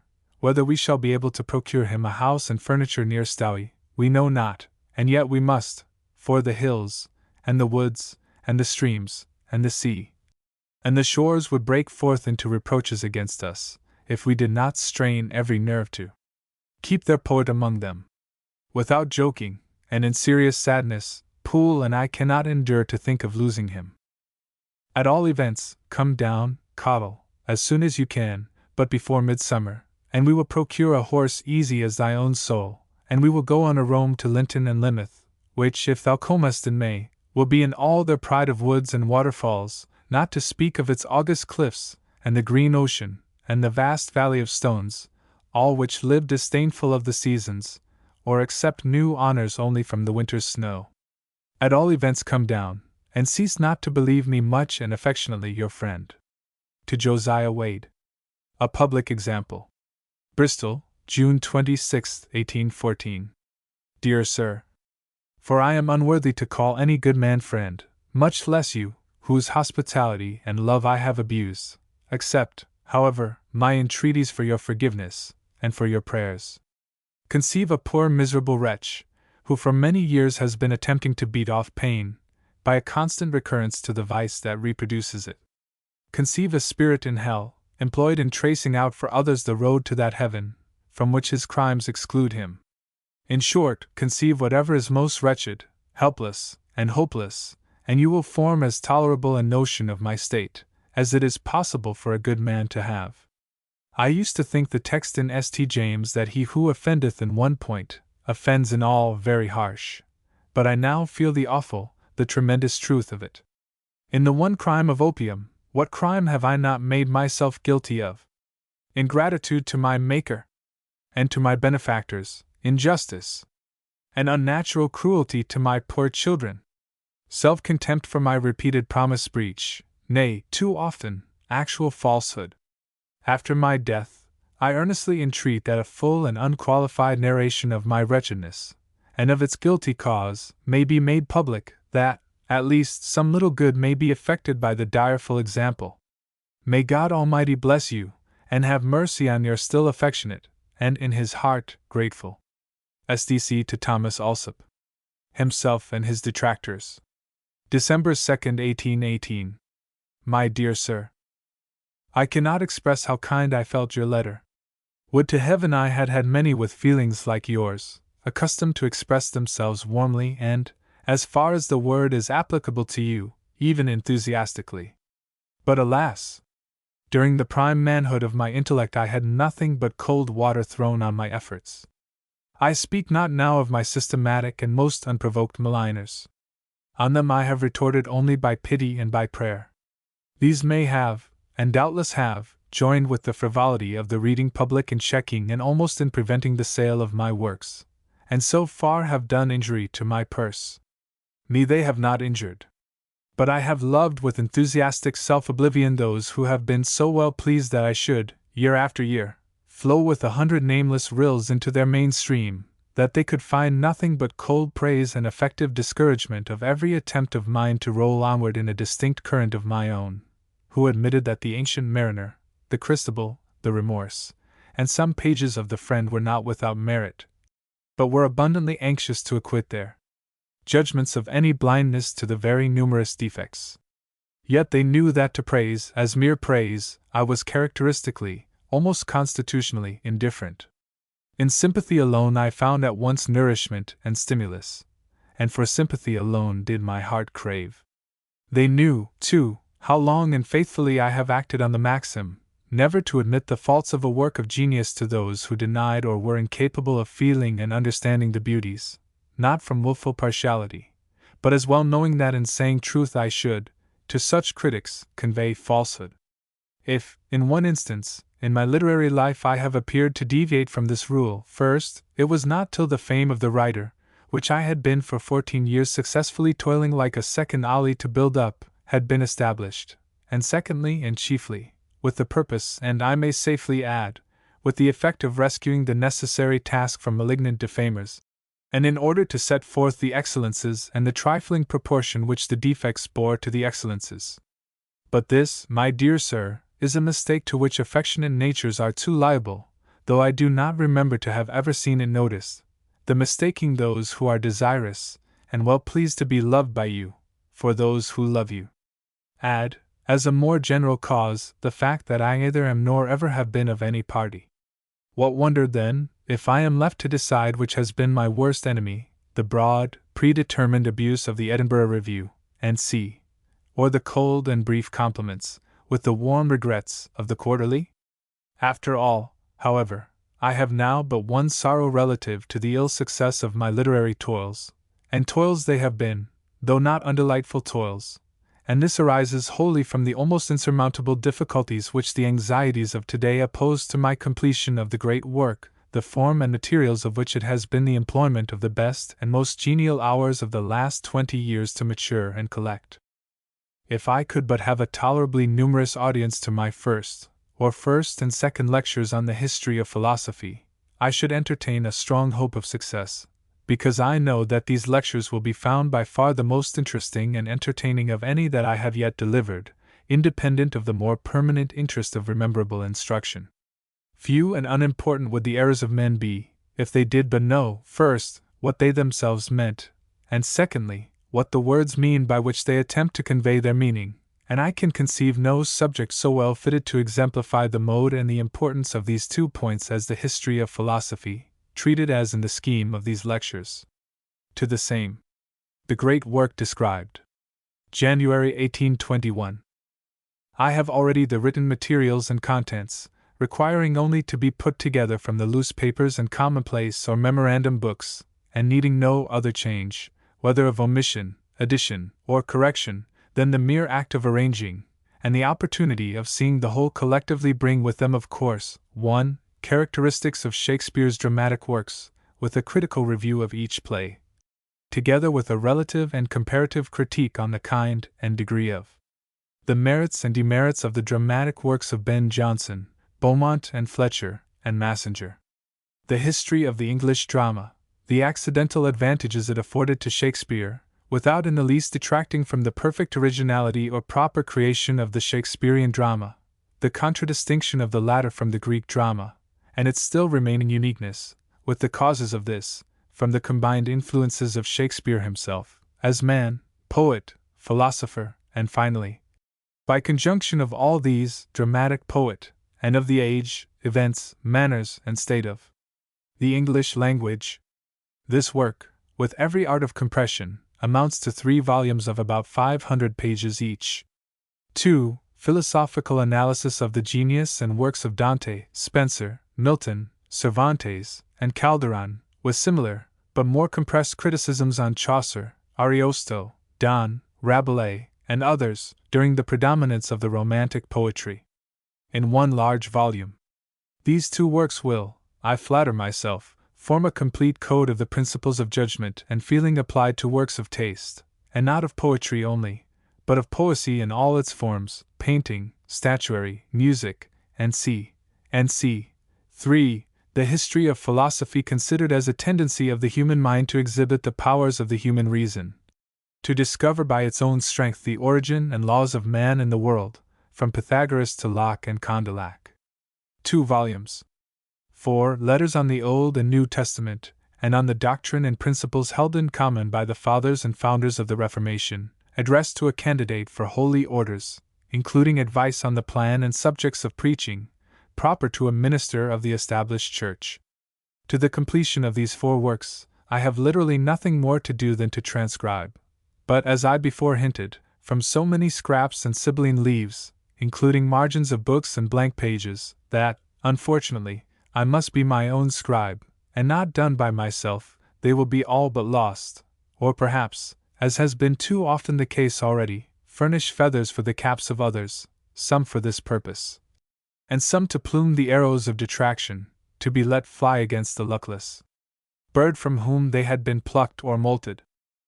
In addition to these, of my great work, to the preparation of which more than 20 years of my life have been devoted, and on which my hopes of extensive and permanent utility, of fame, in the noblest sense of the word, mainly rest, that by which I might, as now by thee, by all the good be known, when this weak frame lies mouldered in the grave, which self-surviving I might call my own, which folly cannot mar, nor hate deprave, the incense of those powers, which, risen in flame, might make me dear to him from whom they came.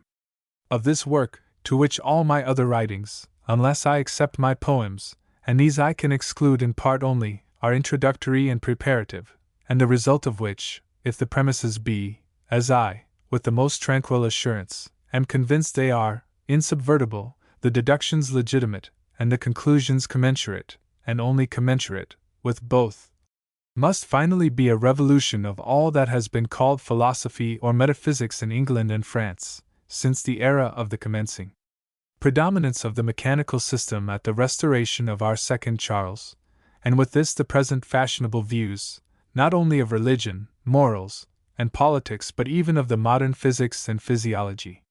You will not blame the earnestness of my expressions, nor the high importance which I attach to this work, for how, with less noble objects, and less faith in their attainment, could I stand acquitted of folly, and abuse of time, talents, and learning in a labor of 3/4 of my intellectual life? Of this work, something more than a volume has been dictated by me, so as to exist fit for the press, to my friend and enlightened pupil, Mr. Green, and more than as much again would have been evolved and delivered to paper, but that, for the last 6 or 8 months, I have been compelled to break off our weekly meeting, from the necessity of writing, alas! Alas! Of attempting to write, for purposes, and on the subjects of the passing day. Of my poetic works I would fain finish the Christabel. Alas! For the proud time when I planned, when I had present to my mind, the materials, as well as the scheme, of the hymns entitled Spirit, Sun, Earth, Air, Water, Fire and Man, and the epic poem on what still appears to me the one only fit subject remaining for an epic poem, Jerusalem besieged and destroyed by Titus. To the same. Reminiscences. March 4, 1822. My dearest friend, I have been much more than ordinarily unwell for more than a week past, my sleeps worse than my vigils, my nights than my days. The night's dismay saddened and stunned the intervening day. But last night I had not only a calmer night, without roaming in my dreams through any of Swedenborg's Hell's motors, but arose this morning lighter and with a sense of relief. I shall make you smile, as I did dear Mary Lamb, when I say that you sometimes mistake my position.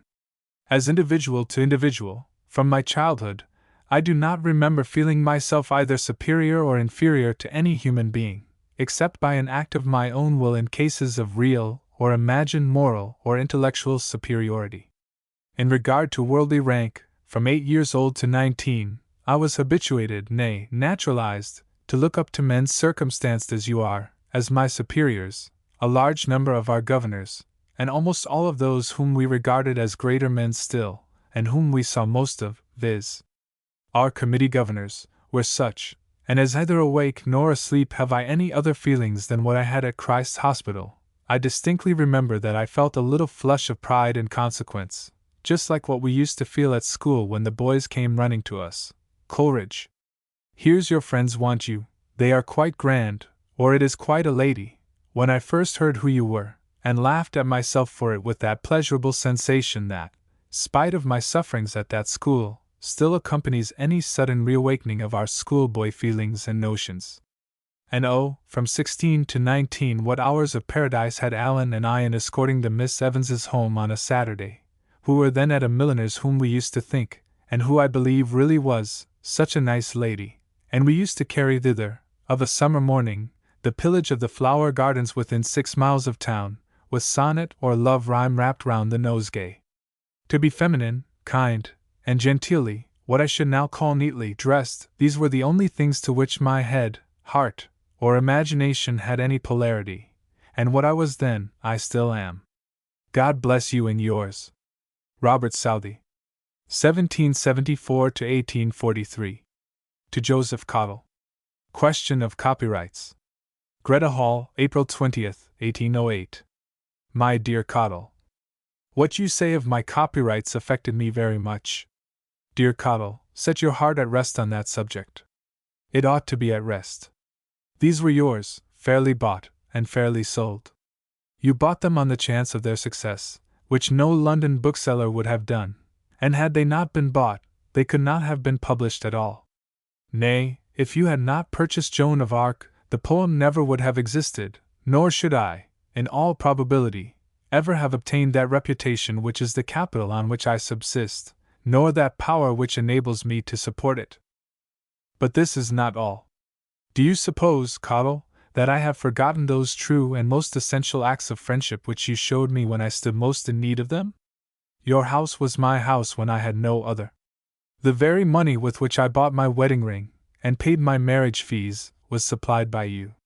It was with your sisters I left Edith during my 6 months' absence, and for the 6 months after my return it was from you that I received, week by week, the little on which we lived, till I was enabled to live by other means. It is not the settling of a cash account that can cancel obligations like these. You are in the habit of preserving your letters, and if you were not, I would entreat you to preserve this, that it might be seen hereafter. Sure I am, there never was a more generous or a kinder heart than yours, and you will believe me when I add, that there does not live that man upon earth, whom I remember with more gratitude and more affection. My heart throbs and my eyes burn with these recollections. Good night, my dear old friend and benefactor. To John May. Waterloo. Liege, October 6, 1815. 6 p.m. My dear friend. I have a happy habit of making the best of all things, and being just at this time as uncomfortable as the dust and bustle, and all the disagreeables of an inn in a large filthy manufacturing city can make me, I have called for pen, ink, and paper, and am actually writing in the bar, the door open to the yard opposite to this unwiped table, the doors open to the public room, where 2 men are dining, and talking French, and a woman servant at my elbow is lighting a fire for our party. Presently the folding doors are to be shut, the ladies are to descend from their chambers, the bar will be kept appropriated to our house, the male part of the company will get into good humor, dinner will be ready, and then I must lay aside the grey goose quill. As a preliminary to these promised comforts, the servant is mopping the hearth, which is composed, like a tessellated pavement, of little bricks about 2 inches long by half an inch wide, set within a broad black stone frame. The fuel is of fireballs, a mixture of pulverized coal and clay.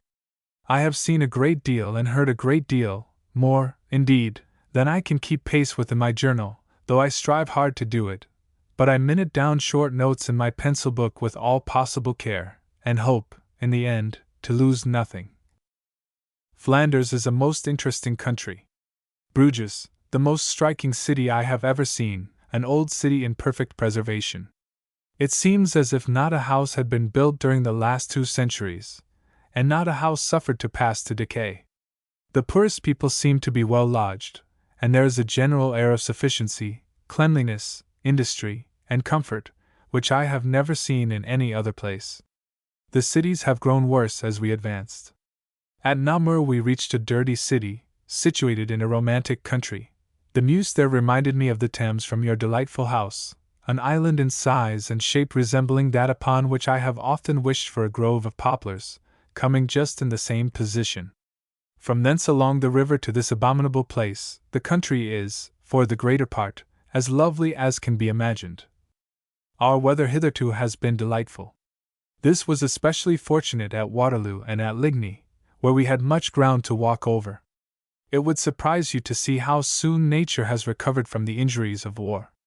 The ground is plowed and sown, and grain and flowers and seeds already growing over the field of battle, which is still strewn with vestiges of the slaughter, caps, cartridges, boxes, hats, and see. We picked up some French cards and some bullets, and we purchased a French pistol and 2 of the eagles which the infantry wear upon their caps. What I felt upon this ground, it would be difficult to say. What I saw, and still more what I heard, there is no time at present for saying. In prose and in verse you shall some day hear the whole. At Les Cotterbras I saw 2 graves, which probably the dogs or the swine had opened. In the one were the ribs of a human body, projecting through the mold, in the other the whole skeleton exposed. Some of our party told me of a third, in which the worms were at work, but I shrunk from the sight. You will rejoice to hear that the English are as well spoken of for their deportment in peace as in war. It is far otherwise with the Prussians. Concerning them there is but one opinion. Their brutality is said to exceed that of the French, and of their intolerable insolence I have heard but too many proofs. That abominable old Frederick made them a military nation, and this is the inevitable consequence. This very day we passed a party on their way towards France, some 100 or 2. 2 gentlemen and 2 ladies of the country, in a carriage, had come up with them, and these ruffians would not allow them to pass, but compelled them to wait and follow the slow pace of foot soldiers. This we ourselves saw. Next to the English, the Belgians have the best character for discipline. I bought at Bruges a French history of Brazil, just published by M. Alphonse de Beauchamp, in 3 volumes 8vo. He says, in his preface, that having finished the first 2 volumes, he thought it advisable to see if any new light had been thrown upon the subject by modern authors. Meantime, a compilation upon this history had appeared in England, but the English author, Mr. Southey, had brought no new lights. He had promised much for his 2nd volume, but the hope of literary Europe had been again deceived, for this 2nd volume, so emphatically promised, had not appeared. I dare say no person regrets this delay so much as M. Beauchamp, he having stolen the whole of his 2 first volumes, and about the 3rd part of the other, from the very Mr. Southey whom he abuses. He has copied my references as the list of his own authorities, Mrs. and all, and he has committed blunders which prove, beyond all doubt, that he does not understand Portuguese. I have been much diverted by this fellow's impudence. The table is laid, and the knives and forks rattling a pleasant note of preparation, as the woman waiter arranges them. God bless you! I have hurried through the sheet, and thus pleasantly beguiled what would have been a very unpleasant hour. We are all well, and your goddaughter has seen a live emperor at Brussels. I feel the disadvantage of speaking French ill, and understanding it by the ear worse. Nevertheless, I speak it without remorse, make myself somehow or other understood, and get at what I want to know.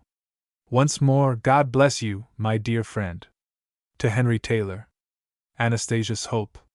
Keswick, July 15, 1831. Have you seen the strange book which Anastasia's Hope left for publication, and which his representatives, in spite of all dissuasion, have published?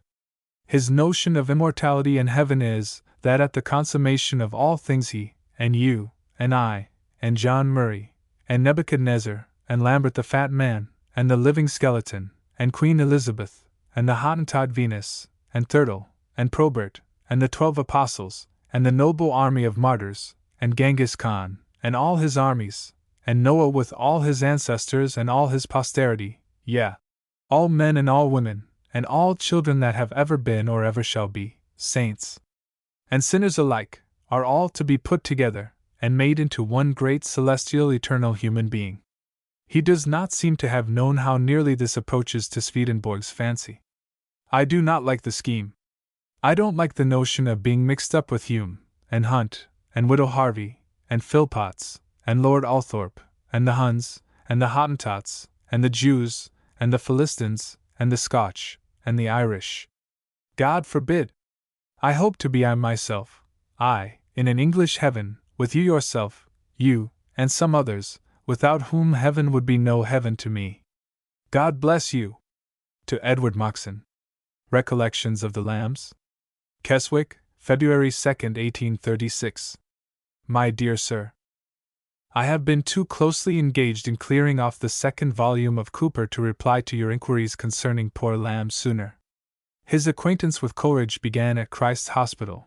Lamb was some 2 years, I think, his junior. Whether he was ever one of the Grecians there, might be ascertained, I suppose, by inquiring. My own impression is, that he was not. Coleridge introduced me to him in the winter of 1794-5, and to George Dyer also, from whom, If his memory has not failed, you might probably learn more of Lamb's early history than from any other person. Lloyd, Wordsworth, and Hazlitt became known to him through their connection with Coleridge. When I saw the family, one evening only, and at that time, they were lodging somewhere near Lincoln's Inn, on the western side, I forget the street, and were evidently in uncomfortable circumstances. The father and mother were both living, and I have some dim recollection of the latter's invalid appearance. The father's senses had failed him before that time. He published some poems in quarto. Lamb showed me once an imperfect copy. The Sparrow's Wedding was the title of the longest piece, and this was the author's favorite. He liked, in his dotage, to hear Charles read it. His most familiar friend, when I first saw him, was White, who held some office at Christ's Hospital, and continued intimate with him as long as he lived. You know what Elia says of him. He and Lamb were joint authors of the original Letters of Falstaff. Lamb, I believe, first appeared as an author in the second edition of Coleridge's poems, Bristol, 1797, and secondly in the little volume of blank verse with Lloyd, 1798. Lamb, Lloyd, and White were inseparable in 1798. The two latter at one time lodged together, though no two men could be imagined more unlike each other. Lloyd had no drollery in his nature. White seemed to have nothing else. You will easily understand how Lamb could sympathize with both. Lloyd, who used to form sudden friendships, was all but a stranger to me, when unexpectedly he brought Lamb down to visit me at a little village, Burton, near Christchurch, in Hampshire, where I was lodging in a very humble cottage. This was in the summer of 1797, and then, or in the following year, my correspondence with Lamb began. I saw more of him in 1802 than at any other time, for I was then 6 months resident in London. His visit to this county was before I came to it. It must have been either in that or in the following year. It was to Lloyd and to Coleridge. I had forgotten one of his schoolfellows, who is still living, xv-xix, a clergyman at or near Penzance. From him you might learn something of his boyhood. Cottle has a good likeness of Lamb, in chalk, taken by an artist named Robert Hancock, about the year 1798. It looks older than Lamb was at that time, but he was old-looking. Coleridge introduced him to Godwin, shortly after the first number of the Anti-Jacobin magazine and review was published, with a caricature of Gilrays, in which Coleridge and I were introduced with asses' heads, and Lloyd and Lamb as toad and frog. Lamb got warmed with whatever was on the table, became disputatious, and said things to Godwin which made him quietly say, "Pray, Mr. Lamb, are you toad or frog, Mrs.?" Coleridge will remember the scene, which was to her sufficiently uncomfortable. But the next morning STC called on Lamb, and found Godwin breakfasting with him, from which time their intimacy began. His angry letter to me in the magazine arose out of a notion that an expression of mine in the Quarterly Review would hurt the sale of Elia. Someone, no doubt, had said that it would. I meant to serve the book, and very well remember how the offense happened. I had written that it wanted nothing to render it altogether delightful, but a saner religious feeling. This would have been the proper word if any other person had written the book. Feeling its extreme unfitness as soon as it was written, I altered it immediately for the first word which came into my head, intending to remodel the sentence when it should come to me in the proof, and that proof never came. There can be no objection to your printing all that passed upon the occasion, beginning with the passage in the Quarterly Review, and giving his letter. I have heard Coleridge say that, in a fit of derangement, Lamb fancied himself to be young Norval. He told me this in relation to one of his poems. If you will print my lines to him upon his album verses, I will send you a corrected copy. You received his letters, I trust, which Cuthbert took with him to town in October. I wish they had been more, and wish, also, that I had more to tell you concerning him, and what I have told were of more value. But it is from such fragments of recollection, and such imperfect notices, that the materials for biography must, for the most part, be collected. Charles Lamb 1775 to 1834. To Samuel Taylor Coleridge. Temporary Frenzy. May 27, 1796. Coleridge. I know not what suffering scenes you have gone through at Bristol. My life has been somewhat diversified of late. The 6 weeks that finished last year and began this, your very humble servant spent very agreeably in a madhouse, at Hoxton. I am got somewhat rational now, and don't bite anyone. But mad I was. And many a vagary my imagination played with me, enough to make a volume, if all were told. My sonnets I have extended to the number of 9 since I saw you, and will some day communicate to you. I am beginning a poem in blank verse, which, if I finish, I publish. Coleridge. It may convince you of my regards for you when I tell you my head ran on you in my madness, as much almost as on another person, who I am inclined to think was the more immediate cause of my temporary frenzy. To the same. A Friend in Need. Thursday, June 11th, 1796. After all, you cannot, nor ever will, write anything with which I shall be so delighted as what I have heard yourself repeat. You came to town, and I saw you at a time when your heart was yet bleeding with recent wounds. Like yourself, I was sore galled with disappointed hope. You had. Many an holy lay that morning soothed the mourner on his way. I had ears of sympathy to drink them in, and they yet vibrate pleasant on the sense. When I read in your little volume your 19th effusion, or the 28th or 29th, or what you call the sigh, I think I hear you again. I image to myself the little smoky room at the Salutation and Cat, where we have sat together through the winter nights, beguiling the cares of life with poesy. When you left London, I felt a dismal void in my heart. I found myself cut off, at one and the same time, from two most dear to me. How blessed with ye the path could I have trod of quiet life! In your conversation you had blended so many pleasant fancies that they cheated me of my grief. But in your absence the tide of melancholy rushed in again, and did its worst mischief by overwhelming my reason. I have recovered, but feel a stupor that makes me indifferent to the hopes and fears of this life. I sometimes wish to introduce a religious turn of mind, but habits are strong things, and my religious fervors are confined, alas! To some fleeting moments of occasional solitary devotion. A correspondence, opening with you, has roused me a little from my lethargy, and made me conscious of existence. Indulge me in it. I will not be very troublesome. At some future time I will amuse you with an account, as full as my memory will permit, of the strange turn my frenzy took. I look back upon it at times with a gloomy kind of envy, for, while it lasted, I had many hours of pure happiness. Dream not, Coleridge, of having tasted all the grandeur and wildness of fancy till you have gone mad. All now seems to me vapid, comparatively so. To the same. The Tragedy. September 27th. 1796. My dearest friend. White, or some of my friends, or the public papers, by this time may have informed you of the terrible calamities that have fallen on our family. I will only give you the outlines. My poor dearest sister, in a fit of insanity, has been the death of our own mother. I was at hand only time enough to snatch the knife out of her grasp.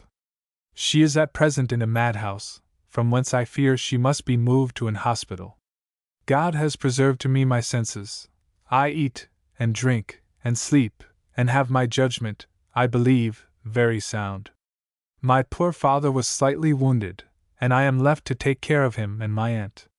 Mr. Norris, of the Bluecoat School, has been very kind to us, and we have no other friend. But thank God, I am very calm and composed, and able to do the best that remains to do. Write as religious a letter as possible, but no mention of what is gone and done with. With me the former things are passed away, and I have something more to do than to feel. God Almighty have us in His keeping. Mention nothing of poetry. I have destroyed every vestige of past vanities of that kind. Do as you please, but if you publish mine, I give free leave, without name or initial, and never send me a book, I charge you. Your own judgment will convince you not to take any notice of this yet to your dear wife. You look after your family. I have reason and strength left to take care of mine. I charge you, don't think of coming to see me. Write. I will not see you if you come. God Almighty love you and all of us. To William Wordsworth. The Delights of London. January 30th. 1801. I ought before this to have replied to your very kind invitation into Cumberland. With you and your sister I could gang anywhere, but I am afraid whether I shall ever be able to afford so desperate a journey. Separate from the pleasure of your company, I don't much care if I never see a mountain in my life. I have passed all my days in London, until I have formed as many and intense local attachments as any of you mountaineers can have done with dead nature. The lighted shops of the Strand and Fleet Street, the innumerable trades, tradesmen, and customers, coaches, wagons, playhouses, all the bustle and wickedness round about Covent Garden, the very women of the town, the watchmen, drunken scenes, rattles, life awake, if you awake, at all hours of the night, the crowds, the very dirt and mud, the sun shining upon houses and pavements, the print shops, the old bookstalls, parsons cheapening books, coffee houses, steams of soups from kitchens, the pantomimes, London itself a pantomime and a masquerade, all these things work themselves into my mind, and feed me, without a power of satiating me. The wonder of these sights impels me often into night walks about her crowded streets, and I often shed tears in the motley Strand from fullness of joy at so much life. All these emotions must be strange to you, so are your rural emotions to me. But consider, what must I have been doing all my life, not to have lent great portions of my heart with usury to such scenes? My attachments are all local, purely local. I have no passion, or have had none since I was in love, and then it was the spurious engendering of poetry and books, to groves and valleys. The rooms where I was born, the furniture which has been before my eyes all my life, a bookcase which has followed me about like a faithful dog, only exceeding him in knowledge, wherever I have moved, old chairs, old tables, streets, squares, where I have sunned myself, my old school, these are my mistresses. Have I not enough, without your mountains? I do not envy you. I should pity you, did I not know that the mind will make friends of anything.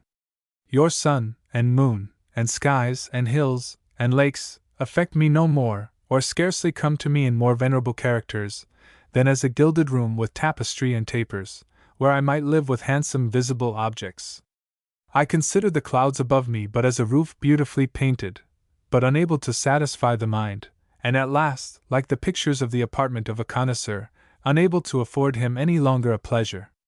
So fading upon me, from disuse, have been the beauties of nature, as they have been confinedly called, so ever fresh, and green, and warm are all the inventions of men, and assemblies of men in this great city.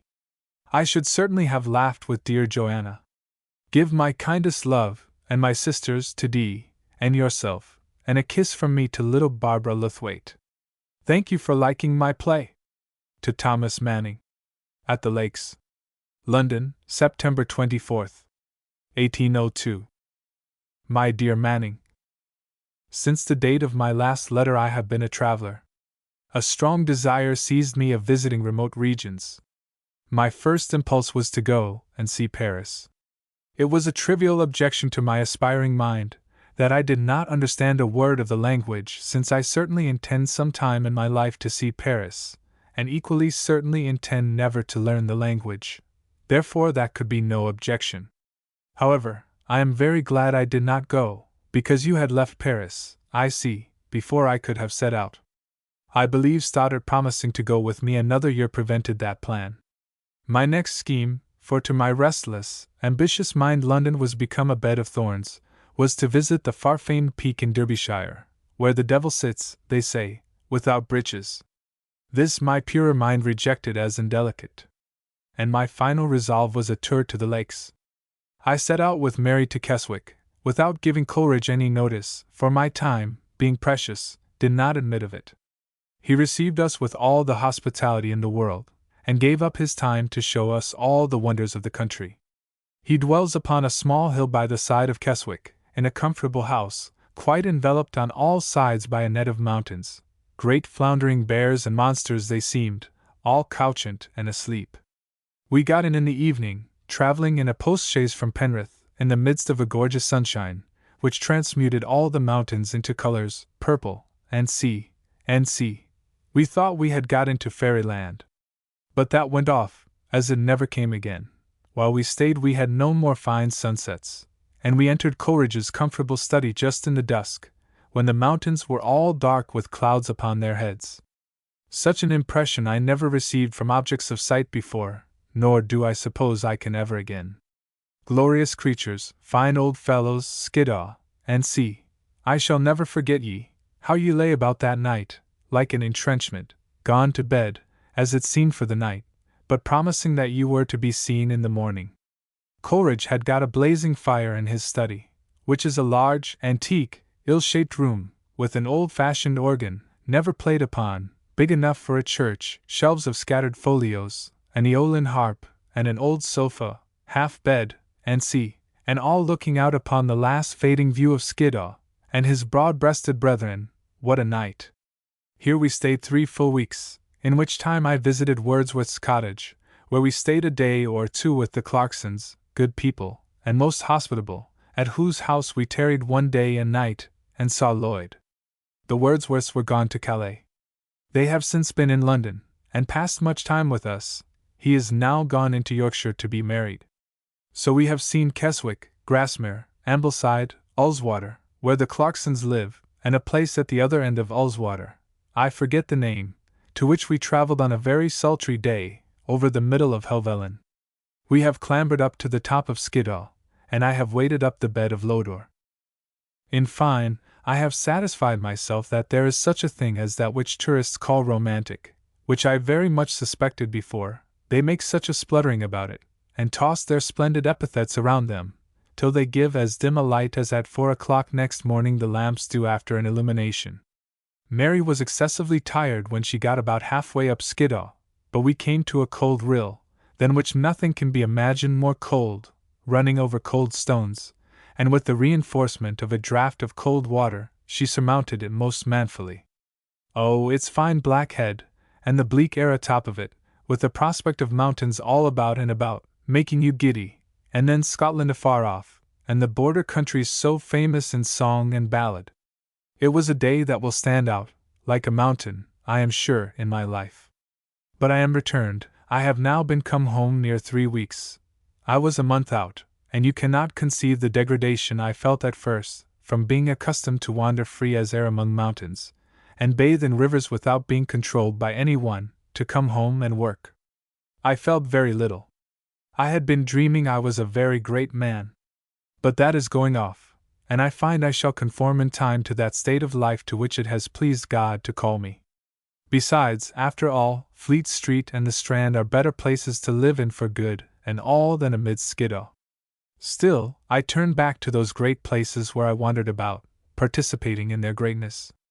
After all, I could not live in Skiddaw. I could spend a year, 2 or 3 years among them, but I must have a prospect of seeing Fleet Street at the end of that time, or I should mope and pine away, I know. Still, Skiddaw is a fine creature. My habits are changing, I think, i.e. from drunk to sober. Whether I shall be happier or not remains to be proved. I shall certainly be more happy in the morning, but whether I shall not sacrifice the fat, and the marrow, and the kidneys, i.e. the night, glorious, care-drowning night, that heals all our wrongs, pours wine into our mortifications, changes the scene from indifferent and flat to bright and brilliant. Oh, Manning, if I should have formed a diabolical resolution, by the time you come to England, of not admitting any spirituous liquors into my house, will you be my guest on such shameworthy terms? Is life, with such limitations, worth trying? The truth is, that my liquors bring a nest of friendly harpies about my house, who consume me. This is a pitiful tale to be read at St. Gothard, but it is just now nearest my heart. Fenwick is a ruined man. He is hiding himself from his creditors, and has sent his wife and children into the country. Fell, my other drunken companion, that has been, nam hic caestus artem repono, is turned editor of a naval chronicle. Godwin continues a steady friend, though the same facility does not remain of visiting him often. X has detached Marshall from his house. Marshall, the man who went to sleep when the Ancient Mariner was reading, the old, steady, unalterable friend of the professor. Holcraft is not yet come to town. I expect to see him, and will deliver your message. Things come crowding in to say, and no room for him. Some things are too little to be told, i.e. to have a preference. Some are too big and circumstantial. Thanks for yours, which was most delicious. Would I had been with you, benighted and see. I fear my head is turned with wandering. I shall never be the same acquiescent being. Farewell. Write again quickly, for I shall not like to hazard a letter, not knowing where the fates have carried you. Farewell, my dear fellow. To the same. Dissuasion from Tartary. February 19th, 1803. My dear Manning. The general scope of your letter afforded no indications of insanity, but some particular points raised a scruple. For God's sake, don't think any more of independent Tartary. What are you to do among such Ethiopians? Is there no lineal descendant of Prester John? Is the chair empty? Is the sword unswayed? Depend upon it, they'll never make you their king, as long as any branch of that great stock is remaining. I tremble for your Christianity. Read Sir John Mandeville's Travels to cure you, or come over to England. There is a Tartar man now exhibiting at Exeter Change. Come and talk with him, and hear what he says first. Indeed, he is no very favorable specimen of his countrymen. But perhaps the best thing you can do is to try to get the idea out of your head. For this purpose, repeat to yourself every night, after you have said your prayers, the words, independent Tartary, 2 or 3 times, and associate with them the idea of oblivion. 'Tis Hartley's method with obstinate memories, or say, independent, have I not already got an independence? That was a clever way of the old Puritans, pun divinity. My dear friend, think what a sad pity it would be to bury such parts in heathen countries, among nasty, unconversable, horse-belching, Tartar people. Some say they are cannibals. And then, conceive a Tartar fellow eating my friend, and adding the cool malignity of mustard and vinegar. I am afraid 'tis the reading of Chaucer has misled you. His foolish stories about Cambuscan, and the ring, and the horse of brass. Believe me, there are no such things, 'tis all the poet's invention. But if there were such darling things as old Chaucer sings, I would up behind you on the horse of brass, and frisk off for Prester John's country. But these are all tales. A horse of brass never flew, and a king's daughter never talked with birds. The Tartars, really, are a cold, insipid, smouchy set. You'll be sadly moped, if you are not eaten among them. Pray try and cure yourself. Take hellebore, the counsel is Horace's, 'twas none of my thought originally.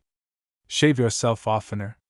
Eat no saffron, for saffron eaters contract a terrible Tartar-like yellow. Pray, to avoid the fiend. Eat nothing that gives the heartburn. Shave the upper lip. Go about like an European. Read no books of voyages, they are nothing but lies, only now and then a romance, to keep the fancy under.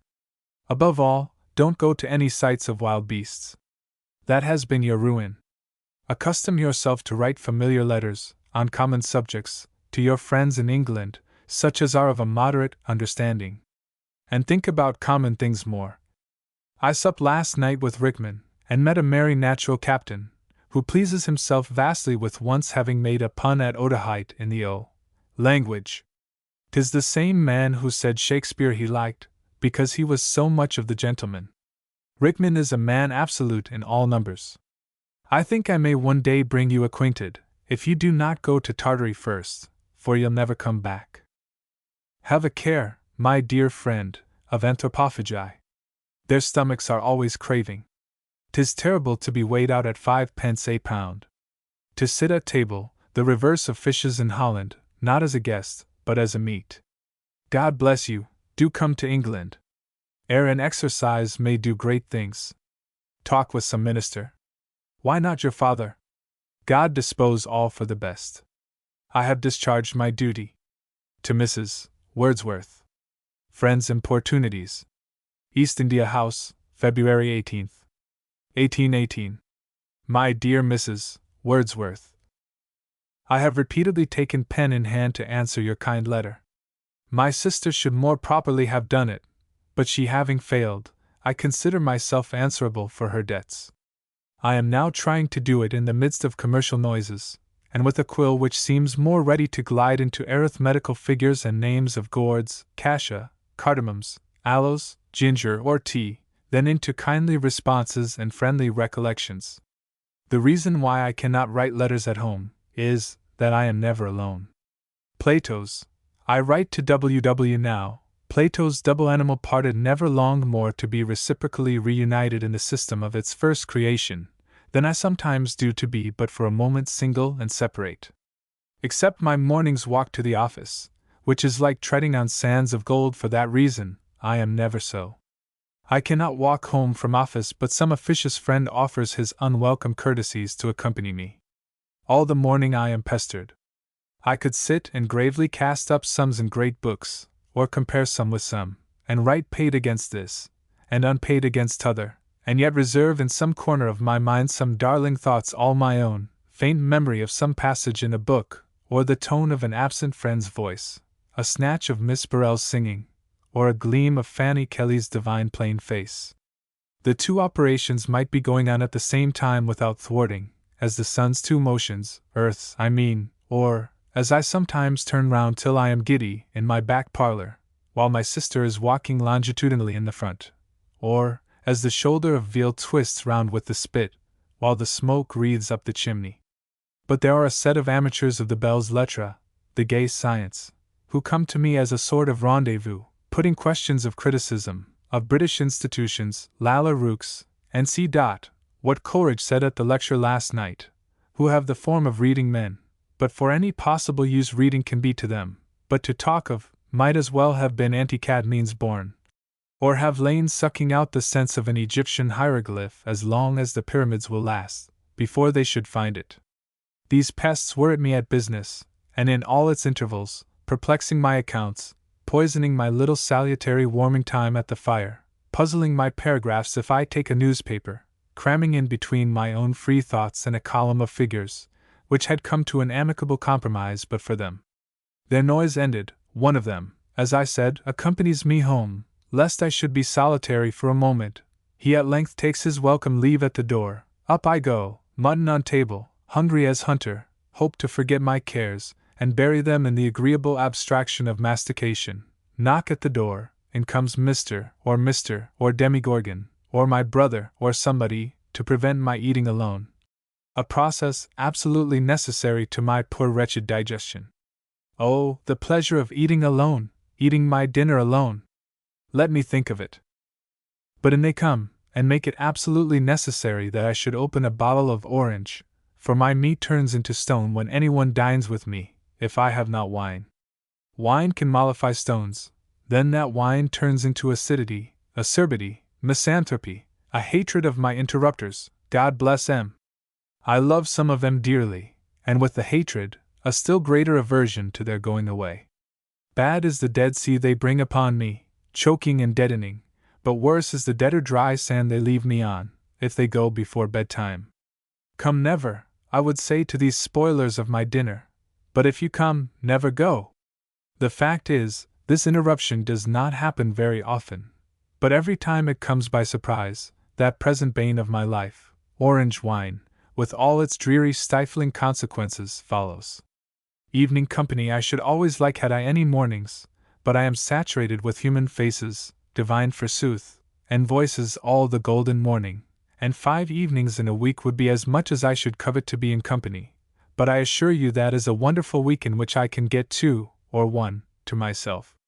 I am never CL, but always CL and company. He who thought it not good for man to be alone, preserve me from the more prodigious monstrosity of being never by myself. I forget bedtime, but even there these sociable frogs clamber up to annoy me. Once a week, generally some singular evening that, being alone, I go to bed at the hour I ought always to be abed. Just close to my bedroom window is the clubroom of a public house, where a set of singers, I take them to be chorus singers of the 2 theaters, it must be both of them, begin their orgies. They are a set of fellows, as I conceive, who, being limited by their talents to the burthen of the song at the playhouses, in revenge have got the common popular airs by Bishop, or some cheap composer, arranged for choruses, that is, to be sung all in chorus. At least, I never can catch any of the text of the plain song, nothing but the Babylonish choral howl at the tail on't. That fury being quenched, the howl I mean, a burden succeeds of shouts and clapping, and knocking of the table. At length over-asked nature drops under it, and escapes for a few hours into the society of the sweet silent creatures of dreams, which go away with mocks and mows at cockcrow. And then I think of the words Christabel's father used, bless me, I have dipped in the wrong ink, to say every morning by way of variety when he awoke. Every knell, the Baron saith, wakes us up to a world of death. Or something like it. All I mean by this senseless interrupted tale is that by my central situation I am a little overcompanied. Not that I have any animosity against the good creatures that are so anxious to drive away the harpy solitude from me. I like and cards and a cheerful glass, but I mean merely to give you an idea between office confinement and after-office society, how little time I can call my own. I mean only to draw a picture, not to make an inference. I would not that I know of have it otherwise. I only wish sometimes I could exchange some of my faces and voices for the faces and voices which a late visitation brought most welcome, and carried away, leaving regret, but more pleasure, even a kind of gratitude, at being so often favored with that kind northern visitation. My London faces and noises don't hear me, I mean no disrespect, or I should explain myself, that instead of their return 220 times a year, and the return of W. and C. 7 times in 104 weeks, some more equal distribution might be found. I have scarce room to put in Mary's kind love, and my poor name goes on lecturing. I mean to hear some of the course, but lectures are not much to my taste, whatever the lecturer may be. If read, they are dismal flat, and you can't think why you are brought together to hear a man read his works, which you could read so much better at leisure yourself. If delivered extempore, I am always in pain, lest the gift of utterance should suddenly fail the orator in the middle, as it did me at the dinner given in honor of me at the London Tavern. Gentlemen, said I, and there I stopped, the rest my feelings were under the necessity of supplying. Mrs. Wordsworth will go on, kindly haunting us with visions of seeing the lakes once more, which never can be realized. Between us there is a great gulf, not of inexplicable moral antipathies and distances, I hope, as there seemed to be between me and that gentleman concerned in the stamp office, that I so strangely recoiled from at Haydon's. I think I had an instinct that he was the head of an office. I hate all such people, accountants, deputy accountants.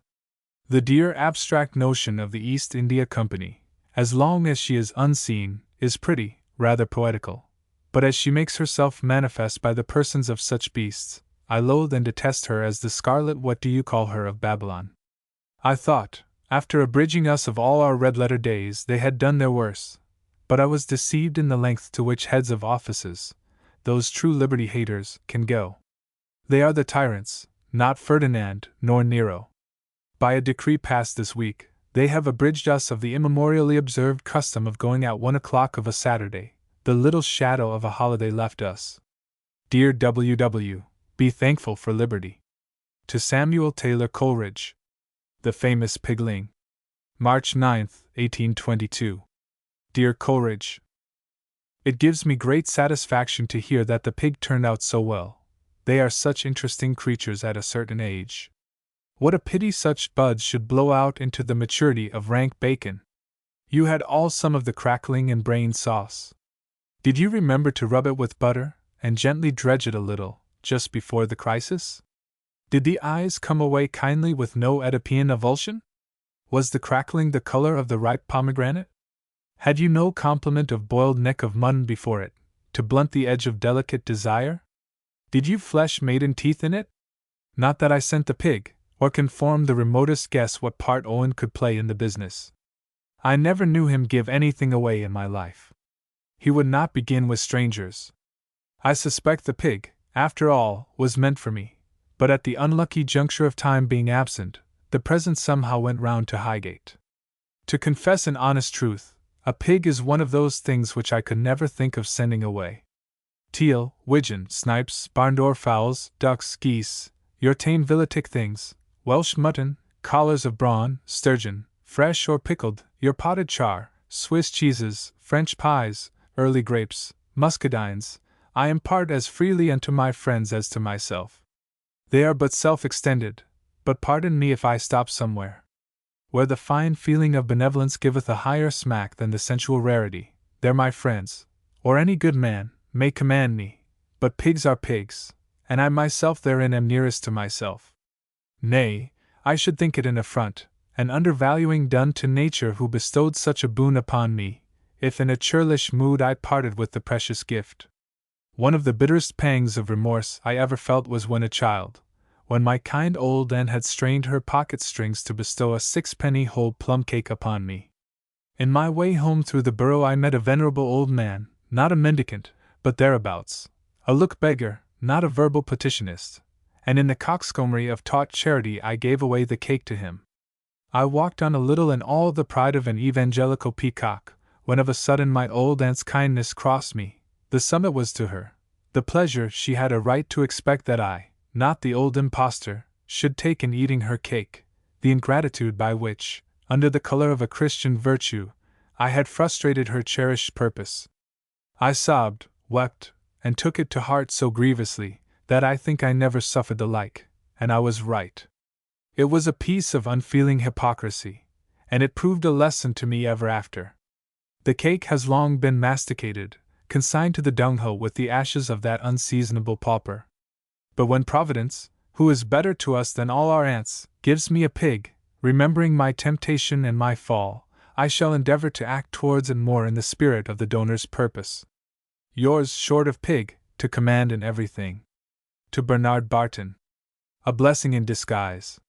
January 9th, 1823. Throw yourself on the world without any rational plan of support, beyond what the chance employ of booksellers would afford you. Throw yourself rather, my dear sir, from the steep Tarpeian rock, slapdash headlong upon iron spikes. If you have but 5 consolatory minutes between the desk and the bed, make much of them, and live a century in them, rather than turn slave to the booksellers. They are Turks and Tartars when they have poor authors at their beck. Hitherto you have been at arm's length from them. Come not within their grasp. I have known many authors want for bread, some repining, others envying the blessed security of a counting house, all agreeing they had rather have been tailors, weavers, what not, rather than the things they were. I have known some starved, some to go mad, one dear friend literally dying in a workhouse. You know not what a rapacious, dishonest set these booksellers are. Ask even Southey, who a single case almost has made a fortune by book drudgery, what he has found them. Oh, you know not, may you never know, the miseries of subsisting by authorship. 'Tis a pretty appendage to a situation like yours or mine, but a slavery, worse than all slavery, to be a bookseller's dependent, to drudge your brains for pots of ale and breasts of mutton, to change your free thoughts and voluntary numbers for ungracious task work. Those fellows hate us. The reason I take to be, that contrary to other trades, in which the master gets all the credit, a jeweler or silversmith for instance, and the journeyman, who really does the fine work, is in the background, in our work the world gives all the credit to us, whom they consider as their journeymen, and therefore do they hate us, and cheat us, and oppress us, and would wring the blood of us out, to put another 6pence in their mechanic pouches. Keep to your bank, and the bank will keep you. Trust not to the public. You may hang, starve, drown yourself, for anything that worthy personage cares. I bless every star that Providence, not seeing good to make me independent, has seen it next good to settle me upon the stable foundation of Leadenhall. Sit down, good B.B., in the banking office. What? Is there not from 6 to 11 p.m. 6 days in the week, and is there not all Sunday? Fie, what a superfluity of man's time, if you could think so! Enough for relaxation, mirth, converse, poetry, good thoughts, quiet thoughts. Oh, the corroding, torturing, tormenting thoughts, that disturb the brain of the unlucky wight who must draw upon it for daily sustenance. Henceforth I retract all my fond complaints of mercantile employment. Look upon them as lovers' quarrels. I was but half in earnest. Welcome dead timber of the desk, that makes me live. A little grumbling is a wholesome medicine for the spleen, but in my inner heart do I approve and embrace this our close, but unharassing way of life. I am quite serious. If you can send me Fox, I will not keep it 6 weeks, and will return it, with warm thanks to yourself and friend, without blot or dog's ear. You will much oblige me by this kindness. To the same. A cold, January 9th, 1824. Dear B.B., do you know what it is to succumb under an insurmountable daymare, a whoresome lethargy, Falstaff calls it, an indisposition to do anything, or to be anything, a total deadness and distaste, a suspension of vitality, an indifference to locality, a numb, soporifical, good-for-nothingness, an ossification all over, an oyster-like insensibility to the passing events, a mind stupor, a brawny defiance to the needles of a thrusting in conscience? Did you ever have a very bad cold, with a total irresolution to submit to water-gruel processes? This has been for many weeks my lot, and my excuse. My fingers drag heavily over this paper, and to my thinking it is 23 furlongs from here to the end of this demi-sheet. I have not a thing to say, no thing is of more importance than another. I am flatter than a denial or a pancake, emptier than Judge S-wig when the head is in it, duller than a country stage when the actors are off it, a cipher, and oh! I acknowledge life at all, only by an occasional convulsional cough, and a permanent phlegmatic pain in the chest. I am weary of the world, life is weary of me. My day is gone into twilight, and I don't think it worth the expense of candles. My wick hath a thief in it, but I can't muster courage to snuff it. I inhale suffocation, I can't distinguish veal from mutton, nothing interests me. 'Tis 12 o'clock, and Thurtle is just now coming out upon the new drop, Jack Ketch alertly tucking up his greasy sleeves to do the last office of mortality, yet cannot I elicit a groan or a moral reflection. If you told me the world will be at an end tomorrow, I should just say, will it? I have not volition enough left to dot my I's, much less to comb my eyebrows. My eyes are set in my head. My brains are gone out to see a poor relation in Moorfleld's, and they did not say when they'd come back again. My skull is a Grub Street attic to let, not so much as a joint stool left in it. My hand writes, not I, from habit. As chickens run about a little, when their heads are off. Oh, for a vigorous fit of gout, colic, toothache, an earwig in my auditory, a fly in my visual organs. Pain is life, the sharper, the more evidence of life. But this apathy, this death. Did you ever have an obstinate cold, a 6 or 7 weeks unintermitting chill and suspension of hope, fear, conscience, and everything? Yet do I try all I can to cure it. I try wine, and spirits, and smoking, and snuff in unsparing quantities, but they all only seem to make me worse instead of better. I sleep in a damp room, but it does me no good. I come home late o' nights, but do not find any visible amendment. It is just 15 minutes after 12. Thurtle is by this time a good way on his journey, baiting at scorpion perhaps. Ketch is bargaining for his cast coat and waistcoat. The Jew demurs at first at 3 half-crowns, but, on consideration that he may get somewhat by showing M in the town, finally closes. William Hazlitt. 1778 to 1830. To Miss Sarah Stoddart. A love letter. Tuesday night, January 1808. My dear love. Above a week has passed, and I have received no letter, not one of those letters in which I live, or have no life at all. What is become of you? Are you married, hearing that I was dead, for so it has been reported? Or are you gone into a nunnery? Or are you fallen in love with some of the amorous heroes of Boccaccio?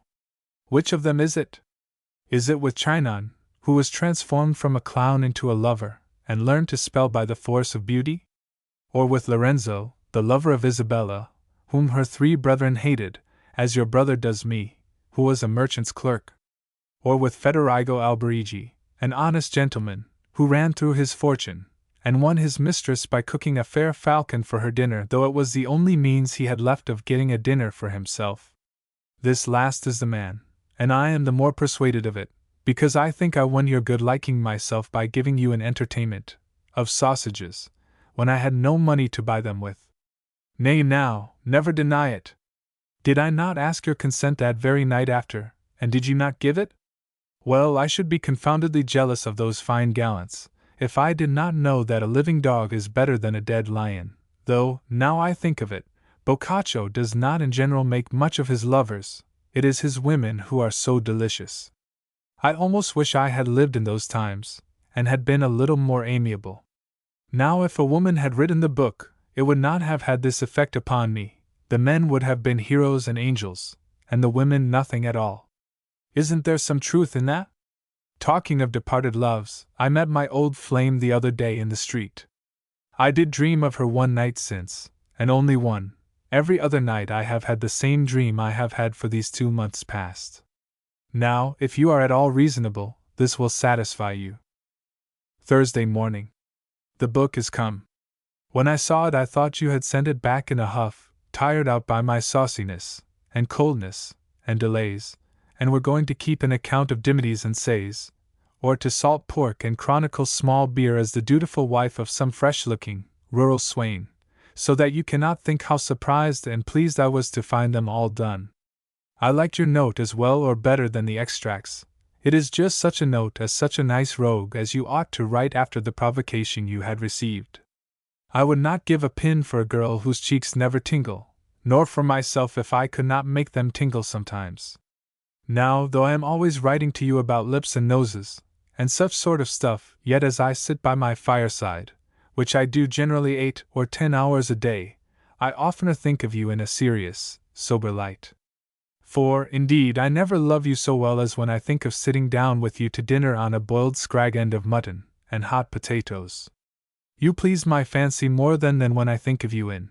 No, you would never forgive me if I were to finish the sentence. Now I think of it, what do you mean to be dressed in when we are married? But it does not much matter. I wish you would let your hair grow, though perhaps nothing will be better than the same air and look with which at first my heart was took. But now to business. I mean soon to call upon your brother in form, namely, as soon as I get quite well, which I hope to do in about another fortnight, and then I hope you will come up by the coach as fast as the horses can carry you, for I long mightily to be in your ladyship's presence, to vindicate my character. I think you had better sell the small house, I mean that at 4.10, and I will borrow £100, so that we shall set off merrily in spite of all the prudence of Edinburgh. Goodbye, little dear. To his son.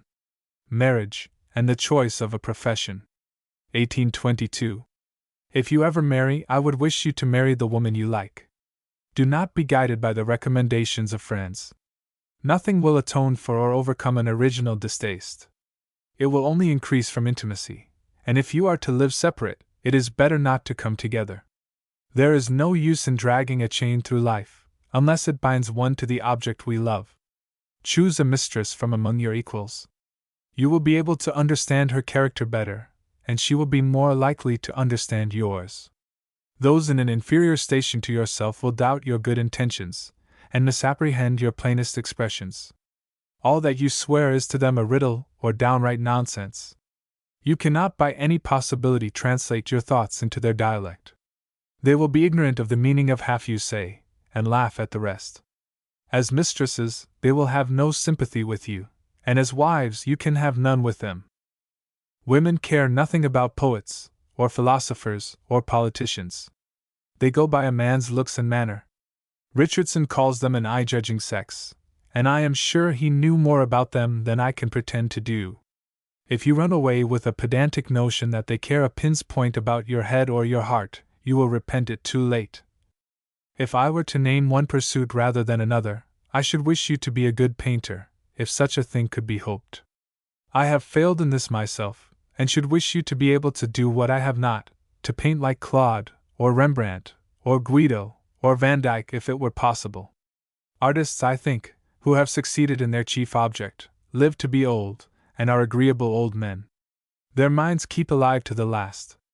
Causeway's spirits never flagged till after 90, and Nollekins, though nearly blind, passed all his mornings in giving directions about some group or bust in his workshop. You have seen Mr. Northcote, that delightful specimen of the last age. With what avidity he takes up his pencil, or lays it down again to talk of numberless things. His eye has not lost its luster, nor paled its ineffectual fire. His body is but a shadow, he himself is a pure spirit. There is a kind of immortality about this sort of ideal and visionary existence that dallies with fate and baffles the grim monster, death. If I thought you could make as clever an artist, and arrive at such an agreeable old age as Mr. Northcote, I should declare at once for your devoting yourself to this enchanting profession, and in that reliance, should feel less regret at some of my own disappointments, and little anxiety on your account. To Charles Cowden Clarke. The Life of Napoleon. December 7th, 1827. Dear Sir, I thought all the world agreed with me at present that Bonaparte was better than the Bourbons, or that a tyrant was better than tyranny. In my opinion, no one of an understanding above the rank of a lady's waiting maid could ever have doubted this, though I alone said it 10 years ago. It might be impolicy then and now, for what I know, for the world stick to an opinion in appearance long after they have given it up in reality. I should like to know whether the preface is thought impolitic by someone who agrees with me in the main point, or by someone who differs with me and makes this excuse not to have his opinion contradicted? In Paris, Ubé's Regina Renover Dolorem, the preface was thought a masterpiece, the best and only possible defense of Bonaparte, and quite new there. It would be an impertinence in me to write a life of Bonaparte after Sir W., without some such object as that expressed in the preface. After all, I do not care a damn about the preface. It will get me on 4 pages somewhere else. Shall I retract my opinion altogether, and forswear my own book? Rayner is right to cry out, I think I have tipped him fair and foul copy, a lean rabbit and a fat one. The remainder of Volume 2 will be ready to go on with, but not the beginning of the 3rd. The appendixes had better be at the end of the 2nd volume. Pray get them if you can. You have my size, have you not? One of them is there. I have been nearly in the other world. My regret was to die and leave the world, rough copy. Otherwise I had thought of an epitaph and a good end. Hic jacent reliqui mortals Guillaume Hazlitt, auctoris non intelligibilis, natus Maidstone and Comey, ta, 2 Canchi, April 10, 1778. Obiit Winterslow, December, 1827. I think of writing an epistle to C. Lamb, Esq., to say that I have passed near the shadowy world, and have had new impressions of the vanity of this, with hopes of a better. Don't you think this would be good policy? Don't mention it to the severe author of the press, a poem, but methinks the idea erudiit hone. He would give 6pence to see me floating, upon a pair of borrowed wings, halfway between heaven and earth, and edifying the good people at my departure, whom I shall only scandalize by remaining. At present my study and contemplation is the leg of a stewed fowl. I have behaved like a saint, and been obedient to orders. Non-fit pugil, and see. I got a violent spasm by walking 15 miles in the mud, and getting into a coach with an old lady who would have the window open. Delicacy, moderation, complaisance, the suaviter in modo, whisper it about, my dear Clark, these are my faults and have been my ruin. Leigh Hunt. 1784 to 1859. To Joseph Severn. A belated letter 1. Vale of Health, Hampstead, March 8, 1821. Dear Severn, you have concluded, of course, that I have sent no letters to Rome, because I was aware of the effect they would have on Keats's mind, and this is the principal cause, for, besides what I have been told about letters in Italy, I remember his telling me upon one occasion that, in his sick moments, he never wished to receive another letter, or ever to see another face, however friendly. But still I should have written to you, had I not been almost at death's door myself. You will imagine how ill I have been, when you hear that I have but just begun writing again for the Examiner and Indicator, after an interval of several months, during which my flesh wasted from me with sickness and melancholy. Judge how often I thought of Keats, and with what feelings. Mr. Brown tells me he is comparatively calm now, or rather quite so. If he can bear to hear of us, pray tell him, but he knows it already, and can put it in better language than any man. I hear that he does not like to be told that he may get better, nor is it to be wondered at, considering his firm persuasion that he shall not survive. He can only regard it as a puerile thing, and an insinuation that he shall die. But if his persuasion should happen to be no longer so strong, or if he can now put up with attempts to console him, of what I have said 1,000 times, and what I still, upon my honor, think always, that I have seen too many instances of recovery from apparently desperate cases of consumption not to be in hope to the very last. If he still cannot bear this, tell him, tell that great poet and noble-hearted man, that we shall all bear his memory in the most precious part of our hearts, and that the world shall bow their heads to it, as our loves do.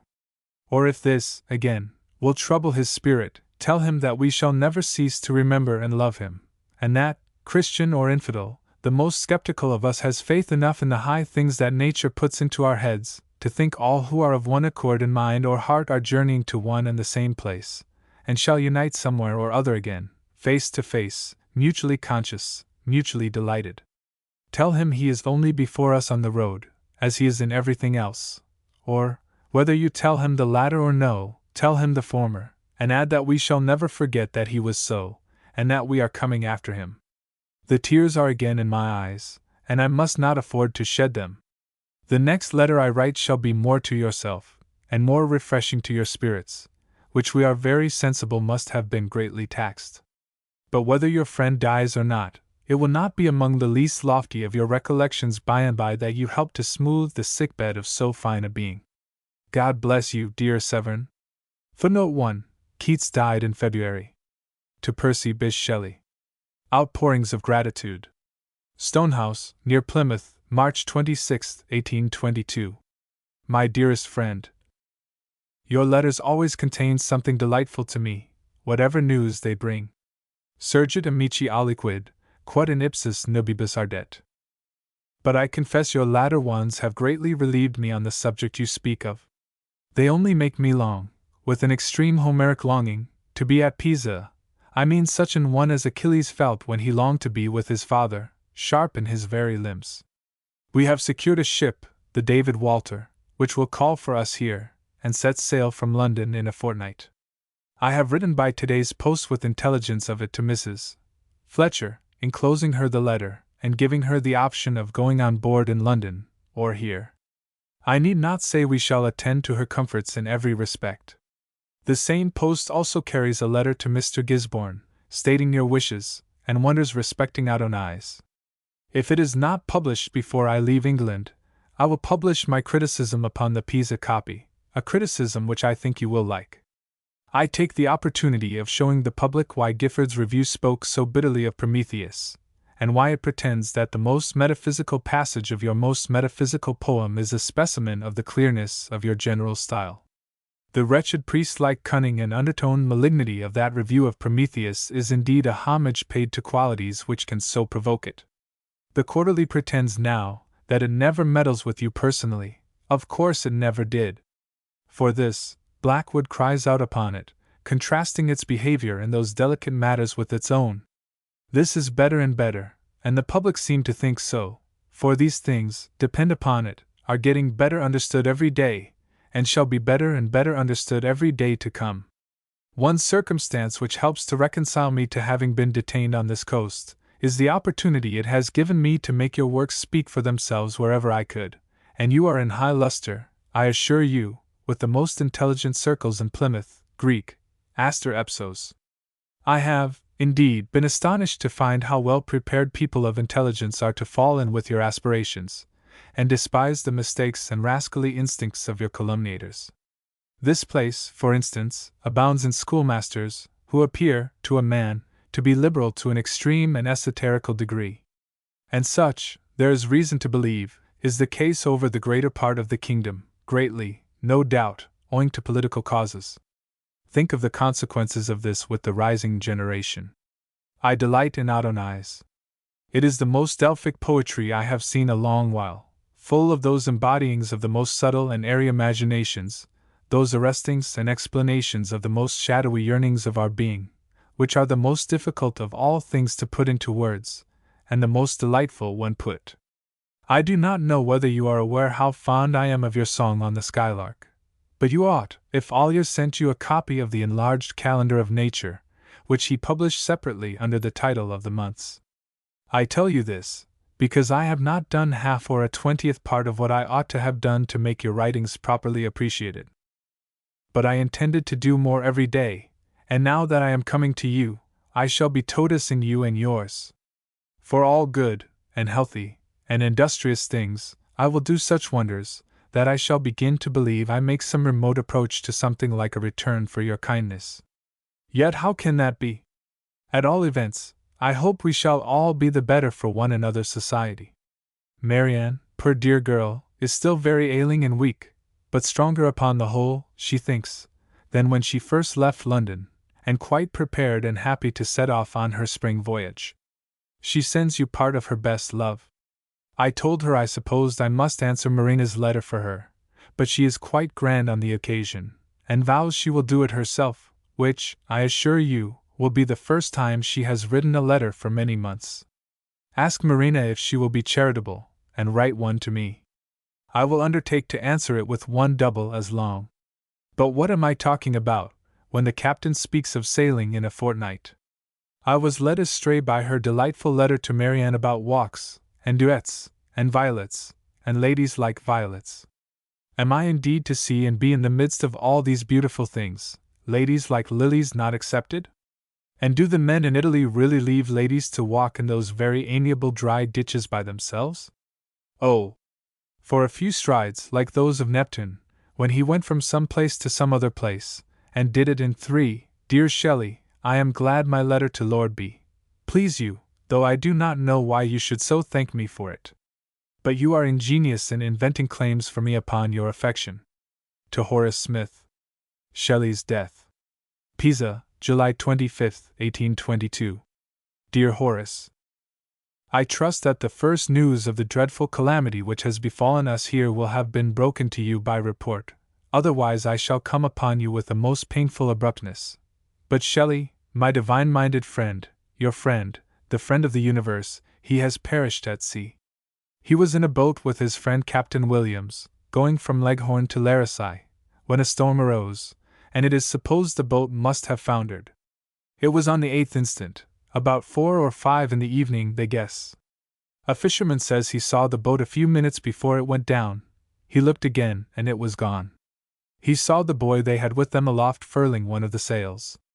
We hope his story is true, as their passage from life to death will then have been short, and what adds to the hope is, that in S.'s pocket, for the bodies were both thrown on shore some days afterwards, conceive our horrible certainty, after trying all we could to hope, a copy of Keats's last volume, which he had borrowed of me to read on his passage, was found open and doubled back as if it had been thrust in the hurry of a surprise.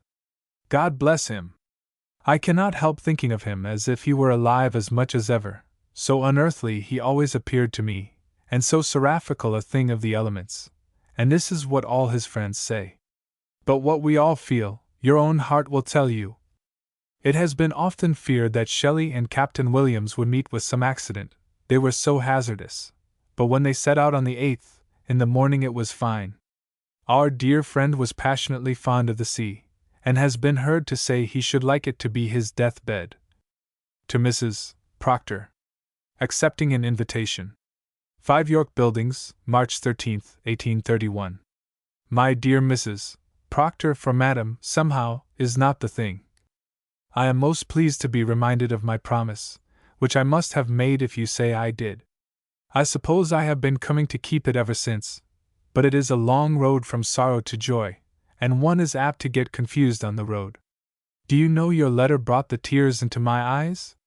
I hardly know why, unless it was that I saw Proctor had been pouring his kind heart into yours, and you said, we must have him here instead of the coffee-house, and plant him by the fire, and warm him like a stray bird till he sings.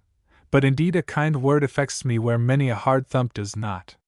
Nevertheless, you must not tell this, except to the very masculine or feminine, though if you do not take it as a compliment to yourself, I mean the confession of my weakness. Why, you are not Proctor's wife, nor Mrs. Montague's daughter, nor she who wrote the letter this morning to a poor battered author. P.S. I eat any plain joint, of the plainer order, beef or mutton, and you know I care for nothing at dinner, so that it does not hurt me. Friends' company is the thing. To a friend. Offense and punishment. Wimbledon, the 11th and the 12th of August, 1846. I find I made a great confusion of my portion of the legal expenses incurred by the examiner, with the whole of them. That portion only amounted to £750, the whole being £1,500. Of this £750 out of my pocket, which was quite enough, £250 went to pay for expenses, counsel, and c. attendant on the failure of 2 government prosecutions, one for saying, tautidem verbis, that of all monarchs since the Revolution, the successor of George III would have the finest opportunity of becoming nobly popular, think, nowadays, of being prosecuted for that, and the other for copying from the Stamford News the paragraph against military flogging, alluded to the other day in the Daily News. Think, now, this moment, of being prosecuted for that. The £500 fine and 2 years' imprisonment was for ludicrously contrasting the Morning Post's picture of the Regent as an Adonis, and c. with the old and real fat state of the case, and for adding that His Royal Highness had lived for upwards of half a century without doing anything to deserve the admiration of his contemporaries or the gratitude of posterity. Words to that effect, and I believe better, but I do not quite remember them. They might be easily ascertained by reference to Peel's Coffee House, and the words of the Post, too. Besides the fine, my imprisonment cost me several £100, I can't exactly say how many, in monstrous douceurs to the jailer for liberty to walk in the garden, for help towards getting me permission to fit up rooms in the sick hospital, and for fitting up said rooms, or rather converting them from sorts of wash-houses, hitherto uninhabited and unfloored, into comfortable apartments, which I did too expensively, at least as far as papering the sitting-room with a trellis of roses went, and having my ceiling painted to imitate an out-of-door sky. No notice, however, could be taken, I suppose, of any of this portion of the expenses, governments having nothing to do with the secret corruptions of jailers or the pastorals of incarcerated poets, otherwise the prosecutions cost me altogether a good bit beyond £1,000. But perhaps it might be mentioned that I went to prison from all but a sick bed, having been just ordered by the physician to go to the seaside, and ride for the benefit of my health, pleasing dramatic contrast to the verdict. I also declined, as I told you, to try avoiding the imprisonment by the help of Perry's offer of the famous secret book, and I further declined, as I think I also told you, to avail myself of an offer on the part of a royal agent, made, of course, in the guarded, though obvious manner in which such offers are conveyed, to drop the prosecution, provided we would agree to drop all future hostile mention of the Regent. But of this, too, governments could not be expected to take notice, perhaps would regard it as an addition to the offense. This, however, I must add, that the whole attack on the Regent was owing, not merely to the nonsense of the Post, but to his violation of those promises of conceding the Catholic claims, to which his princely word stood pledged. The subject of the article was the dinner on St. Patrick's Day. All the Whig world was indignant at that violation, so were the Irish, of course, vehemently, and it was on the spur of this publicly indignant movement that I wrote what I did, as angrily and as much in earnest in the serious part of what I said as I was derisive in the rest. I did not care for any factious object, nor was I what is called anti-monarchical. I didn't know Cobbett, or Henry Hunt, or any demagogue, even by sight, except Sir Francis Burdett, and him by sight alone. Nor did I ever see, or speak a word with them, afterwards. I knew nothing, in fact, of politics themselves, except in some of those large and, as it appeared to me, obvious phases, which, at all events, have since become obvious to most people, and in fighting for which, if a man can be said to fight for a phase, I suffered all that Tories could inflict upon me, by expenses in law and calumnies in literature, reform, Catholic claims, free trade, abolition of flogging, right of free speech, as opposed by attorneys general. I was, in fact, all the while nothing but a poetic student, appearing in politics once a week, but given up entirely to letters almost all the rest of it, and loving nothing so much as a book and a walk in the fields. I was precisely the sort of person, in these respects, which I am at this moment. As to George IV, I aided, years afterwards, in publicly wishing him well, years having brought the philosophic mind. I believe I even express regret at not having given him the excuses due to all human beings. The passage, I take it, is in the book which Colburn called Lord Byron and his contemporaries, and when I consider that Moore has been pensioned, not only in spite of all his libels on him, but perhaps by very reason of their Whig partisanship, I should think it hard to be refused a pension purely because I openly suffered for what I had earnestly said. I knew George the Fourth's physician, Sir William Knighton, who had been mine before I was imprisoned. It was not he who was the royal agent alluded to, and if my memory does not deceive me, Sir William told me that George had been gratified by the book above mentioned.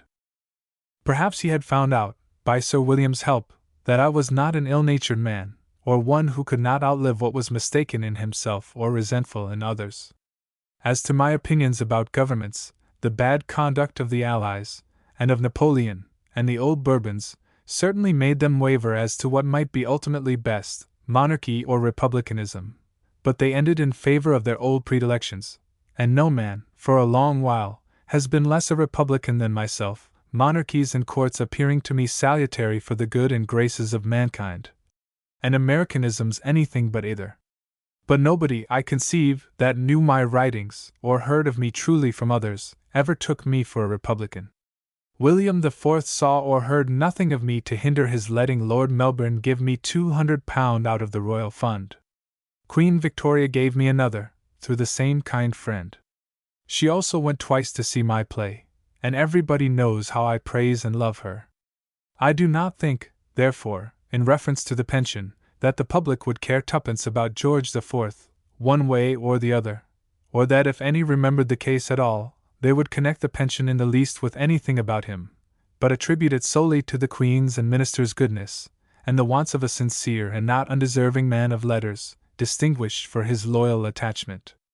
I certainly think the £500 fine ought not to have been taken out of my pocket, or the other £125 either, and I think also that a liberal Whig minister might reasonably and privately think some compensation on those accounts due to me. I have been fighting his own fight from first to last, and helping to prepare matters for his triumph. But still the above, in my opinion, is what the public would think of the matter, and my friends of the press could lay it entirely to the literary account. George Gordon Noel, Lord Byron. 1788 to 1824. To Mr. Hodgson. Travel in Portugal. Lisbon, July 16, 1809.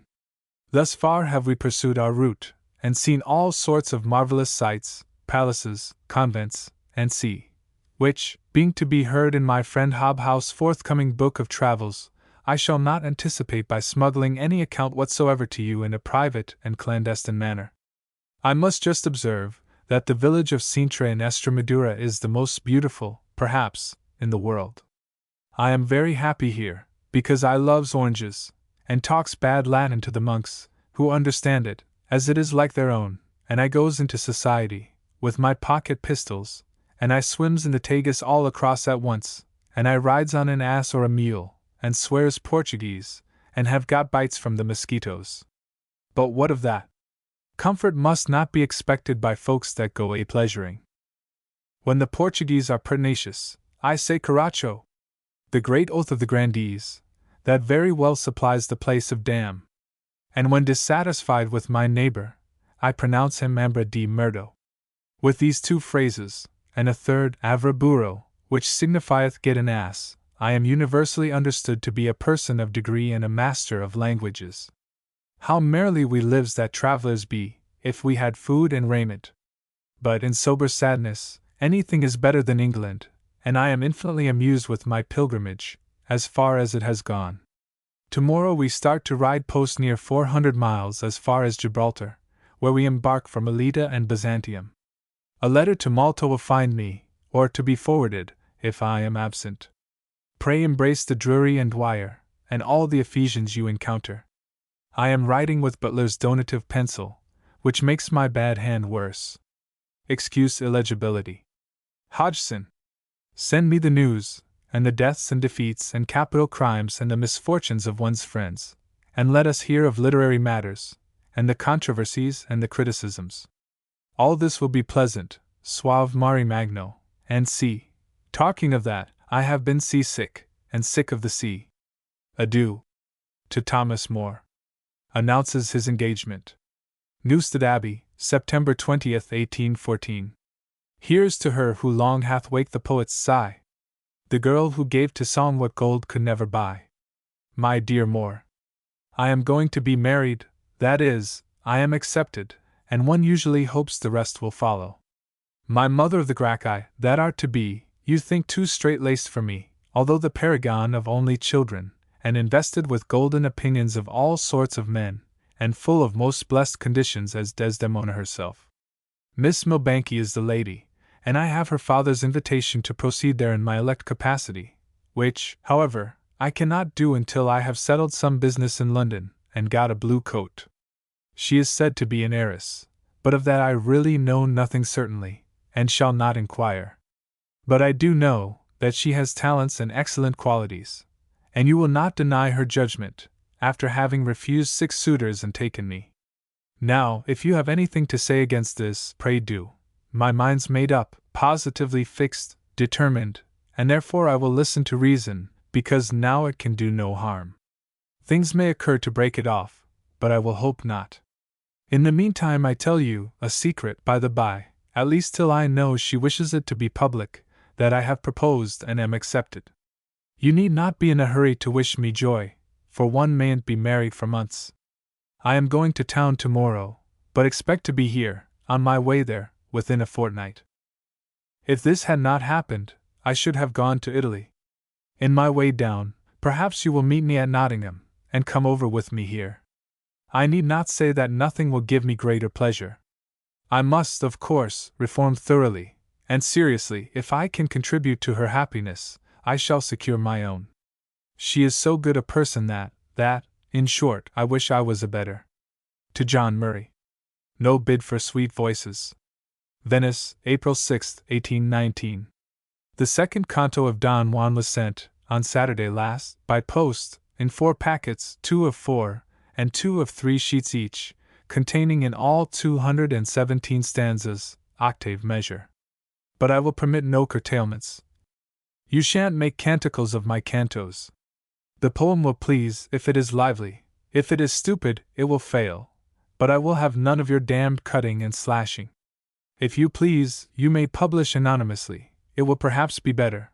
But I will battle my way against them all, like a porcupine. So you and Mr. Foscolo, etc., want me to undertake what you call a great work?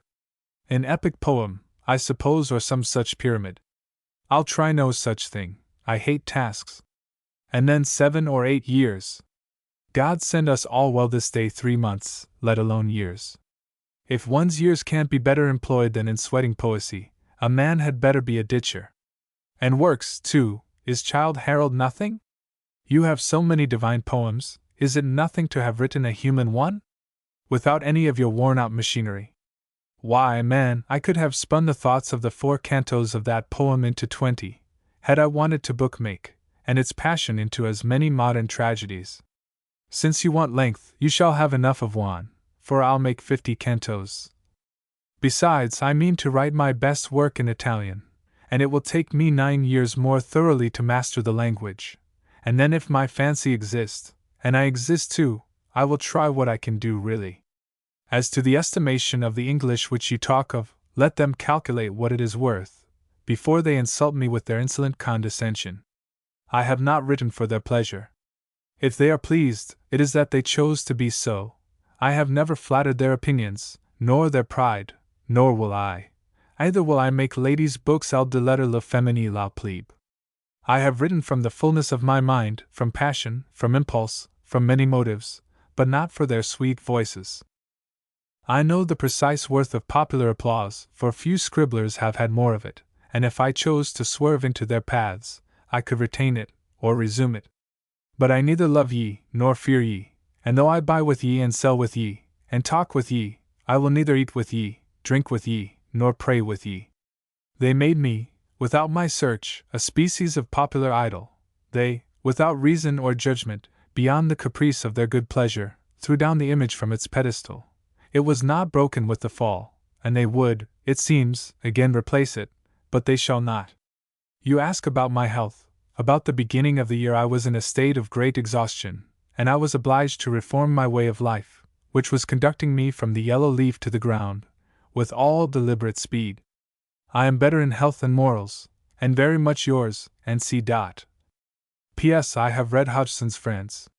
He is right in defending Pope against the bastard pelicans of the poetical winter day, who add insult to their parricide, by sucking the blood of the parent of English real poetry, poetry without fault, and then spurning the bosom which fed them. To the same. The Cemetery at Bologna. Bologna, June 7, 1819. I have been picture-gazing this morning at the famous Domenichino and Guido, both of which are superlative. I afterwards went to the beautiful cemetery of Bologna, beyond the walls, and found, besides the superb burial ground, an original of a custode, who reminded me of the gravedigger in Hamlet. He has a collection of Capuchin skulls, labeled on the forehead, and taking down one of them, said this was Brother Desiderio Barrow, who died at 40, one of my best friends. I begged his head of his brethren after his decease, and they gave it me. I put it in lime, and then boiled it. Here it is, teeth and all, in excellent preservation. He was the merriest, cleverest fellow I ever knew. Wherever he went, he brought joy, and whenever any one was melancholy, the sight of him was enough to make him cheerful again. He walked so actively, you might have taken him for a dancer. He joked, he laughed. Oh! He was such a freight as I never saw before, nor ever shall again. He told me that he had himself planted all the cypresses in the cemetery, that he had the greatest attachment to them and to his dead people, that since 1801 they had buried 53,000 persons. In showing some older monuments, there was that of a Roman girl of 20, with a bust by Bernini. She was a Princess Barberini, dead 2 centuries ago. He said that, on opening her grave, they had found her hair complete, and as yellow as gold. Some of the epitaphs at Ferrara pleased me more than the more splendid monuments at Bologna, for instance. Martini Luigi implora pace. Lucrezia Piccini implora eterna quiet. Can anything be more full of pathos? Those few words say all that can be said or sought. The dead had had enough of life. All they wanted was rest, and this they implore. There is all the helplessness, and humble hope, and death-like prayer, that can arise from the grave, implora pace. I hope, whoever may survive me, and shall see me put in the foreigners' burying ground at the Lido, within the fortress by the Adriatic, will see those 2 words, and no more, put over me.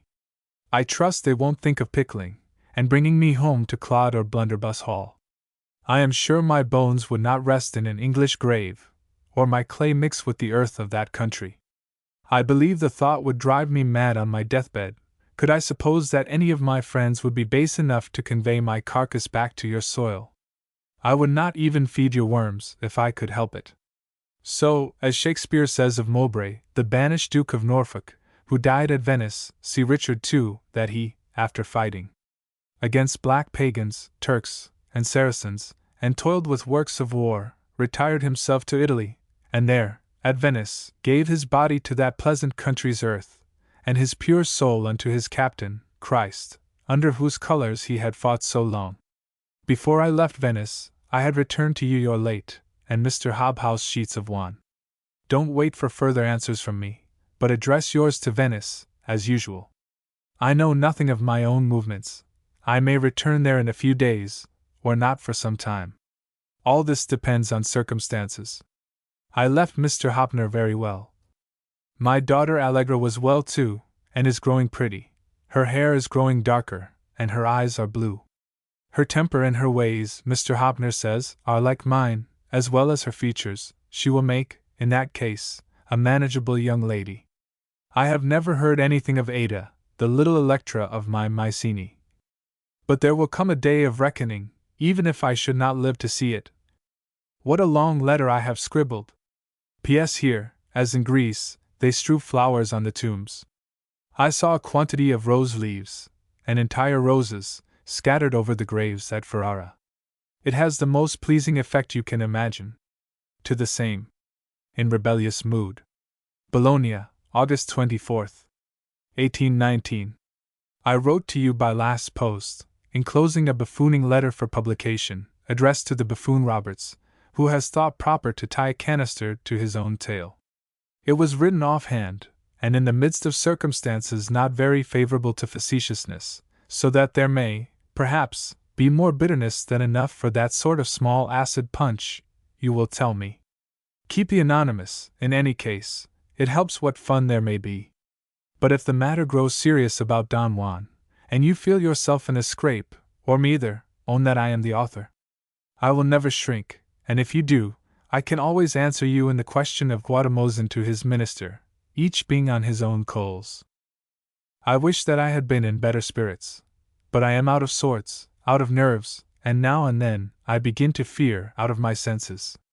All this Italy has done for me, and not England. I defy all you, and your climate to boot, to make me mad.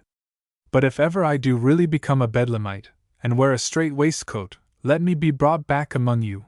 Your people will then be proper company. I assure you what I hear say and feel has nothing to do with England, either in a literary or personal point of view. All my present pleasures or plagues are as Italian as the opera. And, after all, they are but trifles, for all this arises from my Dama's being in the country for 3 days, at Capofium.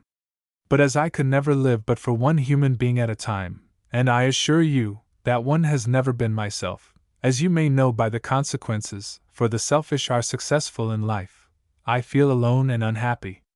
I have sent for my daughter from Venice, and I ride daily, and walk in a garden, under a purple canopy of grapes, and sit by a fountain, and talk with the gardener of his tools, which seem greater than atoms, and with his wife, and with his son's wife, who is the youngest of the party, and I think talks best of the 3.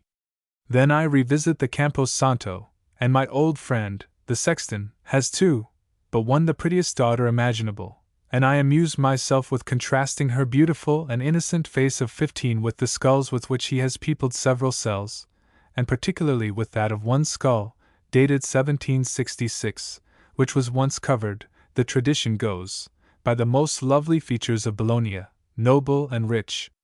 When I look at these, and at this girl, when I think of what they were, and what she must be, why then, my dear Murray, I won't shock you by saying what I think. It is little matter what becomes of us bearded men, but I don't like the notion of a beautiful woman's lasting less than a beautiful tree, than her own picture, her own shadow, which won't change so to the sun as her face to the mirror. I must leave off, for my head aches consumedly. I have never been quite well since the night of the representation of Alfieri's Mirror, a fortnight ago. To Percy Bysshe Shelley. A Trio of Poets. Ravenna, April 26, 1821. The child continues doing well, and the accounts are regular and favorable. It is gratifying to me that you and Mrs. Shelley do not disapprove of the step which I have taken, which is merely temporary. I am very sorry to hear what you say of Keats. Is it actually true? I did not think criticism had been so killing. Though I differ from you essentially in your estimate of his performances, I so much abhor all unnecessary pain, that I would rather he had been seated on the highest peak of Parnassus than have perished in such a manner. Poor fellow! Though with such inordinate self-love he would probably have not been very happy. I read the review of Endymion in the Quarterly. It was severe, but surely not so severe as many reviews in that and other journals upon others. I recollect the effect on me of the Edinburgh on my first poem. It was rage, and resistance, and redress, but not despondency nor despair. I grant that those are not amiable feelings, but in this world of bustle and broil, and especially in the career of writing, a man should calculate upon his powers of resistance before he goes into the arena. Expect not life from pain nor danger free, nor deem the doom of man reserved for thee. You know my opinion of that second-hand school of poetry. You also know my high opinion of your own poetry, because it is of no school. I read Cenci, but besides that I think the subject essentially undramatic. I am not an admirer of our old dramatists, as models. I deny that the English have hitherto had a drama at all. Your Cenci, however, was a work of power and poetry. As to my drama, pray revenge yourself upon it, by being as free as I have been with yours. I have not yet got your Prometheus, which I long to see. I have heard nothing of mine, and do not know that it is yet published. I have published a pamphlet on the Pope controversy, which you will not like. Had I known that Keats was dead, or that he was alive and so sensitive, I should have omitted some remarks upon his poetry, to which I was provoked by his attack upon Pope, and my disapprobation of his own style of writing. You want me to undertake a great poem. I have not the inclination nor the power. As I grow older, the indifference, not to life, for we love it by instinct, but to the stimuli of life, increases. Besides, this late failure of the Italians has latterly disappointed me for many reasons, some public, some personal. My respects to Mrs. S. P.S. Could not you and I contrive to meet this summer? Could not you take a run here alone? To Lady Byron? A plain statement of facts. Pisa, November 17th, 1821. I have to acknowledge the receipt of Ada's hair, which is very soft and pretty, and nearly as dark already as mine was at 12 years old, if I may judge from what I recollect of some in Augusta's possession, taken at that age. But it don't curl, perhaps from its being let grow. I also thank you for the inscription of the date and name, and I will tell you why. I believe that they are the only 2 or 3 words of your handwriting in my possession. For your letters I returned, and except the 2 words, or rather the 1 word, household, written twice in an old account book, I have no other. I burnt your last note, for 2 reasons. Firstly, it was written in a style not very agreeable, and secondly, I wished to take your word without documents, which are the worldly resources of suspicious people. I suppose that this note will reach you somewhere about Ada's birthday, the 10th of December, I believe. She will then be 6, so that in about 12 more I shall have some chance of meeting her, perhaps sooner, if I am obliged to go to England by business or otherwise.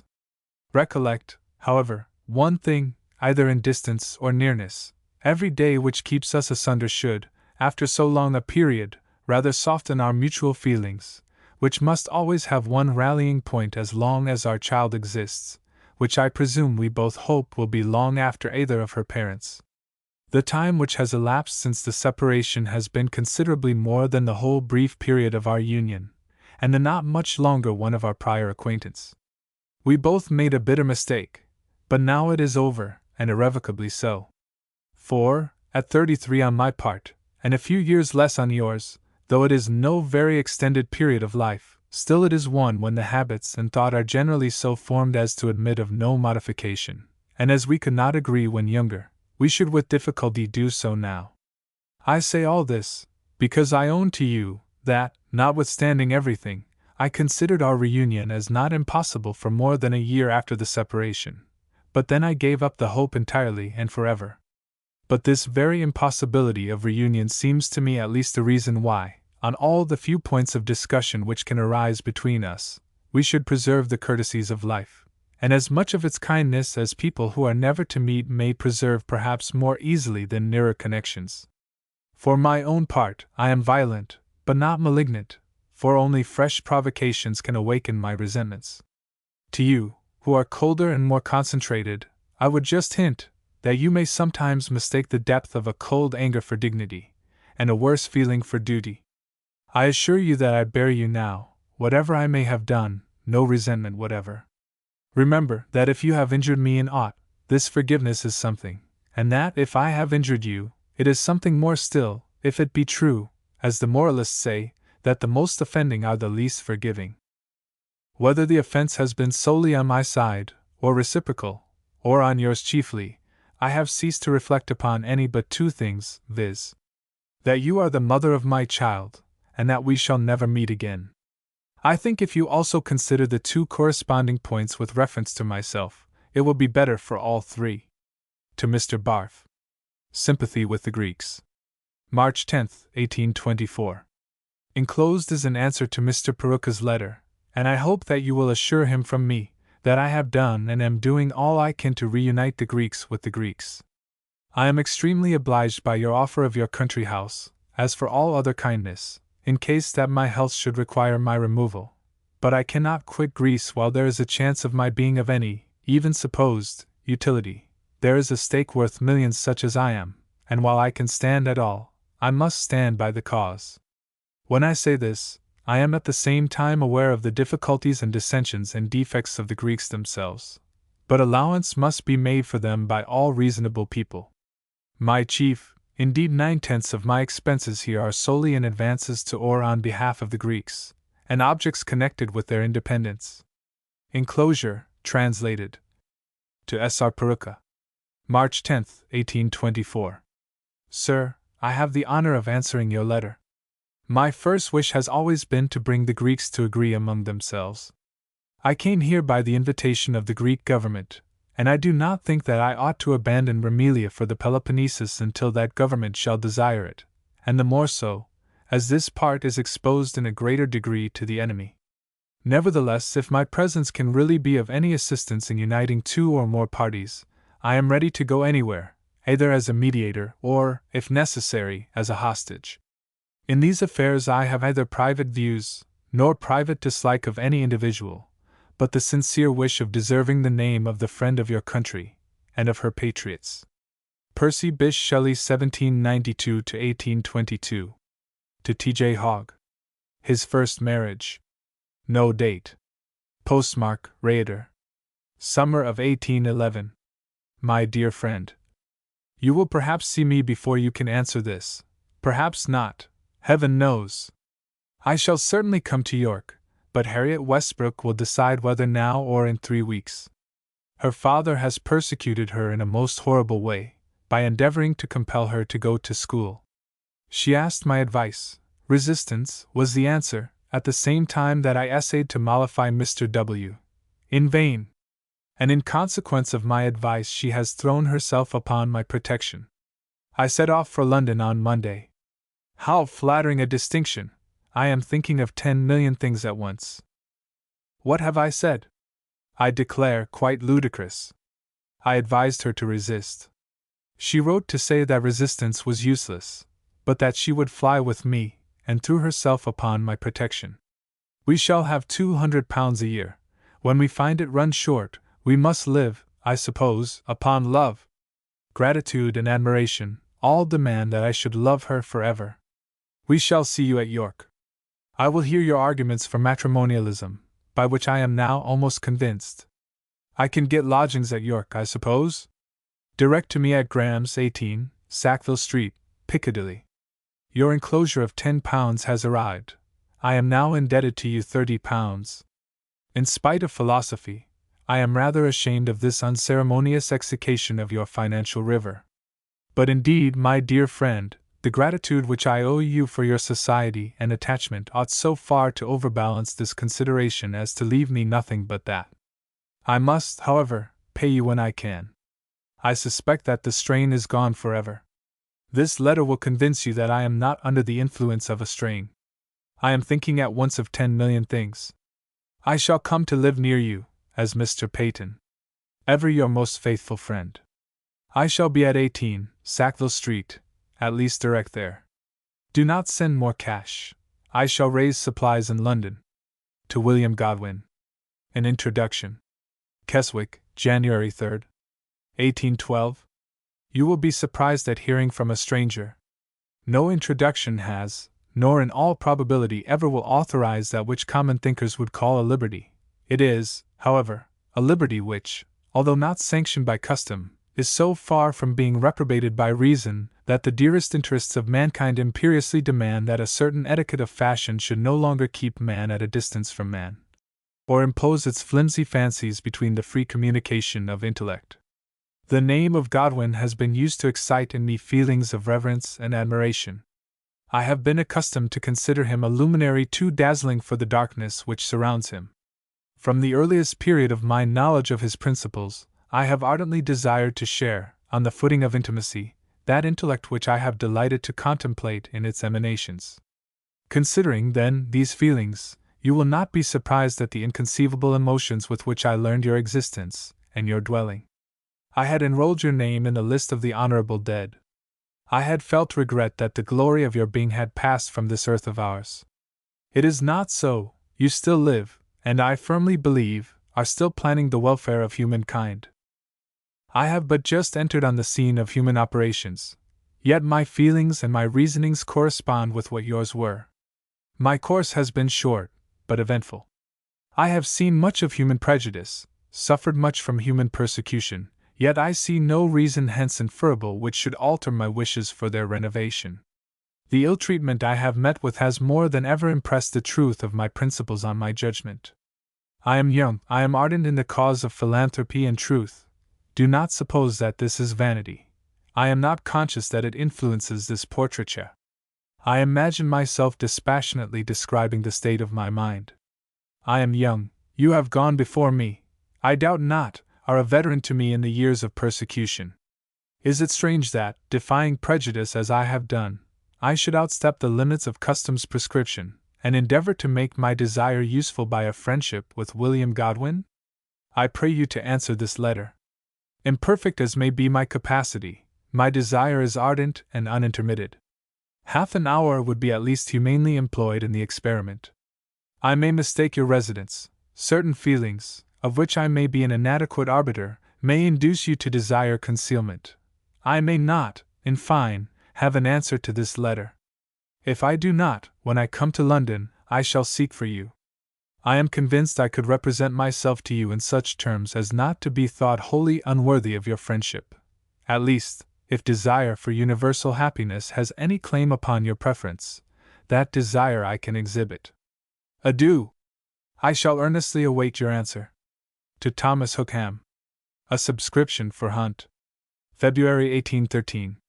My dear Sir, I am boiling with indignation at the horrible injustice and tyranny of the sentence pronounced on Hunt and his brother, and it is on this subject that I write to you. Surely the seal of abjectness and slavery is indelibly stamped upon the character of England. Although I do not retract in the slightest degree my wish for a subscription for the widows and children of those poor men hung at York, yet this £1,000 which the Hunts are sentenced to pay is an affair of more consequence. Hunt is a brave, a good, and an enlightened man.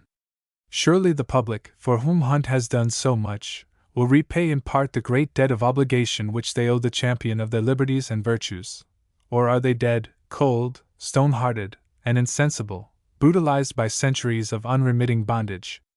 However that may be, they surely may be excited into some slight acknowledgment of his merits.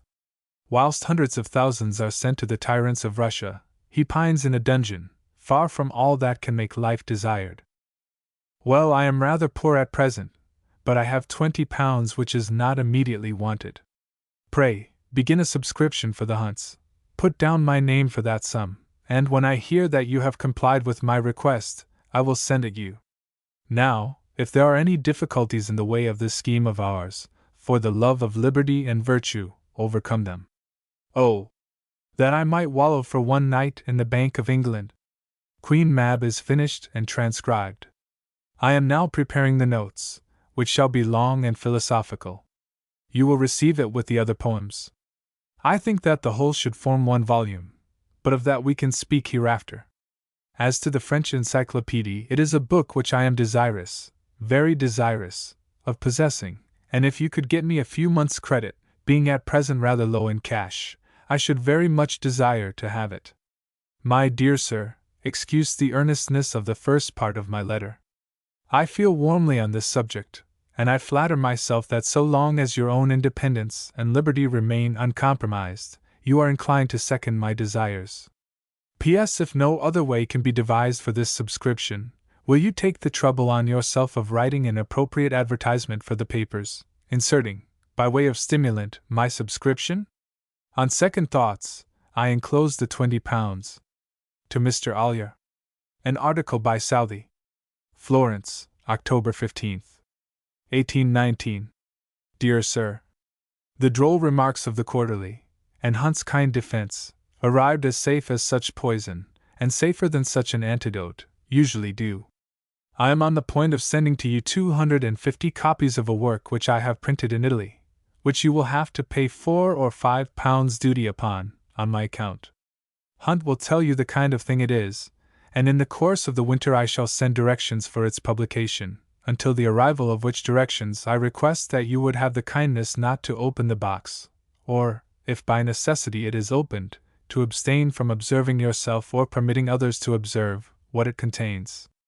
I trust this confidently to you, it being of consequence.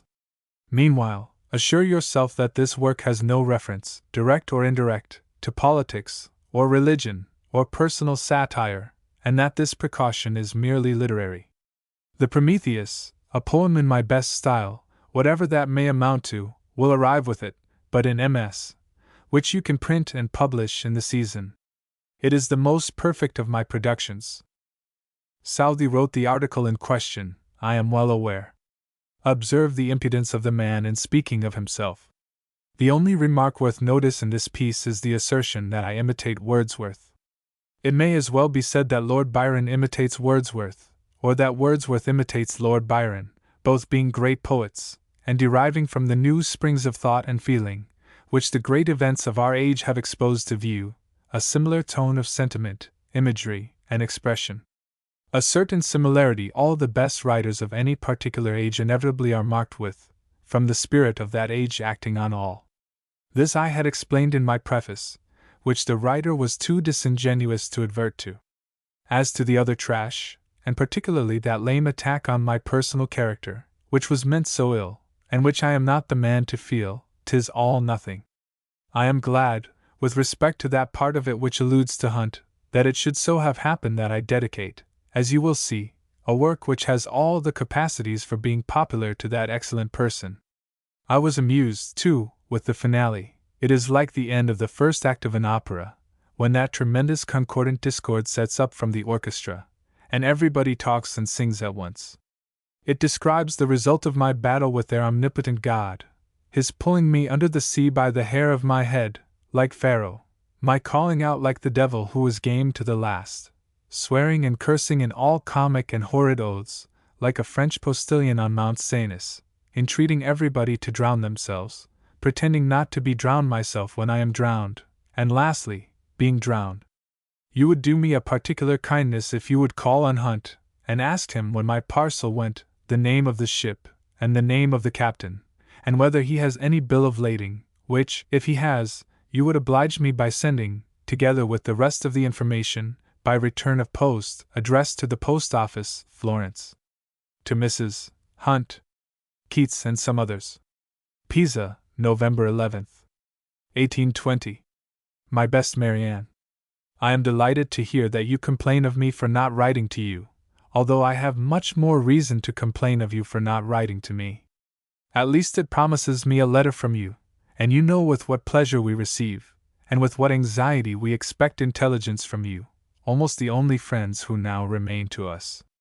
I am afraid that the strict system of expense to which you are limited annoys you all very much, and that Hunt's health suffers both from that and from the incredible exertions which I see by the indicators and the examiners that he is making. Would to heaven that I had the power of doing you some good! But when you are sure that the wish is sincere, the bare expression of it may help to cheer you. The Gisbornes are arrived, and have brought news of you, and some books, the principal part of which, however, are yet to arrive by sea. Keats's new volume has arrived to us, and the fragment called Hyperion promises for him that he is destined to become one of the first writers of the age. His other things are imperfect enough, and what is worse, written in the bad sort of style which is becoming fashionable among those who fancy that they are imitating Hunt and Wordsworth. But of all these things nothing is worse than, in spite of Hunt's extracting the only good stanzas, with his usual good nature. Indeed, I ought not to complain of Hunt's good nature, for no one owes so much to it. Is not the vulgarity of these wretched imitations of Lord Byron carried to a pitch of the sublime? His indecencies, too, both against sexual nature, and against human nature in general, sit very awkwardly upon him. He only affects the libertine. He is, really, a very amiable, friendly, and agreeable man, I hear. But is not this monstrous? In Lord Byron all this has an analogy with the general system of his character, and the wit and poetry which surround hide with their light the darkness of the thing itself. They contradict it even. They prove that the strength and beauty of human nature can survive and conquer all that appears most inconsistent with it.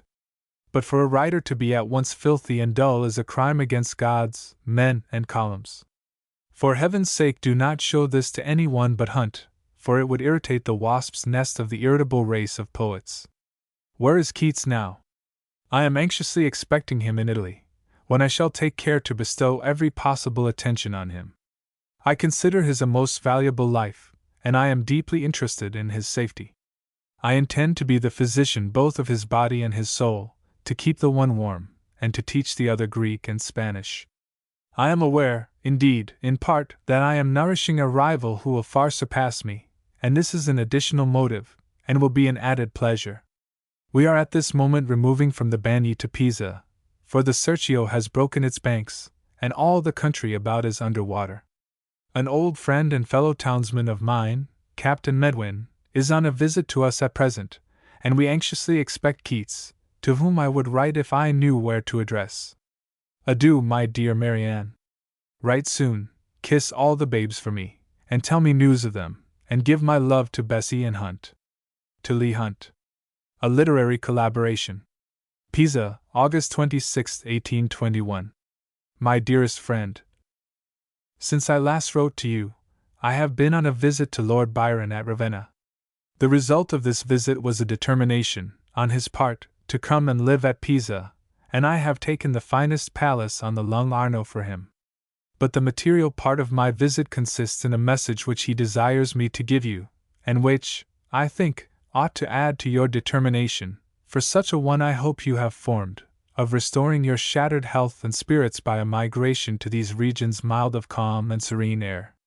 He proposes that you should come out and go shares with him and me, in a periodical work, to be conducted here, in which each of the contracting parties should publish all their original compositions and share the profits. He proposed it to Moore, but for some reason it was never brought to bear.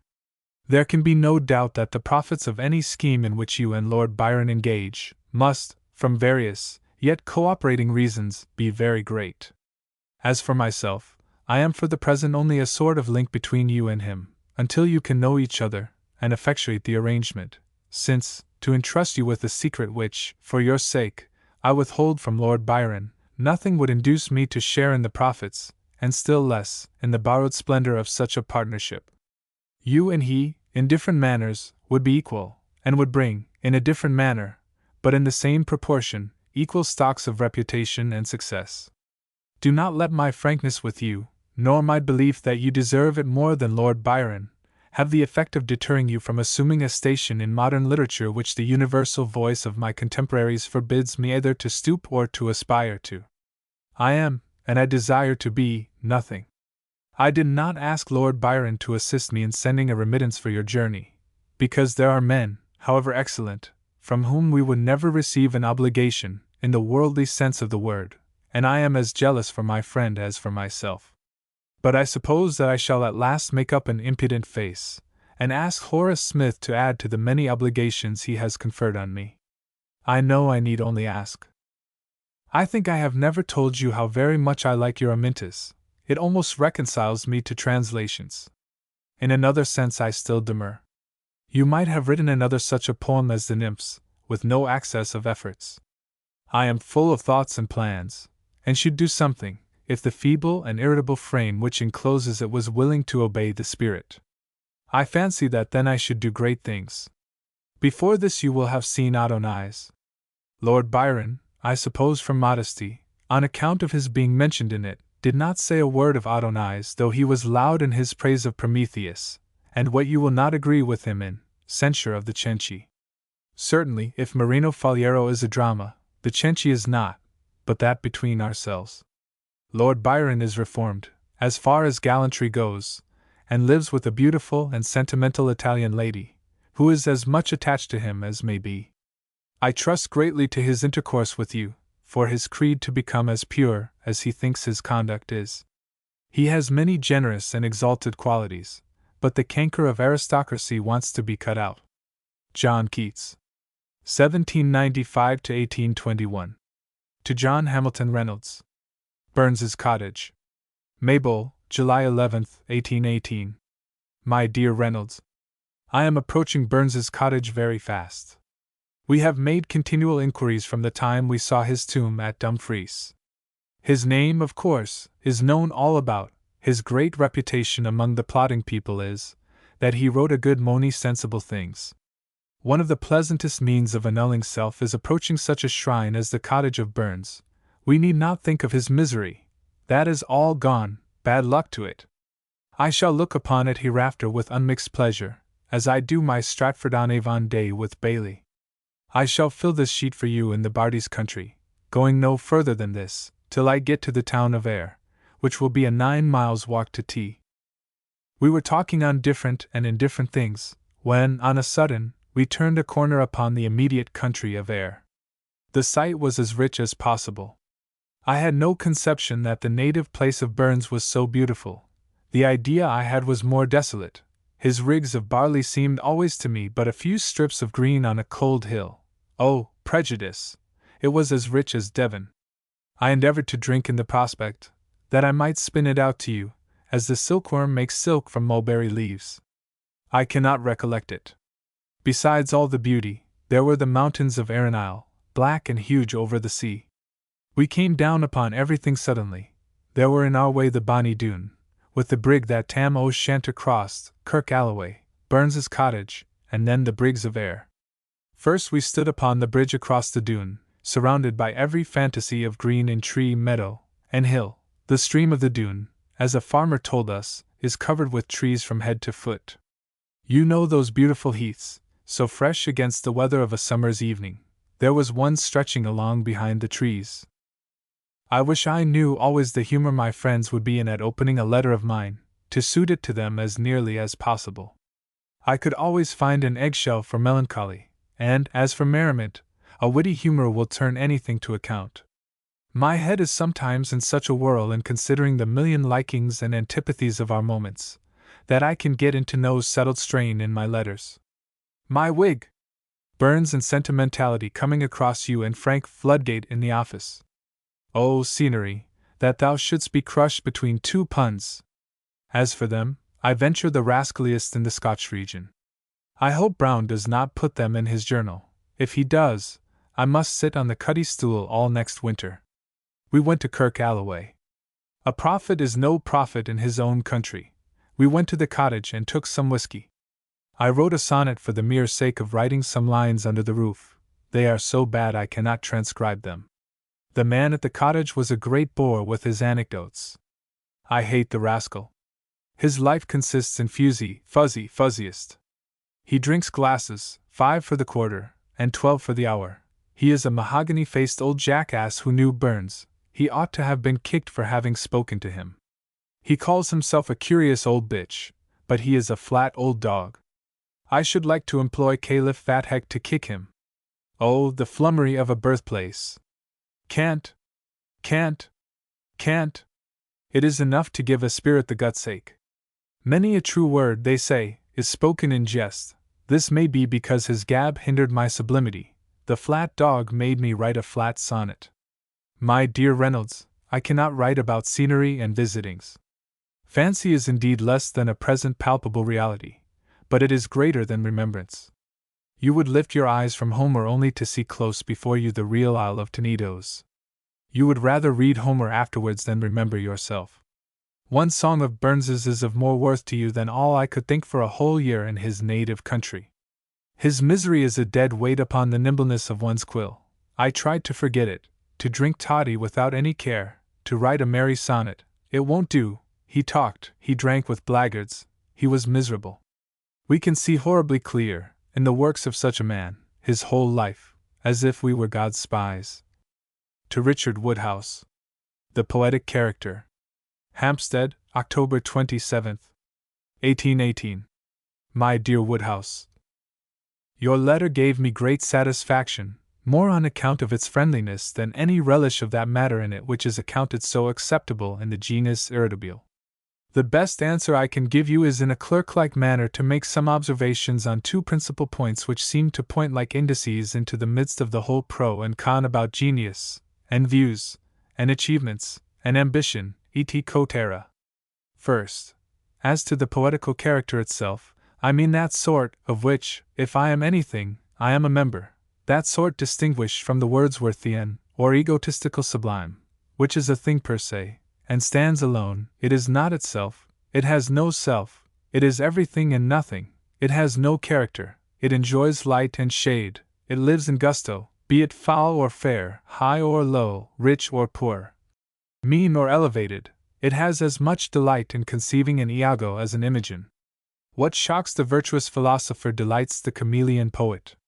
It does no harm from its relish of the dark side of things, any more than from its taste for the bright one, because they both end in speculation. A poet is the most unpoetical of anything in existence, because he has no identity. he is continually in for, and filling, some other body. The sun, the moon, the sea, and men and women, who are creatures of impulse, are poetical, and have about them an unchangeable attribute. The poet has none, no identity. He is certainly the most unpoetical of all God's creatures. If, then, he has no self, and if I am a poet, where is the wonder that I should say I would write no more? Might I not at that very instant have been cogitating on the characters of Saturn and Ops? It is a wretched thing to confess, but it is a very fact, that not one word I ever utter can be taken for granted as an opinion growing out of my identical nature. How can it, when I have no nature? When I am in a room with people, if I ever am free from speculating on creations of my own brain, then, not myself goes home to myself, but the identity of every one in the room begins to press upon me, so that I am in a very little time annihilated, not only among men, it would be the same in a nursery of children. I know not whether I make myself wholly understood. I hope enough so to let you see that no dependence is to be placed on what I said that day. In the second place, I will speak of my views, and of the life I purpose to myself. I am ambitious of doing the world some good. If I should be spared, that may be the work of maturer years. In the interval I will essay to reach to as high a summit in poetry as the nerve bestowed upon me will suffer.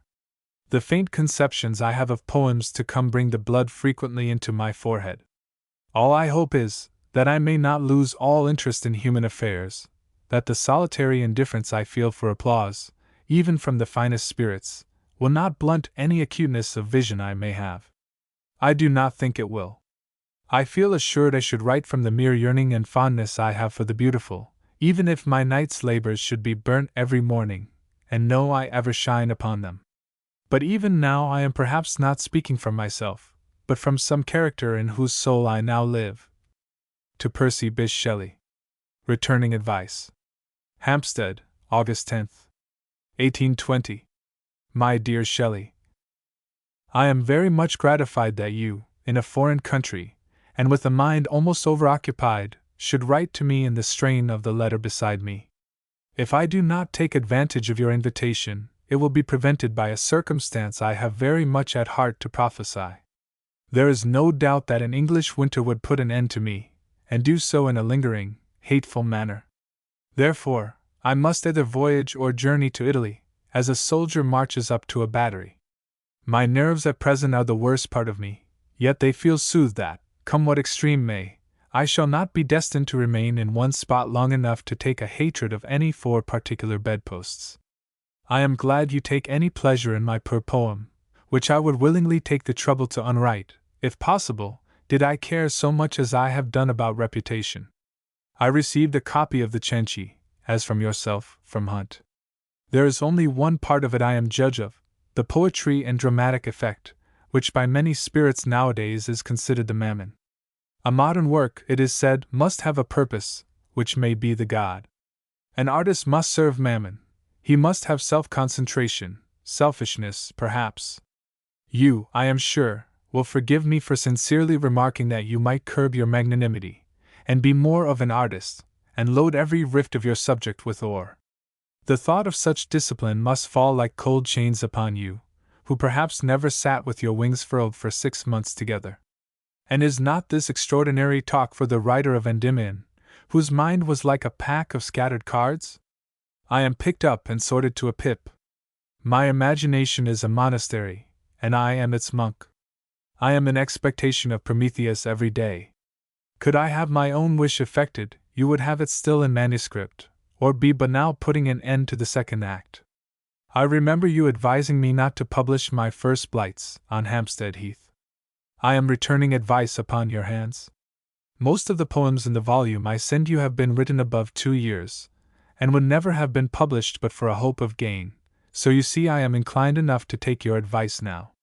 I must express once more my deep sense of your kindness, adding my sincere thanks and respects for Mrs. Shelley, in hope of soon seeing you. To Charles Brown. A Despairing Cry. Naples, November 1st, 1820. My dear Brown, yesterday we were let out of quarantine, during which my health suffered more from bad air and the stifled cabin than it had done the whole voyage. The fresh air revived me a little, and I hope I am well enough this morning to write to you a short, calm letter, if that can be called one, in which I am afraid to speak of what I would fainest dwell upon. As I have gone thus far into it, I must go on a little. Perhaps it may relieve the load of wretchedness which presses upon me. The persuasion that I shall see her no more will kill me. My dear Brown, I should have had her when I was in health, and I should have remained well. I can bear to die. I cannot bear to leave her. Oh God! God! God! Everything I have in my trunks that reminds me of her goes through me like a spear. The silk lining she put in my traveling cap scalds my head. My imagination is horribly vivid about her. I see her. I hear her. There is nothing in the world of sufficient interest to divert me from her a moment. This was the case when I was in England. I cannot recollect, without shuddering, the time that I was a prisoner at Hunt's, and used to keep my eyes fixed on Hampstead all day. Then there was a good hope of seeing her again. Now, oh that I could be buried near where she lives! I am afraid to write to her, to receive a letter from her. To see her handwriting would break my heart. Even to hear of her anyhow, to see her name written, would be more than I can bear. My dear Brown, what am I to do? Where can I look for consolation or ease? If I had any chance of recovery, this passion would kill me. Indeed, through the whole of my illness, both at your house and at Kentish Town, this fever has never ceased wearing me out. When you write to me, which you will do immediately, write to Rome, poste restante. If she is well and happy, put a mark thus plus, if. Remember me to all. I will endeavor to bear my miseries patiently.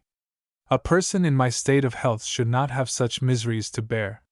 Write a short note to my sister, saying you have heard from me. Severn is very well. If I were in better health I would urge your coming to Rome. I fear there is no one can give me any comfort. Is there any news of George? Oh, that something fortunate had ever happened to me or my brothers, then I might hope, but despair is forced upon me as a habit. My dear Brown, for my sake, be her advocate forever. I cannot say a word about Naples. I do not feel at all concerned in the thousand novelties around me. I am afraid to write to her. I should like her to know that I do not forget her. Oh, Brown, I have coals of fire in my breast. It surprises me that the human heart is capable of containing and bearing so much misery. Was I born for this end? God bless her, and her mother, and my sister, and George, and his wife, and you, and all. Thomas Hood. 1799 to 1845. To Charles Dickens. American Notes. 17 Elm Tree Road, October 12, 1842. Dear Dickens, can you let me have an early copy of the American Notes, so that I may review it in the new monthly? Is it really likely to be ready as advertised? I aim this at Devonshire Place, supposing you to be returned, for with these winds 'tis no fit time for the coast. But your bones are not so weather unwise, for ignorance is bliss, as mine. I should have asked this by word of mouth in Devonshire Place, but the weather has kept me indoors. It is no fiction that the complaint, derived from Dutch malaria 7 years ago, is revived by easterly winds. Otherwise I have been better than usual, and never say die. Don't forget about the Yankee Notes. I never had but one American friend, and lost him through a good crop of pears. He paid us a visit in England, whereupon in honor of him, a pear tree, which had never borne fruit to speak of within memory of man, was loaded with 90 dozen of brown somethings.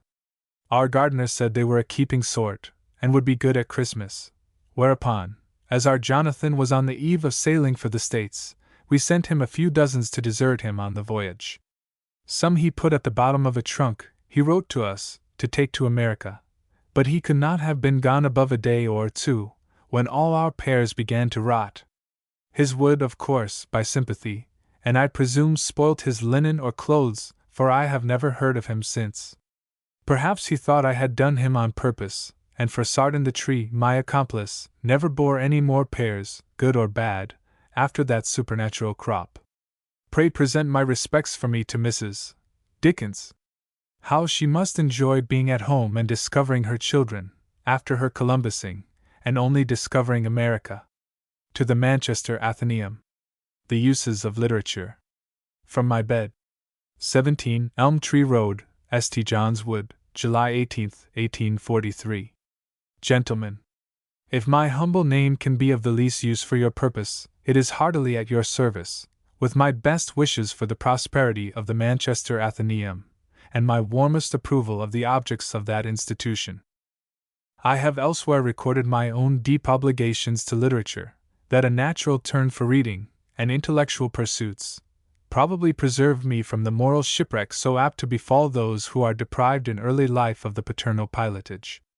At the very least, my books kept me aloof from the ring, the dog pit, the tavern, and the saloons, with their degrading orgies. For the closet associate of Pope and Addison, the mind accustomed to the noble, though silent discourse of Shakespeare and Milton, will hardly seek, or put up with low company and slang. The reading animal will not be content with the brutish wallowings that satisfy the unlearned pigs of the world. Later experience enables me to depose to the comfort and blessing that literature can prove in seasons of sickness and sorrow, how powerfully intellectual pursuits can help in keeping the head from crazing, and the heart from breaking, nay, not to be too grave, how generous mental food can even atone for a meager diet, rich fare on the paper, for short commons on the cloth. Poisoned by the malaria of the Dutch marshes, my stomach for many months resolutely set itself against fish, flesh, or fowl. My appetite had no more edge than the German knife placed before me. But luckily the mental palate and digestion were still sensible and vigorous, and whilst I passed untasted every dish at the Rhenish table d'hôte, I could still enjoy my peregrine pickle, and the feast after the manner of the ancients. There was no yearning towards calf's head à la tortue, or sheep's heart, but I could still relish head à la Brunnen, and the heart of Midlothian. Still more recently it was my misfortune, with a tolerable appetite, to be condemned to Lenten fare, like Sancho Panza, by my physician, to a diet, in fact, lower than any prescribed by the Poor Law Commissioners, all animal food, from a bullock to a rabbit, being strictly interdicted, as well as all fluids stronger than that which lays dust, washes pinafores, and waters polyanthus. But the feast of reason and the flow of soul were still mine. Denied beef, I had Bulwer and Cooper; forbidden mutton, there was lamb, and in lieu of pork, the great bacon, or hog. Then as to beverage, it was hard, doubtless, for a Christian to set his face, like a Turk, against the juice of the grape. But eschewing wine, I had still my butler, and in the absence of liquor, all the choice spirits from Tom Brown to Tom Moore. Thus, though confined physically to the drink that drowns kittens, I quaffed mentally, not merely the best of our own homemade, but the rich, racy, sparkling growths of France and Italy, of Germany and Spain, the champagne of Molière, the Monte Pulciano of Boccaccio, the Hock of Schiller, and the sherry of Cervantes. Depressed bodily by the fluid that damps everything, I got intellectually elevated with Milton, a little merry with Swift, or rather jolly with Rabelais, whose Pantagruel, by the way, is equal to the best gruel with rum in it. So far can literature palliate, or compensate, for gastronomical privations. But there are other evils, great and small, in this world, which try the stomach less than the head, the heart, and the temper. Bowls that will not roll right, well-laid schemes that will gang a glee, and ill winds that blow with the pertinacity of the monsoon.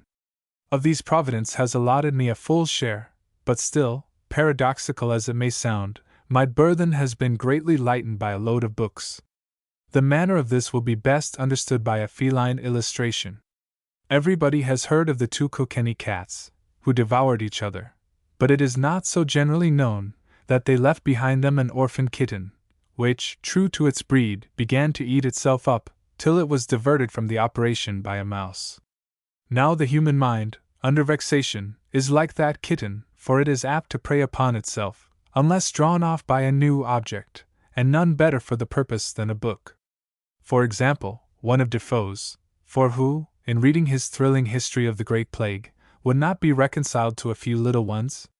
Many, many a dreary weary hour have I got over, many a gloomy misgiving postponed, many a mental and bodily annoyance forgotten by help of the tragedies and comedies of our dramatists and novelists. Many a trouble has been soothed by the still small voice of the moral philosopher. many a dragon-like care charmed to sleep by the sweet song of the poet. For all which I cry incessantly, not aloud, but in my heart, thanks and honor to the glorious masters of the pen, and the great inventors of the press. Such has been my own experience of the blessing and comfort of literature and intellectual pursuits, and of the same mind, doubtless, was Sir Humphrey Davy, who went for consolations in travel, not to the inn, or the posting-house, but to his library and his books. To Dr. Moyer, a humorist to the last. 1845. Dear Moyer, God bless you and yours, and good-bye. I drop these few lines, as in a bottle from a ship waterlogged, and on the brink of foundering, being in the last stage of dropsical debility, but though suffering in body, serene in mind. So without reversing my Union Jack, I await my last lurch. Till which, believe me, dear Moyer, yours most truly. To Sir Robert Peel. A farewell letter. Devonshire Lodge, New Finchley Road, 1845. Dear Sir, we are not to meet in the flesh. Given over by my physicians and by myself, I am only kept alive by frequent installments of mulled port wine. In this extremity I feel a comfort for which I cannot refrain from again thanking you, with all the sincerity of a dying man, and at the same time, bidding you a respectful farewell. Thank God my mind is composed and my reason undisturbed, but my race as an author is run. My physical debility finds no tonic virtue in a steel pen, otherwise I would have written one more paper, a forewarning one, against an evil, or the danger of it, arising from a literary movement in which I have had some share, a one-sided humanity, opposite to that Catholic Shakespearean sympathy, which felt with king as well as peasant, and duly estimated the mortal temptations of both stations. Certain classes at the poles of society are already too far asunder. It should be the duty of our writers to draw them nearer by kindly attraction, not to aggravate the existing repulsion, and place a wider moral gulf between rich and poor, with hate on the one side and fear on the other. But I am too weak for this task, the last I had set myself. It is death that stops my pen, you see, and not the pension. God bless you, sir, and prosper all your measures for the benefit of my beloved country. Robert Browning. 1812–1889. Elizabeth Barrett Browning. 1806–1861. To Leigh Hunt. A joint epistle. Bagni di Lucca, October 6, 1857. Dear Leigh Hunt, it is hard to write, but you bade me do so, yet I had better say Master Hunt, as they used to call Webster or Ford. A 9 months' silence after such a letter as yours seems too strange even to you perhaps. So understand that you gave us more delight at once than we could bear. That was the beginning of the waiting to recover spirit, and try and do one's feeling a little less injustice. But soon followed unexpected sorrows to us and to you, and the expression of even gratitude grew hard again. Certainly all this while your letter has been laid before our very eyes, and we have waited for a brighter day than ever came till we left Florence 2 months ago and more. Then we brought it to answer among the chestnut trees. But immediately on our arrival a friend was attacked by fever, and we were kept in anxiety about him for 6 weeks. At last he recovered sufficiently to leave for Florence, and just think, our little boy became ill, for the first time in his life, and gave us solicitude enough for a fortnight. It is nothing now that it is over. He is going about now almost as well as before, and we go away tomorrow, as I said. But I will try and get one, at least, of the joys I came to find here, and really write to you from this place, as I meant to do. You know it is my wife that I write for, though you entangle and distract either of us by the reverberations, so to speak, of pleasures over and above the pleasure you give us. I intend to say, that you praise that poem, and mix it up with praise of her very self, and then give it to me directly, and then give it to her with the pride you have just given me, and then it somehow comes back to me increased so far, till the effect is just as you probably intended. I wish my wife may know you more, I wish you may see and know her more, but you cannot live by her 11 years, as I have done, or yes, what cannot you do, being the man, the poet you are? This last word I dare think, I have a right to say. I have always venerated you as a poet. I believe your poetry to be sure of its eventual reward. Other people, not unlikely, may feel like me, that there has been no need of getting into feverish haste to cry out on what is, yet you, who wrote it, can leave it and look at other poetry, and speak so of it. How well of you! I am still too near the production of Aurora Leigh to be quite able to see it all. My wife used to write it, and lay it down to hear our child spell, or when a visitor came, it was thrust under the cushion then. At Paris, a year ago last March, she gave me the first 6 books to read, I having never seen a line before. She then wrote the rest, and transcribed them in London, where I read them also. I wish, in one sense, that I had written and she had read it. I shall commend myself to you by telling you this. Indeed, the proper acknowledgment of your letter seems to be that one should do something, not say something. If you were here, I might quite naturally begin repeating Jafar or Solomon, and the rest. You would see whether I was not capable of getting all the good out of your praise. While I write, there is a strange thing that happened last night impossible to get out of my thoughts. It may give you pain to tell you of it, yet if with the pain come triumphant memories and hopes, as I expect there will, you may choose the pain with them. What decides me to tell it is that I heard you years ago allude to the destruction of a volume of Lamia, Isabella, and C. to be restored to you yet.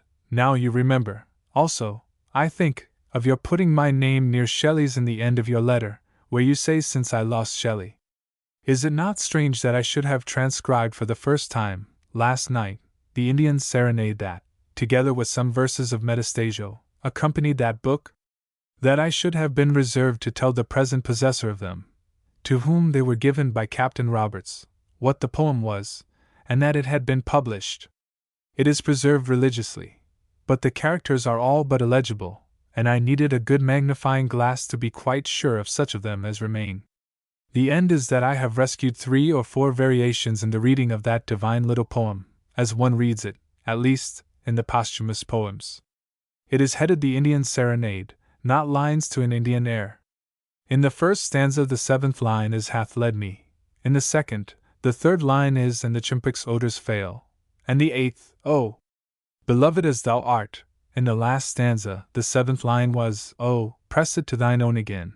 Are not all these better readings? Even to the hath for has dot there, I give them you as you gave us Milton's hair. If I have mistaken in telling you, you will understand and forgive. I think I will ask my wife to say a word or two so I shall be sure that you forgive. Now let my wife say the remainder. All I have wished to do, know how little likely it was that I should succeed in that, was to assure you of my pride and affectionate gratitude. God bless you ever. R.B. Dear friend, I will say, for I feel it must be something as good as friendship that can forgive and understand this silence, so much like the veriest human kind of ingratitude. When I look back and think, all this time after that letter, and not a sign made, I wonder. Yet if you knew! First of all, we were silent because we waited for information which you seemed to desire. Then there were sadder reasons. Poor Aurora, that you were so more than kind to, oh, how can I think of it, has been steeped in tears, and some of them of a very bitter sort. Your letter was addressed to my husband, you knowing by your delicate true instinct where your praise would give most pleasure.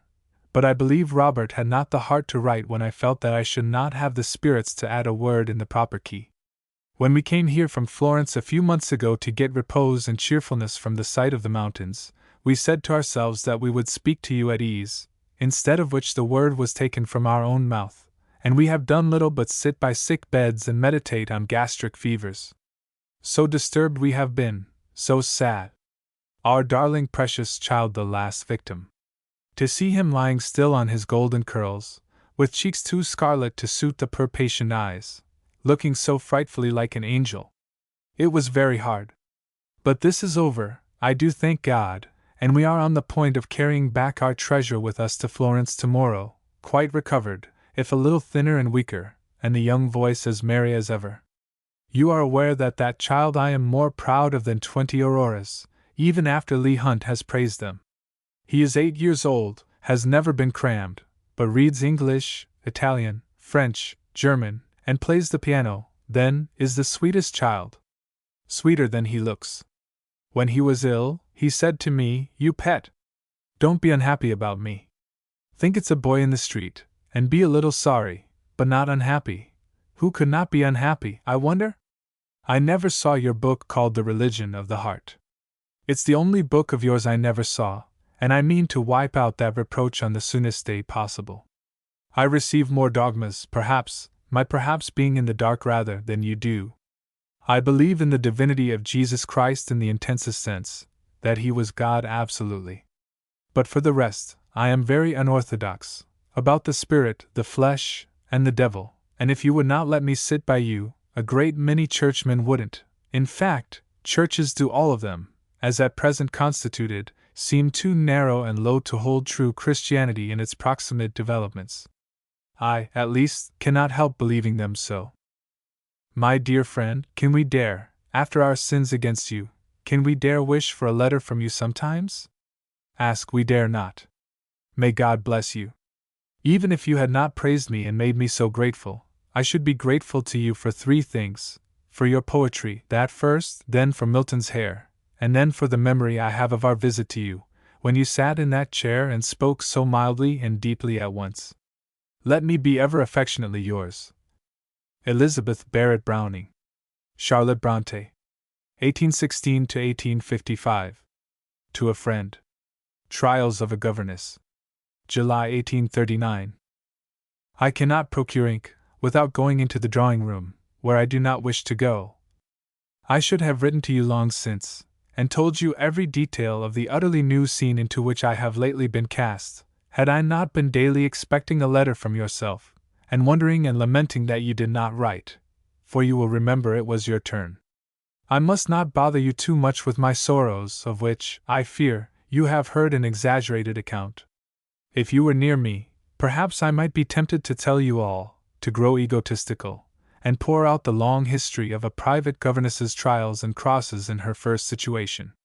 As it is, I will only ask you to imagine the miseries of a reserved wretch like me, thrown at once into the midst of a large family, proud as peacocks and wealthy as Jews, at a time when they were particularly gay, when the house was filled with company, all strangers, people whose faces I had never seen before. In this state I had charge given me of a set of pampered, spoilt, turbulent children, whom I was expected constantly to amuse, as well as to instruct. I soon found that the constant demand on my stock of animal spirits reduced them to the lowest state of exhaustion. At times I felt, and I suppose seemed, depressed. To my astonishment, I was taken to task on the subject by Mrs. Dot, with a sternness of manner and a harshness of language scarcely credible. Like a fool, I cried most bitterly. I could not help it, my spirits quite failed me at first. I thought I had done my best, strained every nerve to please her, and to be treated in that way, merely because I was shy and sometimes melancholy, was too bad. At first I was for giving all up and going home. But, after a little reflection, I determined to summon what energy I had, and to weather the storm. I said to myself, I have never yet quitted a place without gaining a friend. Adversity is a good school. The poor are born to labor, and the dependent to endure. I resolved to be patient, to command my feelings, and to take what came. The ordeal, I reflected, would not last many weeks, and I trusted it would do me good. I recollected the fable of the willow and the oak. I bent quietly, and now, I trust, the storm is blowing over me. Mrs. is generally considered an agreeable woman, so she is, I doubt not, in general society. Her health is sound, her animal spirits good, consequently she is cheerful in company. But oh! Does this compensate for the absence of every fine feeling, of every gentle and delicate sentiment? She behaves somewhat more civilly to me now than she did at first, and the children are a little more manageable, but she does not know my character, and she does not wish to know it. I have never had 5 minutes' conversation with her since I came, except while she was scolding me. I have no wish to be pitied, except by yourself. If I were talking to you I could tell you much more. To William Wordsworth. Thanks for advice. 1840. Authors are generally very tenacious of their productions, but I am not so much attached to this but that I can give it up without much distress. No doubt, if I had gone on, I should have made quite a Richardsonian concern of it.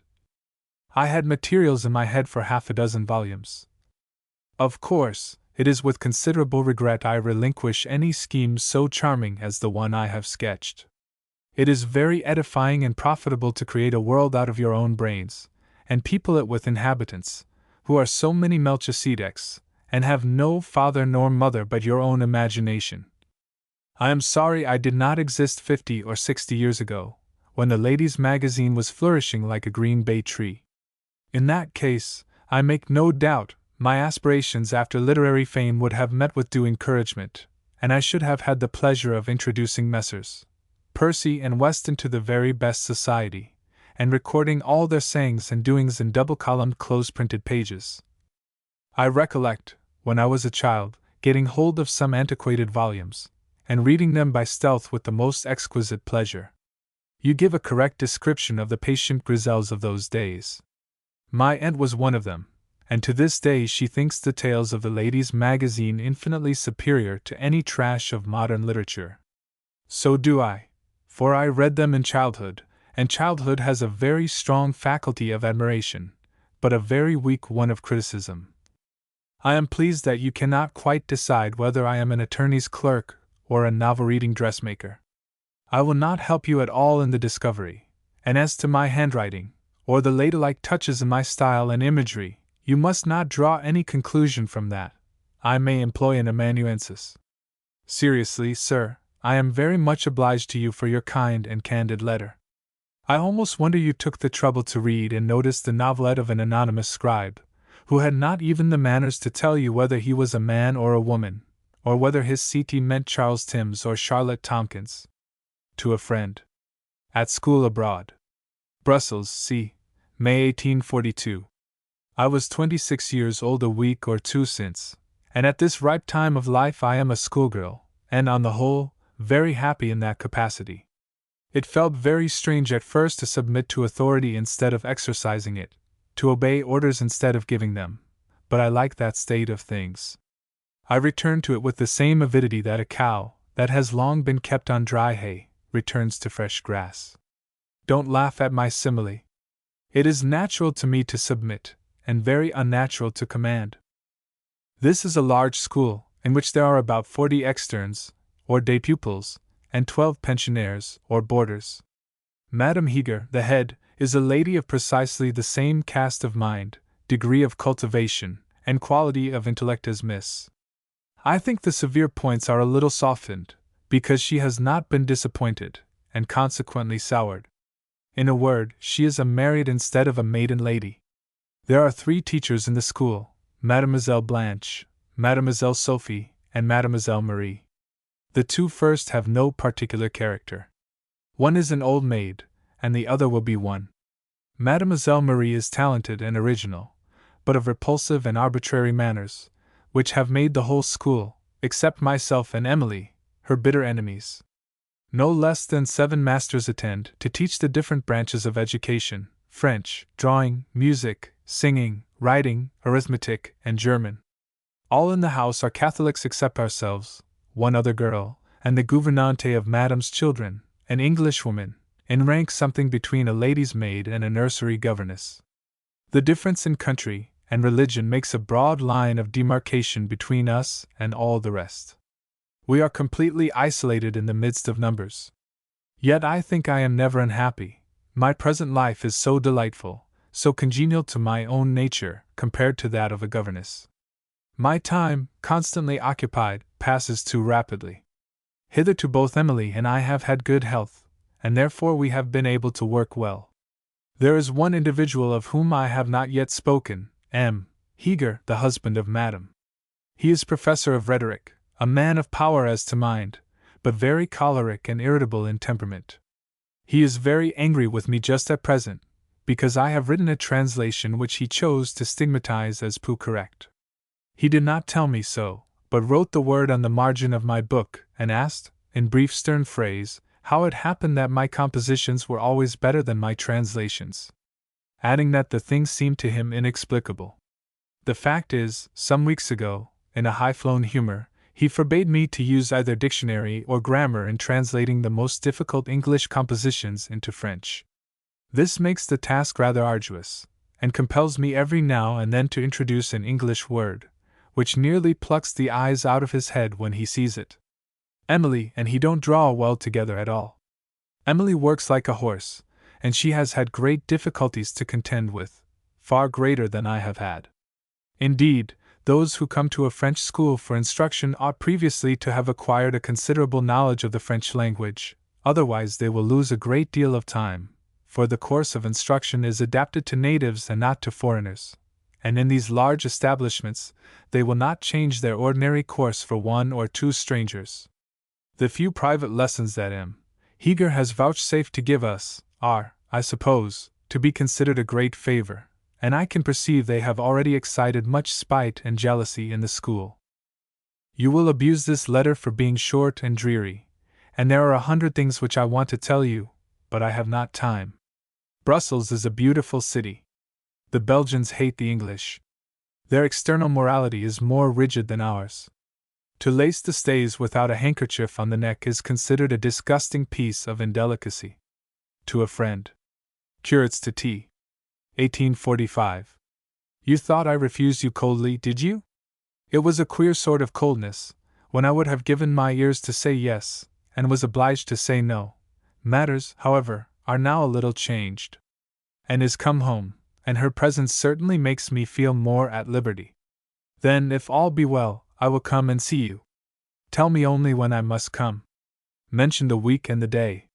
Have the kindness also to answer the following queries, if you can. How far is it from Leeds to Sheffield? Can you give me a notion of the cost? Of course, when I come, you will let me enjoy your own company in peace, and not drag me out visiting. I have no desire at all to see your curate. I think he must be like all the other curates I have seen, and they seem to me a self-seeking, vain, empty race. At this blessed moment, we have no less than 3 of them in Haworth parish, and there is not one to mend another. The other day, they all 3, accompanied by Mr. S., dropped, or rather rushed, in unexpectedly to tea. It was Monday, baking day, and I was hot and tired. Still, if they had behaved quietly and decently, I would have served them out their tea in peace. But they began glorifying themselves, and abusing dissenters in such a manner that my temper lost its balance, and I pronounced a few sentences sharply and rapidly, which struck them all dumb.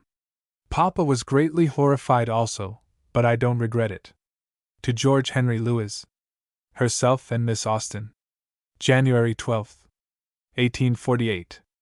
Dear Sir, I thank you then sincerely for your generous review, and it is with the sense of double content I express my gratitude, because I am now sure the tribute is not superfluous or obtrusive. You were not severe on Jane Eyre, you were very lenient. I am glad you told me my faults plainly in private, for in your public notice you touch on them so lightly. I should perhaps have passed them over, thus indicated, with too little reflection. I mean to observe your warning about being careful how I undertake new works. My stock of materials is not abundant, but very slender, and besides, neither my experience, my acquirements, nor my powers, are sufficiently varied to justify my ever becoming a frequent writer. I tell you this, because your article in Fraser left in me an uneasy impression that you were disposed to think better of the author of Jane Eyre than that individual deserved, and I would rather you had a correct than a flattering opinion of me, even though I should never see you. If I ever do write another book, I think I will have nothing of what you call melodrama. I think so, but I am not sure. I think, too, I will endeavor to follow the counsel which shines out of Miss Austen's mild eyes, to finish more and be more subdued, but neither am I sure of that. When authors write best, or at least, when they write most fluently, an influence seems to waken in them, which becomes their master, which will have its own way, putting out of view all behests but its own, dictating certain words, and insisting on their being used, whether vehement or measured in their nature, new molding characters, giving unthought of turns to incidents, rejecting carefully elaborated old ideas, and suddenly creating and adopting new ones. Is it not so? And should we try to counteract this influence? Can we indeed counteract it? Why do you like Miss Austen so very much? I am puzzled on that point. What induced you to say that you would have rather written Pride and Prejudice, or Tom Jones, than any of the Waverley novels? I had not seen Pride and Prejudice till I read that sentence of yours, and then I got the book. And what did I find? An accurate, daguerreotyped portrait of a commonplace face, a carefully fenced, highly cultivated garden, with neat borders and delicate flowers, but no glance of a bright, vivid physiognomy, no open country, no fresh air, no blue hill, no bonny beck. I should hardly like to live with her ladies and gentlemen, in their elegant but confined houses. These observations will probably irritate you, but I shall run the risk. Now I can understand admiration of George Sand, for though I never saw any of her works which I admired throughout, even Consuelo, which is the best, or the best that I have read, appears to me to couple strange extravagance with wondrous excellence, yet she has a grasp of mind, which, if I cannot fully comprehend, I can very deeply respect. She is sagacious and profound. Miss Austen is only shrewd and observant. Am I wrong, or were you hasty in what you said? If you have time, I should be glad to hear further on this subject. If not, or if you think the questions frivolous, do not trouble yourself to reply. To the same. The argument continued. January 18th, 1848. Dear Sir, I must write you one more note, though I had not intended to trouble you again so soon. I have to agree with you, and to differ from you. You correct my crude remarks on the subject of the influence. Well, I accept your definition of what the effects of that influence should be. I recognize the wisdom of your rules for its regulation. What a strange lecture comes next in your letter! You say I must familiarize my mind with the fact that Miss Austen is not a poetess, has no sentiment. You scornfully enclose the word in inverted commas, no eloquence, none of the ravishing enthusiasm of poetry, and then you add, I must learn to acknowledge her as one of the greatest artists, of the greatest painters of human character, and one of the writers with the nicest sense of means to an end that ever lived. The last point only will I ever acknowledge. Can there be a great artist without poetry? What I call, what I will bend to, as a great artist then, cannot be destitute of the divine gift. But by poetry I am sure you understand something different to what I do, as you do by sentiment. It is poetry, as I comprehend the word, which elevates that masculine George Sand, and makes out of something coarse, something godlike. It is sentiment, in my sense of the term, sentiment jealously hidden, but genuine, which extracts the venom from that formidable Thackeray, and converts what might be corrosive poison into purifying elixir. If Thackeray did not cherish in his large heart deep feeling for his kind, he would delight to exterminate. As it is, I believe, he wishes only to reform. Miss Austen being, as you say, without sentiment, without poetry, maybe is sensible, real, more real than true, but she cannot be great. I submit to your anger, which I have now excited, for have I not questioned the perfection of your darling? The storm may pass over me. Nevertheless I will, when I can, I do not know when that will be, as I have no access to a circulating library, diligently peruse all Miss Austen's works, as you recommend. You must forgive me for not always being able to think as you do, and still believe me, yours gratefully. To a friend. Illness and Death of Emily Brontë. November 23rd, 1848. I told you Emily was ill, in my last letter. She has not rallied yet. She is very ill.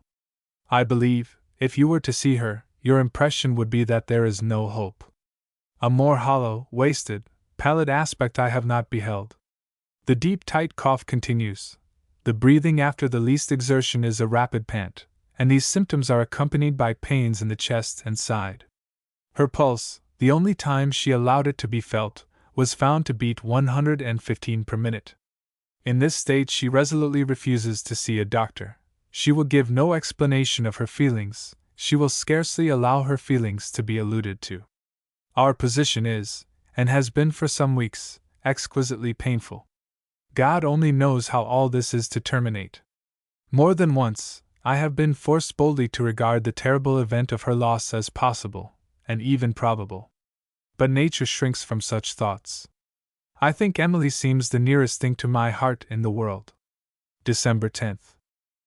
I hardly know what to say to you about the subject which now interests me the most keenly of anything in this world, for, in truth, I hardly know what to think myself.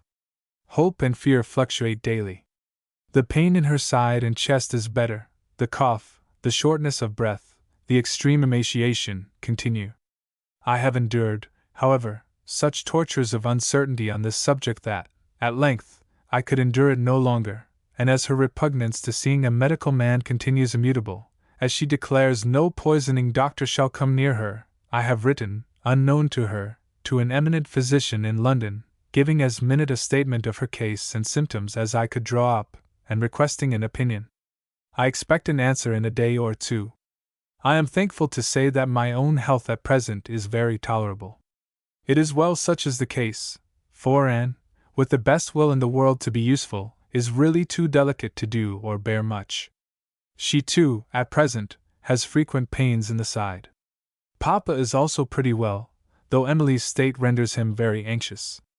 Tuesday. I should have written to you before, if I had had one word of hope to say, but I have not. She grows daily weaker. The physician's opinion was expressed too obscurely to be of use. He sent some medicine, which she would not take. Moments so dark as these I have never known. I pray for God's support to us all. Hitherto He has granted it. December 21st, 1848. Emily suffers no more from pain or weakness now. She never will suffer more in this world. She is gone, after a hard, short conflict. She died on Tuesday, the very day I wrote to you. I thought it very possible she might be with us still for weeks, and a few hours afterwards, she was in eternity. Yes, there is no Emily in time or on earth now. Yesterday we put her poor, wasted, mortal frame quietly under the church pavement. We are very calm at present. Why should we be otherwise? The anguish of seeing her suffer is over, the spectacle of the pains of death is gone by, the funeral day is past. We feel she is at peace.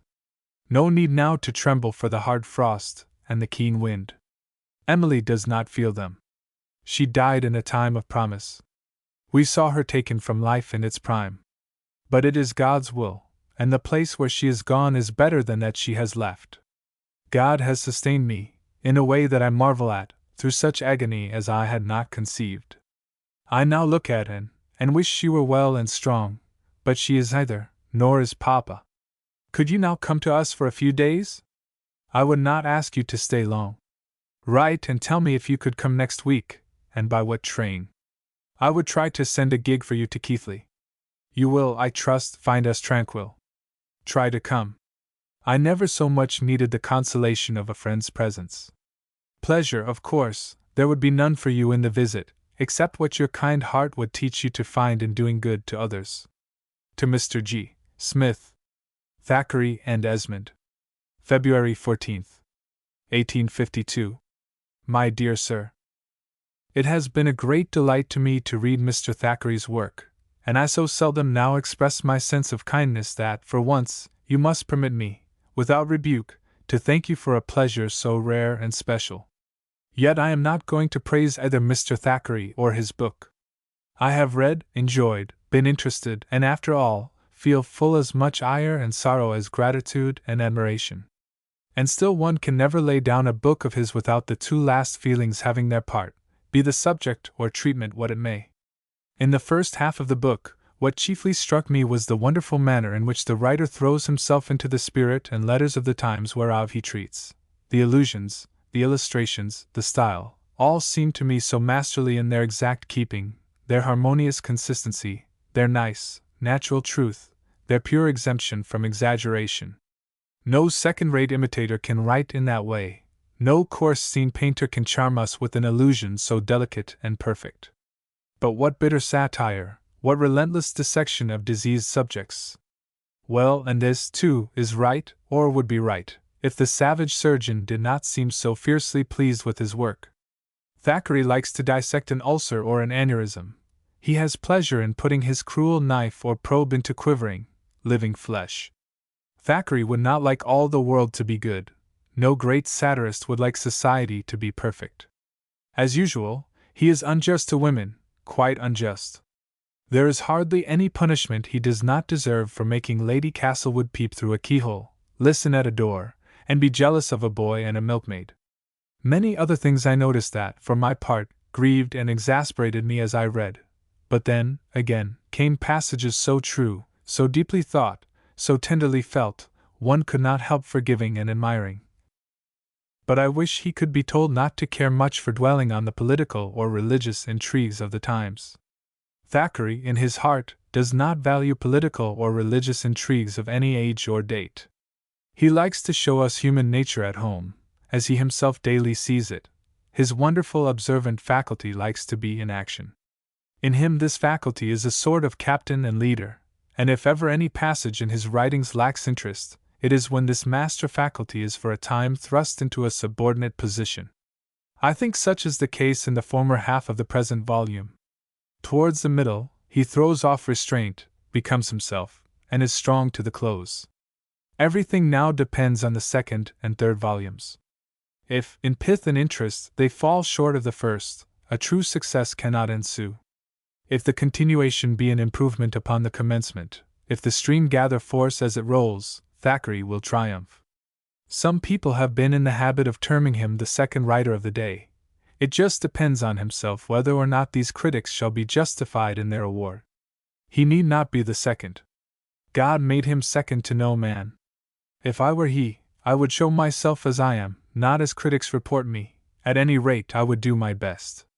Mr. Thackeray is easy and indolent, and seldom cares to do his best. Thank you once more, and believe me, N.C. To the same. Esmond again. November 10th. 1852. I have read the third volume of Esmond. I found it both entertaining and exciting to me.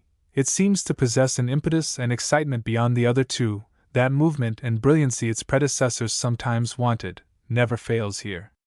In certain passages, I thought Thackeray used all his powers. Their grand, serious force yielded a profound satisfaction. At last he puts forth his strength. I could not help saying to myself, no character in the book strikes me as more masterly than that of Beatrix. Its conception is fresh, and its delineation vivid. It is peculiar. It has impressions of a new kind, new at least to me. Beatrix is not, in herself, all bad. So much does she sometimes reveal of what is good and great as to suggest this feeling. You would think she was urged by a fate. You would think that some antique doom presses on her house, and that once in so many generations its brightest ornament was to become its greatest disgrace. At times, what is good in her struggles against this terrible destiny, but the fate conquers. Beatrix cannot be an honest woman and a good man's wife. She tries, and she cannot. Proud, beautiful, and sullied, she was born what she becomes, a king's mistress. I know not whether you have seen the notice in the leader. I read it just after concluding the book. Can I be wrong in deeming it a notice tame, cold, and insufficient? With all its professed friendliness, it produced on me a most disheartening impression. Surely, another sort of justice than this will be rendered to Esmond from other quarters. One acute remark of the critic is to the effect that Blanche Amory and Beatrix are identical, sketched from the same original. To me they are about as identical as a weasel and a royal tigress of Bengal. Both the latter are quadrupeds, both the former, women.